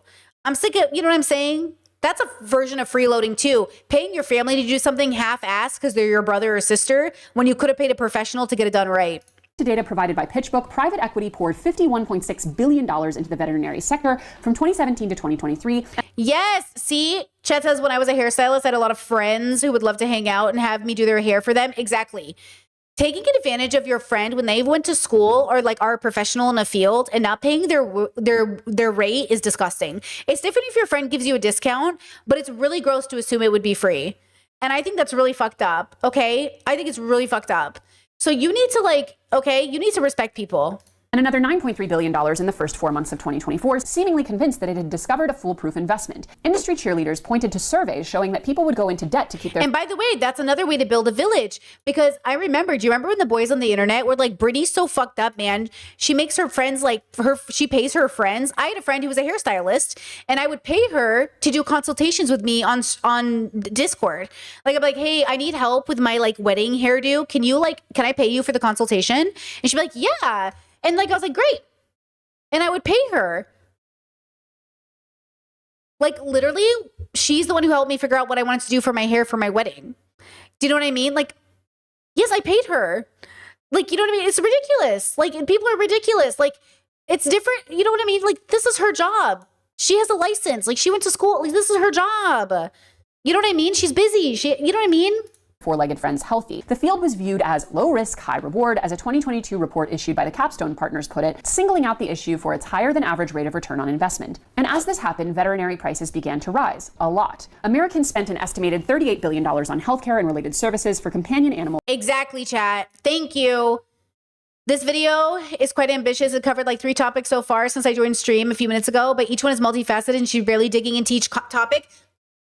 That's why I think I'm burning out on her content. Like, hey, I've seen this video 50 times on YouTube. Do none of you have more to say? That's what I'm saying. Like, okay, I feel like this is a part of why I'm doing this on stream today, to say like, okay, here's what I suggest to you. Because I've seen, how many times are we going to be like, it's the damn phone. Okay, and what do we do?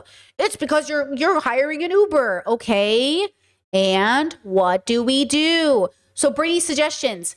Ask yourself why you need the thing you think you need. I really want friends. Okay, why do you want friends? Okay, deconstruct the why. Sit with yourself and be honest. If you're like, oh, I really want a friend, so I have something to do with someone. Hey, pause. Great use of a friend. Now, you say, okay, I want a friend, so I have something to do on Saturday night. Love that. What would you like to do on a Saturday night? Man, I'd really like to bowl. Perfect. Let's see what bowling leagues are available for Saturday nights.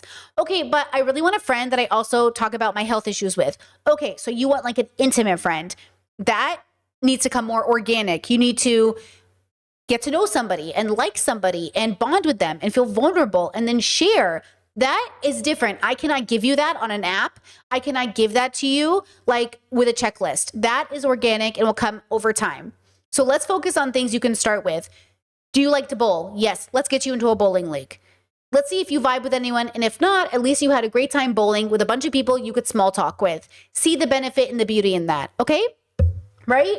And then move on to another community where you maybe interact with different people for different reasons. Okay?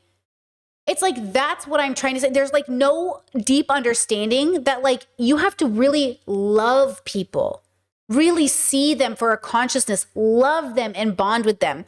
I can't tell you why some people I meet, I'm like, we're going to get to know each other more, aren't we? And then some people I meet, I'm like, I really like you, but I think this is it for us. It's not about you're a bad person or a good person. It's about knowing that it's organic, it's specific, and it is like very, it's like, you're trying to force something that you can't force, but you do have to make the effort. It's like the splits, guys. Okay. You have to work every day on doing the splits, but you don't get to choose the day it actually happens. It's going to happen while you're exercising every day. Okay. Same thing with friends. You don't know which one it's going to be, but you still have to go out there and meet people. Okay, relationships, introspection, anything you do, you don't get to pick and choose when it happens, but you still have to go out there and attempt it. You still have to wake up every day and stretch. Okay? There's only so much control you have over life, but what you do control is getting up and stretching every day. So make sure you're doing that. And then when it happens, it happens. And then be like excited about what you learn along the way, in 2023, up from about $29 billion in 2019. And even as overall inflation got back under control, the cost of veterinary care did not. In March 2024, the Consumer Price Index for urban consumers was up 3.5% year over year, while the veterinary services category was up 9.6%. If you've ever wondered why keeping your pet healthy has gotten so out of control expensive, Big Vet might just be your answer. But let's say you are not like me, a dink with a dog who would honestly probably be willing to spend an obscene amount of money to improve her quality of life. Come exploit me, private equity, what can I tell you? Let's say you did what JD Vance wants us all to do and you had some kids. Which, by the way, if you've met and married a partner and then proceeded to have children with them, you're already doing pretty well statistically on the battlefield of American loneliness, so hats off. But that just takes us to the next layer of loneliness, which is chapter 4, who is watching our kids? So let's say you've made friends, you've had a nice social life, you've met someone, you've gotten married, and you have a kid. What we have now is a new problem, which is that no one is here to help you raise it, and you probably increasingly need someone to do that. Because if we've established one thing on this channel, it is that the era of the stay-at-home wife/mom is largely over. Roughly half of married households now have both parents working full-time, with many more mothers than that working at least a part-time job. And of course, as we've long discussed on this channel, this is against a backdrop of the mother still taking on the vast majority of domestic and childbearing labor in the home. But in addition to the fact that life is getting so expensive so quickly, while wages are staying stagnant, therefore driving more and more mothers into the workplace, often shockingly soon after their children are born, we have the simultaneous issue of fewer and fewer family or community members who can take care of those kids. Interestingly, there's a lot of good evidence to suggest that the reason that humans are one of the few animals where women go through menopause is because we were designed to live intergenerationally with older, no longer of childbearing age women helping to take care of the younger and newborn.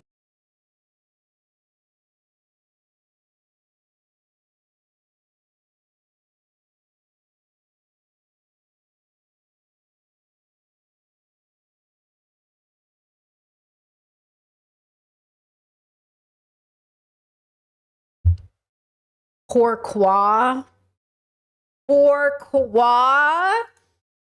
Kids. And this was down. They also said that about the gay gene, that maybe gay people actually make sense biologically because we need people to help be extra parents in the village. Pourquoi? To the physical structure of how we lived, with most people living intergenerationally, either under the same roof or in the same very small communities until very recently. And of course, there are many reasons why grandparents are no longer taking care of their kids at scale, distance being one of them. But there's also the issue that the wage squeeze that's happening to new parents is also squeezing seniors. The number of seniors who are actively working or looking for work through their retirement has roughly doubled since the 1980s. So what has come up to replace it, since these kids will need taking care of? For most American families, the answer to that question is paid childcare. And this can come in the form of nannies or babysitters, private schools and tutors, or for most, daycare center. Quote, the cost of childcare has increased 220% in the last... Well, that's why, guys, and hear me out, you're not entitled to children.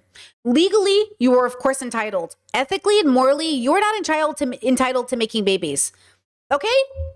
I'm sorry that you think you're special and that you should deserve to have a baby, but that baby did not ask to be here, did not ask to be here under this condition, okay? You are not entitled to children. But also, I don't want the government to come in and tell you you can't have a baby. Okay. And I don't want some freaking IQ people to come in and tell you you can't have a baby. And I don't want some white supremacists to come in and tell you you can't have a baby. Okay. I don't want some rich person to come in and tell you you can't have a baby. I'm talking about separate from those structural systems that mean to oppress you. You're not entitled to children. Okay. Ethically and morally, you're not entitled to bringing a consciousness into the universe because you want one. So you need to be, do your due diligence about creating a life and make sure, yes, you can afford it. And yes, you can give it a village. And yes, you can do all the things. Because yes, if you can, be preventative and smart. If you can't, do your best. Okay? If you're already pregnant and having a baby, it is what it is, girl. Let's go. But if you are not pregnant yet, and you are not making a baby yet, and you have not done these things yet, hold on. Wait. Okay? I know you want a baby. Is it in the cards for you? Does it make sense? Are you the God will provide kind of girly? You know what I'm saying? Like a lot of people are. Most people are fucking and having babies because they're not wearing protection. They're not getting their tubes tied. They're not getting vasectomies, right? So again, without it being systematic oppression, without it being bigotry, you're not entitled to a baby, okay?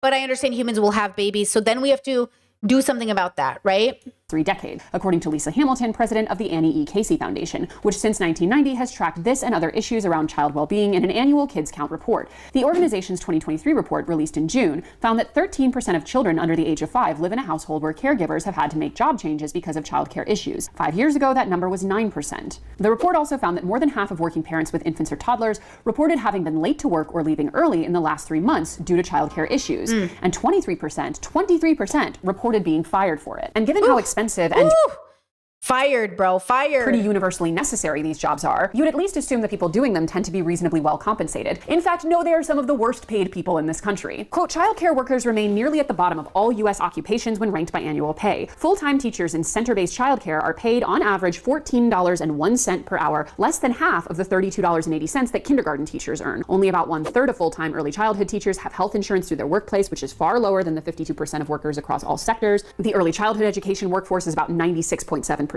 female. In addition to typical degree credentials, about half of all early childhood educators have attained an early childhood education specific credential, such as a state license or child development associate certificate, and more than 2/3 have either a post-secondary degree or an early Quick Google search says nearly half of all pregnancies worldwide are unintended.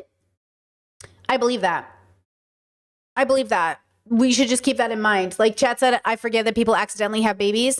Bro, I've been on the birth control game almost day one. Almost day one. You know why? Because it's my body. You know, I'm the one who's going to get pregnant. So I'm the one who's being very diligent about it. Like, that's why I say, like, I want to get my tubes tied or like I want to get sterilized. Because like, what if my partner dies in the next 5 years and I end up with somebody else who can get me pregnant and I still don't want a baby? And I know that sounds crazy, but like, it's literally plausible. You know what I'm saying? I even told my partner, don't you want to get a vasectomy? Because like, what if I die and you get remarried? Do you even want to have a baby? And like, that's what I'm saying. We're not thinking about just us. We're thinking about the future. I could die tomorrow or I could be alive. My partner dies and then what? Like, I still want to, you know what I mean? What, am I going to have sex after my partner dies? You know what I mean? Maybe I should just have sex with people who can't get me pregnant. But like, also, what does that mean? So like, I'm like all about the future. I'm like, well, what is going to happen in 10 to 15 years? What's the possibilities? And then I plan for that. And I feel like people aren't doing that. They're just like, let's have a baby and it'll fix everything. Or let's stay together. Like, people got to go to therapy. The same reason you're struggling with friendships is the same reason you're struggling in anything else. It's all therapy. It's all introspective work. It's all like understanding your place in the universe. It's about recognizing that, like, honestly, girls, like, your family trauma might be too much for you to even think to have time to have like friendships. And I think that's like so sad, but it's so real. Like, you know what I mean? Like, we wonder why there's a loneliness epidemic. If we know loneliness epidemics because men are more conservative and women are more liberal, why do you think it's any different with friendships? Why do we think like the same struggles with dating isn't just related to like friendship, isn't related to villages? We're all fucked up and we need a lot of fucking self-care and we need a lot of fucking therapy and we need a lot of really like we need a lot of philosophical work. Okay? Of course the world is struggling. Like, of course the world is struggling. But you're acting like if these men aren't stunted, and these men are also stunted in friendships, and like, you know, we're not all stunted. You know what I'm saying? Like, it's all related, guys. Oh, have a village. With who?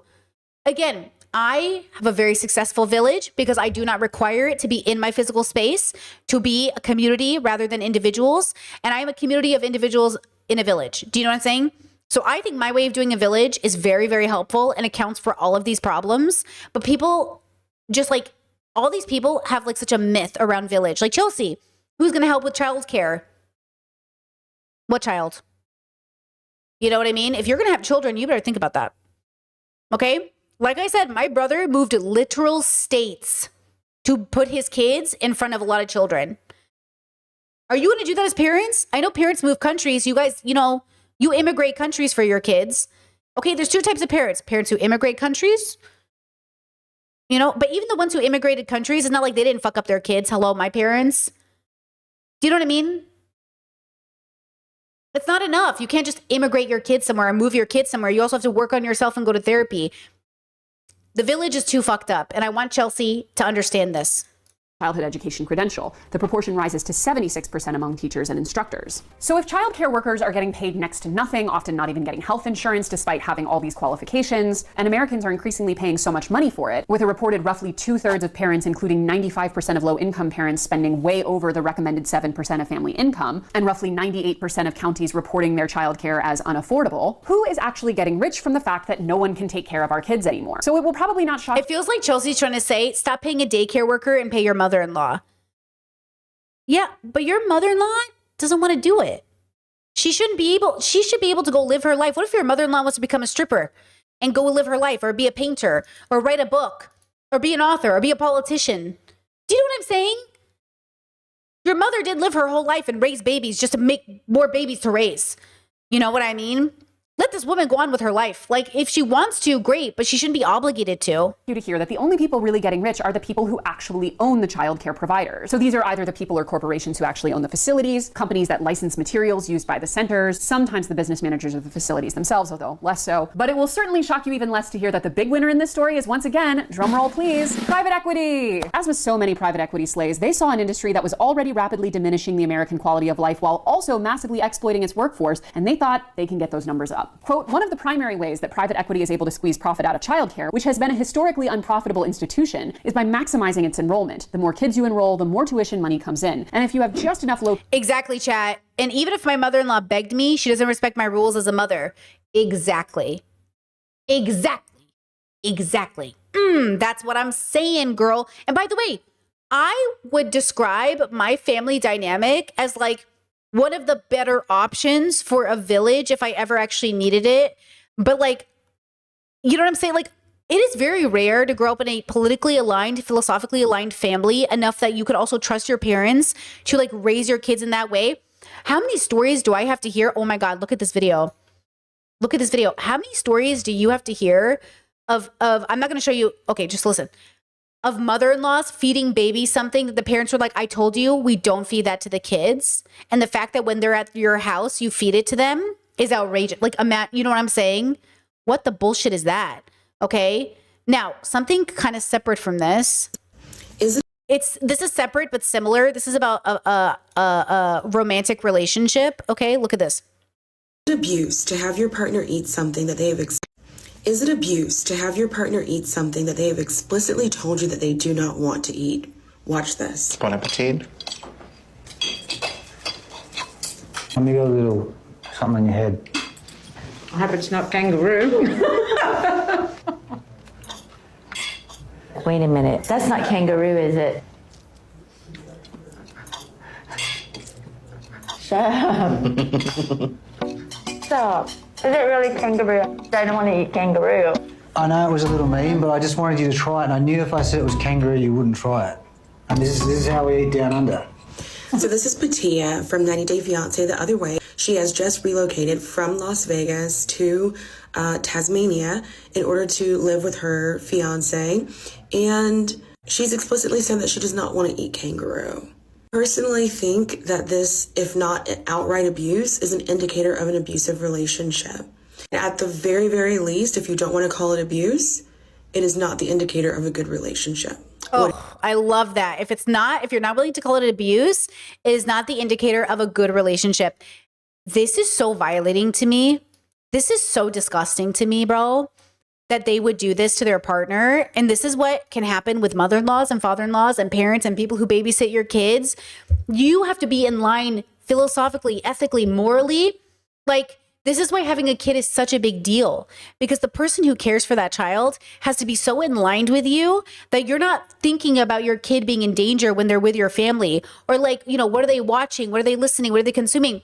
Do you guys remember the story? I think I've told this before, but I'll tell it again really quickly. When I was a nanny professionally, I nannied for a family that was progressive. I always only nannied for progressive families, basically, or interviewed families about bigotry. When I interviewed families, I was always very strict about who I worked with because I didn't want to work for like a very conservative family. Even the most conservative family I ever worked for was pretty liberal. Okay. So I was nannying for this family and I had to deal with the families. I said, hey, I have a second job online. It was YouTube. And I said, it's not my full-time job. You're my full-time job. But after the babies are tucked in to sleep, or when the house is clean and everything's fed and prepped, do you mind if I work on my second job so, you know, I can get it done while the babies are sleeping? And they said, yeah, as long as everything's done and you're not neglecting our baby or our house. Yeah, definitely. I was like, cool. And no one has ever had a problem with me doing this. I've always successfully done this. And I always ask them first, of course. So one time, one of the families had an auntie visiting, auntie. And the baby was asleep, the food was prepped, everything was clean. And I was like, okay, I'm done with everything. I'm going to sit down and start editing a video. Okay, I'm editing a video and the aunt goes, hey, what are you doing on your computer? And I explained to her the situation and she said, well, I just don't think that makes any sense. They're paying you. You should be doing something. And I was like, well, everything's done. And she was like, well, can't you find something else to do? And I said, you're going to have to take it up with them, but like we have an understanding and everything is done. And I thought that was weird, but I didn't think much of it because I thought, okay, girl, overstepping much, but okay. Then the baby wakes up, okay? And I think at the time I might have had I don't remember what I looked like, but I probably looked pretty alternative, right? So I definitely didn't look conservative. I don't know if I had a nose piercing or blue hair at the time, but I definitely looked unconventional probably. So then the baby wakes up and everything's going great. And then she goes, oh, I'm going to put on a cartoon for the baby. And I said, okay. And the baby's like 2, okay? She puts on an anti-LGBT Jesus cartoon. And the way I was like, because I know this family's pro-gay. So I was like, and I was like, oh, is this one of those conservative cartoons? And she goes, yeah, I really like it. And I was like, oh, yeah, I was raised religious, but as a gay person, this is like pretty offensive.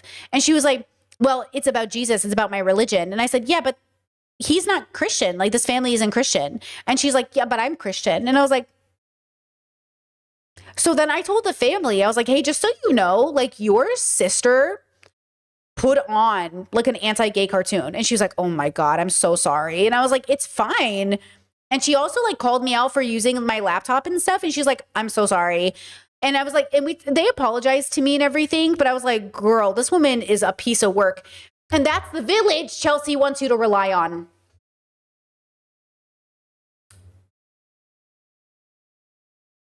You know what I mean? Like, is this the village, Chelsea? Is this the village? You know, like the village is me. I'm the village, girl. I was part of the village. I was the nanny. Okay.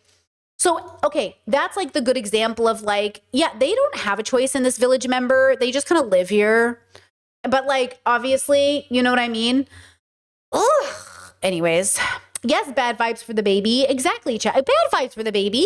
I was like, the baby doesn't need this energy here. Nobody needs this energy. She had bad energy. But you know what? I get it. She's Christian. They all have bad energy. I'm just kidding. They don't. Some of them have good energy, but like she had bad energy. Okay, back to the video. We're almost done. And then I got to go to bed, girl. I'm already pushing it. But it's the weekend. It's the weekend. Paid teachers to ensure that you're in compliance with state-mandated ratios, you can keep your labor costs down. Private equity-owned daycare centers also try to lower operational costs by, for example, shifting daily cleaning responsibilities from outside companies to teachers and reducing the number of sheets of paper per day that they give to kids. With this model, private equity-owned daycares are able to turn profits of 15 to 20%. Right off the bat, when we're talking about the option of grandparents helping out with grandkids, people that I have worked with professionally, I completely understand when people make the decision that that is not a dynamic they want to have. Whether that's because they don't want to be putting that pressure on their parents or whether that's because they don't have a good relationship with their parents, all of that is legitimate. And I think on the other spectrum, I think there are some people who take advantage of their parents for childcare. Mm-hmm. I think there's a lot of people who don't explore multiple options and just assume that it will be some type of a grandparent stepping in to help. Exactly. It's complicated. They just assume, guys, they don't even talk about it ahead of time. They just assume. And no, this is a social worker. This is not her family. This is a social worker. They just assume. Because this is so unique and specific to everybody's individual lives and situations and what they need. But I think to kind of tie all of that into the idea of a village is not just, well, I have like 3 people that I'm friends with and that I know I can hang out with and invite to things and talk to if I'm sad. A village is a layered experience. A village is, I have family or chosen family that I feel I can rely on. I have friends that I can reach out to. I have neighbors that I'm familiar with. I have coworkers that I know and am familiar with, right? It's about looking at your geographical area and saying, how do I build different layers of relationships in this area around? That's the part where I have to disagree. It's not your geographical area because I don't have that and I still have a village. It's a different village. It looks different. It operates different. And yes, eventually it will have to be within content, but like, we don't get that. Like, I don't know. Like, again, you can't, this is such a, yes, but these people already have that. If you're already doing this with people, you probably aren't going to the internet to find this video. You know what I'm saying? Like, obviously that's so obvious to us. Like, yeah, obviously, bro. But like, what happens when you don't have that? When you don't have it nearby? That's why I say go to the internet. Like, experience things from a distance and send postcards. Like, you know what I mean? Like, yes, it's about looking at your literal area and about looking at your options online and realizing that like every interaction you have with someone is beautiful, like a neighbor or a person at a grocery store or something, right? Around me, so that I have different layers of people to go through when I do need help. Yes. And then the question is like, what about the help you like people need from you too? Are you available? Are you available? I love to be available. Like when my friends text me and say like, hey, do you have time for a catch up? I always say like, is it a catch up or is it an emergency? Because if it's an emergency, I will drop everything and call you. If it's not an emergency, I'm free in 2 months. How does that work? And that is my life right now. Okay. Now, if you're my sister, you don't have to wait 2 months because like, look, example, I stream and it's almost midnight my time. If my sister called me right now, I could talk to her. If my bestie called me right now, I could talk to her. If one of my other friends called me right now, I'd be like, oh, girl, I love you, but I just got off work. I don't have the spoons. But do you understand that that isn't a rejection of that person? That is an acknowledgement of like, I don't actually have the brain power to have this, like you know what I'm saying? Like, I can't do that with you, but not because of you. You know what I'm saying? Like, I don't know how to explain it. How do I use this language? Why am I having such a hard time? It's not about them, but it sounds like it's about them. It's about the relationship we've curated that is naturally where it is. You can't force it. You can't force it. Do you know what I'm saying? It's like if my brothers called me, they'd be like, hey, what are you doing? I'm like, hey, I just got off work. What are you doing? I could talk to them. But it's like, you know, it's like it's the nature of the relationship with the person, it sounds like. That's what it is. It's the nature of the relationship. And I don't think you can force it. I think sometimes people want to force it. And they're like, well, why can't we be that? I don't know. I don't know. But it's not there and I'm not going to force it. But I love what we have, but I don't want to force it. You know what I mean? Can we just be happy with what we have? And if you're not happy, let's just end the friendship because I was happy. You know? Just that you said it before, but a lot of people see that as a rejection because unfortunately, a lot of people have narcissistic tendencies and want to be the most important person in your life. Honestly, that has only happened to me with one person.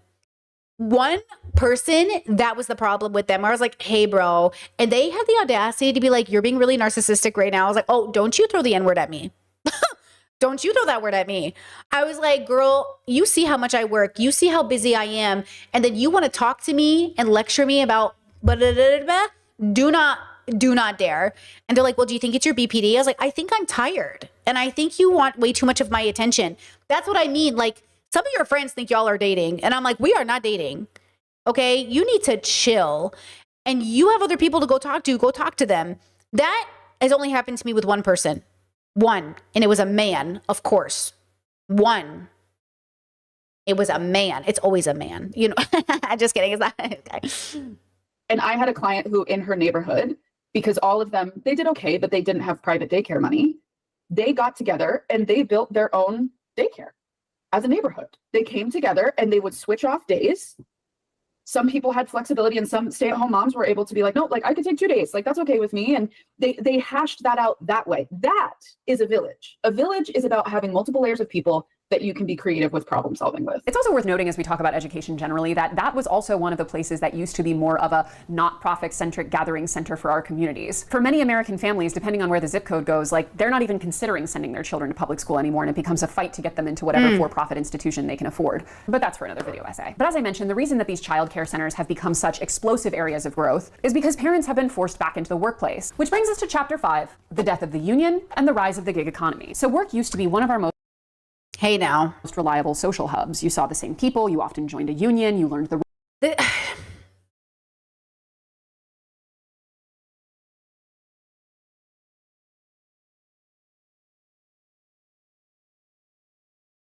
This video is so useless.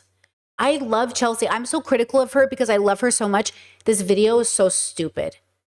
Please be so fucking for real, Chelsea. Fascism is taking over. You're worried about making friends with coworkers who could fucking be Nazis. Please lock in, Chelsea.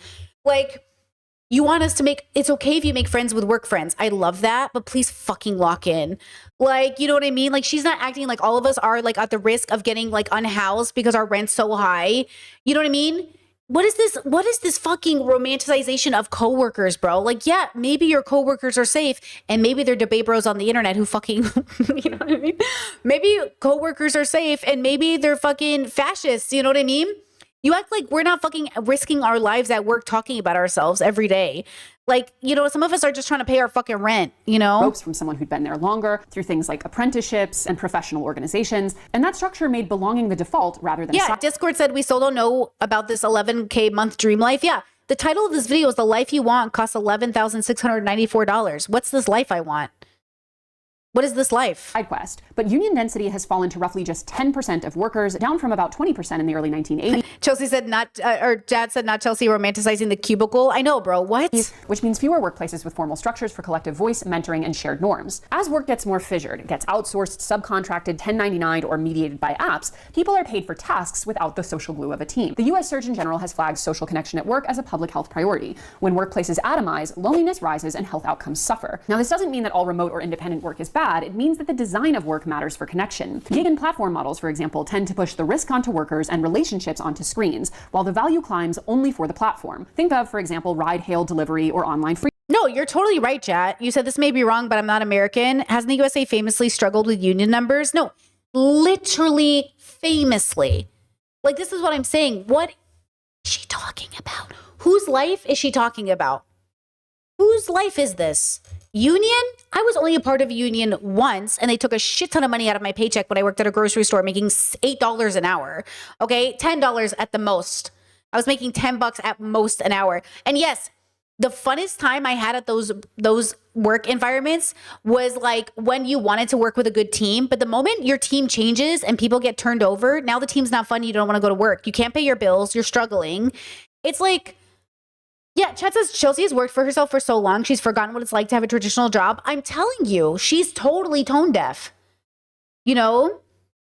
And yeah, Chat says I work in a factory in West Virginia, and I think lots of people do get their social fix at work. I agree with you. I think that might be true, but that isn't, those people are satisfied. The people she's talking about who are lonely, who aren't getting it, they're not going to get it. Then they don't need this solution though. They don't need to like instead of working remote, get a job. Most of the people who work remote do it because they already were at work and they hated it. Most of us who work gig economies were already at group activities and we didn't like it. So if you're a gig worker, you're not somebody who then needs to be in the office, most likely. Maybe if you've never worked in an office or never worked with a group team, but you would think if you've gone gig, maybe it's, but maybe I'm wrong. Maybe some people do have gig jobs as their first jobs. I just think like, it's like, yeah, whatever your situation is, do what you think might work. But like, you know, Discord said she seems very like was pro forcing people back into the office. Exactly. Do you notice that this video is very much like people work from home now and what is she doing? Why is she like, how is this whole video? You know what I mean? It's very much playing into, now I understand many people thrive better going to work. Many people thrive better being in the office, but those of us who don't, you know what so again, when she says like, hey, this video is for you, you need a village, who is the you?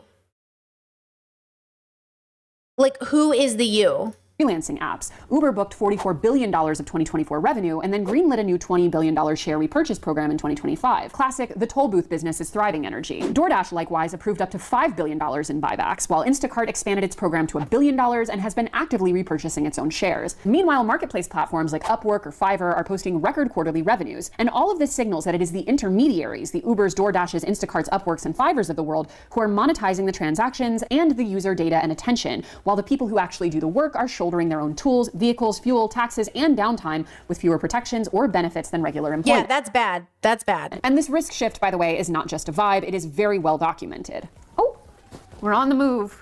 We're on the move. She got her little crossed legs. What an elegant little lady. I want you to step, bump, bump, step, bump, bump. But no longer even having coworkers, let alone no longer having a union, means a huge decline in pay and protection. Union members, for example, still earn more on average than non-union workers, and unions bargain for things like scheduling, transportation, benefits, all things that also help foster stability and community building. It's also worth noting that outside of the workplace itself, many of these professional and trade-based institutions used to also be meeting places. I know we all think it's like extremely cringe when a woman gets on TikTok and makes her whole brand about being like, I don't know, a truck driver's wife or an electrician's wife or a doctor's wife or whatever the case may be. Military wife is a popular one. One's about like laying cables, whatever the case may be. But here's the thing. I do think there's like a bit of classism happening in the mocking of women who take pride in their husband's blue collar job. Don't love that. But more importantly, I think we kind of underestimate how much this strong group identification around a trade or a profession used to be like part of the fabric of American society. Like, these people took care of each other. And yes, the spouses did often also form community amongst themselves. Yes, those communities are often exploited by things like MLMs in places. In order for that to work, you have to identify with the bubble and make it your whole personality.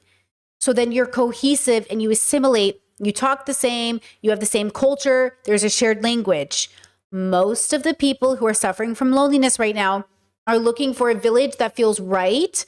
And I'm saying for those of us who couldn't pick a village, we made a diverse one that's kind of like a combination of all the things. I thought BDSM was going to be my whole personality, BDSM families. Guys, like the BDSMers I know have kids and families and their parents, their second, third generation BDSMers. I thought this was going to be my whole life, right? Okay. I thought like XYZ thing was going to be my whole life. The whole point is like, you can make Catholicism your whole life or Islam, or you can make BDSM your whole life, or you can make trucking your whole life. But that's you externalizing into a village with a theme, and the theme becomes your whole life. So then all the families become the same and you have the shared language. Okay, what if you don't have that, which is what people don't have? People who are suffering from loneliness might be people who are like, I don't know what my village is, but maybe what if I don't have one? I am that person. Hi, it's me. It's me. It's me. Okay. So I realized, oh God, I don't think I want to be one of those people. I don't want my whole identity to be externalized in even the gay community. I thought, oh, maybe it's the gay community. I don't think I'm that girly. Oh, it's drag. I'm not that girly. Oh, it's Disney. I'm not that girly. Oh, I'm a Disney adult. I meet other Disney adults. Oh, I'm an expat. Oh, I'm an immigrant. Like here in Croatia, there are so many meetups for people. I don't think that's me. I don't think that's who I am. Like, people are like, oh, Brittany, get involved with the communities. They go out to lunch, they do vacations together. And I'm like, oh, I don't think that's who I am, right? So who am I instead? This is my recommendation if you're in this category as Brittany, okay? You live the life you want to live every day. You just wake up and you say, what do I want to do today? And you do that. Okay, girls, you say, what are my responsibilities as a structured adult who like has responsibilities? Who are my homies? Who are the connections I'm making? What do I want to do today? And I do that. Okay, my partner and I wake up every day and I say, what do I want to do today? He goes, what are you doing today? I was like, what are you doing today? And then how much time do we want to spend together? What do we want to do today? Right? What does the I want to do? What do we want to do? And then we kind of do that. But that's because like it's us and then it's the world. Like, and us is responsible for the world. But like, I do not call my mom before I make a decision about what I do today. I do not call my community before I make a decision today. I make the decision and then I let my community in on the decision after the fact, or if it coincides. Like my sister called me the other day and or texted me and said, hey, are you free to talk? I have time. And I said, yeah, actually I'm free to talk here. You want to talk? And then we made time to talk, right? Like it's like, I didn't know she was going to have a day off. And so she called me and said, hey, I have a day off. Can I call you? And I said, oh, yeah. Like, I didn't know that. So we have to let our families know, hey, I actually have the day off. Do you want to talk today? Or, hey, I have so much energy after stream. Do you want to talk today? Or, hey, I actually have a Saturday off. Are you free to catch up? Like, they don't need to tell me their daily life, but when they have time and there's a spot and they think of me, fit me in, right? It's like, I want to just wake up and do what I want every day. When I got married, I told my partner, I want you to have the kind of marriage that you get up every day and do exactly what you want. You're an adult. If you don't want to go to bed, don't go to bed. If you want to stay up, stay up. If you want to sleep on the couch, sleep on the couch. If you want to sleep in your office, sleep in your office. Like, I don't want to tell you when to sleep, when to eat. You do what you want to do. You're an adult. Figure it out. Okay. Now, if we want to eat at the same time, or if we want to sleep at the same time, we schedule it in. Because the truth is, we're both way too neurodivergent to have a sleep schedule. Okay. So we just do what we want every day. Like right now, I'm going to be real with you. I did not plan for stream to be this long. So he better be entertaining himself, because he knows we did not schedule for me to end stream at a certain time. So he knows I could be here for the next 7 hours. I'm already here for 8. But I have the energy. I'm here. We're pulling a long stream today. I did not plan for this. I was willing. I told myself, if it goes too long, I'll bail. But I'm here, girl. I don't know what he's up to. I checked in with him on my little pee break earlier. But otherwise, he could be sleeping. He could be eating. He could be out of the house. He could be playing video games. He could be anywhere. Maybe he went to Italy. Just kidding. That'd be so strange. He calls me. He's like, I'm in Italy. I'd be like, well, that's a weird thing to do. It's a bit far. But anyways, you know what I mean? It's like, yeah. We don't have a schedule. The only schedule I have to make sure I go to is work, which is you guys. So no matter what, I have a schedule for work. But otherwise, like, we just kind of do what we want to do. And that's kind of like what I try to embody or tell everyone to do. Just like try to make your life as much as you can, what you want to do with your life, and then figure out how to be responsible at the same time, because we still have to pay our bills. So you still have to pay your bills, but otherwise, let's do what we want to do. So how do we do that? And a part of what we want to do is be community members and be thoughtful and, pay attention to how we're acting in public and be good bus members and be good community members and be good store members. And do you know what I mean? It's like, I don't want to feel forced to live a life I don't want to live. And I still want to be excited to be responsible for that life. So I know it's hard because you're thinking, well, I don't want to pay bills, but I have to. Look, nobody wants to pay bills, girl. But I try to tell myself, and I believe this embodied, and that's why it's different for me at this time in my life. I'm really grateful. And I think a big part of it is I did this crazy shroom trip before Europe, and I was so terrified I was going to get locked in this fucking shroom trip that I begged the gods in the shroom trip, okay, let me go back to my life. I just want to go back to paying my bills. I'm grateful. I hear you. I'm sorry I ever questioned or complained about bills. I just want to go back to my normal life with my stable existence. Please send me back to pay my bills. And then I got out of that trip and I was like, oh my God, thank you. Oh my God, it was bad. It was so bad. It was just like everything was upside down and I was like getting fucked over so bad by this hallucination. I was like, please send me back to my life. And I got the reset of my existence. And so thank you, universe, for letting me pay my bills. Thank you, universe. You know what I mean? Thank you. I love you. Thank you. You know what I mean? Tessa, 7 grams for me. Girl, 3.5. And I was seeing fucking gods, bro. I'm such a lightweight. Bro, they would like grab me and pull me back into the portal. And then I would be pushed out and I'd see my brother and I'd be like, oh my God, bro, I'm back. And he's like, where'd you go? And I'm like, bro, they keep taking me back. And then they'd grab me again and put me through the portal.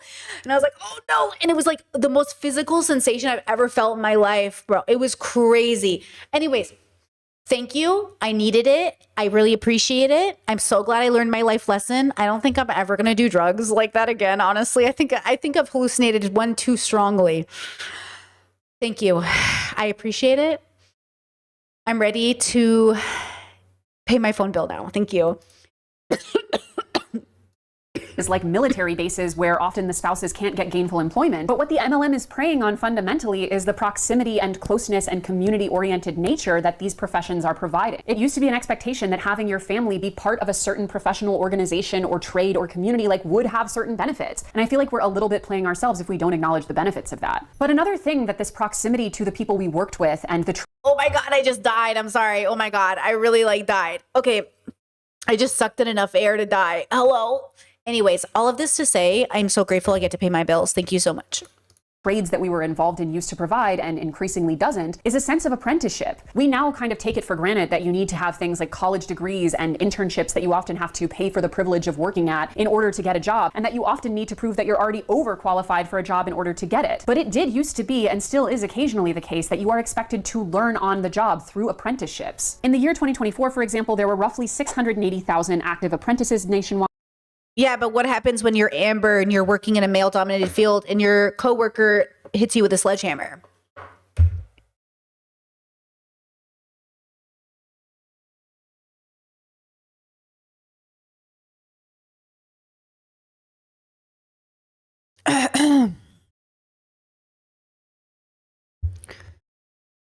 You know, this video feels very outdated to me.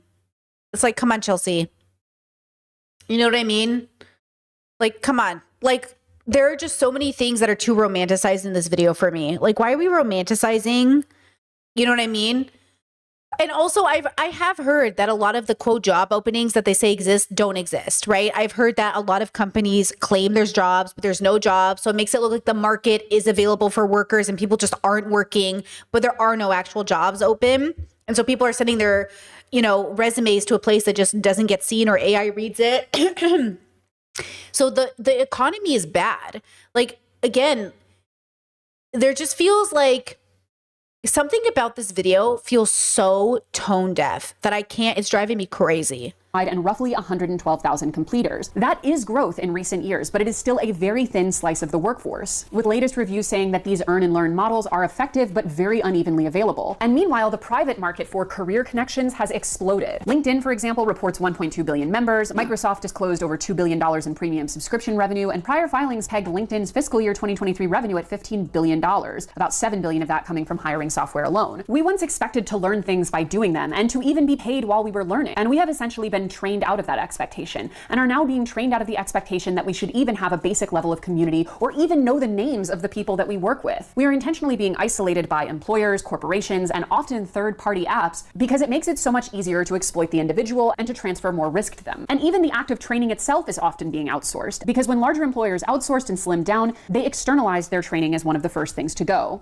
Earlier federal analyses documented a long-run decline in employer-provided training for many workers. And into that vacuum came a market for access, things like conferences, masterminds, private Slack communities, pro tiers, and one-on-one coaching. And much of it is useful, but it is now mostly behind a paywall. And the US trade show and conference industry alone is a multi-tens of billions dollar market industry annually, which tells you just how much professional connection has been monetized. Digital networking has also gone with the same route, where increasingly people are often expected to pay out of their own pockets for professional training, which used to be offered by the companies who are hiring them. So who's getting rich here? Well, in this case, a lot of people. So if you think about worker exploitation and increasing isolation as a sort of pyramid, at the very top of people who are doing the most exploiting, the most isolating, and the most personal enrichment off of the impoverishment of its workers, it has to be those third-party apps. Any intermediaries who are capturing fees, data, and network, things like ride haul, food delivery apps, the giant dating and professional app ecosystems, even things like Bumble double dipping on romance and networking thanks to Bumble BFF, the platforms are increasingly setting the rules and the standards for how workers should be treated or even thought of. Meanwhile, corporations themselves have been able to massively increase profits in part through workers having less and less leverage. It's not the only reason, to be sure, but one of the reasons for wage stagnation has been the fact that there's much less collective bargaining happening. By the way, if you want to talk about when America experienced most of its economic prosperity, we want... Okay, again, the title of this video is The Life You Want Costs $1,000 Plus. I would have loved a breakdown of what she means. Like, where's the math throughout this video? Shouldn't the math have been throughout this? Why wasn't this video called like the cost of a village or something? You know what I mean? Or cost of like, why, you know what I mean? Why is it called this? I look at times like the 1950s, which is, by the way, when union membership was at its highest, nearly 40%. And Jinx, yes, chat, Jinx. I expected a calculator throughout this whole video to like be calculating all the way up to $1,000 or something. In terms of getting rich, we also have things like event organizers or platforms that rent us the modern version of a hallway conversation or a professional apprenticeship. Everything from conference producers to professional network. Yeah, Discord said, guys, the apps do not control you. A dating app should not be setting your personal standards. Well, I think it comes down to like, my partner and I make a joke all the time, like, ooh, should we order in? Ooh, should we order in? And that's a big joke to us because it's actually not in the budget. So the joke is like, and then we like congratulate ourselves over being responsible because again, like $30 is too much to spend a day on food. It's too much when you're trying to buy a house. So we can't spend that, but we can do it on occasion, which we do. Okay, we do it on occasion, like once a month or something, or once every 2 months when we feel like it. We're also really lucky that we like eating the food we make, right? When I'm done with this, girls, I have spaghetti waiting for me. I have a pizza I could make. I have like so much good food waiting for me. But I also know that like I'm lucky enough to know how to cook. I know how to do these things. My partner and I know what we like. You know, eating out is so exciting for us because it's like a real treat. And I think that's also a big part of it is like when you get to, you don't have to make this your treat, but I do think you should treat yourself. You know how Dave Ramsey, boo, will say like, if you have debt, you can't afford to eat in the restaurant, you have to work in the restaurant, blah, blah, blah, blah, blah. I don't believe that. I say, you know, getting out of debt is difficult. Saving is difficult. Put money aside, even if it's $20 a month. But you're so excited to spend that $20. It's like the most exciting experience of your life. Or in some cases, $100 since eating out in the US is crazy. In Croatia, it's only $30 for the both of us, which is a blessing, right? $30 to go out and eat. I mean, to be fair, we don't get drinks and we don't get a bunch of stuff. If we get drinks and we get sides, then it's like $40, $42. But, you know, it's really exciting. And I think that's where I'm at right now in my life. I'm just excited to have that treat. And it's about looking forward to something. And I've been really working on this, like retraining my brain to look forward to something versus like that instant gratification, which I do think is a part of the issue society is having. Instant gratification with dating, instant gratification with connection, instant gratification with food showing up. Like I've been really trying to not earn like in a negative way, enjoy the process of like creating and waiting for something. And it is nice. It is really nice because, you know, I get stuck in if it's not right away, then like I get frustrated. And I think that's a part of my neurodivergency too. Like I'm not instantly good at this skill, but if I don't value the time it takes to learn this skill, then I'm never going to be a master of it. I'm just going to be like somebody who like, I don't know. I've dated a lot of guys who said they want to do stuff and then they never do it and it gets annoying and I just don't want to be that guy. You know, I don't want to be the guy who talks about stuff. I want to be the guy who does it, you know? And doing it takes a lot longer than we think it does. It doesn't happen overnight. And I think that's the problem, right? If you don't get that instant gratification, like saving for a house, guys, saving for a house is crazy. Down payments are crazy, you know? And that's just a down payment, right? Yeah, we're induced into impatience. I'm such an impatient person. I ask you know what I meditate on every my ask for the universe, call it a prayer, call it manifestation. I ask the universe to teach me patience because I've always sucked at it. I'm like, teach me patience. Give me the grace to be patient today because I'm not a patient person. And it's my biggest vice. It's like my biggest character flaw is that I'm not a patient person, you know? Selling premium reach. These services can be genuinely helpful, but the tension is that access to weak ties and membership increasingly depends on your budget rather than your actual skill or certification. And while I understand that there is a huge resistance to a push to back to office, especially from younger generations, and there is a lot of truth to that, we also can't forget how much keeping workers extremely isolated and disconnected from each other often also increases the ability to exploit them. And while it certainly shouldn't be our only source of connection or social activity, we need to remember that work can still provide antidotes to loneliness, but only if its structures support connection and collective empowerment, our voices through unions, our development through apprenticeships, and our time together, not just on tasks. Right now, the social fabric of work is extremely fragmented, while the ability to meet people, learn skills, and be seen is increasingly something that you must purchase a la carte. The fix is not to pine for the old office, it is to rebuild connections on purpose. There is an incredible amount of resentment towards work in general right now. I think a lot of people are resentful towards their places of work, their jobs, their careers, rightfully so, in a lot of situations as you talk to people and hear what they're going through. And I think that overall negativity has created a cloud where, because of those negative feelings we have, there's no way work could be a place where we could know people, where we could build friendships, where we could build connections. Again, I think it's very possible, but I think a lot of us tried and saw the toxicity. Like, are we like ignoring toxic drama? Are we ignoring like bigotry in the workplace? Are we like ignoring the fact that people kind of overshare and like, are we ignoring, like, you know what I'm saying? Like, I agree in some companies this could be possible, but in other places of work, this is not good. And I know this because I've been that girly. Like, it's, you know what I'm saying? Like, I guess, but also like, I don't know. Yeah, it's too much overgeneralization. Yeah, can they please give me an example instead of overgeneralizing? And why aren't they talking about any of the negatives? Why aren't they being realistic with like, if you overshare or you say something like, you know what I mean? It's not like we, you know what I don't know. Because if you go into a situation feeling like you're completely walled off, you can't selectively numb. You can't selectively wall off. So if you go, yeah, and what if you're a girly in a male dominated field, or what if you're like gay or trans or something? You know what I mean? It just feels like, you know what I mean? I don't know. To work and you don't like work, it makes it really hard to feel. Oh yeah, and question: what happens if you have a really good relationship with somebody at work, and then they all of a sudden say, "Hey, do you want to hang outside of work?" And you're like, "Oh, what? Am I supposed to go for drinks now?" And then what if we're friends? And then are you supposed to know stuff about my personal life? And then it's like, well, can I trust you to know stuff about my personal life? Or are you going to get me in trouble at work? Or are you going to tell people? Okay. This is like, you know what I'm saying? Like, who, you know? Open enough there to put yourself out there and get to know people and be in a good mood and connect and talk about things outside of work, because it feels like the cloud is, I hate work.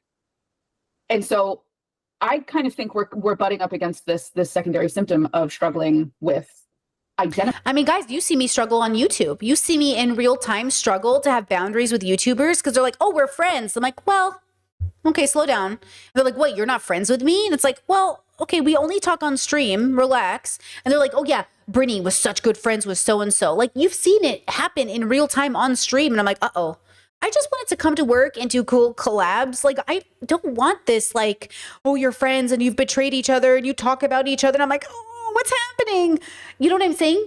Like, you've seen it happen in real time on stream. The same dynamics existed in workplaces.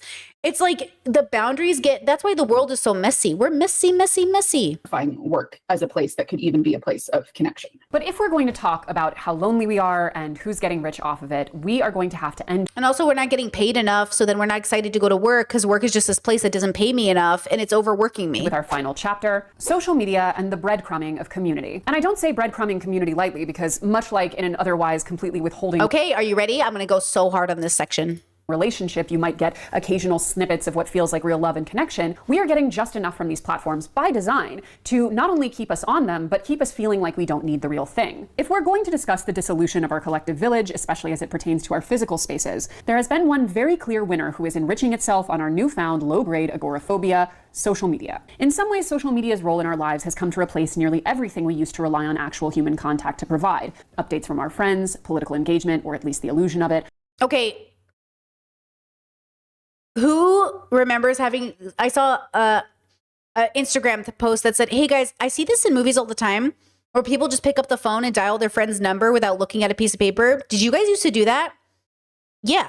Before cell phones, I just knew everybody's number. To this day, I know my parents' numbers, my best friend's parents' numbers, my best friend's number, like my number. You know whose number I don't know? My husband's. Because I haven't bothered to memorize it. Oops. But I will learn it one day, maybe. Okay, look, there is a truth to this that I have not had to memorize new numbers. My bestie was visiting and we needed her number for something, and I just said it, and she goes, "Oh, do you know my number?" And I was like, "Yeah, of course I know your number. Do you not know my number?" And she goes, "No." And I was like, "You don't know my phone number?" She's like, "No." I was like, I can't believe I know your number. You don't know my number. And like, we were laughing. I was like, how dare you? Like, how dare you not know my number? And like, we were laughing. I was like, I can't believe you. But like, that's the thing. It's like, there are certain things that aren't as necessary and don't mean the same thing. It's not the biggest deal that my friend doesn't know my number, right? But it is one of those things where it's like, it kind of does, like, it kind of makes you feel like, oh, you know my number? It's really silly, but it kind of makes you feel like, oh my God, you know my number? And that's what I think is missing, is knowing little things about people that makes them know, like, hey, I'm thinking of you. Like, this is special to me.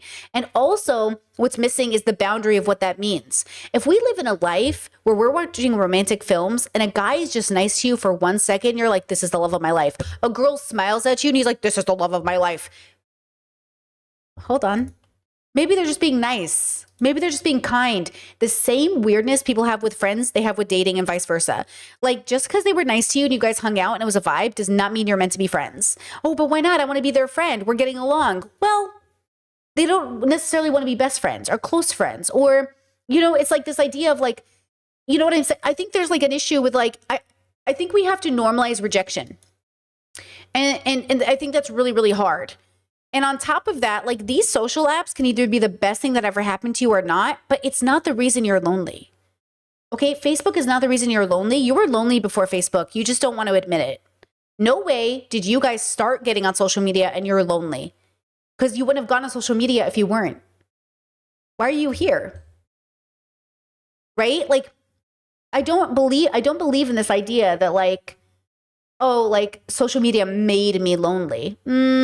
If you don't, it doesn't make sense. Social invitations, etc., are all filtered through news feeds, which are designed to keep us scrolling but not connecting. And speaking of, it has also finally become the way that the majority of people now consume their news, surpassing even television, which had previously been fairly resistant to the overtaking of social media. So much for news literacy. This video feels like it should have been made 6 years ago. Why is she talking about like people aren't even watching TV anymore? Is this an old video and she uploaded it? Came out 2 days ago. Chelsea, we know.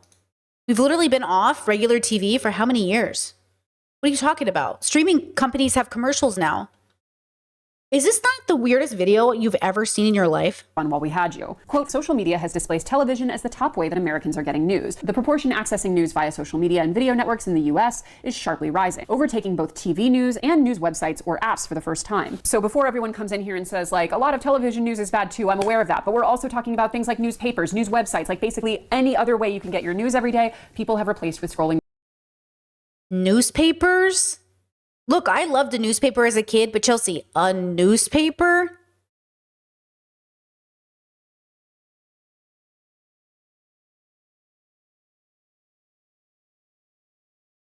Girl, where have you been? Their social media feeds, which as we saw with the rapid decline of X, formerly known as Twitter, can easily be changed basically in a day algorithmically to only really feed you one kind of news. I never have more of a visceral experience of that damn bitch you live like this meme than when I occasionally log on to the Twitter account that I stopped using in 2023 to look at something, usually like something happening on reality TV that I want real-time reactions for. And like, it is essentially unusable now because it's all just like endless right-wing news, and the replies of essentially any viral tweet are just AI bots, OnlyFans accounts, and racial slurs. Yeah, so only getting your news through social media, let's just say compromised at best. But what makes social media, in my view, so insidious in this...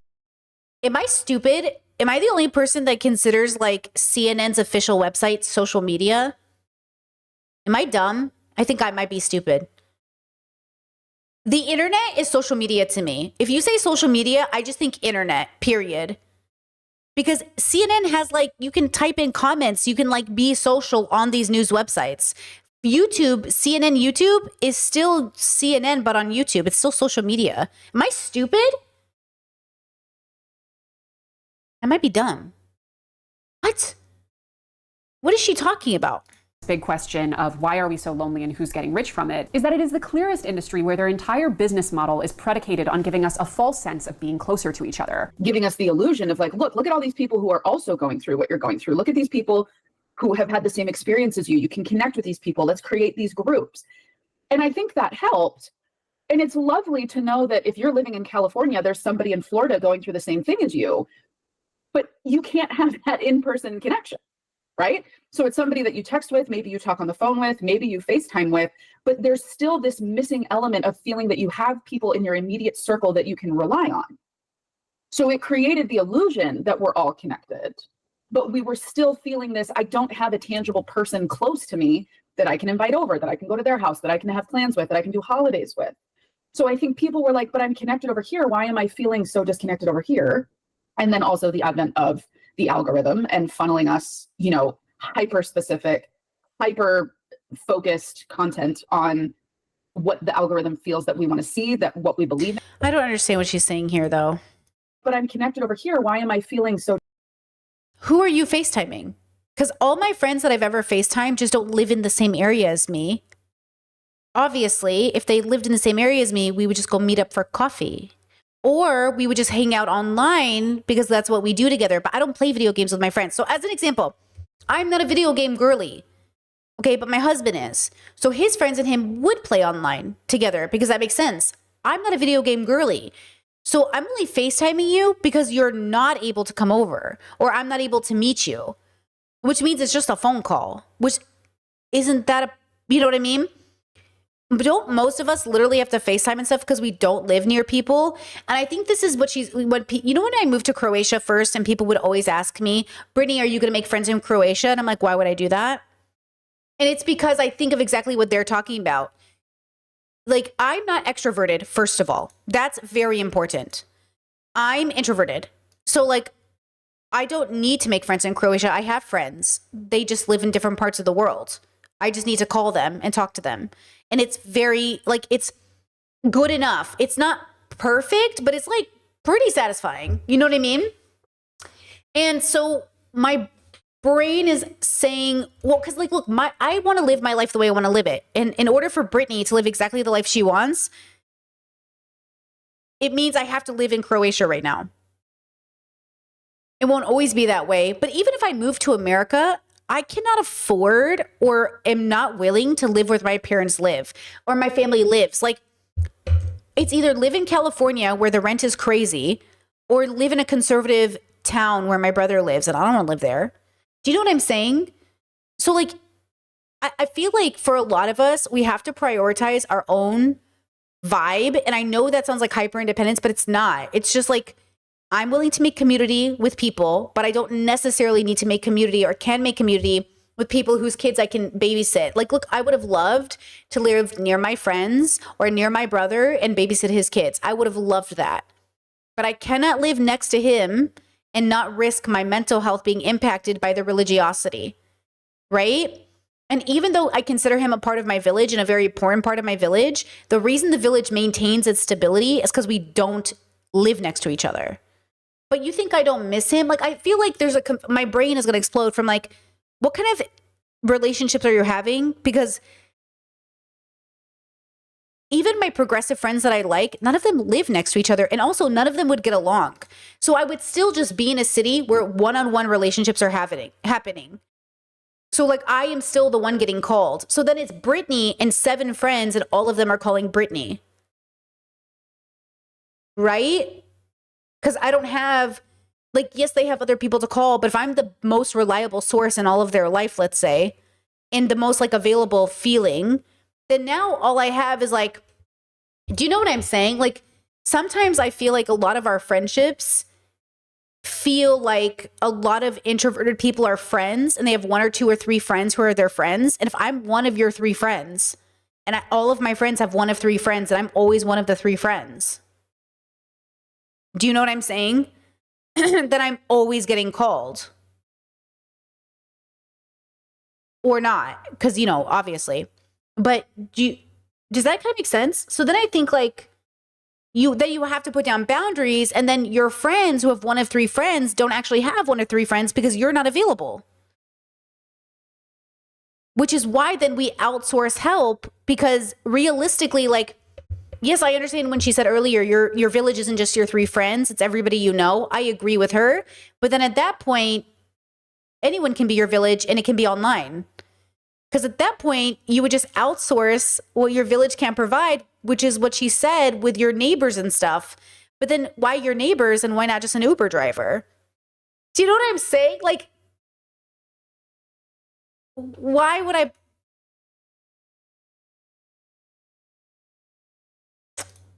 Disconnected over here.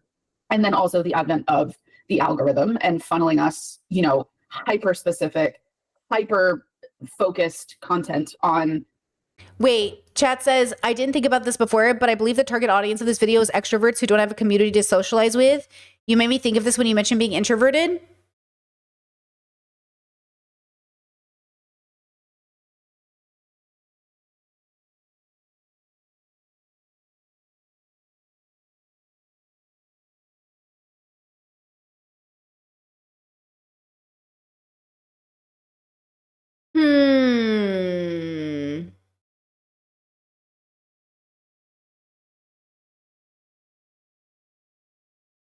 I don't know much about the extroverted life. Why do I have it in my head that extroverts would be like satisfied with a low level interaction because they get spoons from any interaction? In a sense, right? Yeah, the back to office push is for the extroverts only. Yeah. But why would the extroverts be online in working remote? Wouldn't they actually be the other ones? Do you know what I'm saying? Yeah, and chat says, I don't know. Now that all stuck in my head is the lecturing us as losers. But then she makes this video about like, oh, Chelsea, that's really hard for me to like socialize and live in a budget. I don't know if I can do that. And then she's like, I fear you are losers. And I'm like, what? I don't know. What the algorithm feels that we want to see, that what we believe in, what we want to be exposed to. And so it's all of these systems at play have just caused us to now be in this moment where I think it was kind of everything was happening slowly and then all at once. As I said earlier in the video, there is a real sort of chicken or egg phenomenon happening as it pertains to being addicted to our phones and essentially addicted to just a few specific apps and barely ever interacting with the people we actually know and love. Are we constantly scrolling more because we have lost all of that community and have basically no passive, not-for-profit third spaces anymore to find them? Or are we no longer interested in advocating for basically all of the social fabric that has been taken away from us because we are addicted to our phones and it gives us a sort of quasi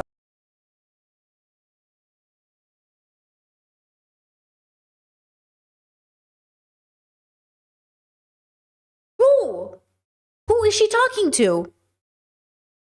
Who is she talking to? By feeling of satisfaction of meeting those needs, also unclear, probably both. But what is very clear, and I don't refer to social media as being our kind of community methadone lightly, is that it gives us sort of just enough of the feeling of the community interactions that our brains, bodies, minds, hearts, clear hearts can't lose, used to rely on in order to keep us addicted and give us less of a reason to leave. For example, liking a friend's post about an accomplishment feels like a satisfactory substitute for actually reaching out and congratulating them. Even seeing updates from their life makes it feel like we have connected with them in any way, when often we can see it without having actually spoken to them in years. Chelsea, those people aren't our friends. Or they're our very loose friends. Or they're not, that's just the relationship. Yeah, people, they're not your friends like that. Like, if my sister did something and she wanted to let me know, she would just text message me. And also, oh, wait a second. Oh, I just hit, wait, pop, bubble pop. Lock in, girls. Oh, lock in.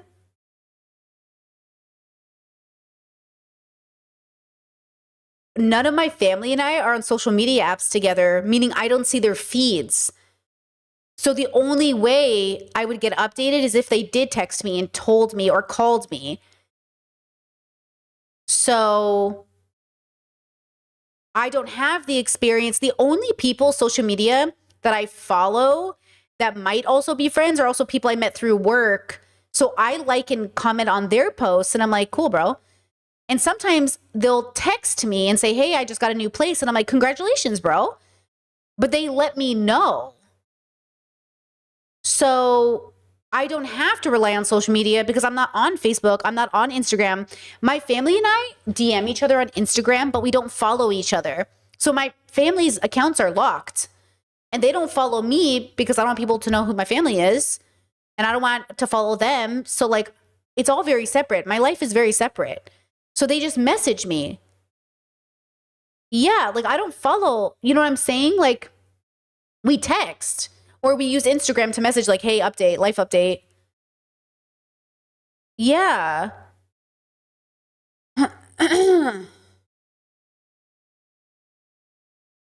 So who is she talking about? Yeah, chat says my friends and I primarily communicate through Discord. Instagram is for memes. Yeah, like Discord's a great communication app. I love Discord. I talk to my friends on Discord all the time. Like Discord's a good app for me. Right? Discord's that's like equal to text messaging. It's better even. But I text on my phone. Like I use Discord on my phone too. So it's kind of like text. It's all text to me. Like it all is text. Even if you don't text me on my phone number, who cares? Like all of it is like messaging. Maybe that's the other thing. I kind of use these words interchangeably. Like if you are messaging me and DMing me, no matter if it's text or whatever, you're contacting me personally to tell me something about your life and I'm acknowledging it. I think that's beautiful. But I'm not liking my friends' updates because if that was the case, that would be like people that I love, but we aren't, that's not how we connect. Yeah. Chat says, I think she's going to be considered, quote, conservative in like 10 years. It's what Brittany has said in other streams. If you don't continue to deconstruct, you eventually become conservative. Honestly, bro, I fear she's, I fear she's there. I fear she's doing something. I'm like, Chelsea, update your language, update the way you are. Like, I don't know what's happening, but I fear, as our girl always says, you know, Chess says, I think you're right. She should stick to finance because she's not coming at this from a position of actually relating to who she's talking to. That's what it is. Like, girl, go back to the math. Where's the math, girl? Chelsea, give me a video about math. Give me numbers. How is this video How is this video titled "The Life You Want Costs $11,694" and I still don't understand how this title relates to this video? Hello? Or resharing a news story about politics gives a similar feeling in our brains to having actually done something productive to help the political cause or situation. And even things like participating in often fear-mongering social apps like the Neighborhood one give us all the suspicion of tight-knit community living without actually, in many cases, even knowing our neighbors' names. This, by the way, is only getting markedly worse with the rise of AI replacing actual people on the internet, aside from the fact that on many social platforms it is very hard to distinguish now how many of the commenters in a given comment section are even real people. True. Hello, I'm here. There's also the, in my opinion, deeply, deeply scary phenomenon of people falling in love with their chatbots. Even people who have actual spouses, like not you. Yeah, chat. And by the way, chat, Discord says like disabled friends who like each other's update posts. Yeah, that's important too. Like, you know what I mean? I think like, I wish I knew who she was talking about. Like, what is the social dynamic here? Because like, even my friends that are really like tired and disabled, I don't require them to respond to me. If you just like the message and tell me you saw it, like I even told, I used to tell, when I used to take phone calls and let people DM me on Discord, I don't do that anymore. I would tell them, hey, I saw your message, like, but if I don't have the spoons to reply, I just like will emoji it so you know I saw it. And most people got it. Most people are like, yeah, for sure, bro. Because like, again, I understand, like, I have so much deep empathy for people and I know like it's so hard to like, so then when she's like, you're a bad friend, you're a loser. You're a loser. I fear you're a loser. I'm like, who are you talking to? Who is this mythical loser you're yelling at? Is it the people who are already struggling under capitalism and are literally so tired? And then she has the audacity to be like, poor people have communities too, guys. Like, poor people like also have community. Poor people are also forced to stay in those communities because they can't afford to leave those abusive communities. Not that poor people have abusive communities, but she's acting like poor people don't also struggle from being trapped in communities, or that really rich people also don't struggle from leaving toxic, abusive dynamics with their parents because they're rich and expect them to live a certain way. Like, it's like this idea that like, why are you acting? Because sometimes she'll be like, oh, you guys think poor people can't host parties, but they can. Yeah, but like how many of us, like if we had the choice, like how many of those dreams are like, I want to get out of this small town I was raised in. I want to be in Hollywood. Like I want to get out of this small town with these small-minded people, you know? It's like, sometimes I think like, who are you talking to? Having an affair with ChatGPT, like I've seen several news stories about this recently, and like I'm rarely a nihilist about this sort of thing. I rarely have that feeling of like we are so cooked, but like when you have like wives being interviewed about how they feel about their husband having a full-blown affair with their computer, it's a wrap. Time to start over. Let's get back to like sticks and rocks. But I don't want to get... Yeah, but that's not social media. You know, for a fact, that's their mental health. That's what I'm saying. You can blame the tool all you want, but it's our philosophical health with self. And this goes back again to the, do you like anime or like, is your identity anime? Like, if your identity is anime, maybe it's not a problem, or maybe it's a sign of stuntedness. You know what I mean? Like, I love anime, but it is not my identity. I do not like own a kimono and like walk around and be like, oh, senpai. You know what I mean? Like, come on. But like some people are doing this. Like, is it your identity, or is it like, and if it is your identity, do you have a healthy relationship with it? Because like, you know what I mean? It feels like that. Like AI, well, that's a whole other conversation, but like online activity, being on social media, like, do you know what I'm saying? Is it enhancing your life or is it making it worse? Same with the gym. You can overdo the gym. It just feels like gym life can be such a poisonous thing, or it can be the best thing that ever happened to you. It's not the gym. Too into AI in this video because that is for another video, but even if we keep social media to the actual human beings who are on it and the way that we interact with them there, the reality is the business model of social media to falsely replace community in ways that keep us hooked on the apps is ultimately in service of how these apps can monetize us. Because it turns out that loneliness leads us to be on the apps way more, which means there's way more of us to monetize. They can serve us more ads, they can collect more of our data, and they can just dominate more of our waking hours. It's also important to understand, as we talked about in the very beginning, that this hyper-consumerism that has risen up in the absence of community is mostly being fueled by social media. I gave the example in the holiday season of people doing entirely new Christmas themes every single year to decorate their homes, something that largely did not exist before social media. But it's also worth noting that this sort of false connection of community, of seeing a person you don't know in the home you've never been in, do something that you otherwise would have never done, and leading you to purchase something you otherwise never would have purchased, is a closed loop that's only existed for a few years, but now drives the majority of shopping. Quote, in many cases, the entire customer journey, from awareness to conversion, happens in one single app. Nearly 1 in 3 consumers now use social media to both discover and buy their products. And another third of— But this is the problem with fast fashion and over consumerism. Like, we didn't watch The Grinch growing up. Like, you know what I'm saying? Like, it's not the app, Chelsea. Okay, yes, like, technically before it would have been nice to go to the mall and socialize and shop at stores and talk to coworkers and then have some sort of mall culture, but it was still all about overconsumption. I don't know why we're pretending like mall culture wasn't the epitome of overconsumption, going from store to store to have a whole blowout and spend $1,000 on something. Like, it just feels like, I don't know, like this isn't a solution. This is just complaining about like a different way the mall looks. Like, online shopping is just the mall online. You know, it just feels like very strange that like overconsumption is, we've always been this way. When my sister was in college, there was like a text they had to translate. It's like like one they always use in schools, of like this like Egyptian kid at some time and forever ago. And it's basically like, Dad, why don't I have the latest fashion trend? Everyone at school is making fun of me. And the joke is like, humans are literally the same always. We are literally the same always. We are literally the same always. We are literally the same always. The only difference is our philosophical health and therapeutic health is not there. That is literally the only chance we have at changing the world, is by changing ourselves and asking ourselves, why are we this way? Without calling ourselves losers and without bullying ourselves and without like guilting ourselves for loving the apps. You know what I mean? It goes back to this thing where, I'm sorry, like I'll have people in my life be like, don't you think you spend too much time on the internet? I was like, well, you know, at least I'm not sleeping with someone's girlfriend. You know what I mean? Like, you know what I mean? Like, don't lecture me about being on the internet too much. Lecture yourself. Like, you know, don't you think you're too much on the internet? Don't you think you're like, you know what I mean? Like, don't make me slap back. Don't make me clap back. Okay. Okay. Like, people just like do this thing where I'm living a pretty good, healthy, and ethical life. What are you doing? You know what I mean? Like, why are you lecturing me when you are literally miserable? Don't lecture me. Okay. And I see other people who are lonely, and I just think like, you need a better online community or a better philosophical outlook. But I don't like Chelsea Fagan making this video blaming the damn phone, as if we didn't have these problems before the phone. Consumers anticipating making more purchases on social networks in 2025, a number that rises to nearly half among Gen Z. Keeping our attention, selling our data, and influencing our purchases at the end of the funnel are the actual profit motives of social media. And with an increasing influx of content entirely generated and supported by AI, even the very minimal amount of human-to-human connection these apps were once providing, the arguable deal that we were making for giving away so much of our value and identity, is rapidly diminishing. For a lot of us, social media has kind of replaced many aspects of what used to be a community. Influencers replacing friends, comment sections replacing actual conversations, and just passively watching or at most resharing something instead of doing something. And these platforms have also fundamentally changed how we view ourselves, because so much about them is about the presentation of the self, the things we can photograph and document. Who is replacing their friends with influencers? Who's doing that? Who's doing that? Who's doing it? This concept of an iPad kid is bad parenting. It's not the iPad. When I nannied 5 kids who all had iPads, they were not iPad kids.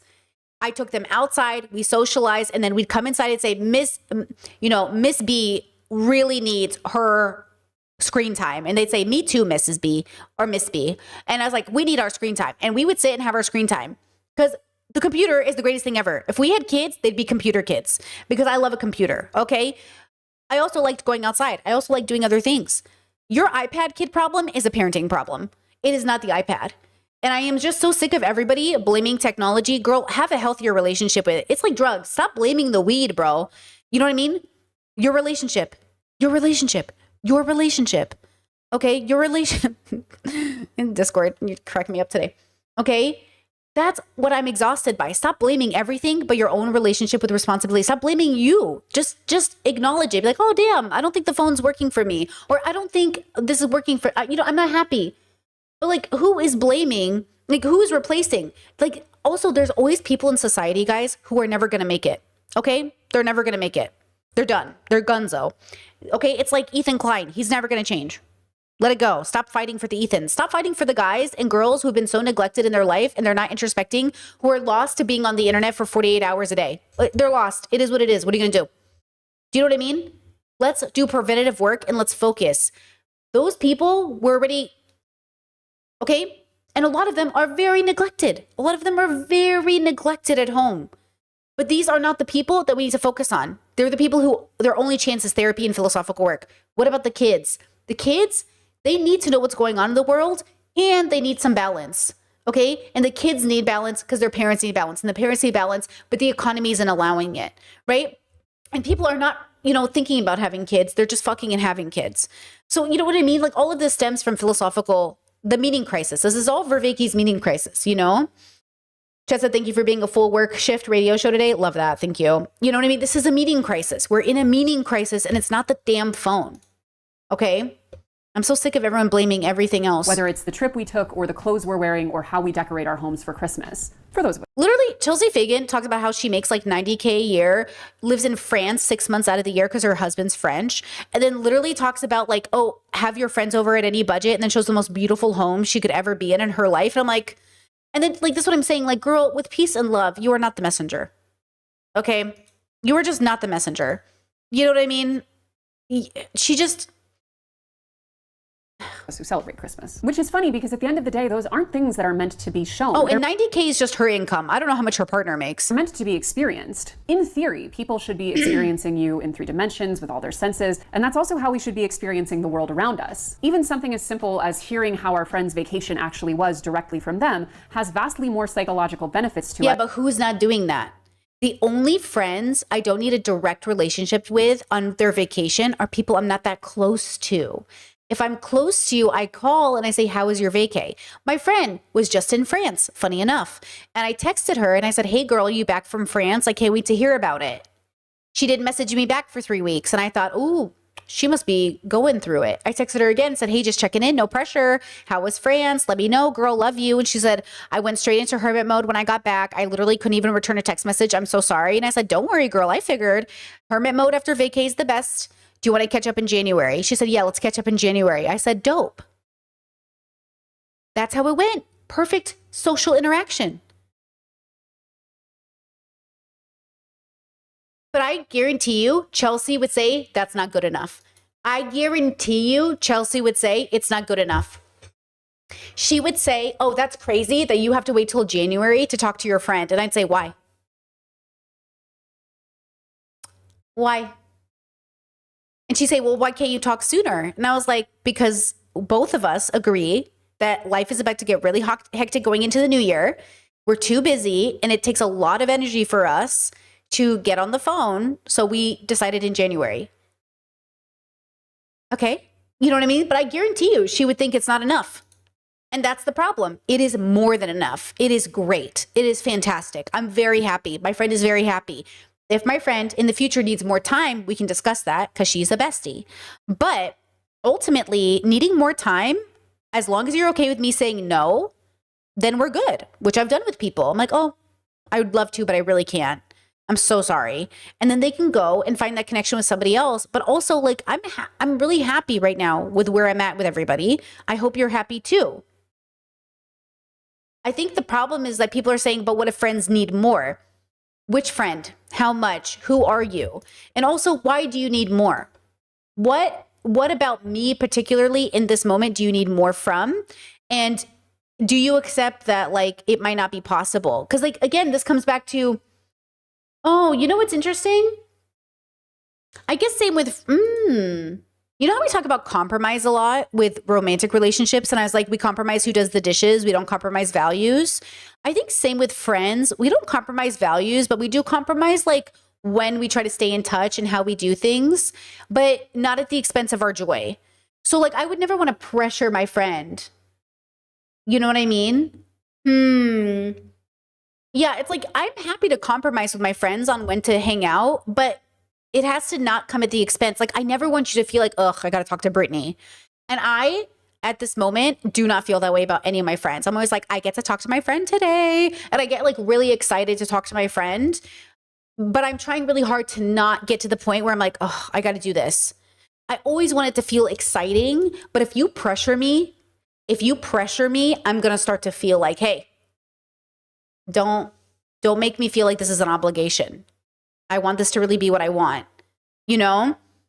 Yeah. Than just passively watching it on our screen. It's also worth noting that many of the things that might look very aspirational on social media are often very complicated in real life. We don't have time to get into it today, but the number of people who are fueling what looks very impressive online with an enormous amount of credit card debt, for example. But the point is, the creators of these apps aren't stupid. They've not only figured out how to very effectively monetize the increasingly unhealthy amount of time we're spending on these apps, they know that the best way to get us hooked on them is to give us just enough of that community feeling, along with, frankly, any heightened emotion, many of which are negative, like getting angry at things we don't like to see, or disagreeing with someone, or being annoyed or envious at what someone posts. And perhaps what's most psychologically difficult to deal with is that we just fundamentally weren't meant to see this many people. The human brain was designed at a very fundamental level to have closer relationships with a much smaller number of people. If you think about it, even just a few short decades ago, you wouldn't really know any information about anyone that you didn't have a direct connection to, friends, family, coworkers, etc. And even then, outside of a few very close connections, you knew very little. You might, for example, work next to someone for 10, 15, 20 years and never see what the inside of their home looks like.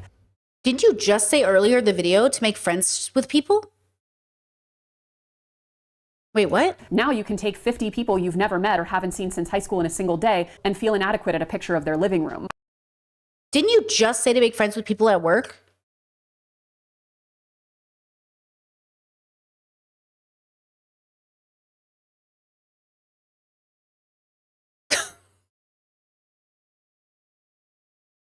Okay. I believe very fundamentally that community is the antidote to many, many of our social ills. Not only is it very literally important for our health, but it also provides us with many of the feelings that empty consumerism is set to replace, like satisfaction or self-worth. The more people know us and truly know us, the less we feel the need to perform for them. And one person's true acceptance and presence is worth 1,000 empty validations. You owe other What? Hold on. Or self-worth. The more people know us and truly know us, the less we feel the need to perform. Okay, you see this picture here? Doesn't this look so nice? Okay, this can be just as superficial as talking to people in comment sections of YouTube videos. And this is what I'm saying to people. I have had situations like this, and they have been just as superficial as talking to comment sections, or they've been just as fulfilling as talking to comment sections. Like, this is very dependent on who's in the room. This is beautiful, but this is a myth if the people participating aren't people that you build community with, and how long does that community last? I had so many groups like this growing up. I had friend groups, homeschool friend groups, neighborhood friend groups, in my 20s, San Diego friend groups, Orange County friend groups, Seattle friend groups, and all of them look like this.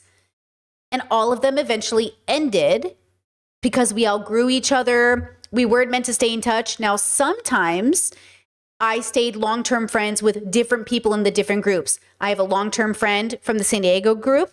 I have a long-term friend from Orange County. I have a long-term friend from San Diego, but I lived with them in Seattle because they moved from San Diego to Seattle. Actually, I lived with them in San Diego and I lived with them in Seattle.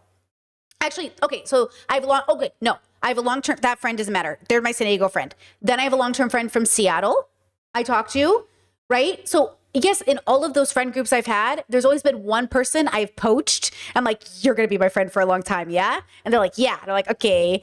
And like, we're friends and we talk and we catch up regularly, right? Okay. But the group eventually disappears.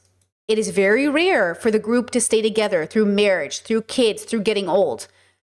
So yes, all of my friends I've met along the way, I have always usually connected with one person and that person becomes a friend. like a friend outside of the friend group, like a real friend. Because what would happen in friend group dynamics is we weren't having deep or thoughtful conversations because there was too many people. So we'd start hanging out one-on-one to really get to know each other. And honestly, we started to realize like, oh, I don't like you one-on-one. I only like you in the group dynamic. Until I met somebody who was like, I like you one-on-one. Do you want to stay my friend? And they're like, yeah. I'm like, okay. And then when we graduated from the group, you know, but like the group dynamics are fun until sometimes you get to know people and you're like, oh, I don't really like you like that, you know? For them. And one person's true acceptance and presence is worth 1,000 empty validations. You owe other people kindness, respect, and intentionality and authenticity. It is not putting us out to say that we owe people the best of ourselves when we are able to give it. And I think we are able to give it a lot more than we give ourselves credit for.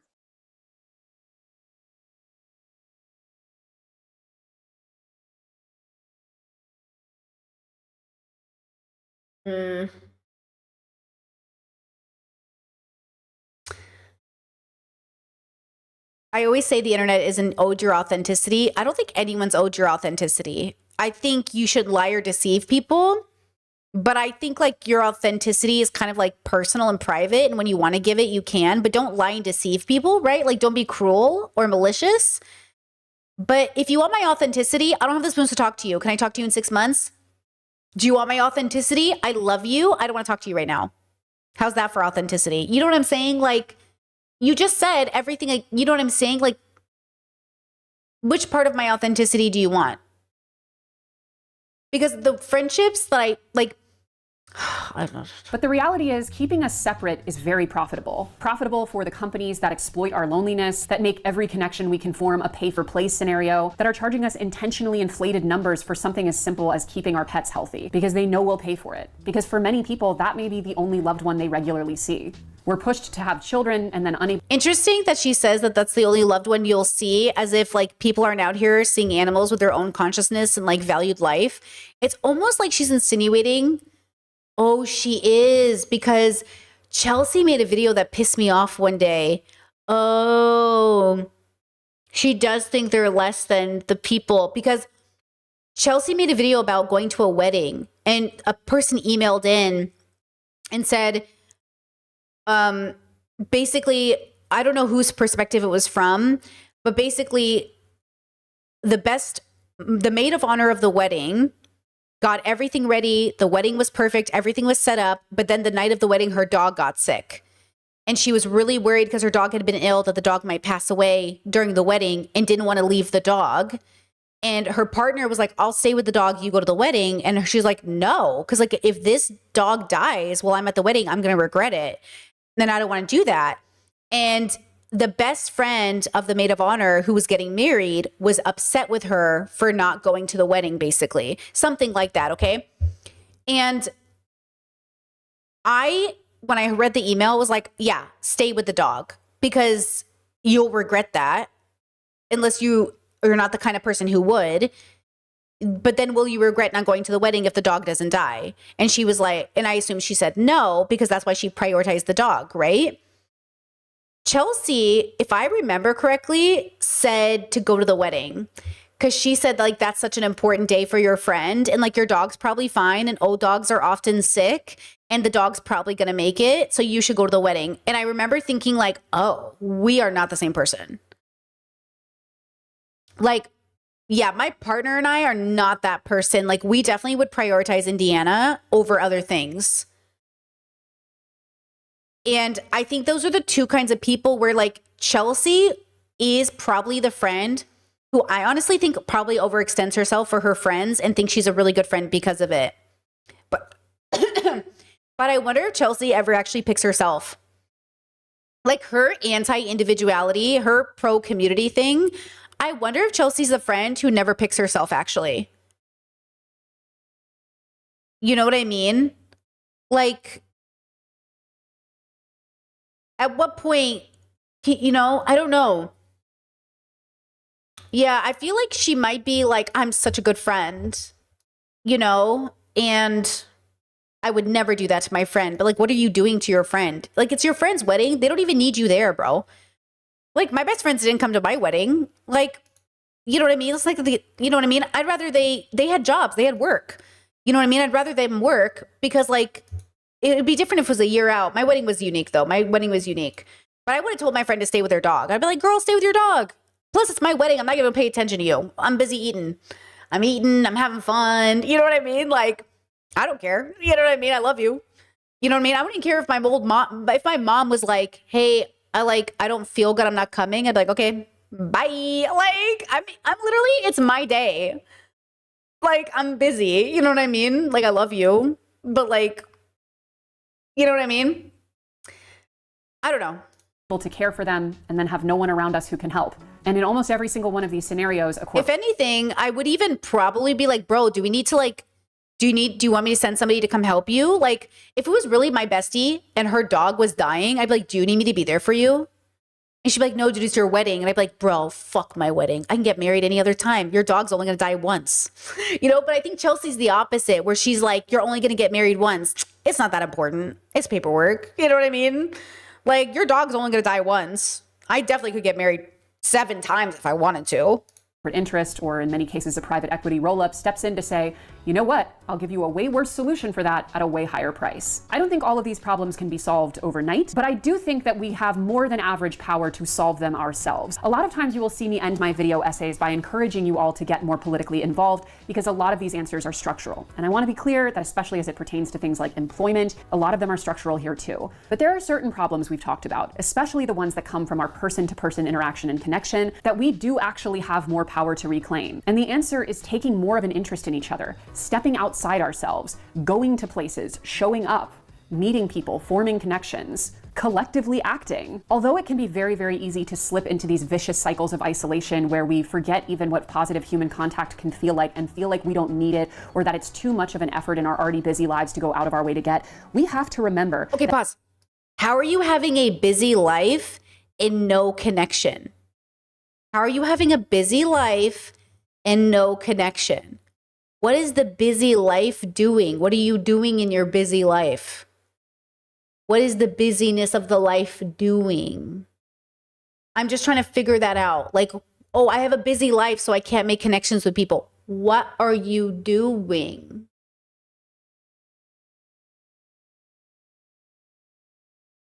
And by the way, chat, like, this isn't, I don't know if this is Chelsea's internal issue, because as far as I know, Chelsea is socializing and she has a whole group of friends and like she's very busy. But I just want to know, like, who are you talking to? And then, yes, I understand if you're isolating and you're like in the basement, like, I get it. Like, that's really bad. And like, you should, you know, touch grass. But also, like, that person needs therapy and help and philosophical work. So, like, who are you talking to? How are, you know what I'm saying? Like, who are you making this for? And many of our most insidious industries depend on us staying apart. And while it's good on some levels that, for example, we're not drinking as much as we used to, the fact that the answer for many people is to replace it with total isolation and scrolling on our phones is probably a net loss for our collective mental health and our ability to organize.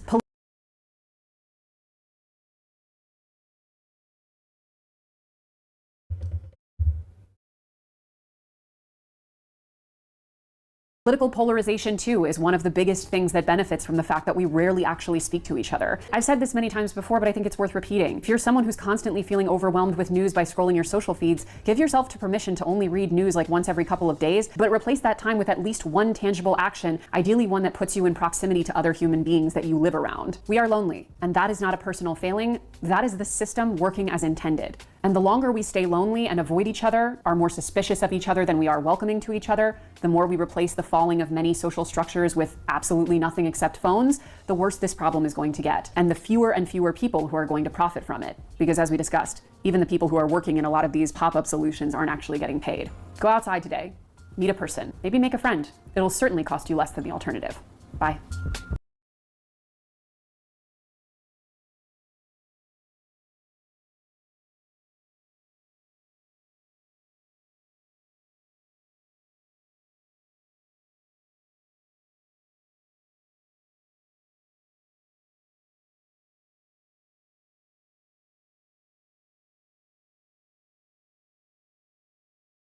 Chat says I don't connect to the HR speak. Who is she talking to? It is HR speak. Like, girl, who are you talking to? And how does this title make sense for this video? The life you want costs 11,694 video. Who are you talking to? Okay, let's see. So, okay, people, she put a comment. Okay, let's see. I'm a lifelong geek, and I find it funny that most antisocial groups growing up are the only ones consistently socializing these days. I go to my local game store every Sunday, see the same group of people, and chit chat for hours while playing a game we all love without spending a dime. Exactly. Hello? Exactly. A lot of third places also remodel to prevent spending more time in them. Bookstores, coffee shops remove couches and comfy chairs, promoting ordering ahead. Even in parks and green spaces, they switch to more unwelcoming designs, 100%. You've made this whole video and stressed the importance of community, and you didn't talk about volunteering. I'm a search and rescue volunteer, and the friendship and community I get through volunteering is a huge in my life. Volunteering is a good way to combat loneliness. Exactly. Moderate drinking and bar culture versus bed rotting. Last month, I went out for drinks with friends. 3 cocktails and 4 dumpling appetizer knocked me $90 plus tip. It wasn't even anywhere posh, just your basic Toronto spot. Honestly, $100 for a night where I can't have a full meal out makes the sofa and bag of popcorn and doom scrolling very appealing. Exactly. Thank you. And also, like not, you don't want all your friends in your home sometimes, or even if you do, it still costs money. You know what I mean? Right on. The other day, I went to the library and realized it was basically the same thing as a co-worker space, but for free. There you go. I love the library, though. I think something that is, I think there's something very important missing from the conversation about modern work culture. People feeling hostile towards their work and not wanting to make friends there, which is that even when we like our jobs and our coworkers, increasingly poor job security and hostile job market means it's often not safe to be open with your personal life at work of employment because there's always the threat of your workplace will use it against you. Thank you. Thank you. How is her audience is so smart? Exactly. Her chat says, here's one that might be a blind spot for you. Gaming groups. I've met so many friends through tabletop games and having that community space in the game store. And that's what, like, you know what I mean? Bro. You know, child care has never been free. You know, exactly. It was paid by unpaid labor from female people. And that's what she wants. She wants women to just be utilized. Oh, look, my video's right here. My video. Okay. I always find it funny when older generations say we cut out drinking for the sake of being healthier. We cut out drinking because it's expensive. I'm not paying $30 plus tip and tax for 2 beers. Literally, bro. And look, like in your 30s, we don't want to live like it's in our, in our 20s. Like, look, alcohol at the store is really cheap, but I don't want to spend $10 on beers to get drunk in a parking lot. I'm too old for this shit. And I also don't necessarily need you in my house if I don't have friends like that. But yes, if I live near my friends, they would come to my house. Again, if I live near my friends, they would come to my house. I do not live near my friends, and yet I feel like I have community. So again, when she says, when that girl, the one she was interviewing says oh, we think FaceTime is enough. Well, the reality is what do you want us to do? That's how a lot of people feel. What do you want us to do? Yeah, if you can, and you live in proximity to people, yeah, but a lot of us live an hour or 2 hours of driving from our friends and we're too tired. Maybe in our 30s, our 20s and teens when we had the energy. But as we get into our 30s and 40s, it's going to be harder. And if you don't have older siblings who taught you how to hang out with friends, what do these young people do? Do they even know how to do these things? My older brother used to teach us how to hang out with friends. He would take us all he had a minivan at the time. He bought my mom's old minivan when she got a better car. And he would stuff us all in the minivan, take us to Wendy's, and then take us to the tallest hills in Orange County to watch the lights. And we'd be like, whoa. And we'd listen to All American Rejects in the car. And then we'd drive to Newport Beach. And it was the coolest, oh my God, we're so cool. We're hanging out with the older kids, da, da, da, da. And it was so fun. And he would teach us, he's you got to do this with your friends. You got to do this with your friends. You got to play hacky sack. You got to hang out with your buddies. You got to play video games. And those were the greatest parts of my childhood. And even to this day, we talk about it because I'm still friends with all those people. And we're oh my God, remember when we used to drive in the minivan and go do these things? And we would think it was so fun. But we were taught to this is what you do with your friend. You do stuff, And that's what I think is also possibly the problem. So when I tell you stories about my life, I want you to hear them and say like, oh, I kind of want to do that. I kind of want to go live my life. Like, yes, but be safe. Like, girl, I'm not going to lie that a lot of the mistakes I made, I was unwell and probably at a bar. You know what I mean? So like, be careful. But like, also, there was definitely probably alcohol involved is what I'm trying to say. But also, go have fun and go drink with your friends and do whatever. Just be safe. Have an emergency call. You know what I mean? Also, we're acting like people weren't getting Ubers so they wouldn't have to drive home drunk. Like as if Ubers aren't also helpful in that. You know what I mean? So anyways, I like Chelsea. I wish her the best. I feel like lately the content has been weird. And I hope this era of her life ends and we go back to numbers. You know, but if you ever, you know, if we ever have this conversation again, like I hope some of these solutions are helpful. Like I just want people to know, like, you can have such a good relationship with self and recognize how much the world is suffering. But I promise you, like, the issue isn't the phone. It's, you know, and it might be you specifically have a problem with phones or addiction, and that's valid, and I see you. But you would say, like, maybe it's not the technology, right? Because obviously you use your phone to call me. Like, is it the phone? And if you say it's the apps, like, okay, but like, let's talk about that, right? Like, it's so weird. Like, people will say, oh, we always had this 200-mile radius of people. Yeah, that's true.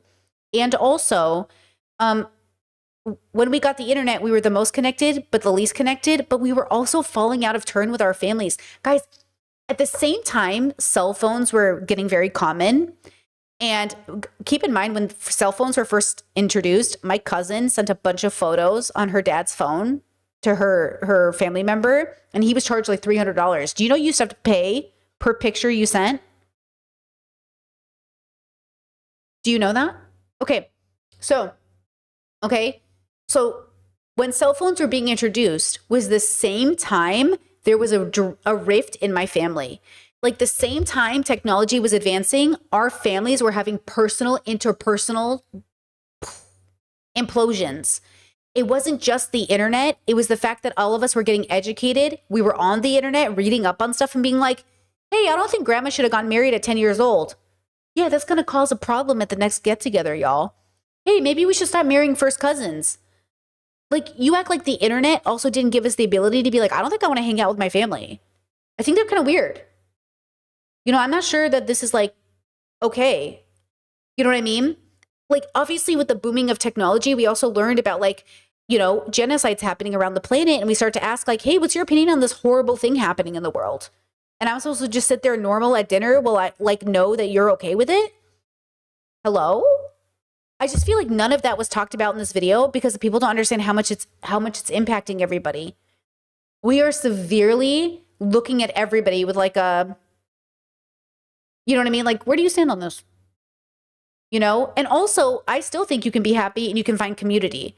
I just think you have to be realistic and meet the consciousness where they're at and stop romanticizing friendship and just like be happy and grateful when you make a connection instead of like treating, you know, again, we already deconstructed romantic relationships. Let's do the same thing with friends. Okay? Let's do the same thing with friendship and then acknowledge that like community is important, right? Okay, that's it. And chat asked, would I ever want to review her book? I would love to, but honestly, it's not in the budget. I can't spend money on Chelsea's book. Like, it's not in the budget. Like, why would I do this when I could buy food? Why would I do this when I could put it towards, you know, savings or something? Like, it's not going to matter for work. I'm not going to make the money back. Like, realistically, you know what I mean? And it's not in the budget. I thought about it. I thought about buying her book, but like, I don't need the book. You know, eat the book. I just don't need it. You know what I mean? So like, it feels like, you know, hosting at every budget. It's like a cute idea, but like, I don't need it. You know? And so I hope she's successful. I hope she's happy. I hope she helps people.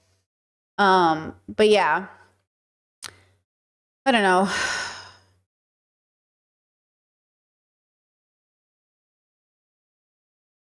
Ooh, I love this comment though.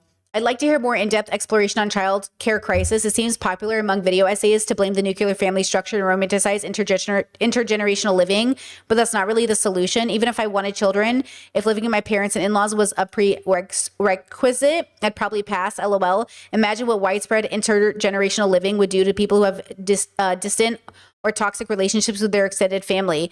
Exactly. It's like, can you guys like talk about this topic in detail, please? It is so superficial the way we're having this conversation. And like, we have such a serious crisis on our hands. Can we please like be serious? And this whole like, oh, leave your bio family and get chosen family and be in a polyamorous polycule. Like, can we please lock in, please? I know this works for some people and I'm here for it, but these are not solutions. You know, these are suggestions at most. They are not solutions. My solution is philosophical work, know your values, know your morals, know your why, and getting therapy to deconstruct all of that trauma so you can be more free and more, because like, look, the other part of it too is like, we'll always have problems for our lives, but I'll be real, I'm a much better friend the healthier I am. Like, I'm a better friend after therapy than I was before therapy. Like, my friendships got stronger and healthier the more we all worked on ourselves. The worst relationships and friendships I have are ones where my friends won't go to therapy. I'm like, please go to therapy, dude. It's impacting our friendship. Like, you're impacting our friendship. Go to therapy. And they're like, you go to therapy. And I was like, no, oh my God. Like, you know what I'm saying? Like, we need to be loving and compassionate, but also like, you're not fucking losers, bro, for being lonely. You know, it's difficult. It's difficult to know how to socialize. No one ever taught you. And also it's difficult. Like, I do think if you're an adult without friends, your parents failed you. I do. And I think you should think about that and give yourself some kindness. You should never have reached 30 years old without a friend and not realize it was the way you were raised. No healthy child who is properly socialized and well loved generally has no friends at 30. Okay. And if you are constantly losing friends, maybe it's you, but it's also probably the way you were raised. Give yourself some sort of like reprieve from knowing, like, unless you're a complete asshole, like, sure, there's a technical chance that you are maybe maybe you're one of a million who genuinely are just like the worst person on the planet. You're like a psychopath, murderer, serial killer, but you also probably have problems, you know? Chet says, no, people taught me how to socialize, or like, I've always been sociable, but they stare at their phones. That's a you problem still. If you're only interacting with people who stare at their phones, that's still a you problem. I don't have that problem. None of my friends stare at their phones. Okay? When we're socializing. And if they do, it's okay because we've all agreed to mutually play next to each other on our phones, like parallel play. Okay? So like, if your friends, if all the people you're socializing with are on their phones, or you can, you know what I mean? Why are they on their phone? I've never gone out with friends or socialized where they like choose their phone. You know what I mean? It's different if we're all hanging out and we're all on our phones together. You know what I mean? Like, I don't mind being all on our phones together, but like, I've never had somebody where I'm talking to them. I'm like, hey, get off your phone. Because like, you know what I'm saying? Like, what is this situation where it's like, you know, like, this is a philosophical issue. I don't get it. I don't understand. Like, your friends have problems. You should be empathetic, not judgmental. You should be like, hey, I think you have a problem with the phone. You know, like, if you're judging your friends for having an addiction, you should ask them like, hey, bro, are you good? We haven't been able to socialize and you're always on your phone. Do you know what I'm saying? You're either telling me your friends have an addiction problem, or you're telling me like, you don't know how to say, hey, bro, get off the phone. You know what I mean? Like, there's something wrong there. You know? They're married and kids and just do that. Everyone does it now. No, this is a you problem. This is you are not perceiving it correctly problem. You must radically accept that this is not happening everywhere. Not everyone is doing this. Okay. No, my friends and family with kids and stuff, we are not having this problem. This is a cultural problem. You have to shift the culture, break the generational curse in your family. Be like, hey guys, we have to be better. Put away your phones. Or hey guys, I don't feel like I'm being seen right now. I love you. Can we talk about it? Again, do something about the problem. But if it is a problem, that means you have to do something because it's a problem, right? So again, if you see a problem, say something. I love you. Guys, come on. Get off your phones. Let's talk. But also, make sure you're not being like a weird anti-phone person, right? Like, do you love technology? Enjoy the technology. But also ask your family and friends, I love you. Can you guys get off the phone so we can have a talk? Like, you know how Matilda's family, they're always on the TV? That would drive me crazy. My mom always turned off the TV while we ate dinner so we could talk, right? We always did that. Okay. But my mom's not going to be weird if we're like, you know what I mean? Like if some of us are on our phone, but we're still having a conversation. Like, do you guys mean when you're on your phone, like they're not talking to you? Because I get that. Like, if I need to be locked into a convo, I put down my phone and I stare at the person.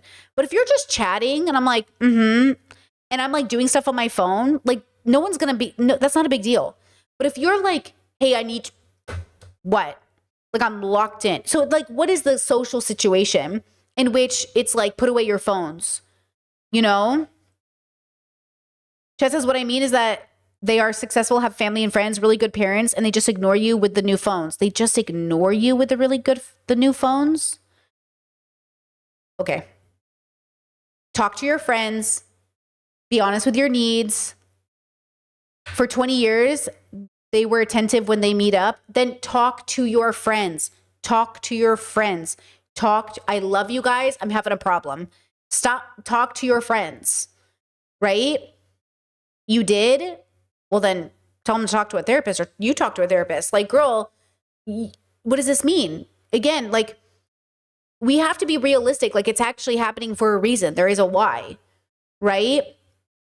Again, enjoy your life, but I refuse to live in a world where boomers are like, put away your phone. You put away your phone, okay?